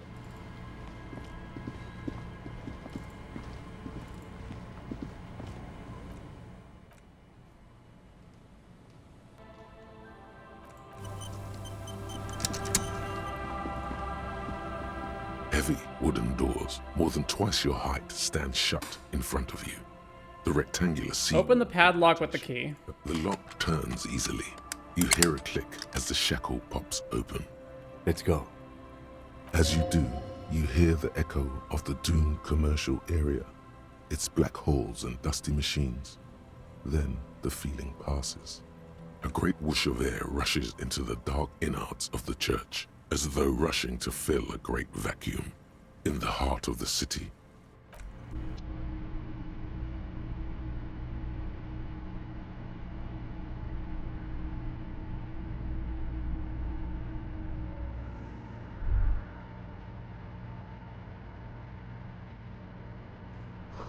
Strange stillness fills you as you look ahead. You should walk here, not run.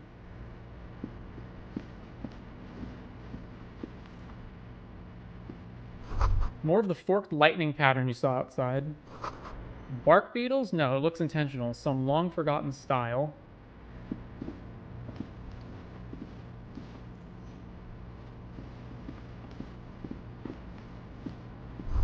This grotesque wooden figure looks half-finished. Feels like he's trying to become one with the church. This figure was added later. It's not part of the original church.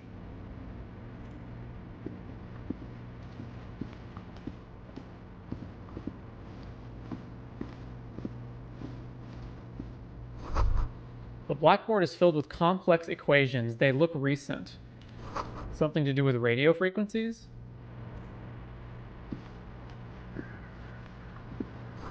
2 decks of reel-to-reel tape spinning on empty. A portable Harman washi tape recorder. Is it possible it's recording something? Someone's siphoning electrical current from outside into this antenna.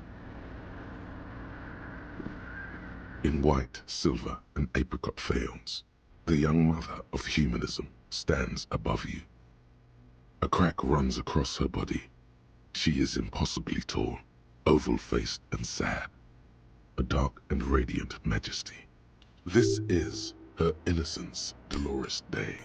Cradled in her arms are a pair of glowing lungs, clearly visible from underneath her flowing dress. You should kneel. Kneel. No, leave me alone, woman. Kneel. Your knees touch the floor. The floorboards are hard and cold. There you kneel among the snowdrifts, diffuse light falling on your hands from beyond the glass. Close your eyes first. The world is silent, but for the creaks and cracks of the massive wooden structure behind you. It covers you from the wind outside. The ocean feels distant, its ebb and flow blocked off by the centuries-old pinewood sarcophagus around you. In the darkness, you sense her eyes on you, inspecting you with their multicolored glass, as if you're a bug under a microscope. Open your eyes. The woman looks down at you kneeling. She towers among her followers, architects, laymen, courtiers. There is a sad smile on her lips, and a glint in her green-blue eye of what? Compassion? Remorse? She acknowledges the passing of someone who is still alive.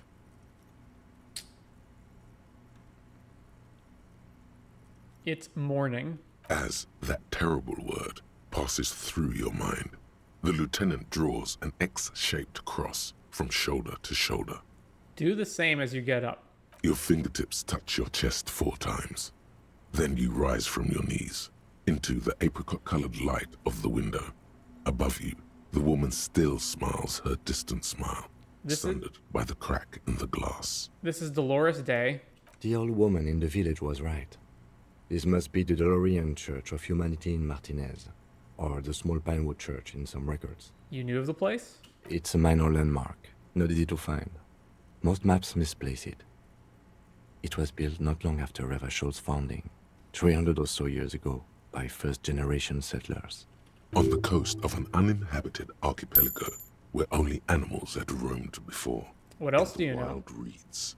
There used to be 7 stave churches on the coast.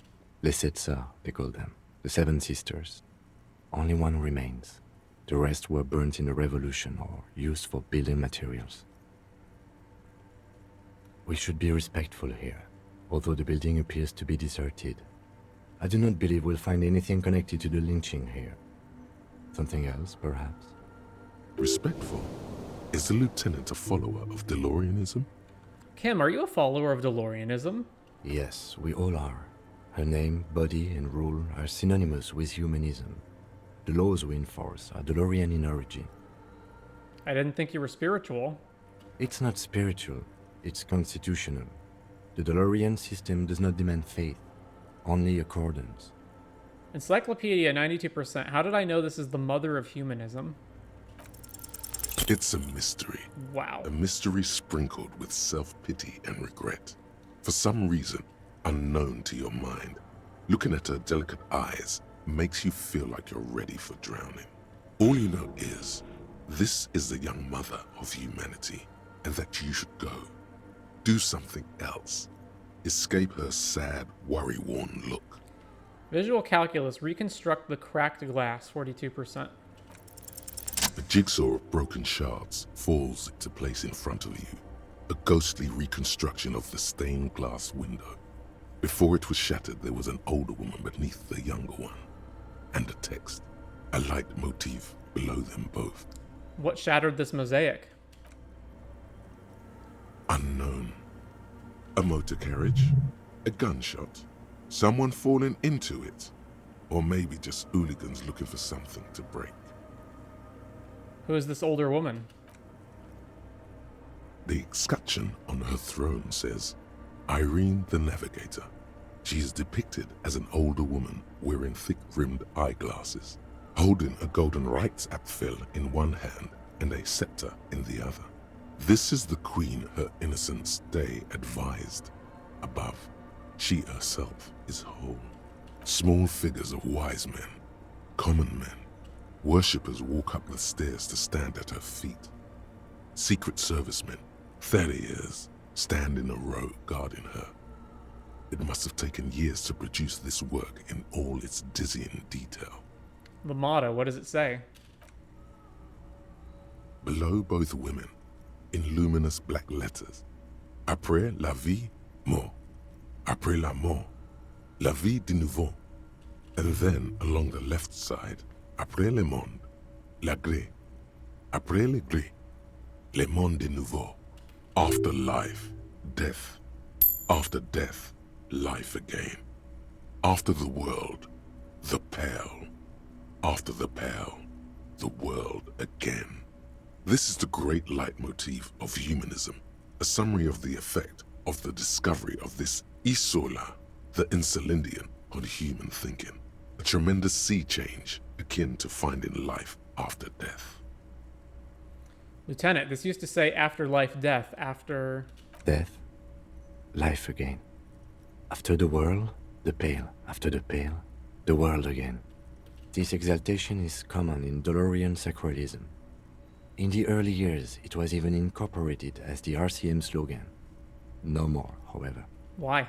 It was deemed subservient to use a strongly moral intern-related motto.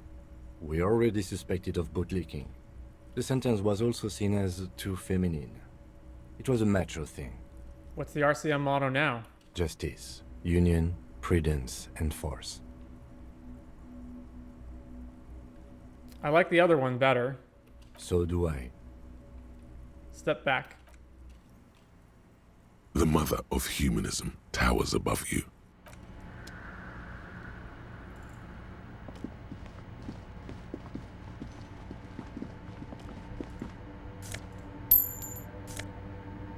Mesk Banger's Red Brogues. These dapper snakeskin shoes have an almost invisible white-on-white flower motif sewn on the tongue. The toe caps are still dusty from lying in the church.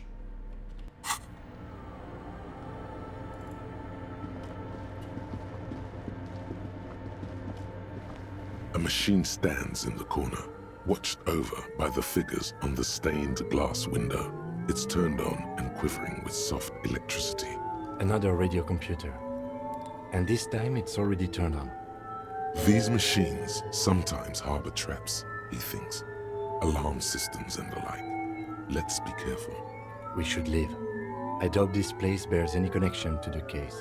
Yes, but this machine looks just like the one in the doomed commercial area. Wait, let me just investigate it. Step behind the computer. You see fluorescent play and print buttons on the keyboard. A hatch connected to the central compartment is wide open. The lieutenant says nothing. You see the machine's glowing frame reflected back from his diamond-shaped glasses. You're free to proceed. Look inside the compartment. Behind the hatch sits a cube-like crisscross of filaments, smoldering in the dark like fireflies. Silver tape on the side says, in black marker, log, February to March. This is the machine's filament memory. Press play to access its contents. Press print. Nothing happens. All right, press play. The speaker comes to life. Static seeps through the machine's planar magnetic driver. An old lady greets you. Her voice sounds 100 years old. Good evening. Votre accident on Sunken. This is the East Insulindian Repeat Station 1. Please repeat. Is this the personal log? It's the same old woman you spoke with through the radio computer in the doomed commercial area. Yvonne, it's me again. How are you? Good, thank you. Please repeat. Is this the personal log? I looked inside the core, but the tape on the filament just said log February to March. Good. Please repeat the password. Let's look around. There's no use trying to guess the answer. Alright. Received. I will register this login attempt. Votre accident. Is there anything else I can do for you today? Fortress Accident, like the one in the Doom commercial area. I have 2 machines registered to this company name in Martinez. One on Saint-Brune, the other on Rue de Saint-Ghislaine. Saint-Brune, that's the church. And Rue de Saint-Ghislaine? That's the Doom commercial area. Anything else I can help you with? All right. Sleep well, Fortress Accident. The machine's keyboard is still illuminated, revealing fluorescent play and print buttons. So can't proceed with that yet.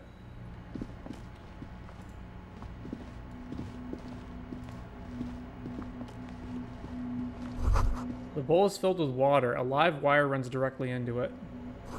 Could these wires work as contact microphones?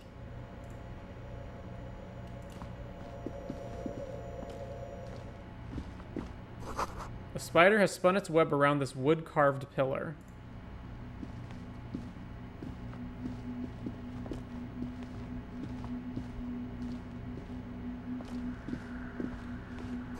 A cracked pane of glass, colorful. It came from the stained glass window, still has letters on it too.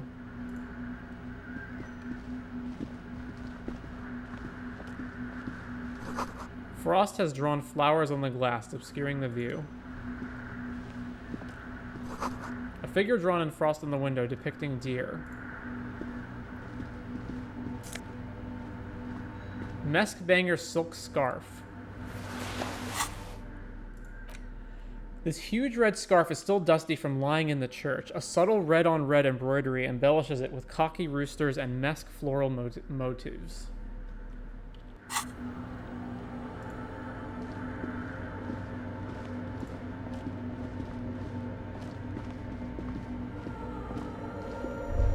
The silence in this part of the church, it's almost palpable.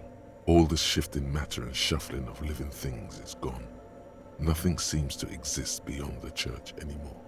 Maybe if you were to stand in just the right spot, even your footsteps would be completely silent. Wait, I think I still hear something. And then it's gone. Almost all of it. But for the faintest of hums. It seems the sound here is detached from its source somehow. If not blotted out, outright. Truly unusual. Sounds like the Pale. How do I know what the Pale sounds like? From recordings of the Far Pale. You've heard them. We all have. You can hardly hear your own breathing. Stomp your feet and clap your hands. You produce a few muffled thumps, after which the silence feels even more total, somehow. Yell as loud as you can. Your voice is barely audible. Not a howl, but the softest of whimpers. Turn to Kim. What's happening? The lieutenant points to his ears and shakes his head. Then he leans closer. Can you hear anything? Almost nothing, and it's beginning to worry me. Not really, but it's extraordinary. I've never experienced anything like this. I wonder why the church was built with such strange acoustics.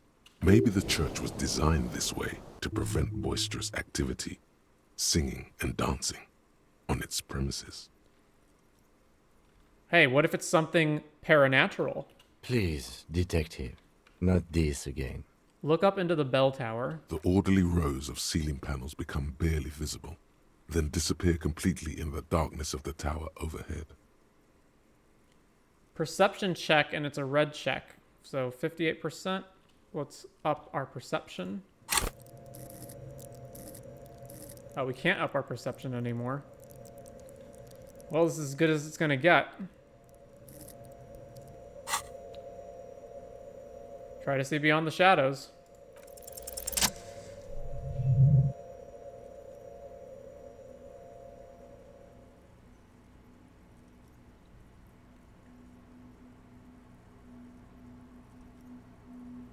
It's like there's something moving up there. A shadow has emerged from the tower and it's making its way toward you through all the other shadows. Follow the shadow's movements. It's not a shadow anymore, becoming more substantial as it gets closer. The shape of an animal descends. Officer, is there something up there? Lieutenant follows your gaze, attempting to see whatever it is that you are seeing. Oh no, you've lost sight of it.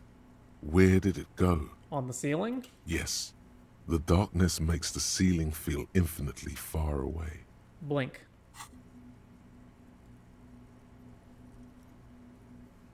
You see something hanging from the rafters, looking straight at you with dark eyes.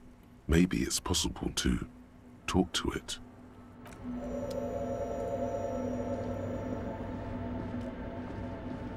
The shadow is a man made of the same stuff as the carpentry of the building.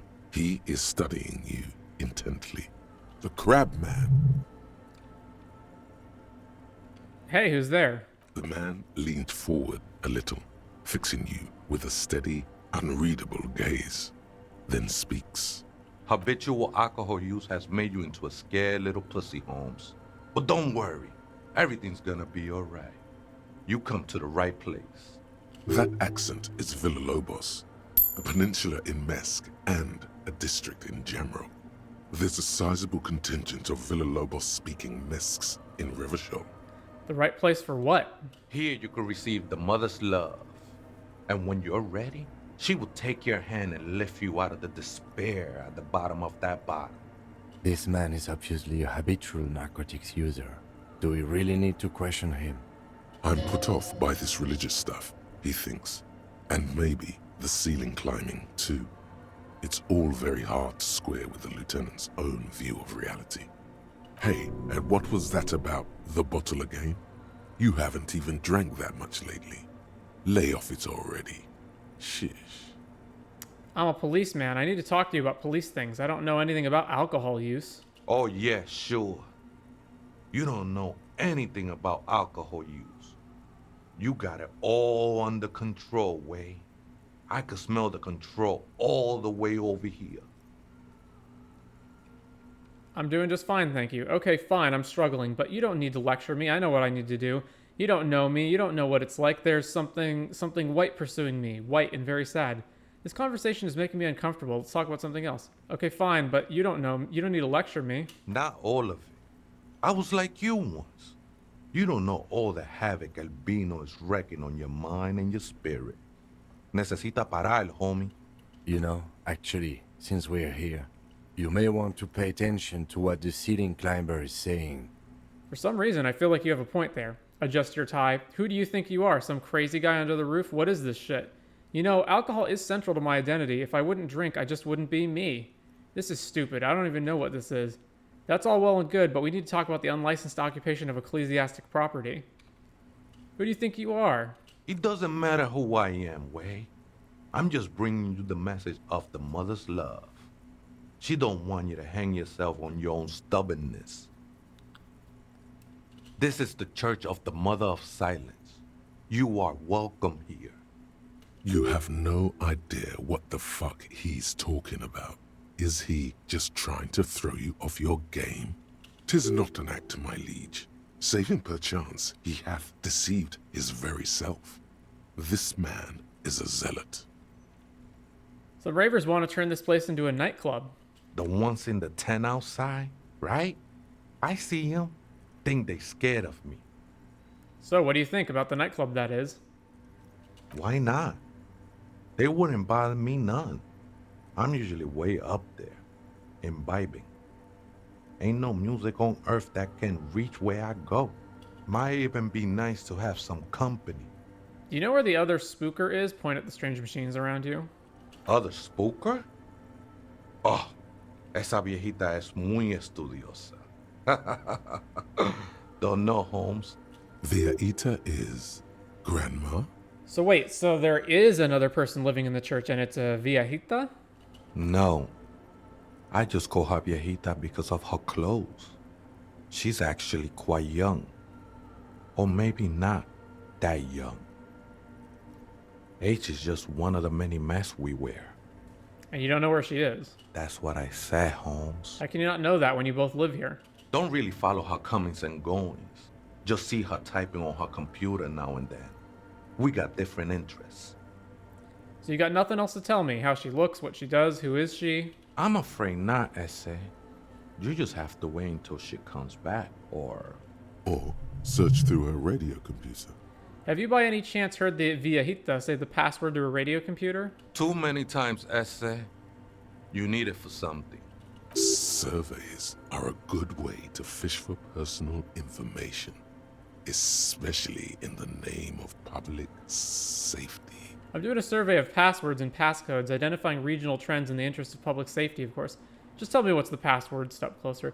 Yes, it's for a first-degree murder investigation in Martinez. Honestly, I just want to break into a radio computer, see what's on it. Yeah, it's for a murder investigation. The lieutenant raises his eyebrow, but doesn't say anything. Don't sweat it, vato. The password is afterlife death. That is true. But what comes after death? What you think of that? Makes me almost pity La Nilita Pequeña when I hear it. You must be the crab man. Never known myself to be a crab.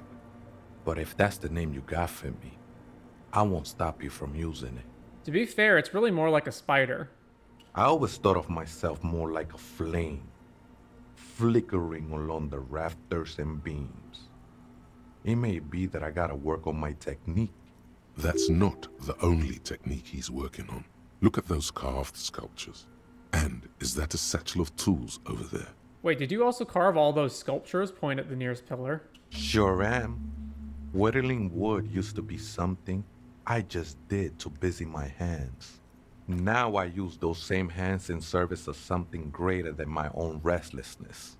All right, let's consider the context and meaning here. I see what you've done there. It's as if these figures are trying to become one with the church, or perhaps with the mother herself. Rub your chin. You've got some nice curves going there. Squint your eyes. These seem a tad derivative. Honestly, I don't get it all. All these figures look half finished. They've got some nice curves. It's all just for the mother, man. No need to overthink it.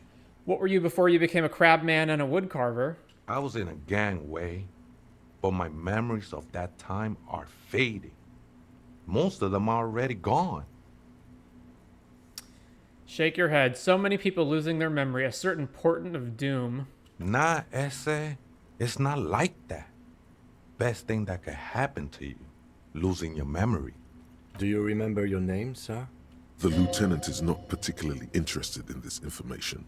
He's just trying to assert some control over the conversation. Tiago's my name, but those syllables don't mean much to me these days. A name isn't just your identity, but also, so to speak, your place amongst your fellows, your place in the world. I ain't got no use for such a place anymore. My name's Harrier Dubois, and my place in the world is Lieutenant W. Freighter. That's just the thing, Holmes. None of that matters. What are you doing here? This is a special place. There's a perforation in the world up there. A way out into nothingness.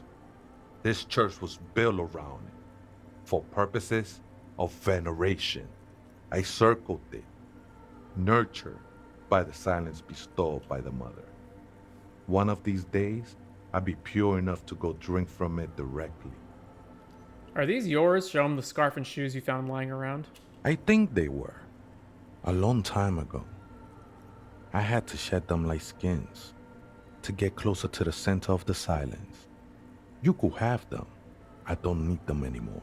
This mother of silence, you mean her? Point to the window. No. There's a new god in town. And she can be painted or sculpted. Because she has no limb or even a face. She is the end. She is a cavity in the dark beyond sense. She saved me. But I couldn't describe her to you. No one can, Holmes. And no one ever will. What will happen once you drink from this perforation? I will be incinerated, but not destroyed. Finally, I won with the state of the world before reality began. That sounds a bit like substitution behavior, no? You know a thing or two about that. I still don't understand what you're doing in the church. I'm a seraph, Holmes. I sing the mother's glory. Can you sing for me? Sing something for me. I ain't from no Marietti, if that's what you're thinking. And the song I sing is silent as the mother. Marietti is a mesque style of music and dance, commonly seen at all manner of festivities. especially weddings. It's delightfully quaint, owing to its peasant origins. You sure you didn't just switch one drug for another? It's not like that at all, man. It's just faith and joyful service. Too gleeful, those words. He is lying. Not to you, to his very own self. Faith is a kind of drug. I guess you have a point. Let's agree to disagree. I was being insensitive. Sorry, let's move on. I guess you have a point. I know it will take time. Don't sweat it. How'd you even find this place, this church? I know it will take time. Hard to say. I think I did some construction work here, back when I still had material worries. Up there, I realized what the true purpose of the church was. Been spending a lot of time here ever since. The past is nothing to me now, eh? It didn't belong to me. Right, I had other questions. The sinewy figure lingers on the wooden beams. You've been here a long time. Do you know why the church was abandoned? Police raid a while back. Did you witness it? Not really. Or at least I don't remember much of it anymore. The mother's love has done its job. That's what's so great about the mother. It lets you forget about everything. Okay then, thanks. I think we're done here, Acele. The figure crawls off into the darkness above. That was an interesting conversation. However, I'm still not sure how it's relevant to our investigation. Tremble. The time is now. Ta'ola. What time? Time for the show. For Ta'ola. The hallowed time of fear and disintegration. A countdown has begun. All will collapse on itself. The world will disappear into a single grain of blackness. All sound will be muted. All life will scream. Ta'ola? What's that? Ulogu theodos. Xeno zausin. Ipoli osidien. Echondes fronisin. Wait, when did this countdown begin? Monday morning. The moment you arrived in this reality are the first crack in the sheer face of God. From you it will spread. This is because of the insane world ending I've been saying, isn't it?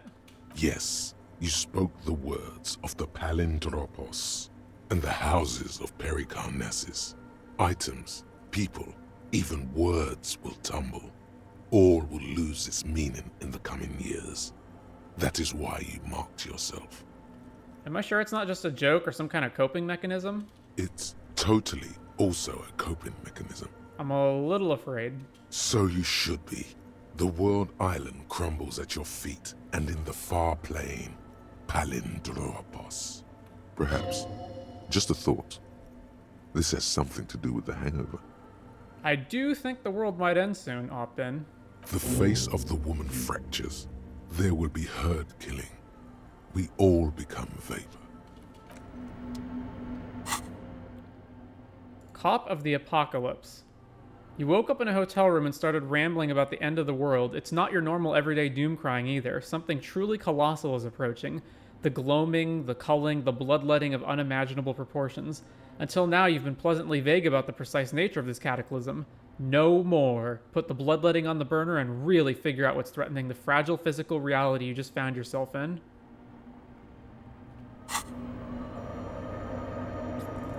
Alright, let's go do the password.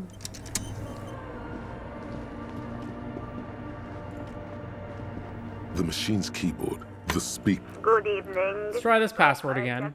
Good. Please repeat the password. Afterlife, death. Good. I have unlocked the filament. After ending the call, please press print to access the filament. Votre accident is there. Sleep well. The machine's keyboard is Press print. illuminated. The printer prints out a long text document with dated paragraphs. It looks a bit like someone's journal. Read the printout.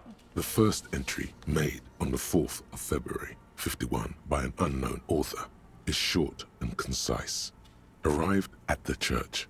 The door was boarded up, so I used the crowbar to get inside. Looks like the place has been deserted. Nothing out of the ordinary, but I'll ask around. Need to figure out how to get the electricity in. The lieutenant leans closer, scouring the printout over your shoulder. Just as you finish reading, he looks up, muttering under his breath. 4th of February. That's over a month ago. Whoever set up those machines has been here for quite a while. Do you think this log might be connected to the case? Our case? No, I don't think so. It must be some local eccentric. Read the second entry. 6th of February, 51. Had a little chat with the local fishermen. Said I shouldn't go near that place, that the church was spooky and ridden with narcotics. It's a little spooky, all right. Still haven't figured out the electricity. See? Ridden with narcotics. Just like Andre said. 7th of February, 51. Finally got the electricity in. Next on the agenda, a new antenna.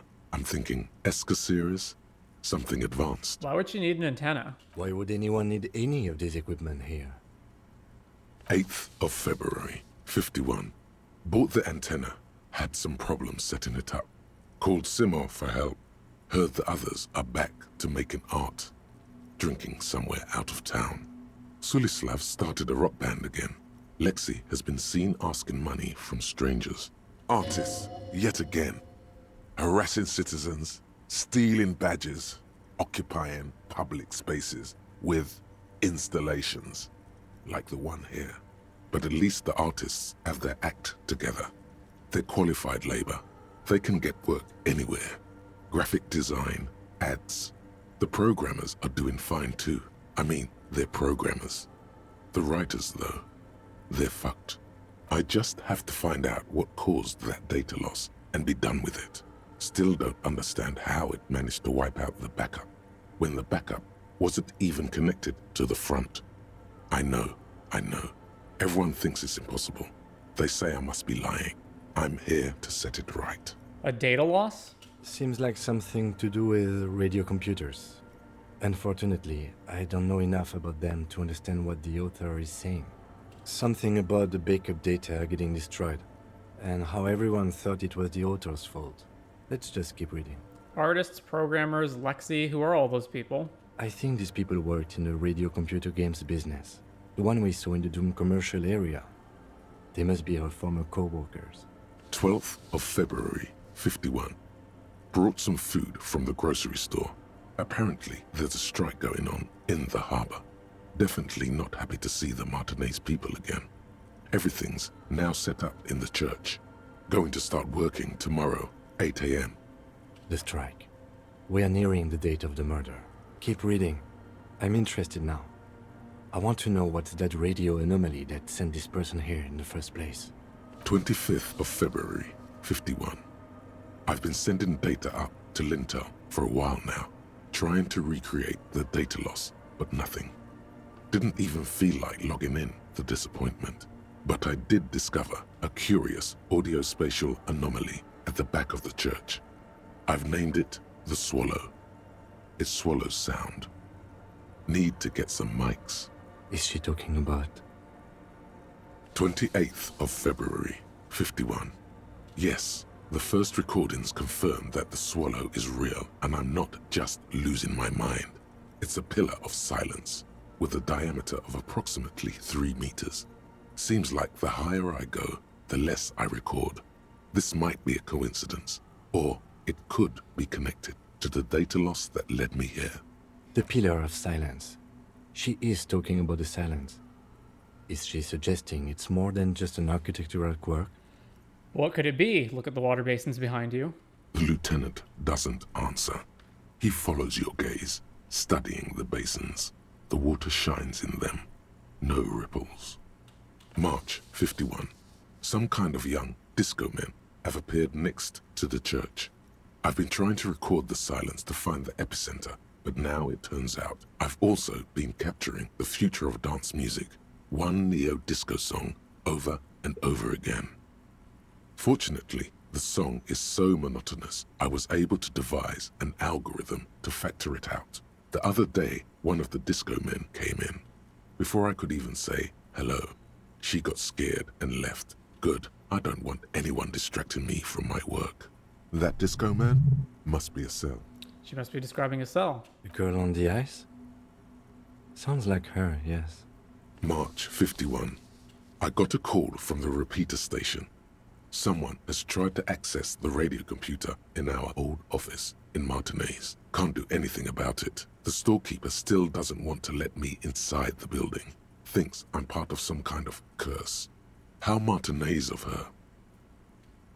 That's me. I was the one who broke into that radio computer, and the storekeeper must be Placence. I knew it wasn't a good idea to meddle with the machine. No.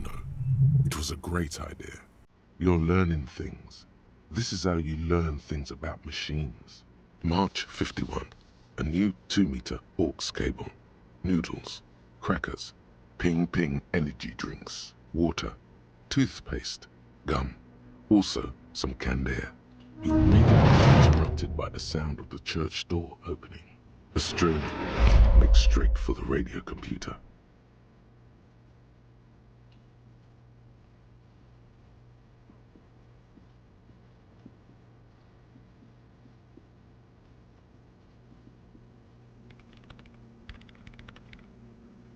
Breaking into my radio computer, I see.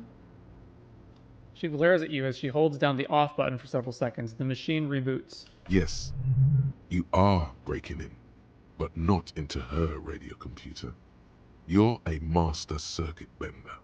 I do apologize for the intrusion, madame. We are with the RCM, you see. I can assure you I'm an expert circuit bender. I'm not breaking into your computer. I'm using it to access coalition military data links. We're here on a side case representing certain music venue organizers. We're not just breaking in. I'm pursuing a mysterious lead, searching for my lost identity. I can assure you... There are no coalition military data links. And even if there was, you couldn't access them over a civilian network. Yes, I could. I'm a cybernetic god. I'm using the network to commandeer coalition airship Archer. I will turn its cannons against its masters. That's nonsense. You're just a police officer. Now please give me some room. I need 2 seconds to see that you haven't destroyed anything. We should talk to her after she has rebooted the machine.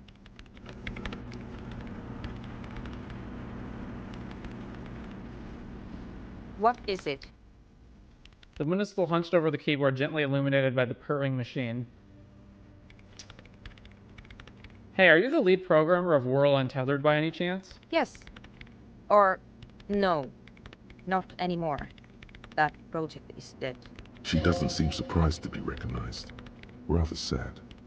Something passes over her face before she straightens her back. I didn't break anything, did I? No, you just printed out my personal log and wasted some paper. Sorry, but who are you? What are you doing here? I am Soona Luukkanen-Kilde, the former lead programmer of Fortress Accident and RSA radios. I have over 16 years of programming experience, and I'm proficient in both Vox and Orbis languages.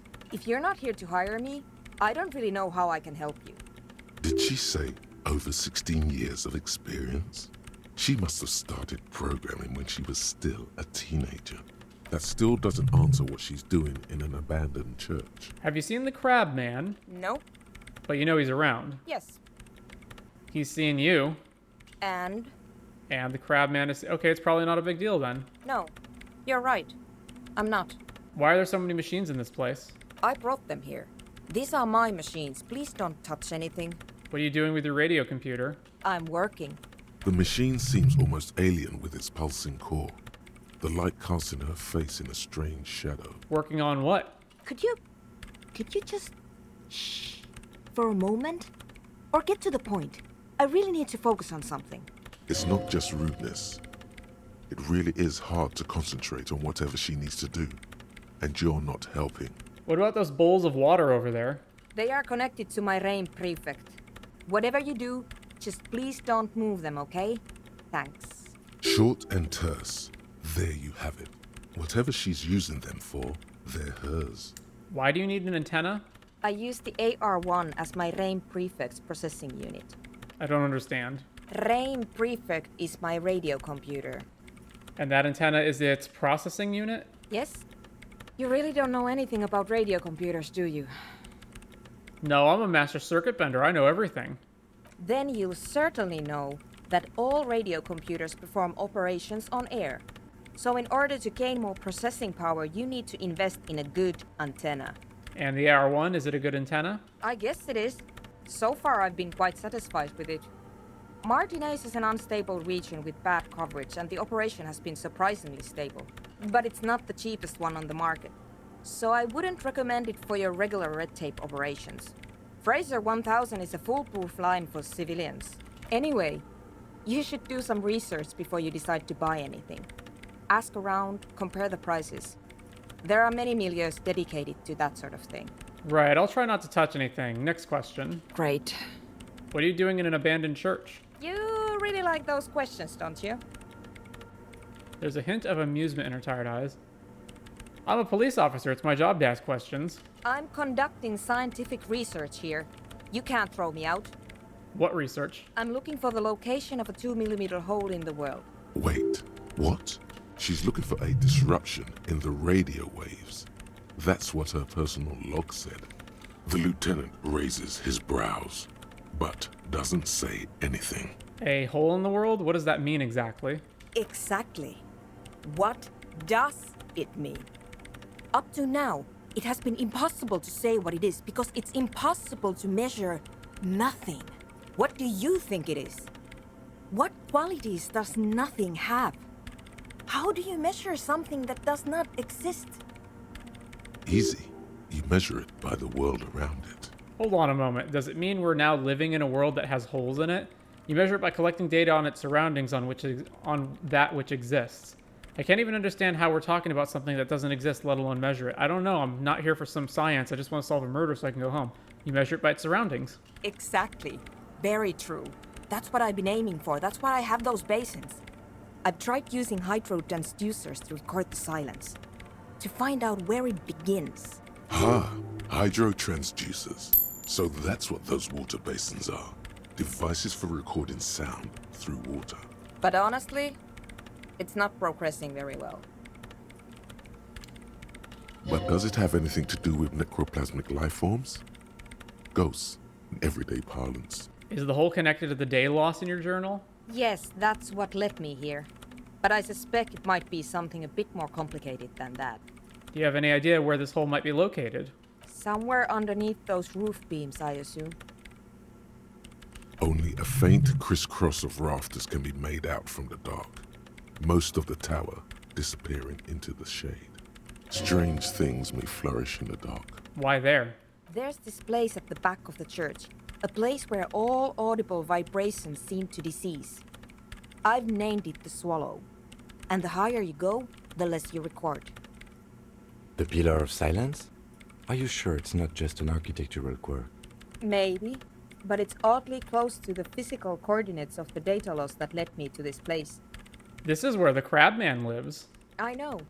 You don't think Crabman might be somehow responsible here? No, I don't. Does it have anything to do with ghosts? Ghosts? No, I don't think so. I don't believe in ghosts. What about other supernatural entities? I don't believe in them either. What not many know is necroplasma exists. Great. What are we talking about? And why?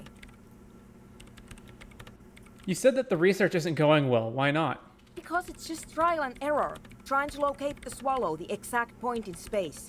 And I don't have a... You know what? It would be really helpful if you could just stop talking and let me work. That's all I wanted to know about the scary 2mm hole in the world for now. Great. Thanks. How do you feel about anodic dance music? What? I hate it. I bet she hasn't even heard it. Have you even listened to it, like actually listened? Yeah. Like all the time. My tent neighbors don't really ease up with their partying, do they? Maybe I'd have to be on drugs to get it, but to a sober mind it just sounds like uninspired rug whipping.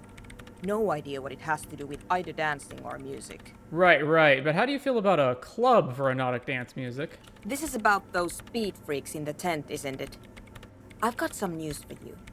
It's not a nightclub they want to build here. What do they want to build then? Take a guess, why don't you? A youth center would be nice. A petting zoo, a place for animals, maybe some community space to help the elderly. I'm still convinced they want to establish a nightclub for anodic dance music. They said it's their dream. I can't believe they got you so easily. Go have another talk with those up-and-coming entrepreneurs, will you? Thanks. Good luck. I'm not coming in there. Right, I'll let you work in peace now.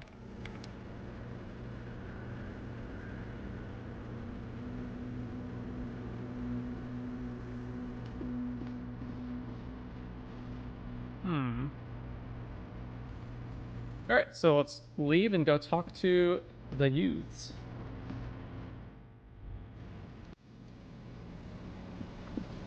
So it looks like the day hard caps at 2, and then time doesn't pass anymore after that.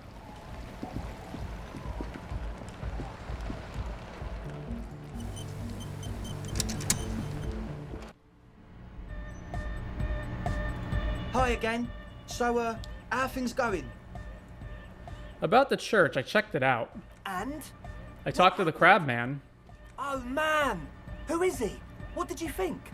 Seemed okay, to be honest, very spiritual. He gave me this odd lecture on alcoholism before rambling on and on about mother's love. Really? Interesting. What's he doing in the church? Just preaching and praying from the looks of it. No matter. Is he gonna be a problem? Yeah, Noid is right. Let's get back to the point. What are we gonna do about him? These guys will never catch him. You will never catch him. There's nothing to do. Of course he's a problem. He's a crab man. He keeps himself physically active, thinks spiritual thoughts, and doesn't drink. Who am I to evict such a person? As far as I can tell, he's not going to leave. He'll climb around up there, and you guys will never catch him. Actually, he told me he wouldn't mind the nightclub at all. I don't know, man. Doesn't it feel like a major hindrance to you? A spooky guy climbing around when all the guests are trying to have nice, friendly hyper time? Don't worry, I don't think he really gives a damn about you or anyone else. I guess it's not a massive problem, now that I think of it. Everyone is welcome to dance till the morning light! Yeah! Maybe. I guess we'll figure something out. Okay, but what about the other spooker? The one in Grandma's clothes? Did you see her? I was using the mainframe when Soona, the former lead programmer of Fortress Occident, appeared. A programmer? That's odd. What was she like? Did you ask her about the nightclub? She did not like the Anodic Dance Club idea. What a pity! That's my favourite thing in the world! And she doesn't like it at all! A shame. What can we do now? Do you see a way out of this jam? And into a laser-lit future of dance and unity? Unity! Dance! She made it very clear that she won't leave until her own project is finished. And you can't just evict her? No, I won't evict her. We have to come up with a different solution. Look at you, Honor Man. No, Noid. He's right. Maybe we've approached it the wrong way after all. I'm sure there's a workaround. We can make a deal not to bother her. If that's okay with her, we only want to get in the church and spread the joy and ecstasy of music. The lines in the dark exist! Coexist! At least Crabman seems like an advanced being. He's hard. He'll understand. Yeah, he can do his climbing thing in the tower. And the programmer, does she like Anodic dance music? She absolutely does not. Really, truly despises it. Egghead cannot believe what you just said. It makes him pump the jam a little slower for a moment, but then he returns to the full swing of it. No worries. We'll figure it out. If coexisting fails, you can always muscle her out, right? If it's all okay with you, what do you think? All right, I'll see how it goes. Proceed with the quest. Excellent! Good luck, my friend. Goodbye, officer.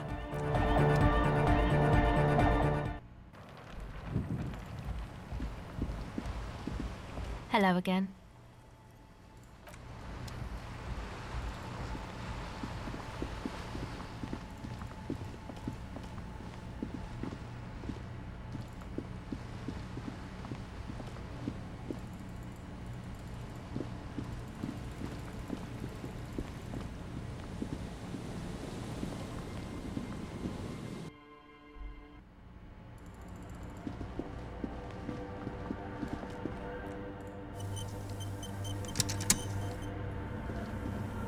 Yes, what is it? What if I just force you to leave? I'm a police officer. You have to do what I say. What if you didn't have to leave? I talked to Andre. He wants to make it work. I don't want to make anything work.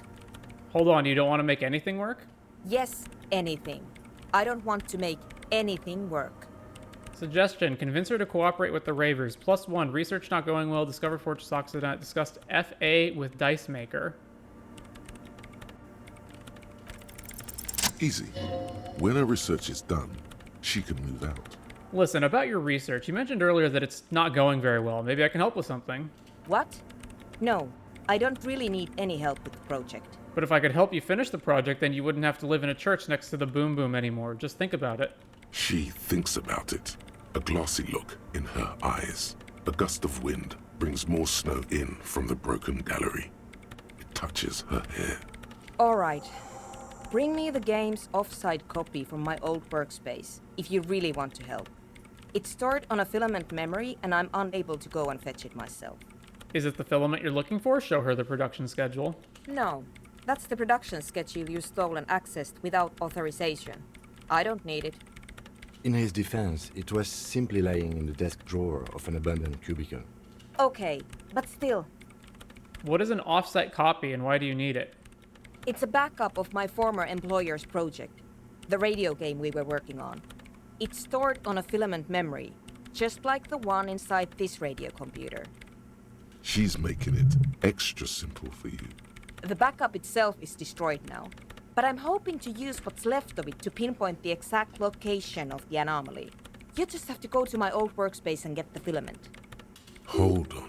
If it's called an off-site copy, then why is it still on site? If it's called an off-site copy, then why is it still on site? Oh god, not this again. It is not on site. It is in the basement. Perfectly safe and not connected to the front at all. Basement? Sounds like it's technically still on site. And no, taking it outside the building wouldn't have protected it from the data loss. There's nothing wrong with keeping the backup in the basement. What happened was a freak accident that has nothing to do with how the backup was stored. We clear? By your old workspace, do you mean the studio of Fortress Occident in the doomed commercial area? Yeah, that's the one. You can get in through the bookshop. You just have to do some explaining to the bookstore lady. Wait, bookstore lady, you mean Placence? That's her name, I believe. Actually, I've already been inside the doomed commercial area. Good. Then you might know the giant ice bear fridge in the building's cellar. The filament is inside the fridge. Just go and get it. Oh, Kim, you mean the fridge that we stored the dead body in? And where exactly is the offsite copy? In the giant ice bear fridge. I just told you. It has red glowing eyes. It's impossible to miss. You just need to get the offsite copy from the ice bear. But you've been to the fridge and it wasn't there. There was a note saying... I found a note from the ice bear fridge. It said the offsite copy had been moved to a safer place. Wait. A note from whom? Did it specify where they took the filament memory?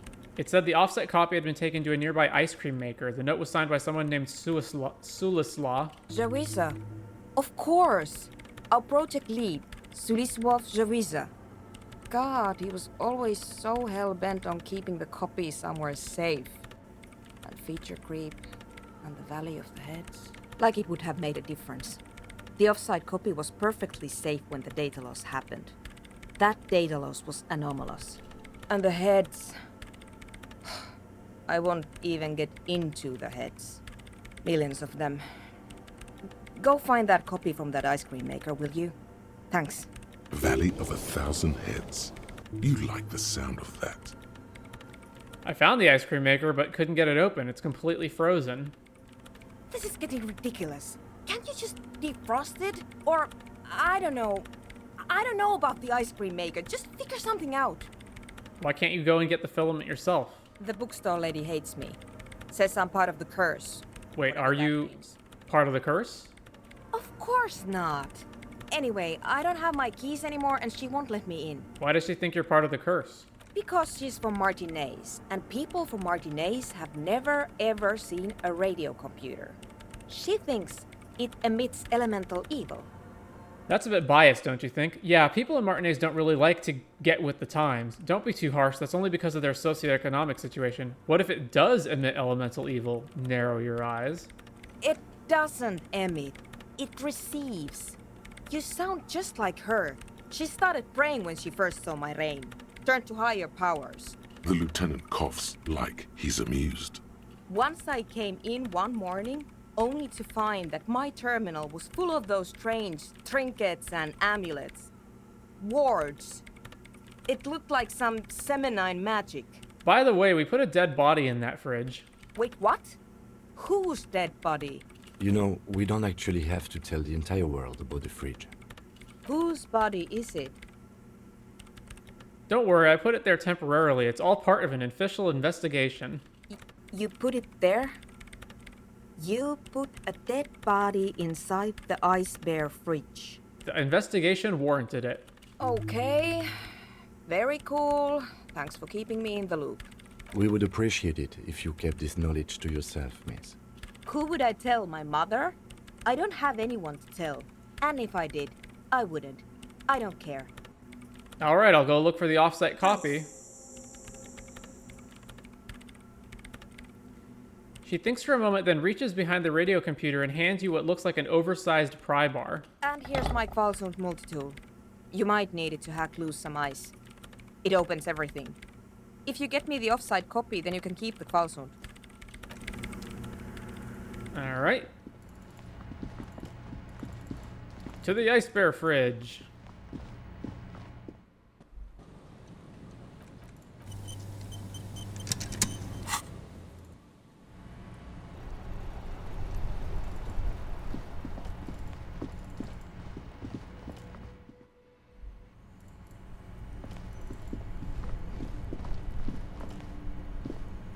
This orange machine is dead. Alright, tools. A Valslod KR+2 multi-tool. This is an advanced pry bar, a pry bar +2, if you will, built by Valslund in Vasa. The number of gadgets hidden within the frame of the yellow and gray multi-tool will stagger any technician. This orange machine is dead still. Still only 42% though. Ice cream churner and an electric freezer. Alright. The ice around it. So ice groans and howls under the strain of your giant Kvalsund multi-tool until the lid cracks open. Darkness lies inside, but you can faintly make out an object, intricate and foreign, left there for a sub-zero beauty sleep, a filament memory with the words off-site copy written on its side. Take the filament memory. You gently lift the cube from its frosty bedding, careful not to damage it. We should take it back to Miss Luukkonen Kilde as soon as possible. I'm not sure how well unused filaments tolerate room temperatures. Yes, but aren't you curious to know what's on the precious filament? There's a radio computer upstairs. And as long as we're here, we already have the password, so we can just go upstairs and check it. And we need to get our dice, so we'll do that too as long as we're here.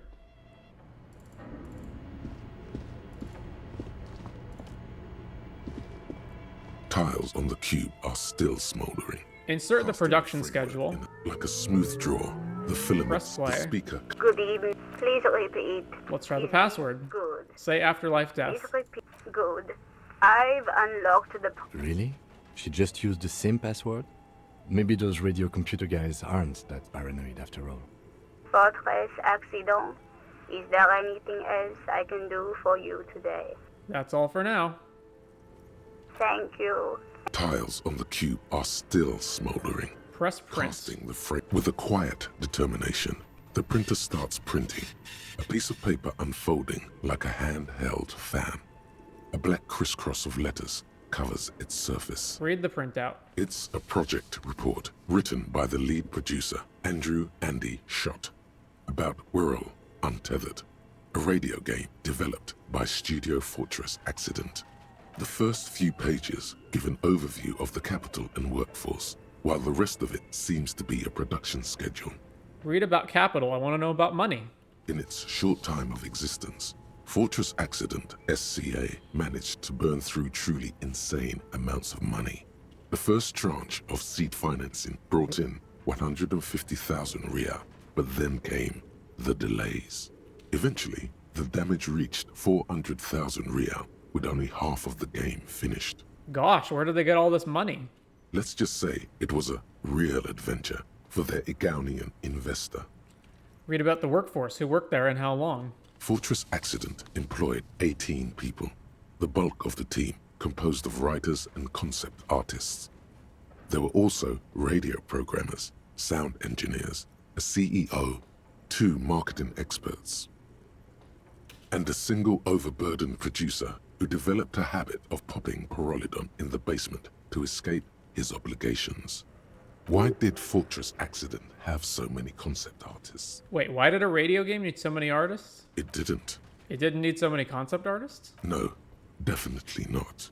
A few more producers could have come in handy though, especially when dealing with writers, some of whom routinely skip to work because of mental health issues and extremely unprofessional sleep schedules. One of them even managed to steal some valuable company property before skipping town for good. Skim through the production schedule, whatever it is. The production schedule depicts their glorious descent into bankruptcy. Because of the concept artists? Not the concept artists.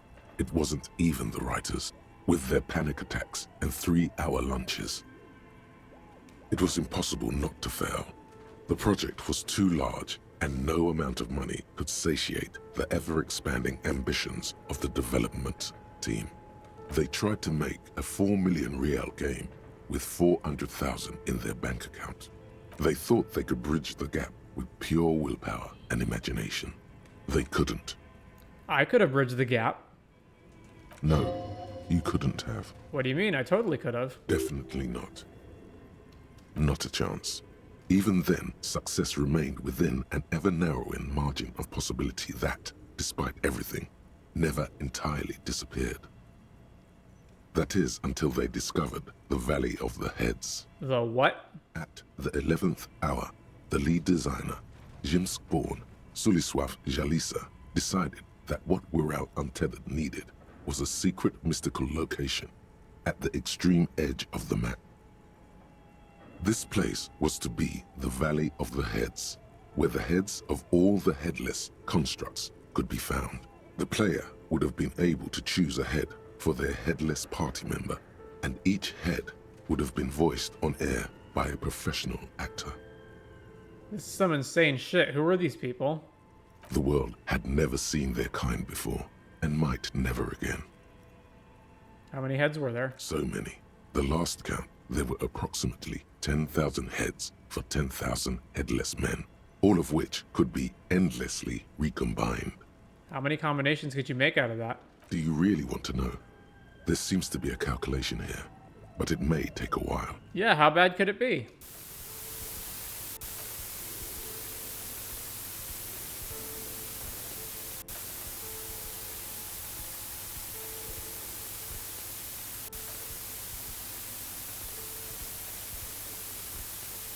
The lieutenant taps his foot impatiently, his arms folded tight against his chest.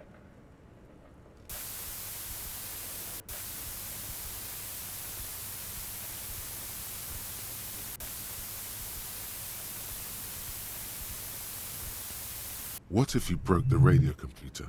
What if it's never going to stop? Just let the numbers wash over you. Well, yeah, that and the catastrophic data loss. The what now?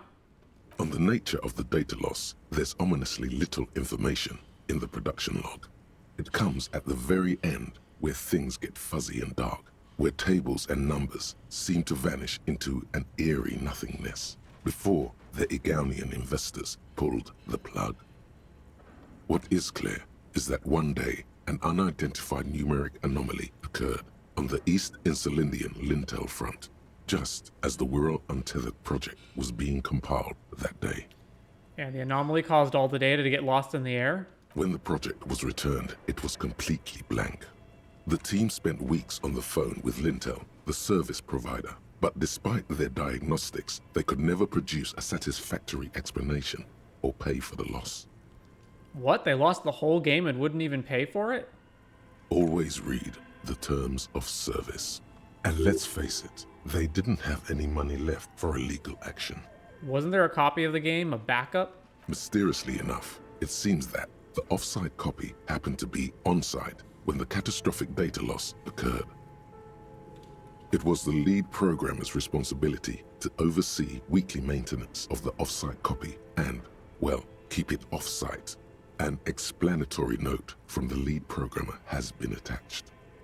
S. Luukinen Kilda, the lead programmer of Fortress Accident. The off-site copy was on-site because there was no off-site anymore. Not for me, not after 8 months of crunch. I didn't have a home anymore, so I started keeping it in the basement in the ice bear refrigerator near where I went to sleep. It was perfectly safe there. The temperature conditions were optimal. It's not very convincing, is it? Seems like a perfectly reasonable explanation. No, it's not very convincing. Her former colleagues would agree with you. Is there anything else from this lead programmer? The production schedule ends with a few random notes that seem to be added sometime later. Read the notes at the end. 4 months later, by an unknown author. I am the only one left, and it's gotten rather damp here. A few other businesses have gone under, too. Slipstream switched to making skis, and the hairdressers just left, cursing Martinez. They're right, though. Something's seriously wrong with this place. Martinez, all of it. Still haven't got an answer from Lintel about what happened. All I could get were the physical coordinates of the error on the East Insulindian front on that day. Since the computation happened on air, I reckoned it had to coincide with an actually existing location. I have compared the coordinates to a map of Revachol West. Turns out it's only 800 meters from here. The address is Saint-Brun 1147. I am going there to look this thing in the eye. Saint-Brun 1147? That's what the street sign next to the church said. Tear off the printout and throw it away. Tiles on the cube are still smoldering. Remove the production schedule. Insert the offsite copy. Like a smooth draw, the filament slides into place. Press play. The speaker comes to life. Static seeps through the machine's planar magnetic. Good evening. Please repeat. Is this the offsite copy? I might have a password for the offsite copy. Good. Please say afterlife death. No, that's not it. Maybe it's the second part of the leitmotif you saw on the stained glass window. After death, life again. Good. I've unlocked the offsite copy. After ending the call, please press print. Ka-ching. Fortress accident. Alright. Thank you. Tiles on the cube are still Press smoldering. print. It sounds like something cracks before the piece of paper starts filling up with pure black ink. Something's broken. Machines aren't supposed to behave like this. Read the printout. The paper is soaked with ink. It's monochrome darkness spanning from margin to margin. It's not possible to make out any information. What happened? It's just covered in ink. Odd. Something is obviously broken here. Perception red check. Examine the printout again. 83%. A single speck of white shines out from the shade. For some reason, the printer decided to spare this one tiny dot of paper. Marked by the devil itself. Looks like gibberish. Better get running again. This must be the information Soona is looking for. She knows how to make sense of it. Tear off the printout. Tiles on the cube are Remove the offsite copy. The filament slides out of its glowing. Alright. And then before we leave, let's go get our dice.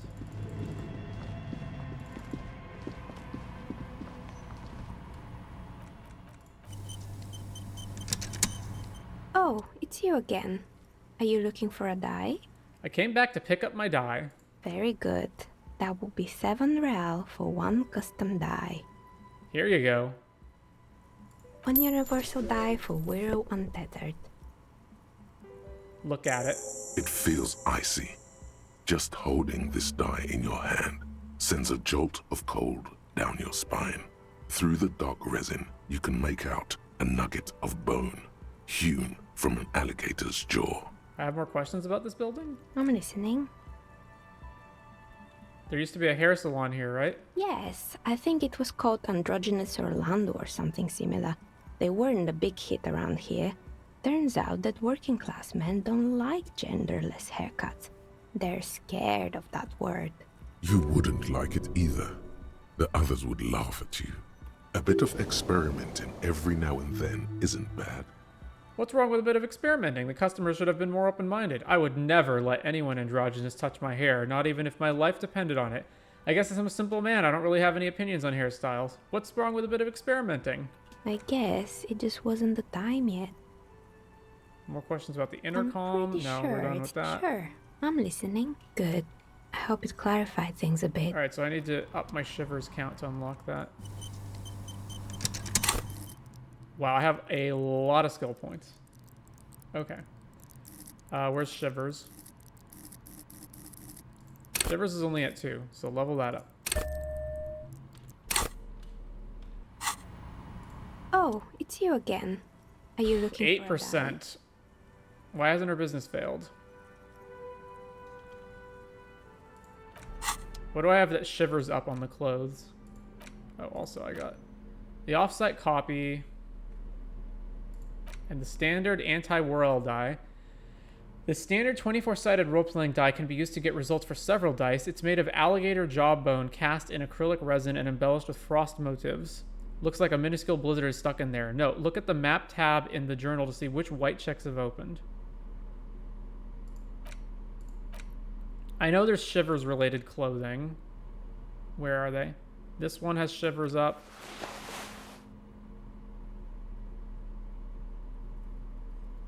Is it just that one?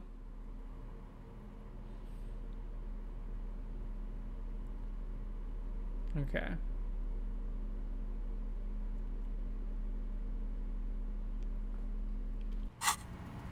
Oh, it's you again. 17%. Are you looking for a dye? Aside from getting naked, you're not sure what else to do. Shivers up.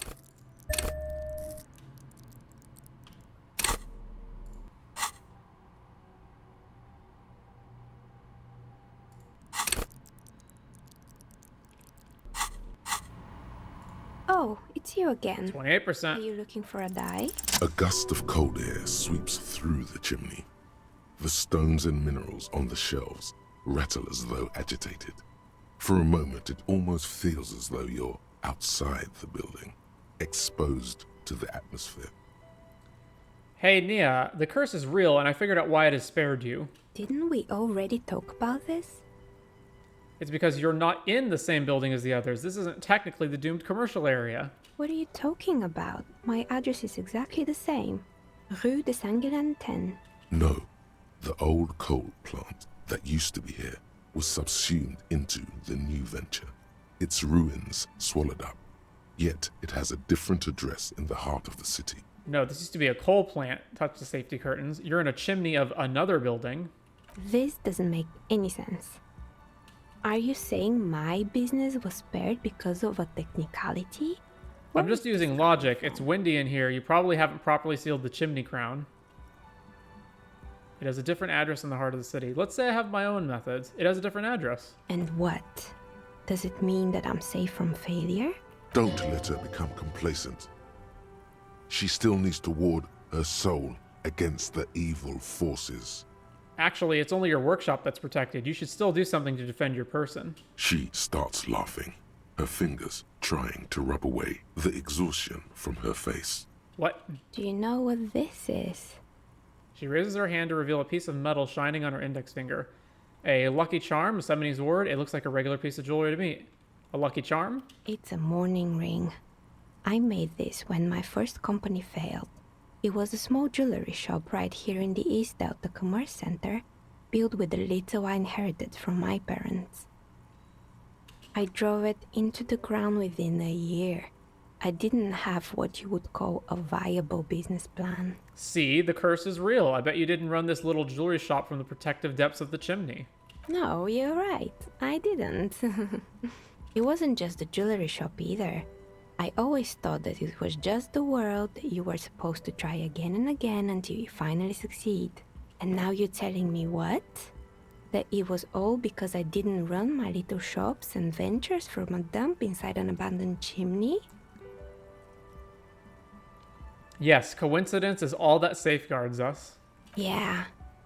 Or maybe it's the entire world that's cursed. It's such a precarious place. Nothing ever works out the way you want it. That's why people like role-playing games. You can be whoever you want to be, you can try again. Still, there is something inherently violent even about dice rolls. It's like every time you cast a die, something disappears. Some alternative ending, or an entirely different world. But anyway, thanks for sharing your theories, officer. The precarious world Temporary research bonus, all red checks fail. Seems like the point of this game is victory, the absence of defeat on all fronts. Victory in business ventures and creative undertakings. Victory in love and over other people. Political victory, ideological victory, hell, even sexual victory. Definitely a lot of object-based victories, too. Having things and not losing them, one problem, though. Not a lot of victors in sight. Everyone's mostly losing. Why is that, and how do you not lose?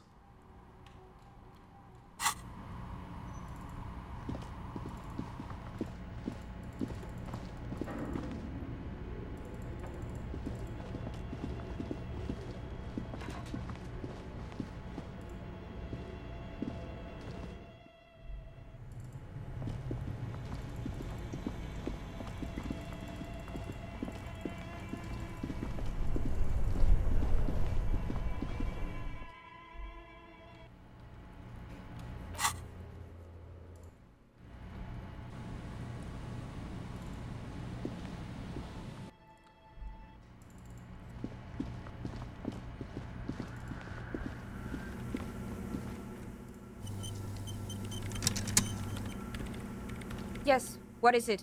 About the offsite copy you asked me to bring. Yes? I brought it to you. Thanks. Looks like it's the one. What's going to happen now? Now, I'm going to print it out to see what's left of it. Don't waste your time printing it out. There's nothing but a speck of white in a sea of ink. It's broken. A speck of white? That's exactly what I'm hoping to find. What do you mean? Lintel was able to divine the location of the anomaly from this broken copy. I want to repeat their calculation, only this time with better equipment. Watch. What an intricate display of failure. The paper gets soaked in ink again. Its evil blackness shining in the light of the mainframe. It looks eerie. This is wrong. Machines shouldn't behave like that. Play it cool. Now what? Soona doesn't reply. Her hands running over the printout. She's looking for something. For her morning star. Eyes scouring the millimeters. Here. I found it.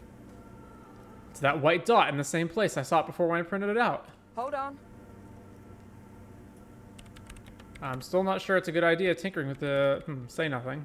Just give me a second. I'm almost... I've never witnessed a programmer work before. done. I've got it. I found the location of the anomaly. You did it. You found the coordinates. Oh my god, congratulations. Thank you. So where is it? Where is your 2mm hole in the world? There. In the swallow. Think you can help me again? Sure. I need you to go move those water bolts for me. I need to double check my calculations. What an interesting proposition. Truly a task for the intellectuals. Solving the puzzle of water bowls. Right, I'll go figure it out. I'm good at intellectual puzzles. Figure it out? No. I don't need you to figure anything out. I've got a computer for that. Just walk over to the circle and follow my instructions. Move the third bowl 2 centimeters to the left, and the fourth bowl 5 centimeters to the right. This should do the trick. What? She only wants you to follow instructions. Nothing intellectually stimulating. In this task, a child could do it. Yes, but you like moving things around. Moving things around is calming. Sure, no problem. Thanks.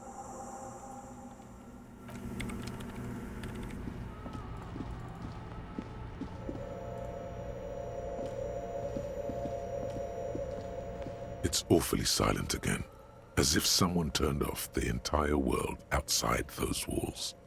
Water inside the bowls stands still. Measurements have been marked down around the bowls, each chalk-drawn line representing a centimeter on the floor. Oh boy, this is going to be good. Move the third bowl from the left 2 centimeters away. It moves like a ghost without creating a single trace of sound. This task is an insult to your mental skills. Move the fourth bowl from the left 5 centimeters to the right. Some water spills out of the bowl, wetting the floor.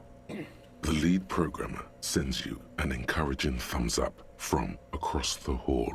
Time to run back, or maybe walk. This is a sacred place after all. Nah, we're running back.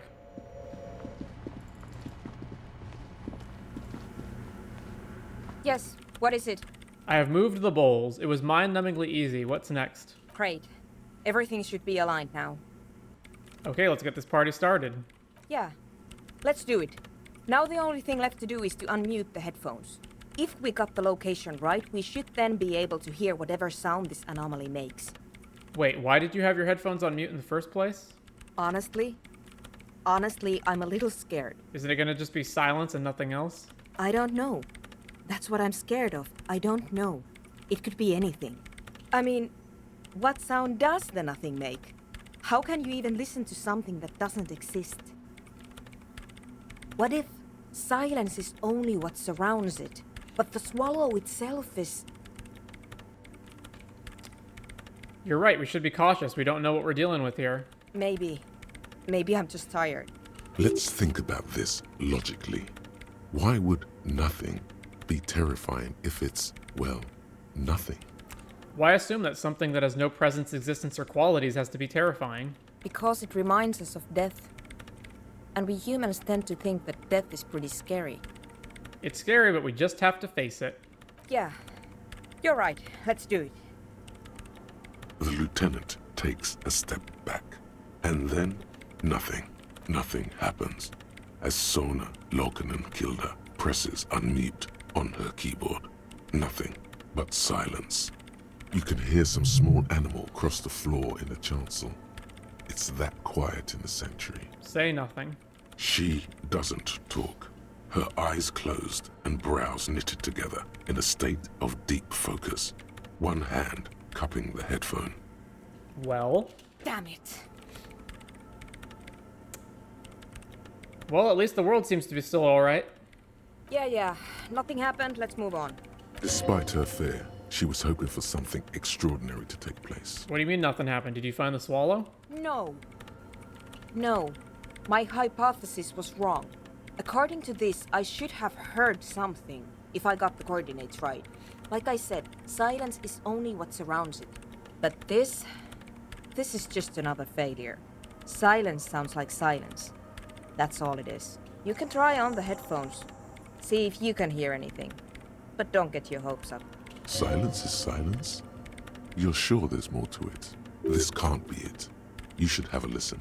Legendary perception. Put on the headphones. 28%. Everything disappears.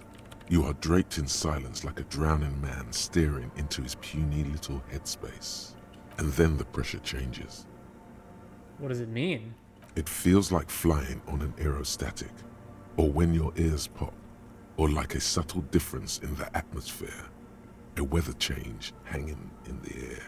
What if the sound you're looking for is too low for you to hear it? Soona, take off the headphones. What if we just need a better sound system? A better sound system? Alright, but where would we get one? Suddenly, a rhythmic beat permeates the walls, causing a small patch of decorative stucco to crumble onto the wooden floor. They should really allocate some renovation funds to this place. No. What they really should do is shut down the disco men for disturbing neighborhood peace. Yes, but they could help with the speakers. You mean the speed freaks? Of course. The speed freaks. They have a fantastic sound system. And you think they would help me? They would if you wouldn't mind them moving in with you. I guess I could live through a week or two of peaceful coexistence. Great, I'll go talk to them then. Sure. Let me know how it goes. Alright, but not now. Because we've been streaming for over 9 hours, so I need to wrap up here. Same address the lead programmer of Fortune Occident was looking for. So... Winter, slow to let go of Rivershore. Flecks some more wet snow from above. Look around you. The snow falls lazily, making the beach sand paler still, mixing with the rust-colored sewage runoff. It has been a cold year. All things waiting for spring will have to wait a bit longer. What am I doing? Looking up at the sky, melted snow dripping from your hat. And what do I see? The sky is full of great battleships. White clouds collide with one another, and the world is drenched with their debris. How does it feel? You're warm in your hat and your coat. Like a well-equipped explorer, you comfortably survey the white landscape. What's in the west? More winding coastlines lined with abandoned buildings. Crumbling piers, salt water lapping at their dark piles, grey and red forgotten city blocks, what remains of the pre-revolutionary effort to gentrify the coast. And beyond that? The waters turn black, coal city in the shadow of Saint Martin, a boom town. Back when coal extracted from countless shafts near the city was needed to power Revachol. No more. The coal was supplanted by petroleum from the ocean floor and hydropower from the Esperance. Everything crumbled. These days, only the weakest remain in Coal City. Their hopes of getting rich linger in the defunct shafts under their feet. What is there? Below the old mines, L'Océan Municipal, Revachol's underground cemetery. Le Petit Rat braved the underground passageways, trying to get to Le Royaume. Lorraine, where the Philippian kings were interred, with their doctors and their admirals. Mausoleums, burial chambers, leaf gold still remains on the double door of the morning. Le Petit Rat? Children under 14, they go underground looking for artifacts to sell to foreign museums, and for fabled relics. Their parents let them. They go deeper. Deeper? After rubies, melchiorite, lapis lazuli, plundered from Safle and Seol during the time of the suzerain. In the burial chambers of the kings, Grand Old Philip, Guillaume II, and even in the mausoleum of Philip the Opulent. 2 kilometers underground, in a winding shaft along whose walls mirrors have been placed, so that daylight may eternally fall upon the richest of all the kings. The mausoleum contains untold quantities of gold, and that special, purest of the pure magenta cocaine, favored by Revacholian royalty. How can it be pure if it's magenta? How can it be pure if it's magenta? Snow falls, and there is no answer. Some things are not for mortals to know. Wipe the snow from your shoulder. Few Petit Rat return from the shafts. Even fewer find what they're looking for. A small child steps out of the black tunnel with silver trinkets in her pockets. All around her, white snow on the extinguished coke furnaces and on the weather-worn shacks where fathers beat their sons after drinking. The snow melts on your fingers, turning to water. What's in the east? The canal you crossed to get here and beyond it. Martinez proper, the district the police forgot to police. There is laughter, lights, attempts at entrepreneurial activity, cynicism. Someone is scraping snow off their windshield at the roundabout, in the midst of which a statue of Philip III serves as a destination for grade school field trips and a fine perch for winter birds. And further? A fenced-off yard. There's a truck belonging to a logistics company parked next to the gate. You've heard about it. Bright light from a building behind the fence reflects off its hood. Clean white light coming from the windows of a clean cube-shaped office building hidden amidst ruins. What's in the north? The abandoned church, its walls covered with hoarfrost now. One of Lissette's sœurs. The other 6 sisters were destroyed during the revolution. A serpentine strip of land weaving its way into the Martinez Inlet. Unfortunates on the run from the law, from themselves. Sometimes hide out on nearby islets. Little dots in the ocean that are occasionally submerged when the tide is high and the weather foul. The remains of a camp on a jagged piece of rock, a tent, old dishes and cutlery, long since abandoned. A hermit crab scuttles among the debris, looking for a new shell. Further out, the lights burn bright on Resurrection, way beyond Martinez, a popular spa destination for ample-bodied Ozon kids with equally ample pockets. Then there's Ozon, but the snow falls too thick. You cannot see that far. The Bay of Revachol, vastness, great depth, over 1,200 meters at its deepest. Water, air-brinier than here. It is crisscrossed by huge cargo ships bearing company logos. Wild pines. Zam. Morell. And at the farthest reaches of the Bay of Revachol, the shadow of the Coalition warship, Archer, on perpetual patrol duty, ready to unleash artillery fire if you were to rise up against the market. You shudder. What's in the south?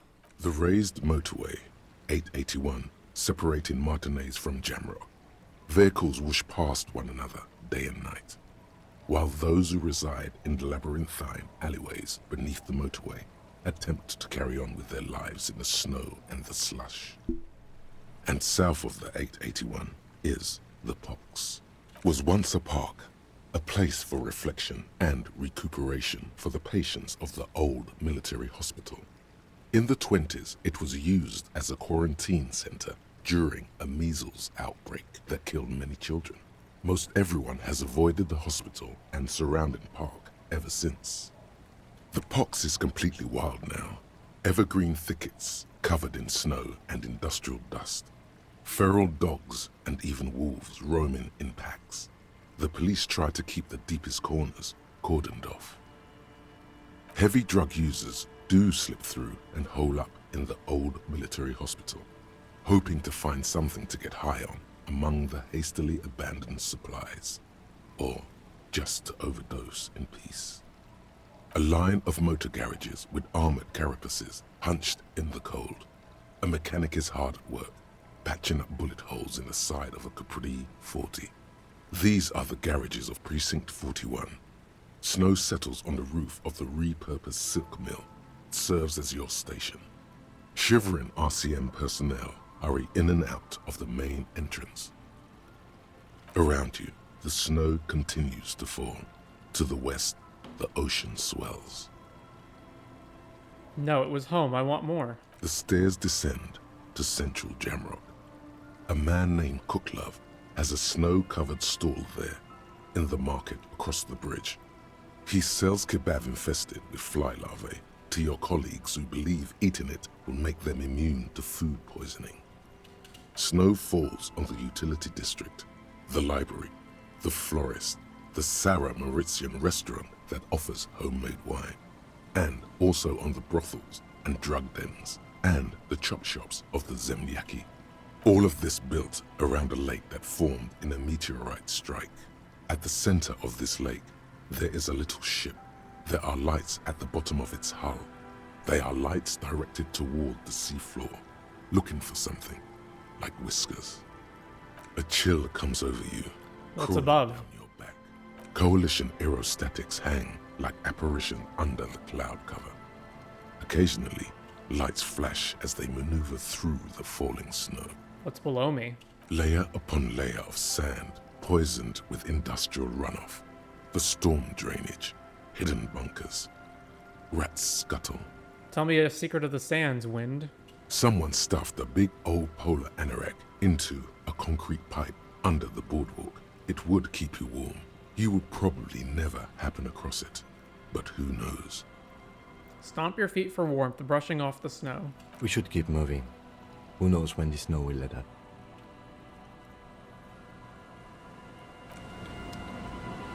Well, that was something.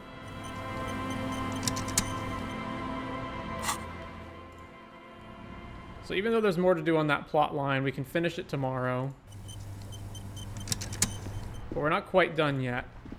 So the last thing I'm going to do tonight is have Kim take the body from the fridge back to head to HQ.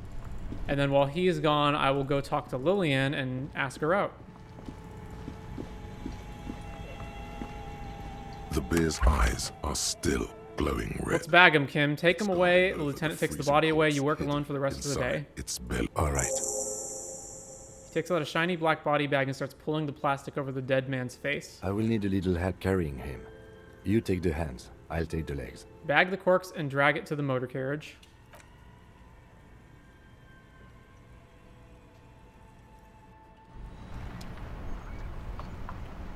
So the Kaneem is gone and Kim is gone. So let's warp back to... Oh, actually, I need to warp back to the fishing village.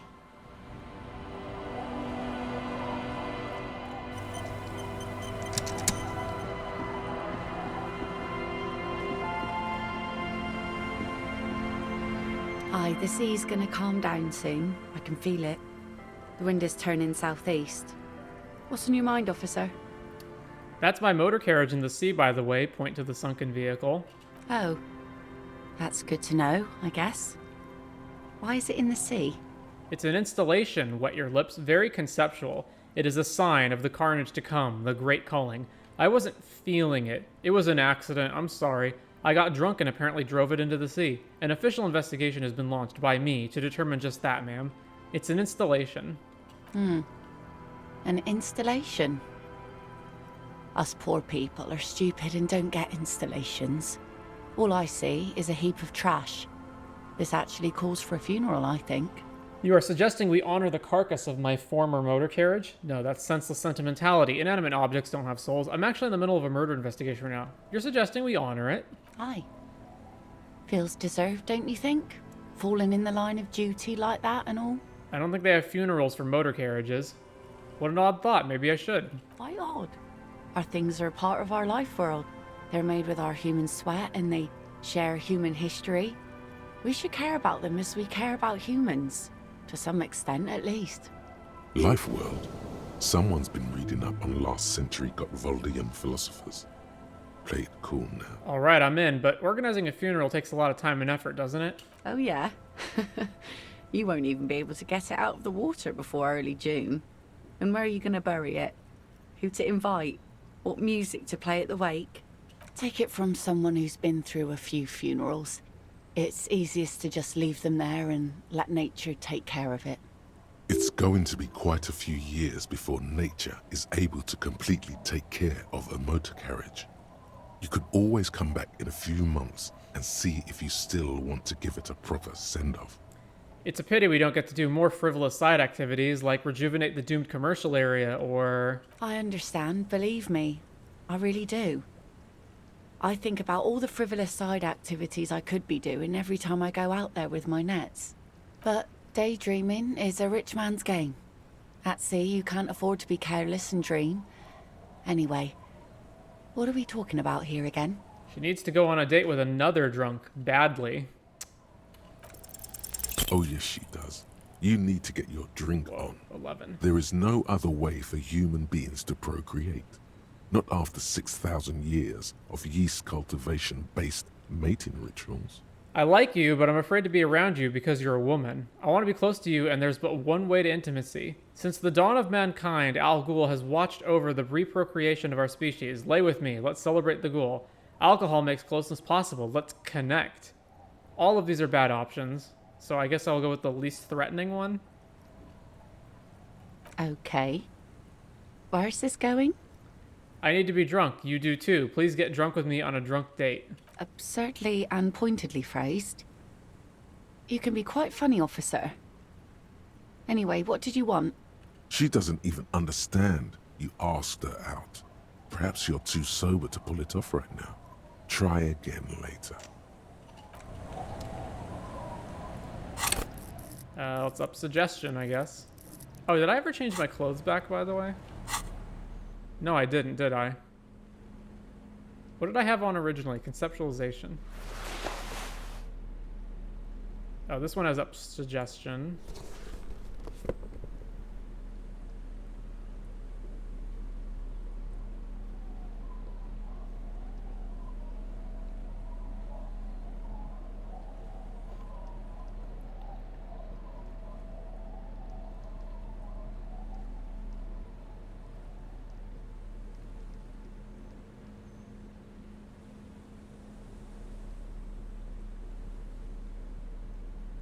All right. And then we also need to up suggestion.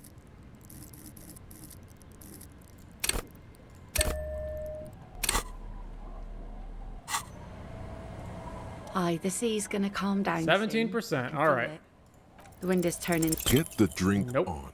It would be unimaginable for a human female to have sex with a man without Al Ghul as the master of ceremonies to guide them.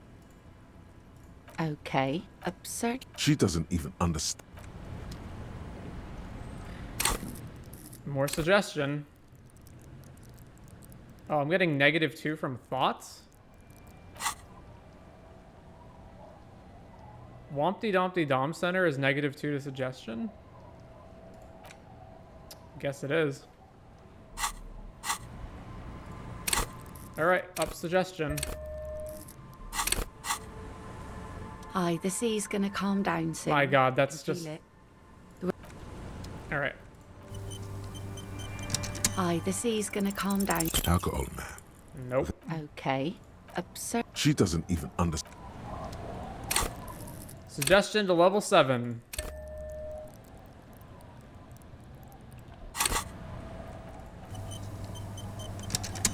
Hi, the sea's gonna calm 42%. down soon. I can feel it. You think she really needs more of that after a man died at sea? But what do I do then? What if I told you it is actually possible to go on a date sober? Get out of here with your crazy fringe theories. Before recorded history, men and women were able to do simple, very primitive things together sober. Acknowledge the situation and keep it basic. I'm a drunk, don't know if you've noticed, so I usually ask people to drink with me. I have, and I don't really. This time though, imitate drumroll, I thought I'd ask you for a walk. Just a walk? I don't know, officer. I would not have taken you for an innocent perambulator. I am, that's why you should definitely agree. Where would this walk take us, officer? There's a nice view on the beach I found, point northeast, northwest, Land's End. All right.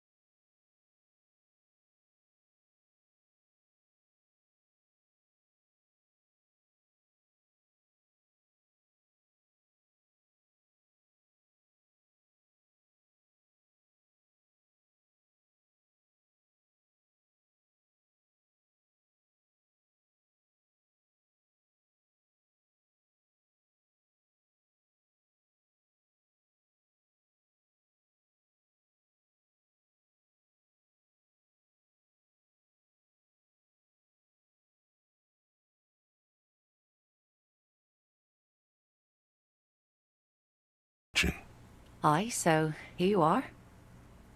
It's late and the sun is going down. It'll be dark soon. If we stay here long enough, we will be joined by a cortege of drunks and teenagers. Know that you're not the first guy to bring a girl to Land's End. This is what the locals call a make-out spot. That is not going to happen here today. I just want to make that clear, Dimples. Across the rusty water, that's La Delta, the financial district. In the mist-covered distance, towers rise as a rebuke to the poverty of this coast. Look at her. You seem surprised that I made it. Drinking men aren't known for keeping their appointments. I'm actually quite good at scheduling. Aye, so an officer should be. All that running around must need a lot of structuring. Her laughter is throaty and warm.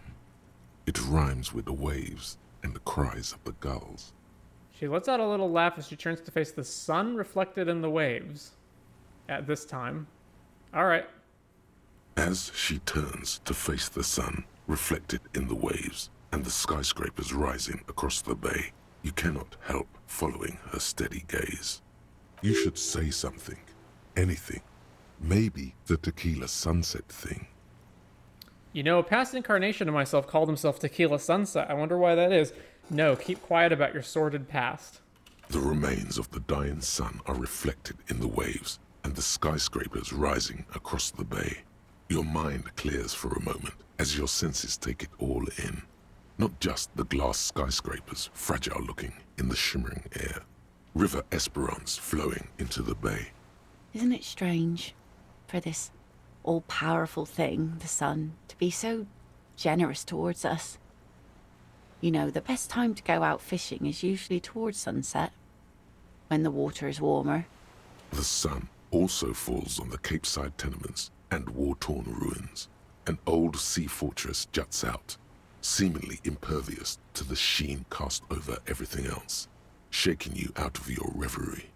The sun does little for the dead, and those hopelessly lost in their own minds, or people living in desert climates with sparse vegetation and little drinking water. Is that why you named your boat the Sun? Oh, that was a bit of pride and a bit of superstition. And a bit of conceptual unity too, it being yellow and all. I'm not sure desert people are happy with too much sun. Just enjoy the view. There's salt in the air, and the cries of the gulls and the skuas, grit of the sand and the green glint of broken bottles. But still your gaze always returns to the dazzling streaks of light, wherever they may be reflected, their fading opulence. It's bringing us spring, summer. It's entirely on our side, no matter what we do or who we are, for absolutely no reason. It's unlike no other powerful being, certainly no powerful organization or government. How can that be? Well, something's gotta be on our side. I guess we wouldn't really be here if that thing wasn't on our team. Conceptualization. You have fish hooks in your ears. There's an interesting lilt in your voice. Don't you want to go visit La Delta? So, who do you think killed the hangman? Say something about the sun.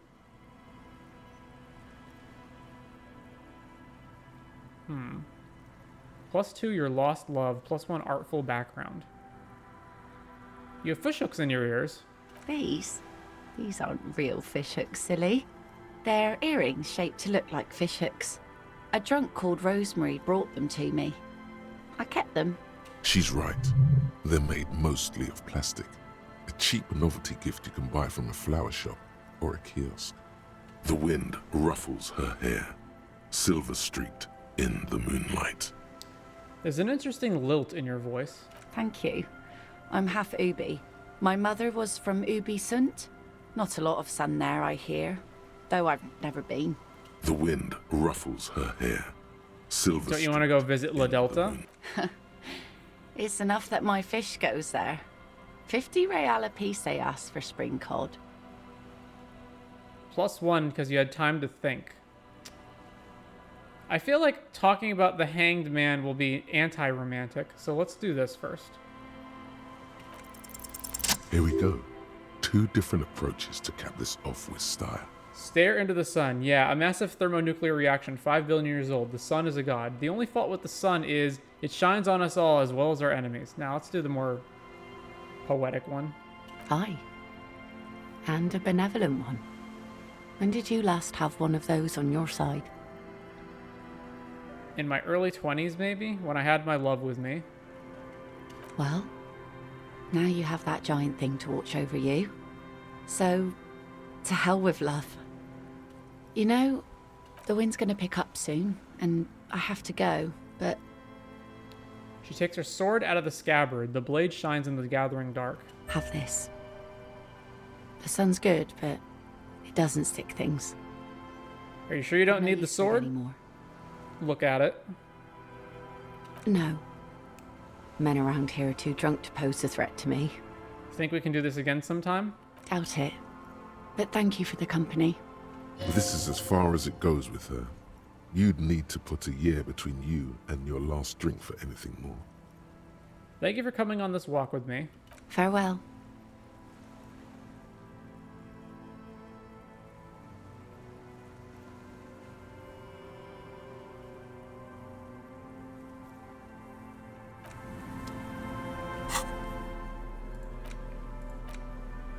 Equip this to impress yourself. The blade of this mass-produced saber has dulled over the years and won't slice or stab anyone. It still commands respect in your hand, however.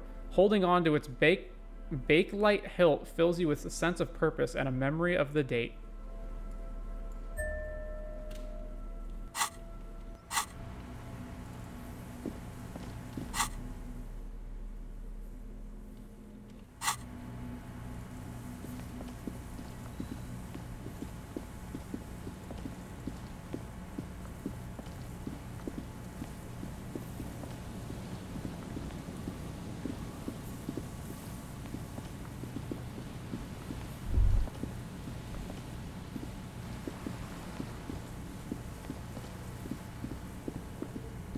Alright, and with that, let's go ahead and end the day.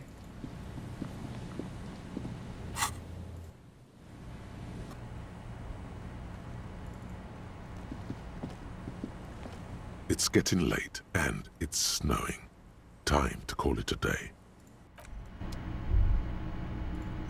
Using a thermodynamic expander condenser cycle. Nice. A brisk coastal wind still howls against the window of the shack. Occasionally, the waves crawl in under the foundation, producing a low hum. The room feels muffled, like you pulled your hat over your ears. Outside, it is cold and windy, but you're inside, and it feels safe and warm. What is this place to you? My new hangout where I could silently sit, drink, and die while looking at the waves roll in. My forward base for the coastal part of the operation. It's free, that's good enough, I could live here. Looks like this is my new home, wonder where the old one went. My forward base of operations. Overhead, you hear the forlorn shriek of seagulls. Far below the birds, a wooden boardwalk filled with abandoned stands, tables and benches, echoes from a long-lost time. A middle-aged man stands in a rundown shack on the edge of a fishing village, listening to the heater hum on the wall. Thank you, strange sensation, for a fair assessment of the current situation. Outside, the howl of the wind has picked up. The waves crash against the stilts again. It's as if you think the thought, but in someone else's voice. Look under the floorboards. Look under the floorboards. I can't, though.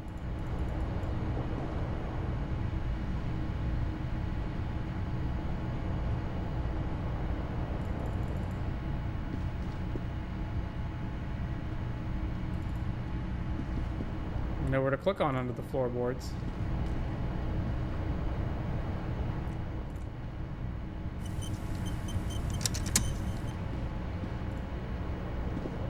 An old mirror hangs on the wall. You see the reflection of your face.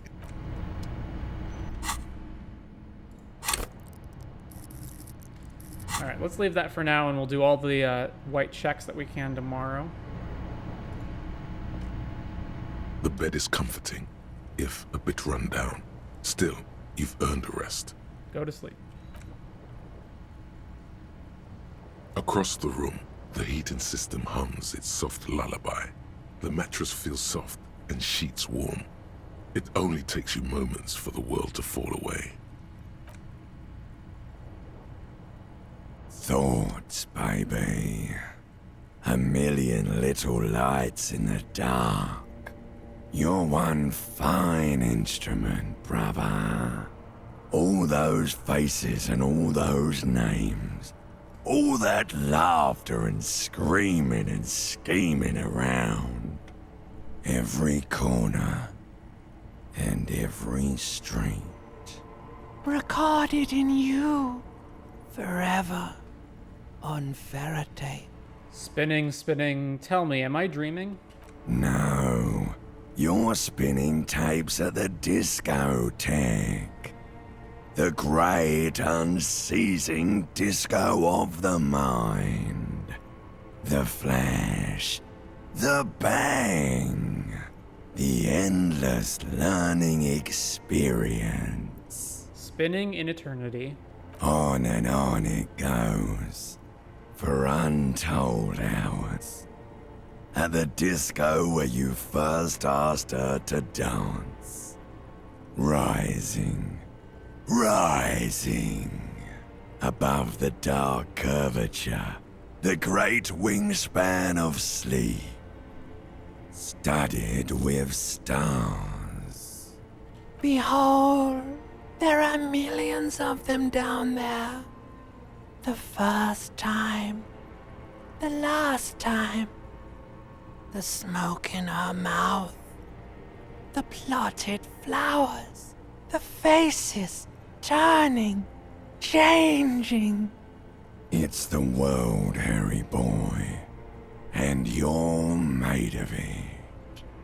Every day you're out there, you make more of yourself from it. I'm afraid you can't be unmade now. You can never forget this shit. The endless visions erase them. The rain, the snow, I don't want to. It's beautiful. Beautiful. It's stuck on loop, whirling, spitting out words and images. You're the son of the world again. Heidelstam, a ceaseless agent, picking up litter and old newspapers, collecting your little bubblegum wrappers and idiotic picture postcards. Meaningless keepsakes. Reading your awful letters and recalling things, aren't you? The endless names of the world. An address book you are. The map of a city. That's right, I am an agent of the world. You'll go insane if you keep going like this. One more day, and you'll be in the loony bin. I just know you will. And for what, brother man? For the working class. For the money, baby. For the greater good. For Revacon. Always and only Revacon. Solving your little crossword puzzles. Doing your tasks. Crossing names off lists. Trying to become some sort of world detector. It won't make it okay. It won't put smoke back in her mouth. I'm building communism for all. This time we won't fail. I'm just looking out for my economic self-interest. We're making progress. Measured, steady progress. I can't give up. I have to keep going for Revacol. Forget politics. I'll never sleep if I keep on like this. I can't give up on Revacol. There he goes again. He's a real political animal, our Harry. He still doesn't see that it's the world changing around him. He's got no idea what he's in for. Why? 'Cause only love can break your heart. Feel the pillow under your cheek. Beep, beep, beep. The alarm is ringing, Harry. The disco circus goes on and on. You barely slept 3 hours last night. You can do it. It's nothing. Do it for the city. Go. Do it for the wind. Do it for the picture puzzle. Put it all together. Solve the world. One conversation at a time.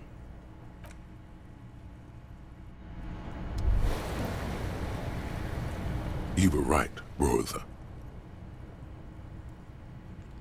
What's going on? Back there, in your sleep, all the weak-willed delinquents, dilly-dalliers, foreign moneylenders, insane anarchists, and yes, the women. They've run this place to ruin. I didn't actually say that. But you did. Not with words, but you did, brother. The tightness spreads to your gut. What's going on with my gut? Did I not eat enough? No, brother. Forget about your gut. We've got much more pressing matters to focus on. It's time to turn back time. A solemn gurgle emanates from the depths of your stomach. I will send you back to the time when the sun had not yet vanished, when it was still setting into the sea. The time of the suzerain, the time when love was still possible. Even if it was possible, what would it accomplish? To go back with the knowledge and the experience you now have, and to do it all over. Do it richtig this time. Protect the suzerainty, clean up the city, revive disco music, and get her back. You could save Revachon. You could be the man, brother. No one. Don't ask about her. Wait, get who back? You fool. Second chances are not about questions. They are about actions. Are you ready to start taking action, brother? Ultramarathon here meant Revachon. Our streets and all that. It's all there is. Just move on and answer the question. Okay, how do we do this? There must be others like you. Men who long for the days when words like loyalty and love meant something. People whose yearning for the past is so great they barely live in the present.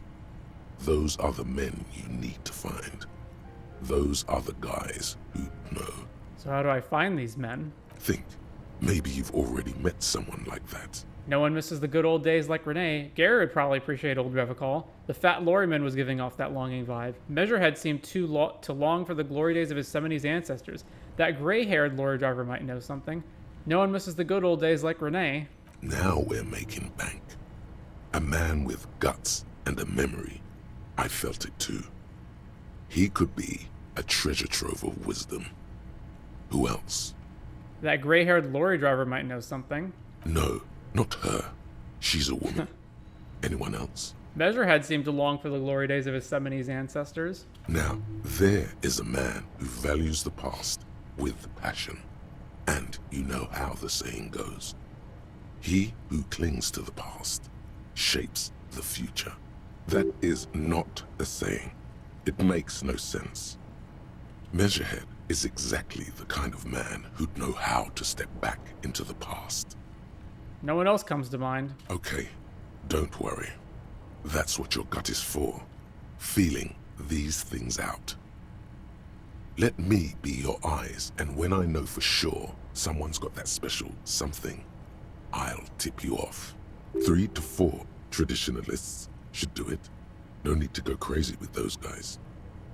All right, I'm in. History will remember us, and this time we don't have to worry about her being kind. Praeterea Redia, Kingsman.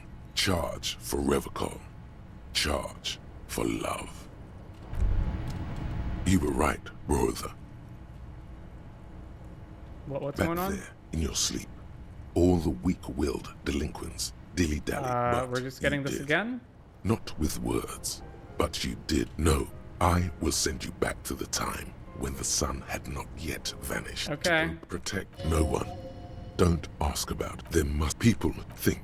Maybe you. Okay, 3 to 4 history. Uh-huh. This seems to be broken because it keeps asking me about it, but we will end it here for the day. Been going for almost 10 hours. So next time we've got to finish up the quests with the whole old church and the Anotic Dance Club. We got to find Ruby, the 8th Hardie Boy.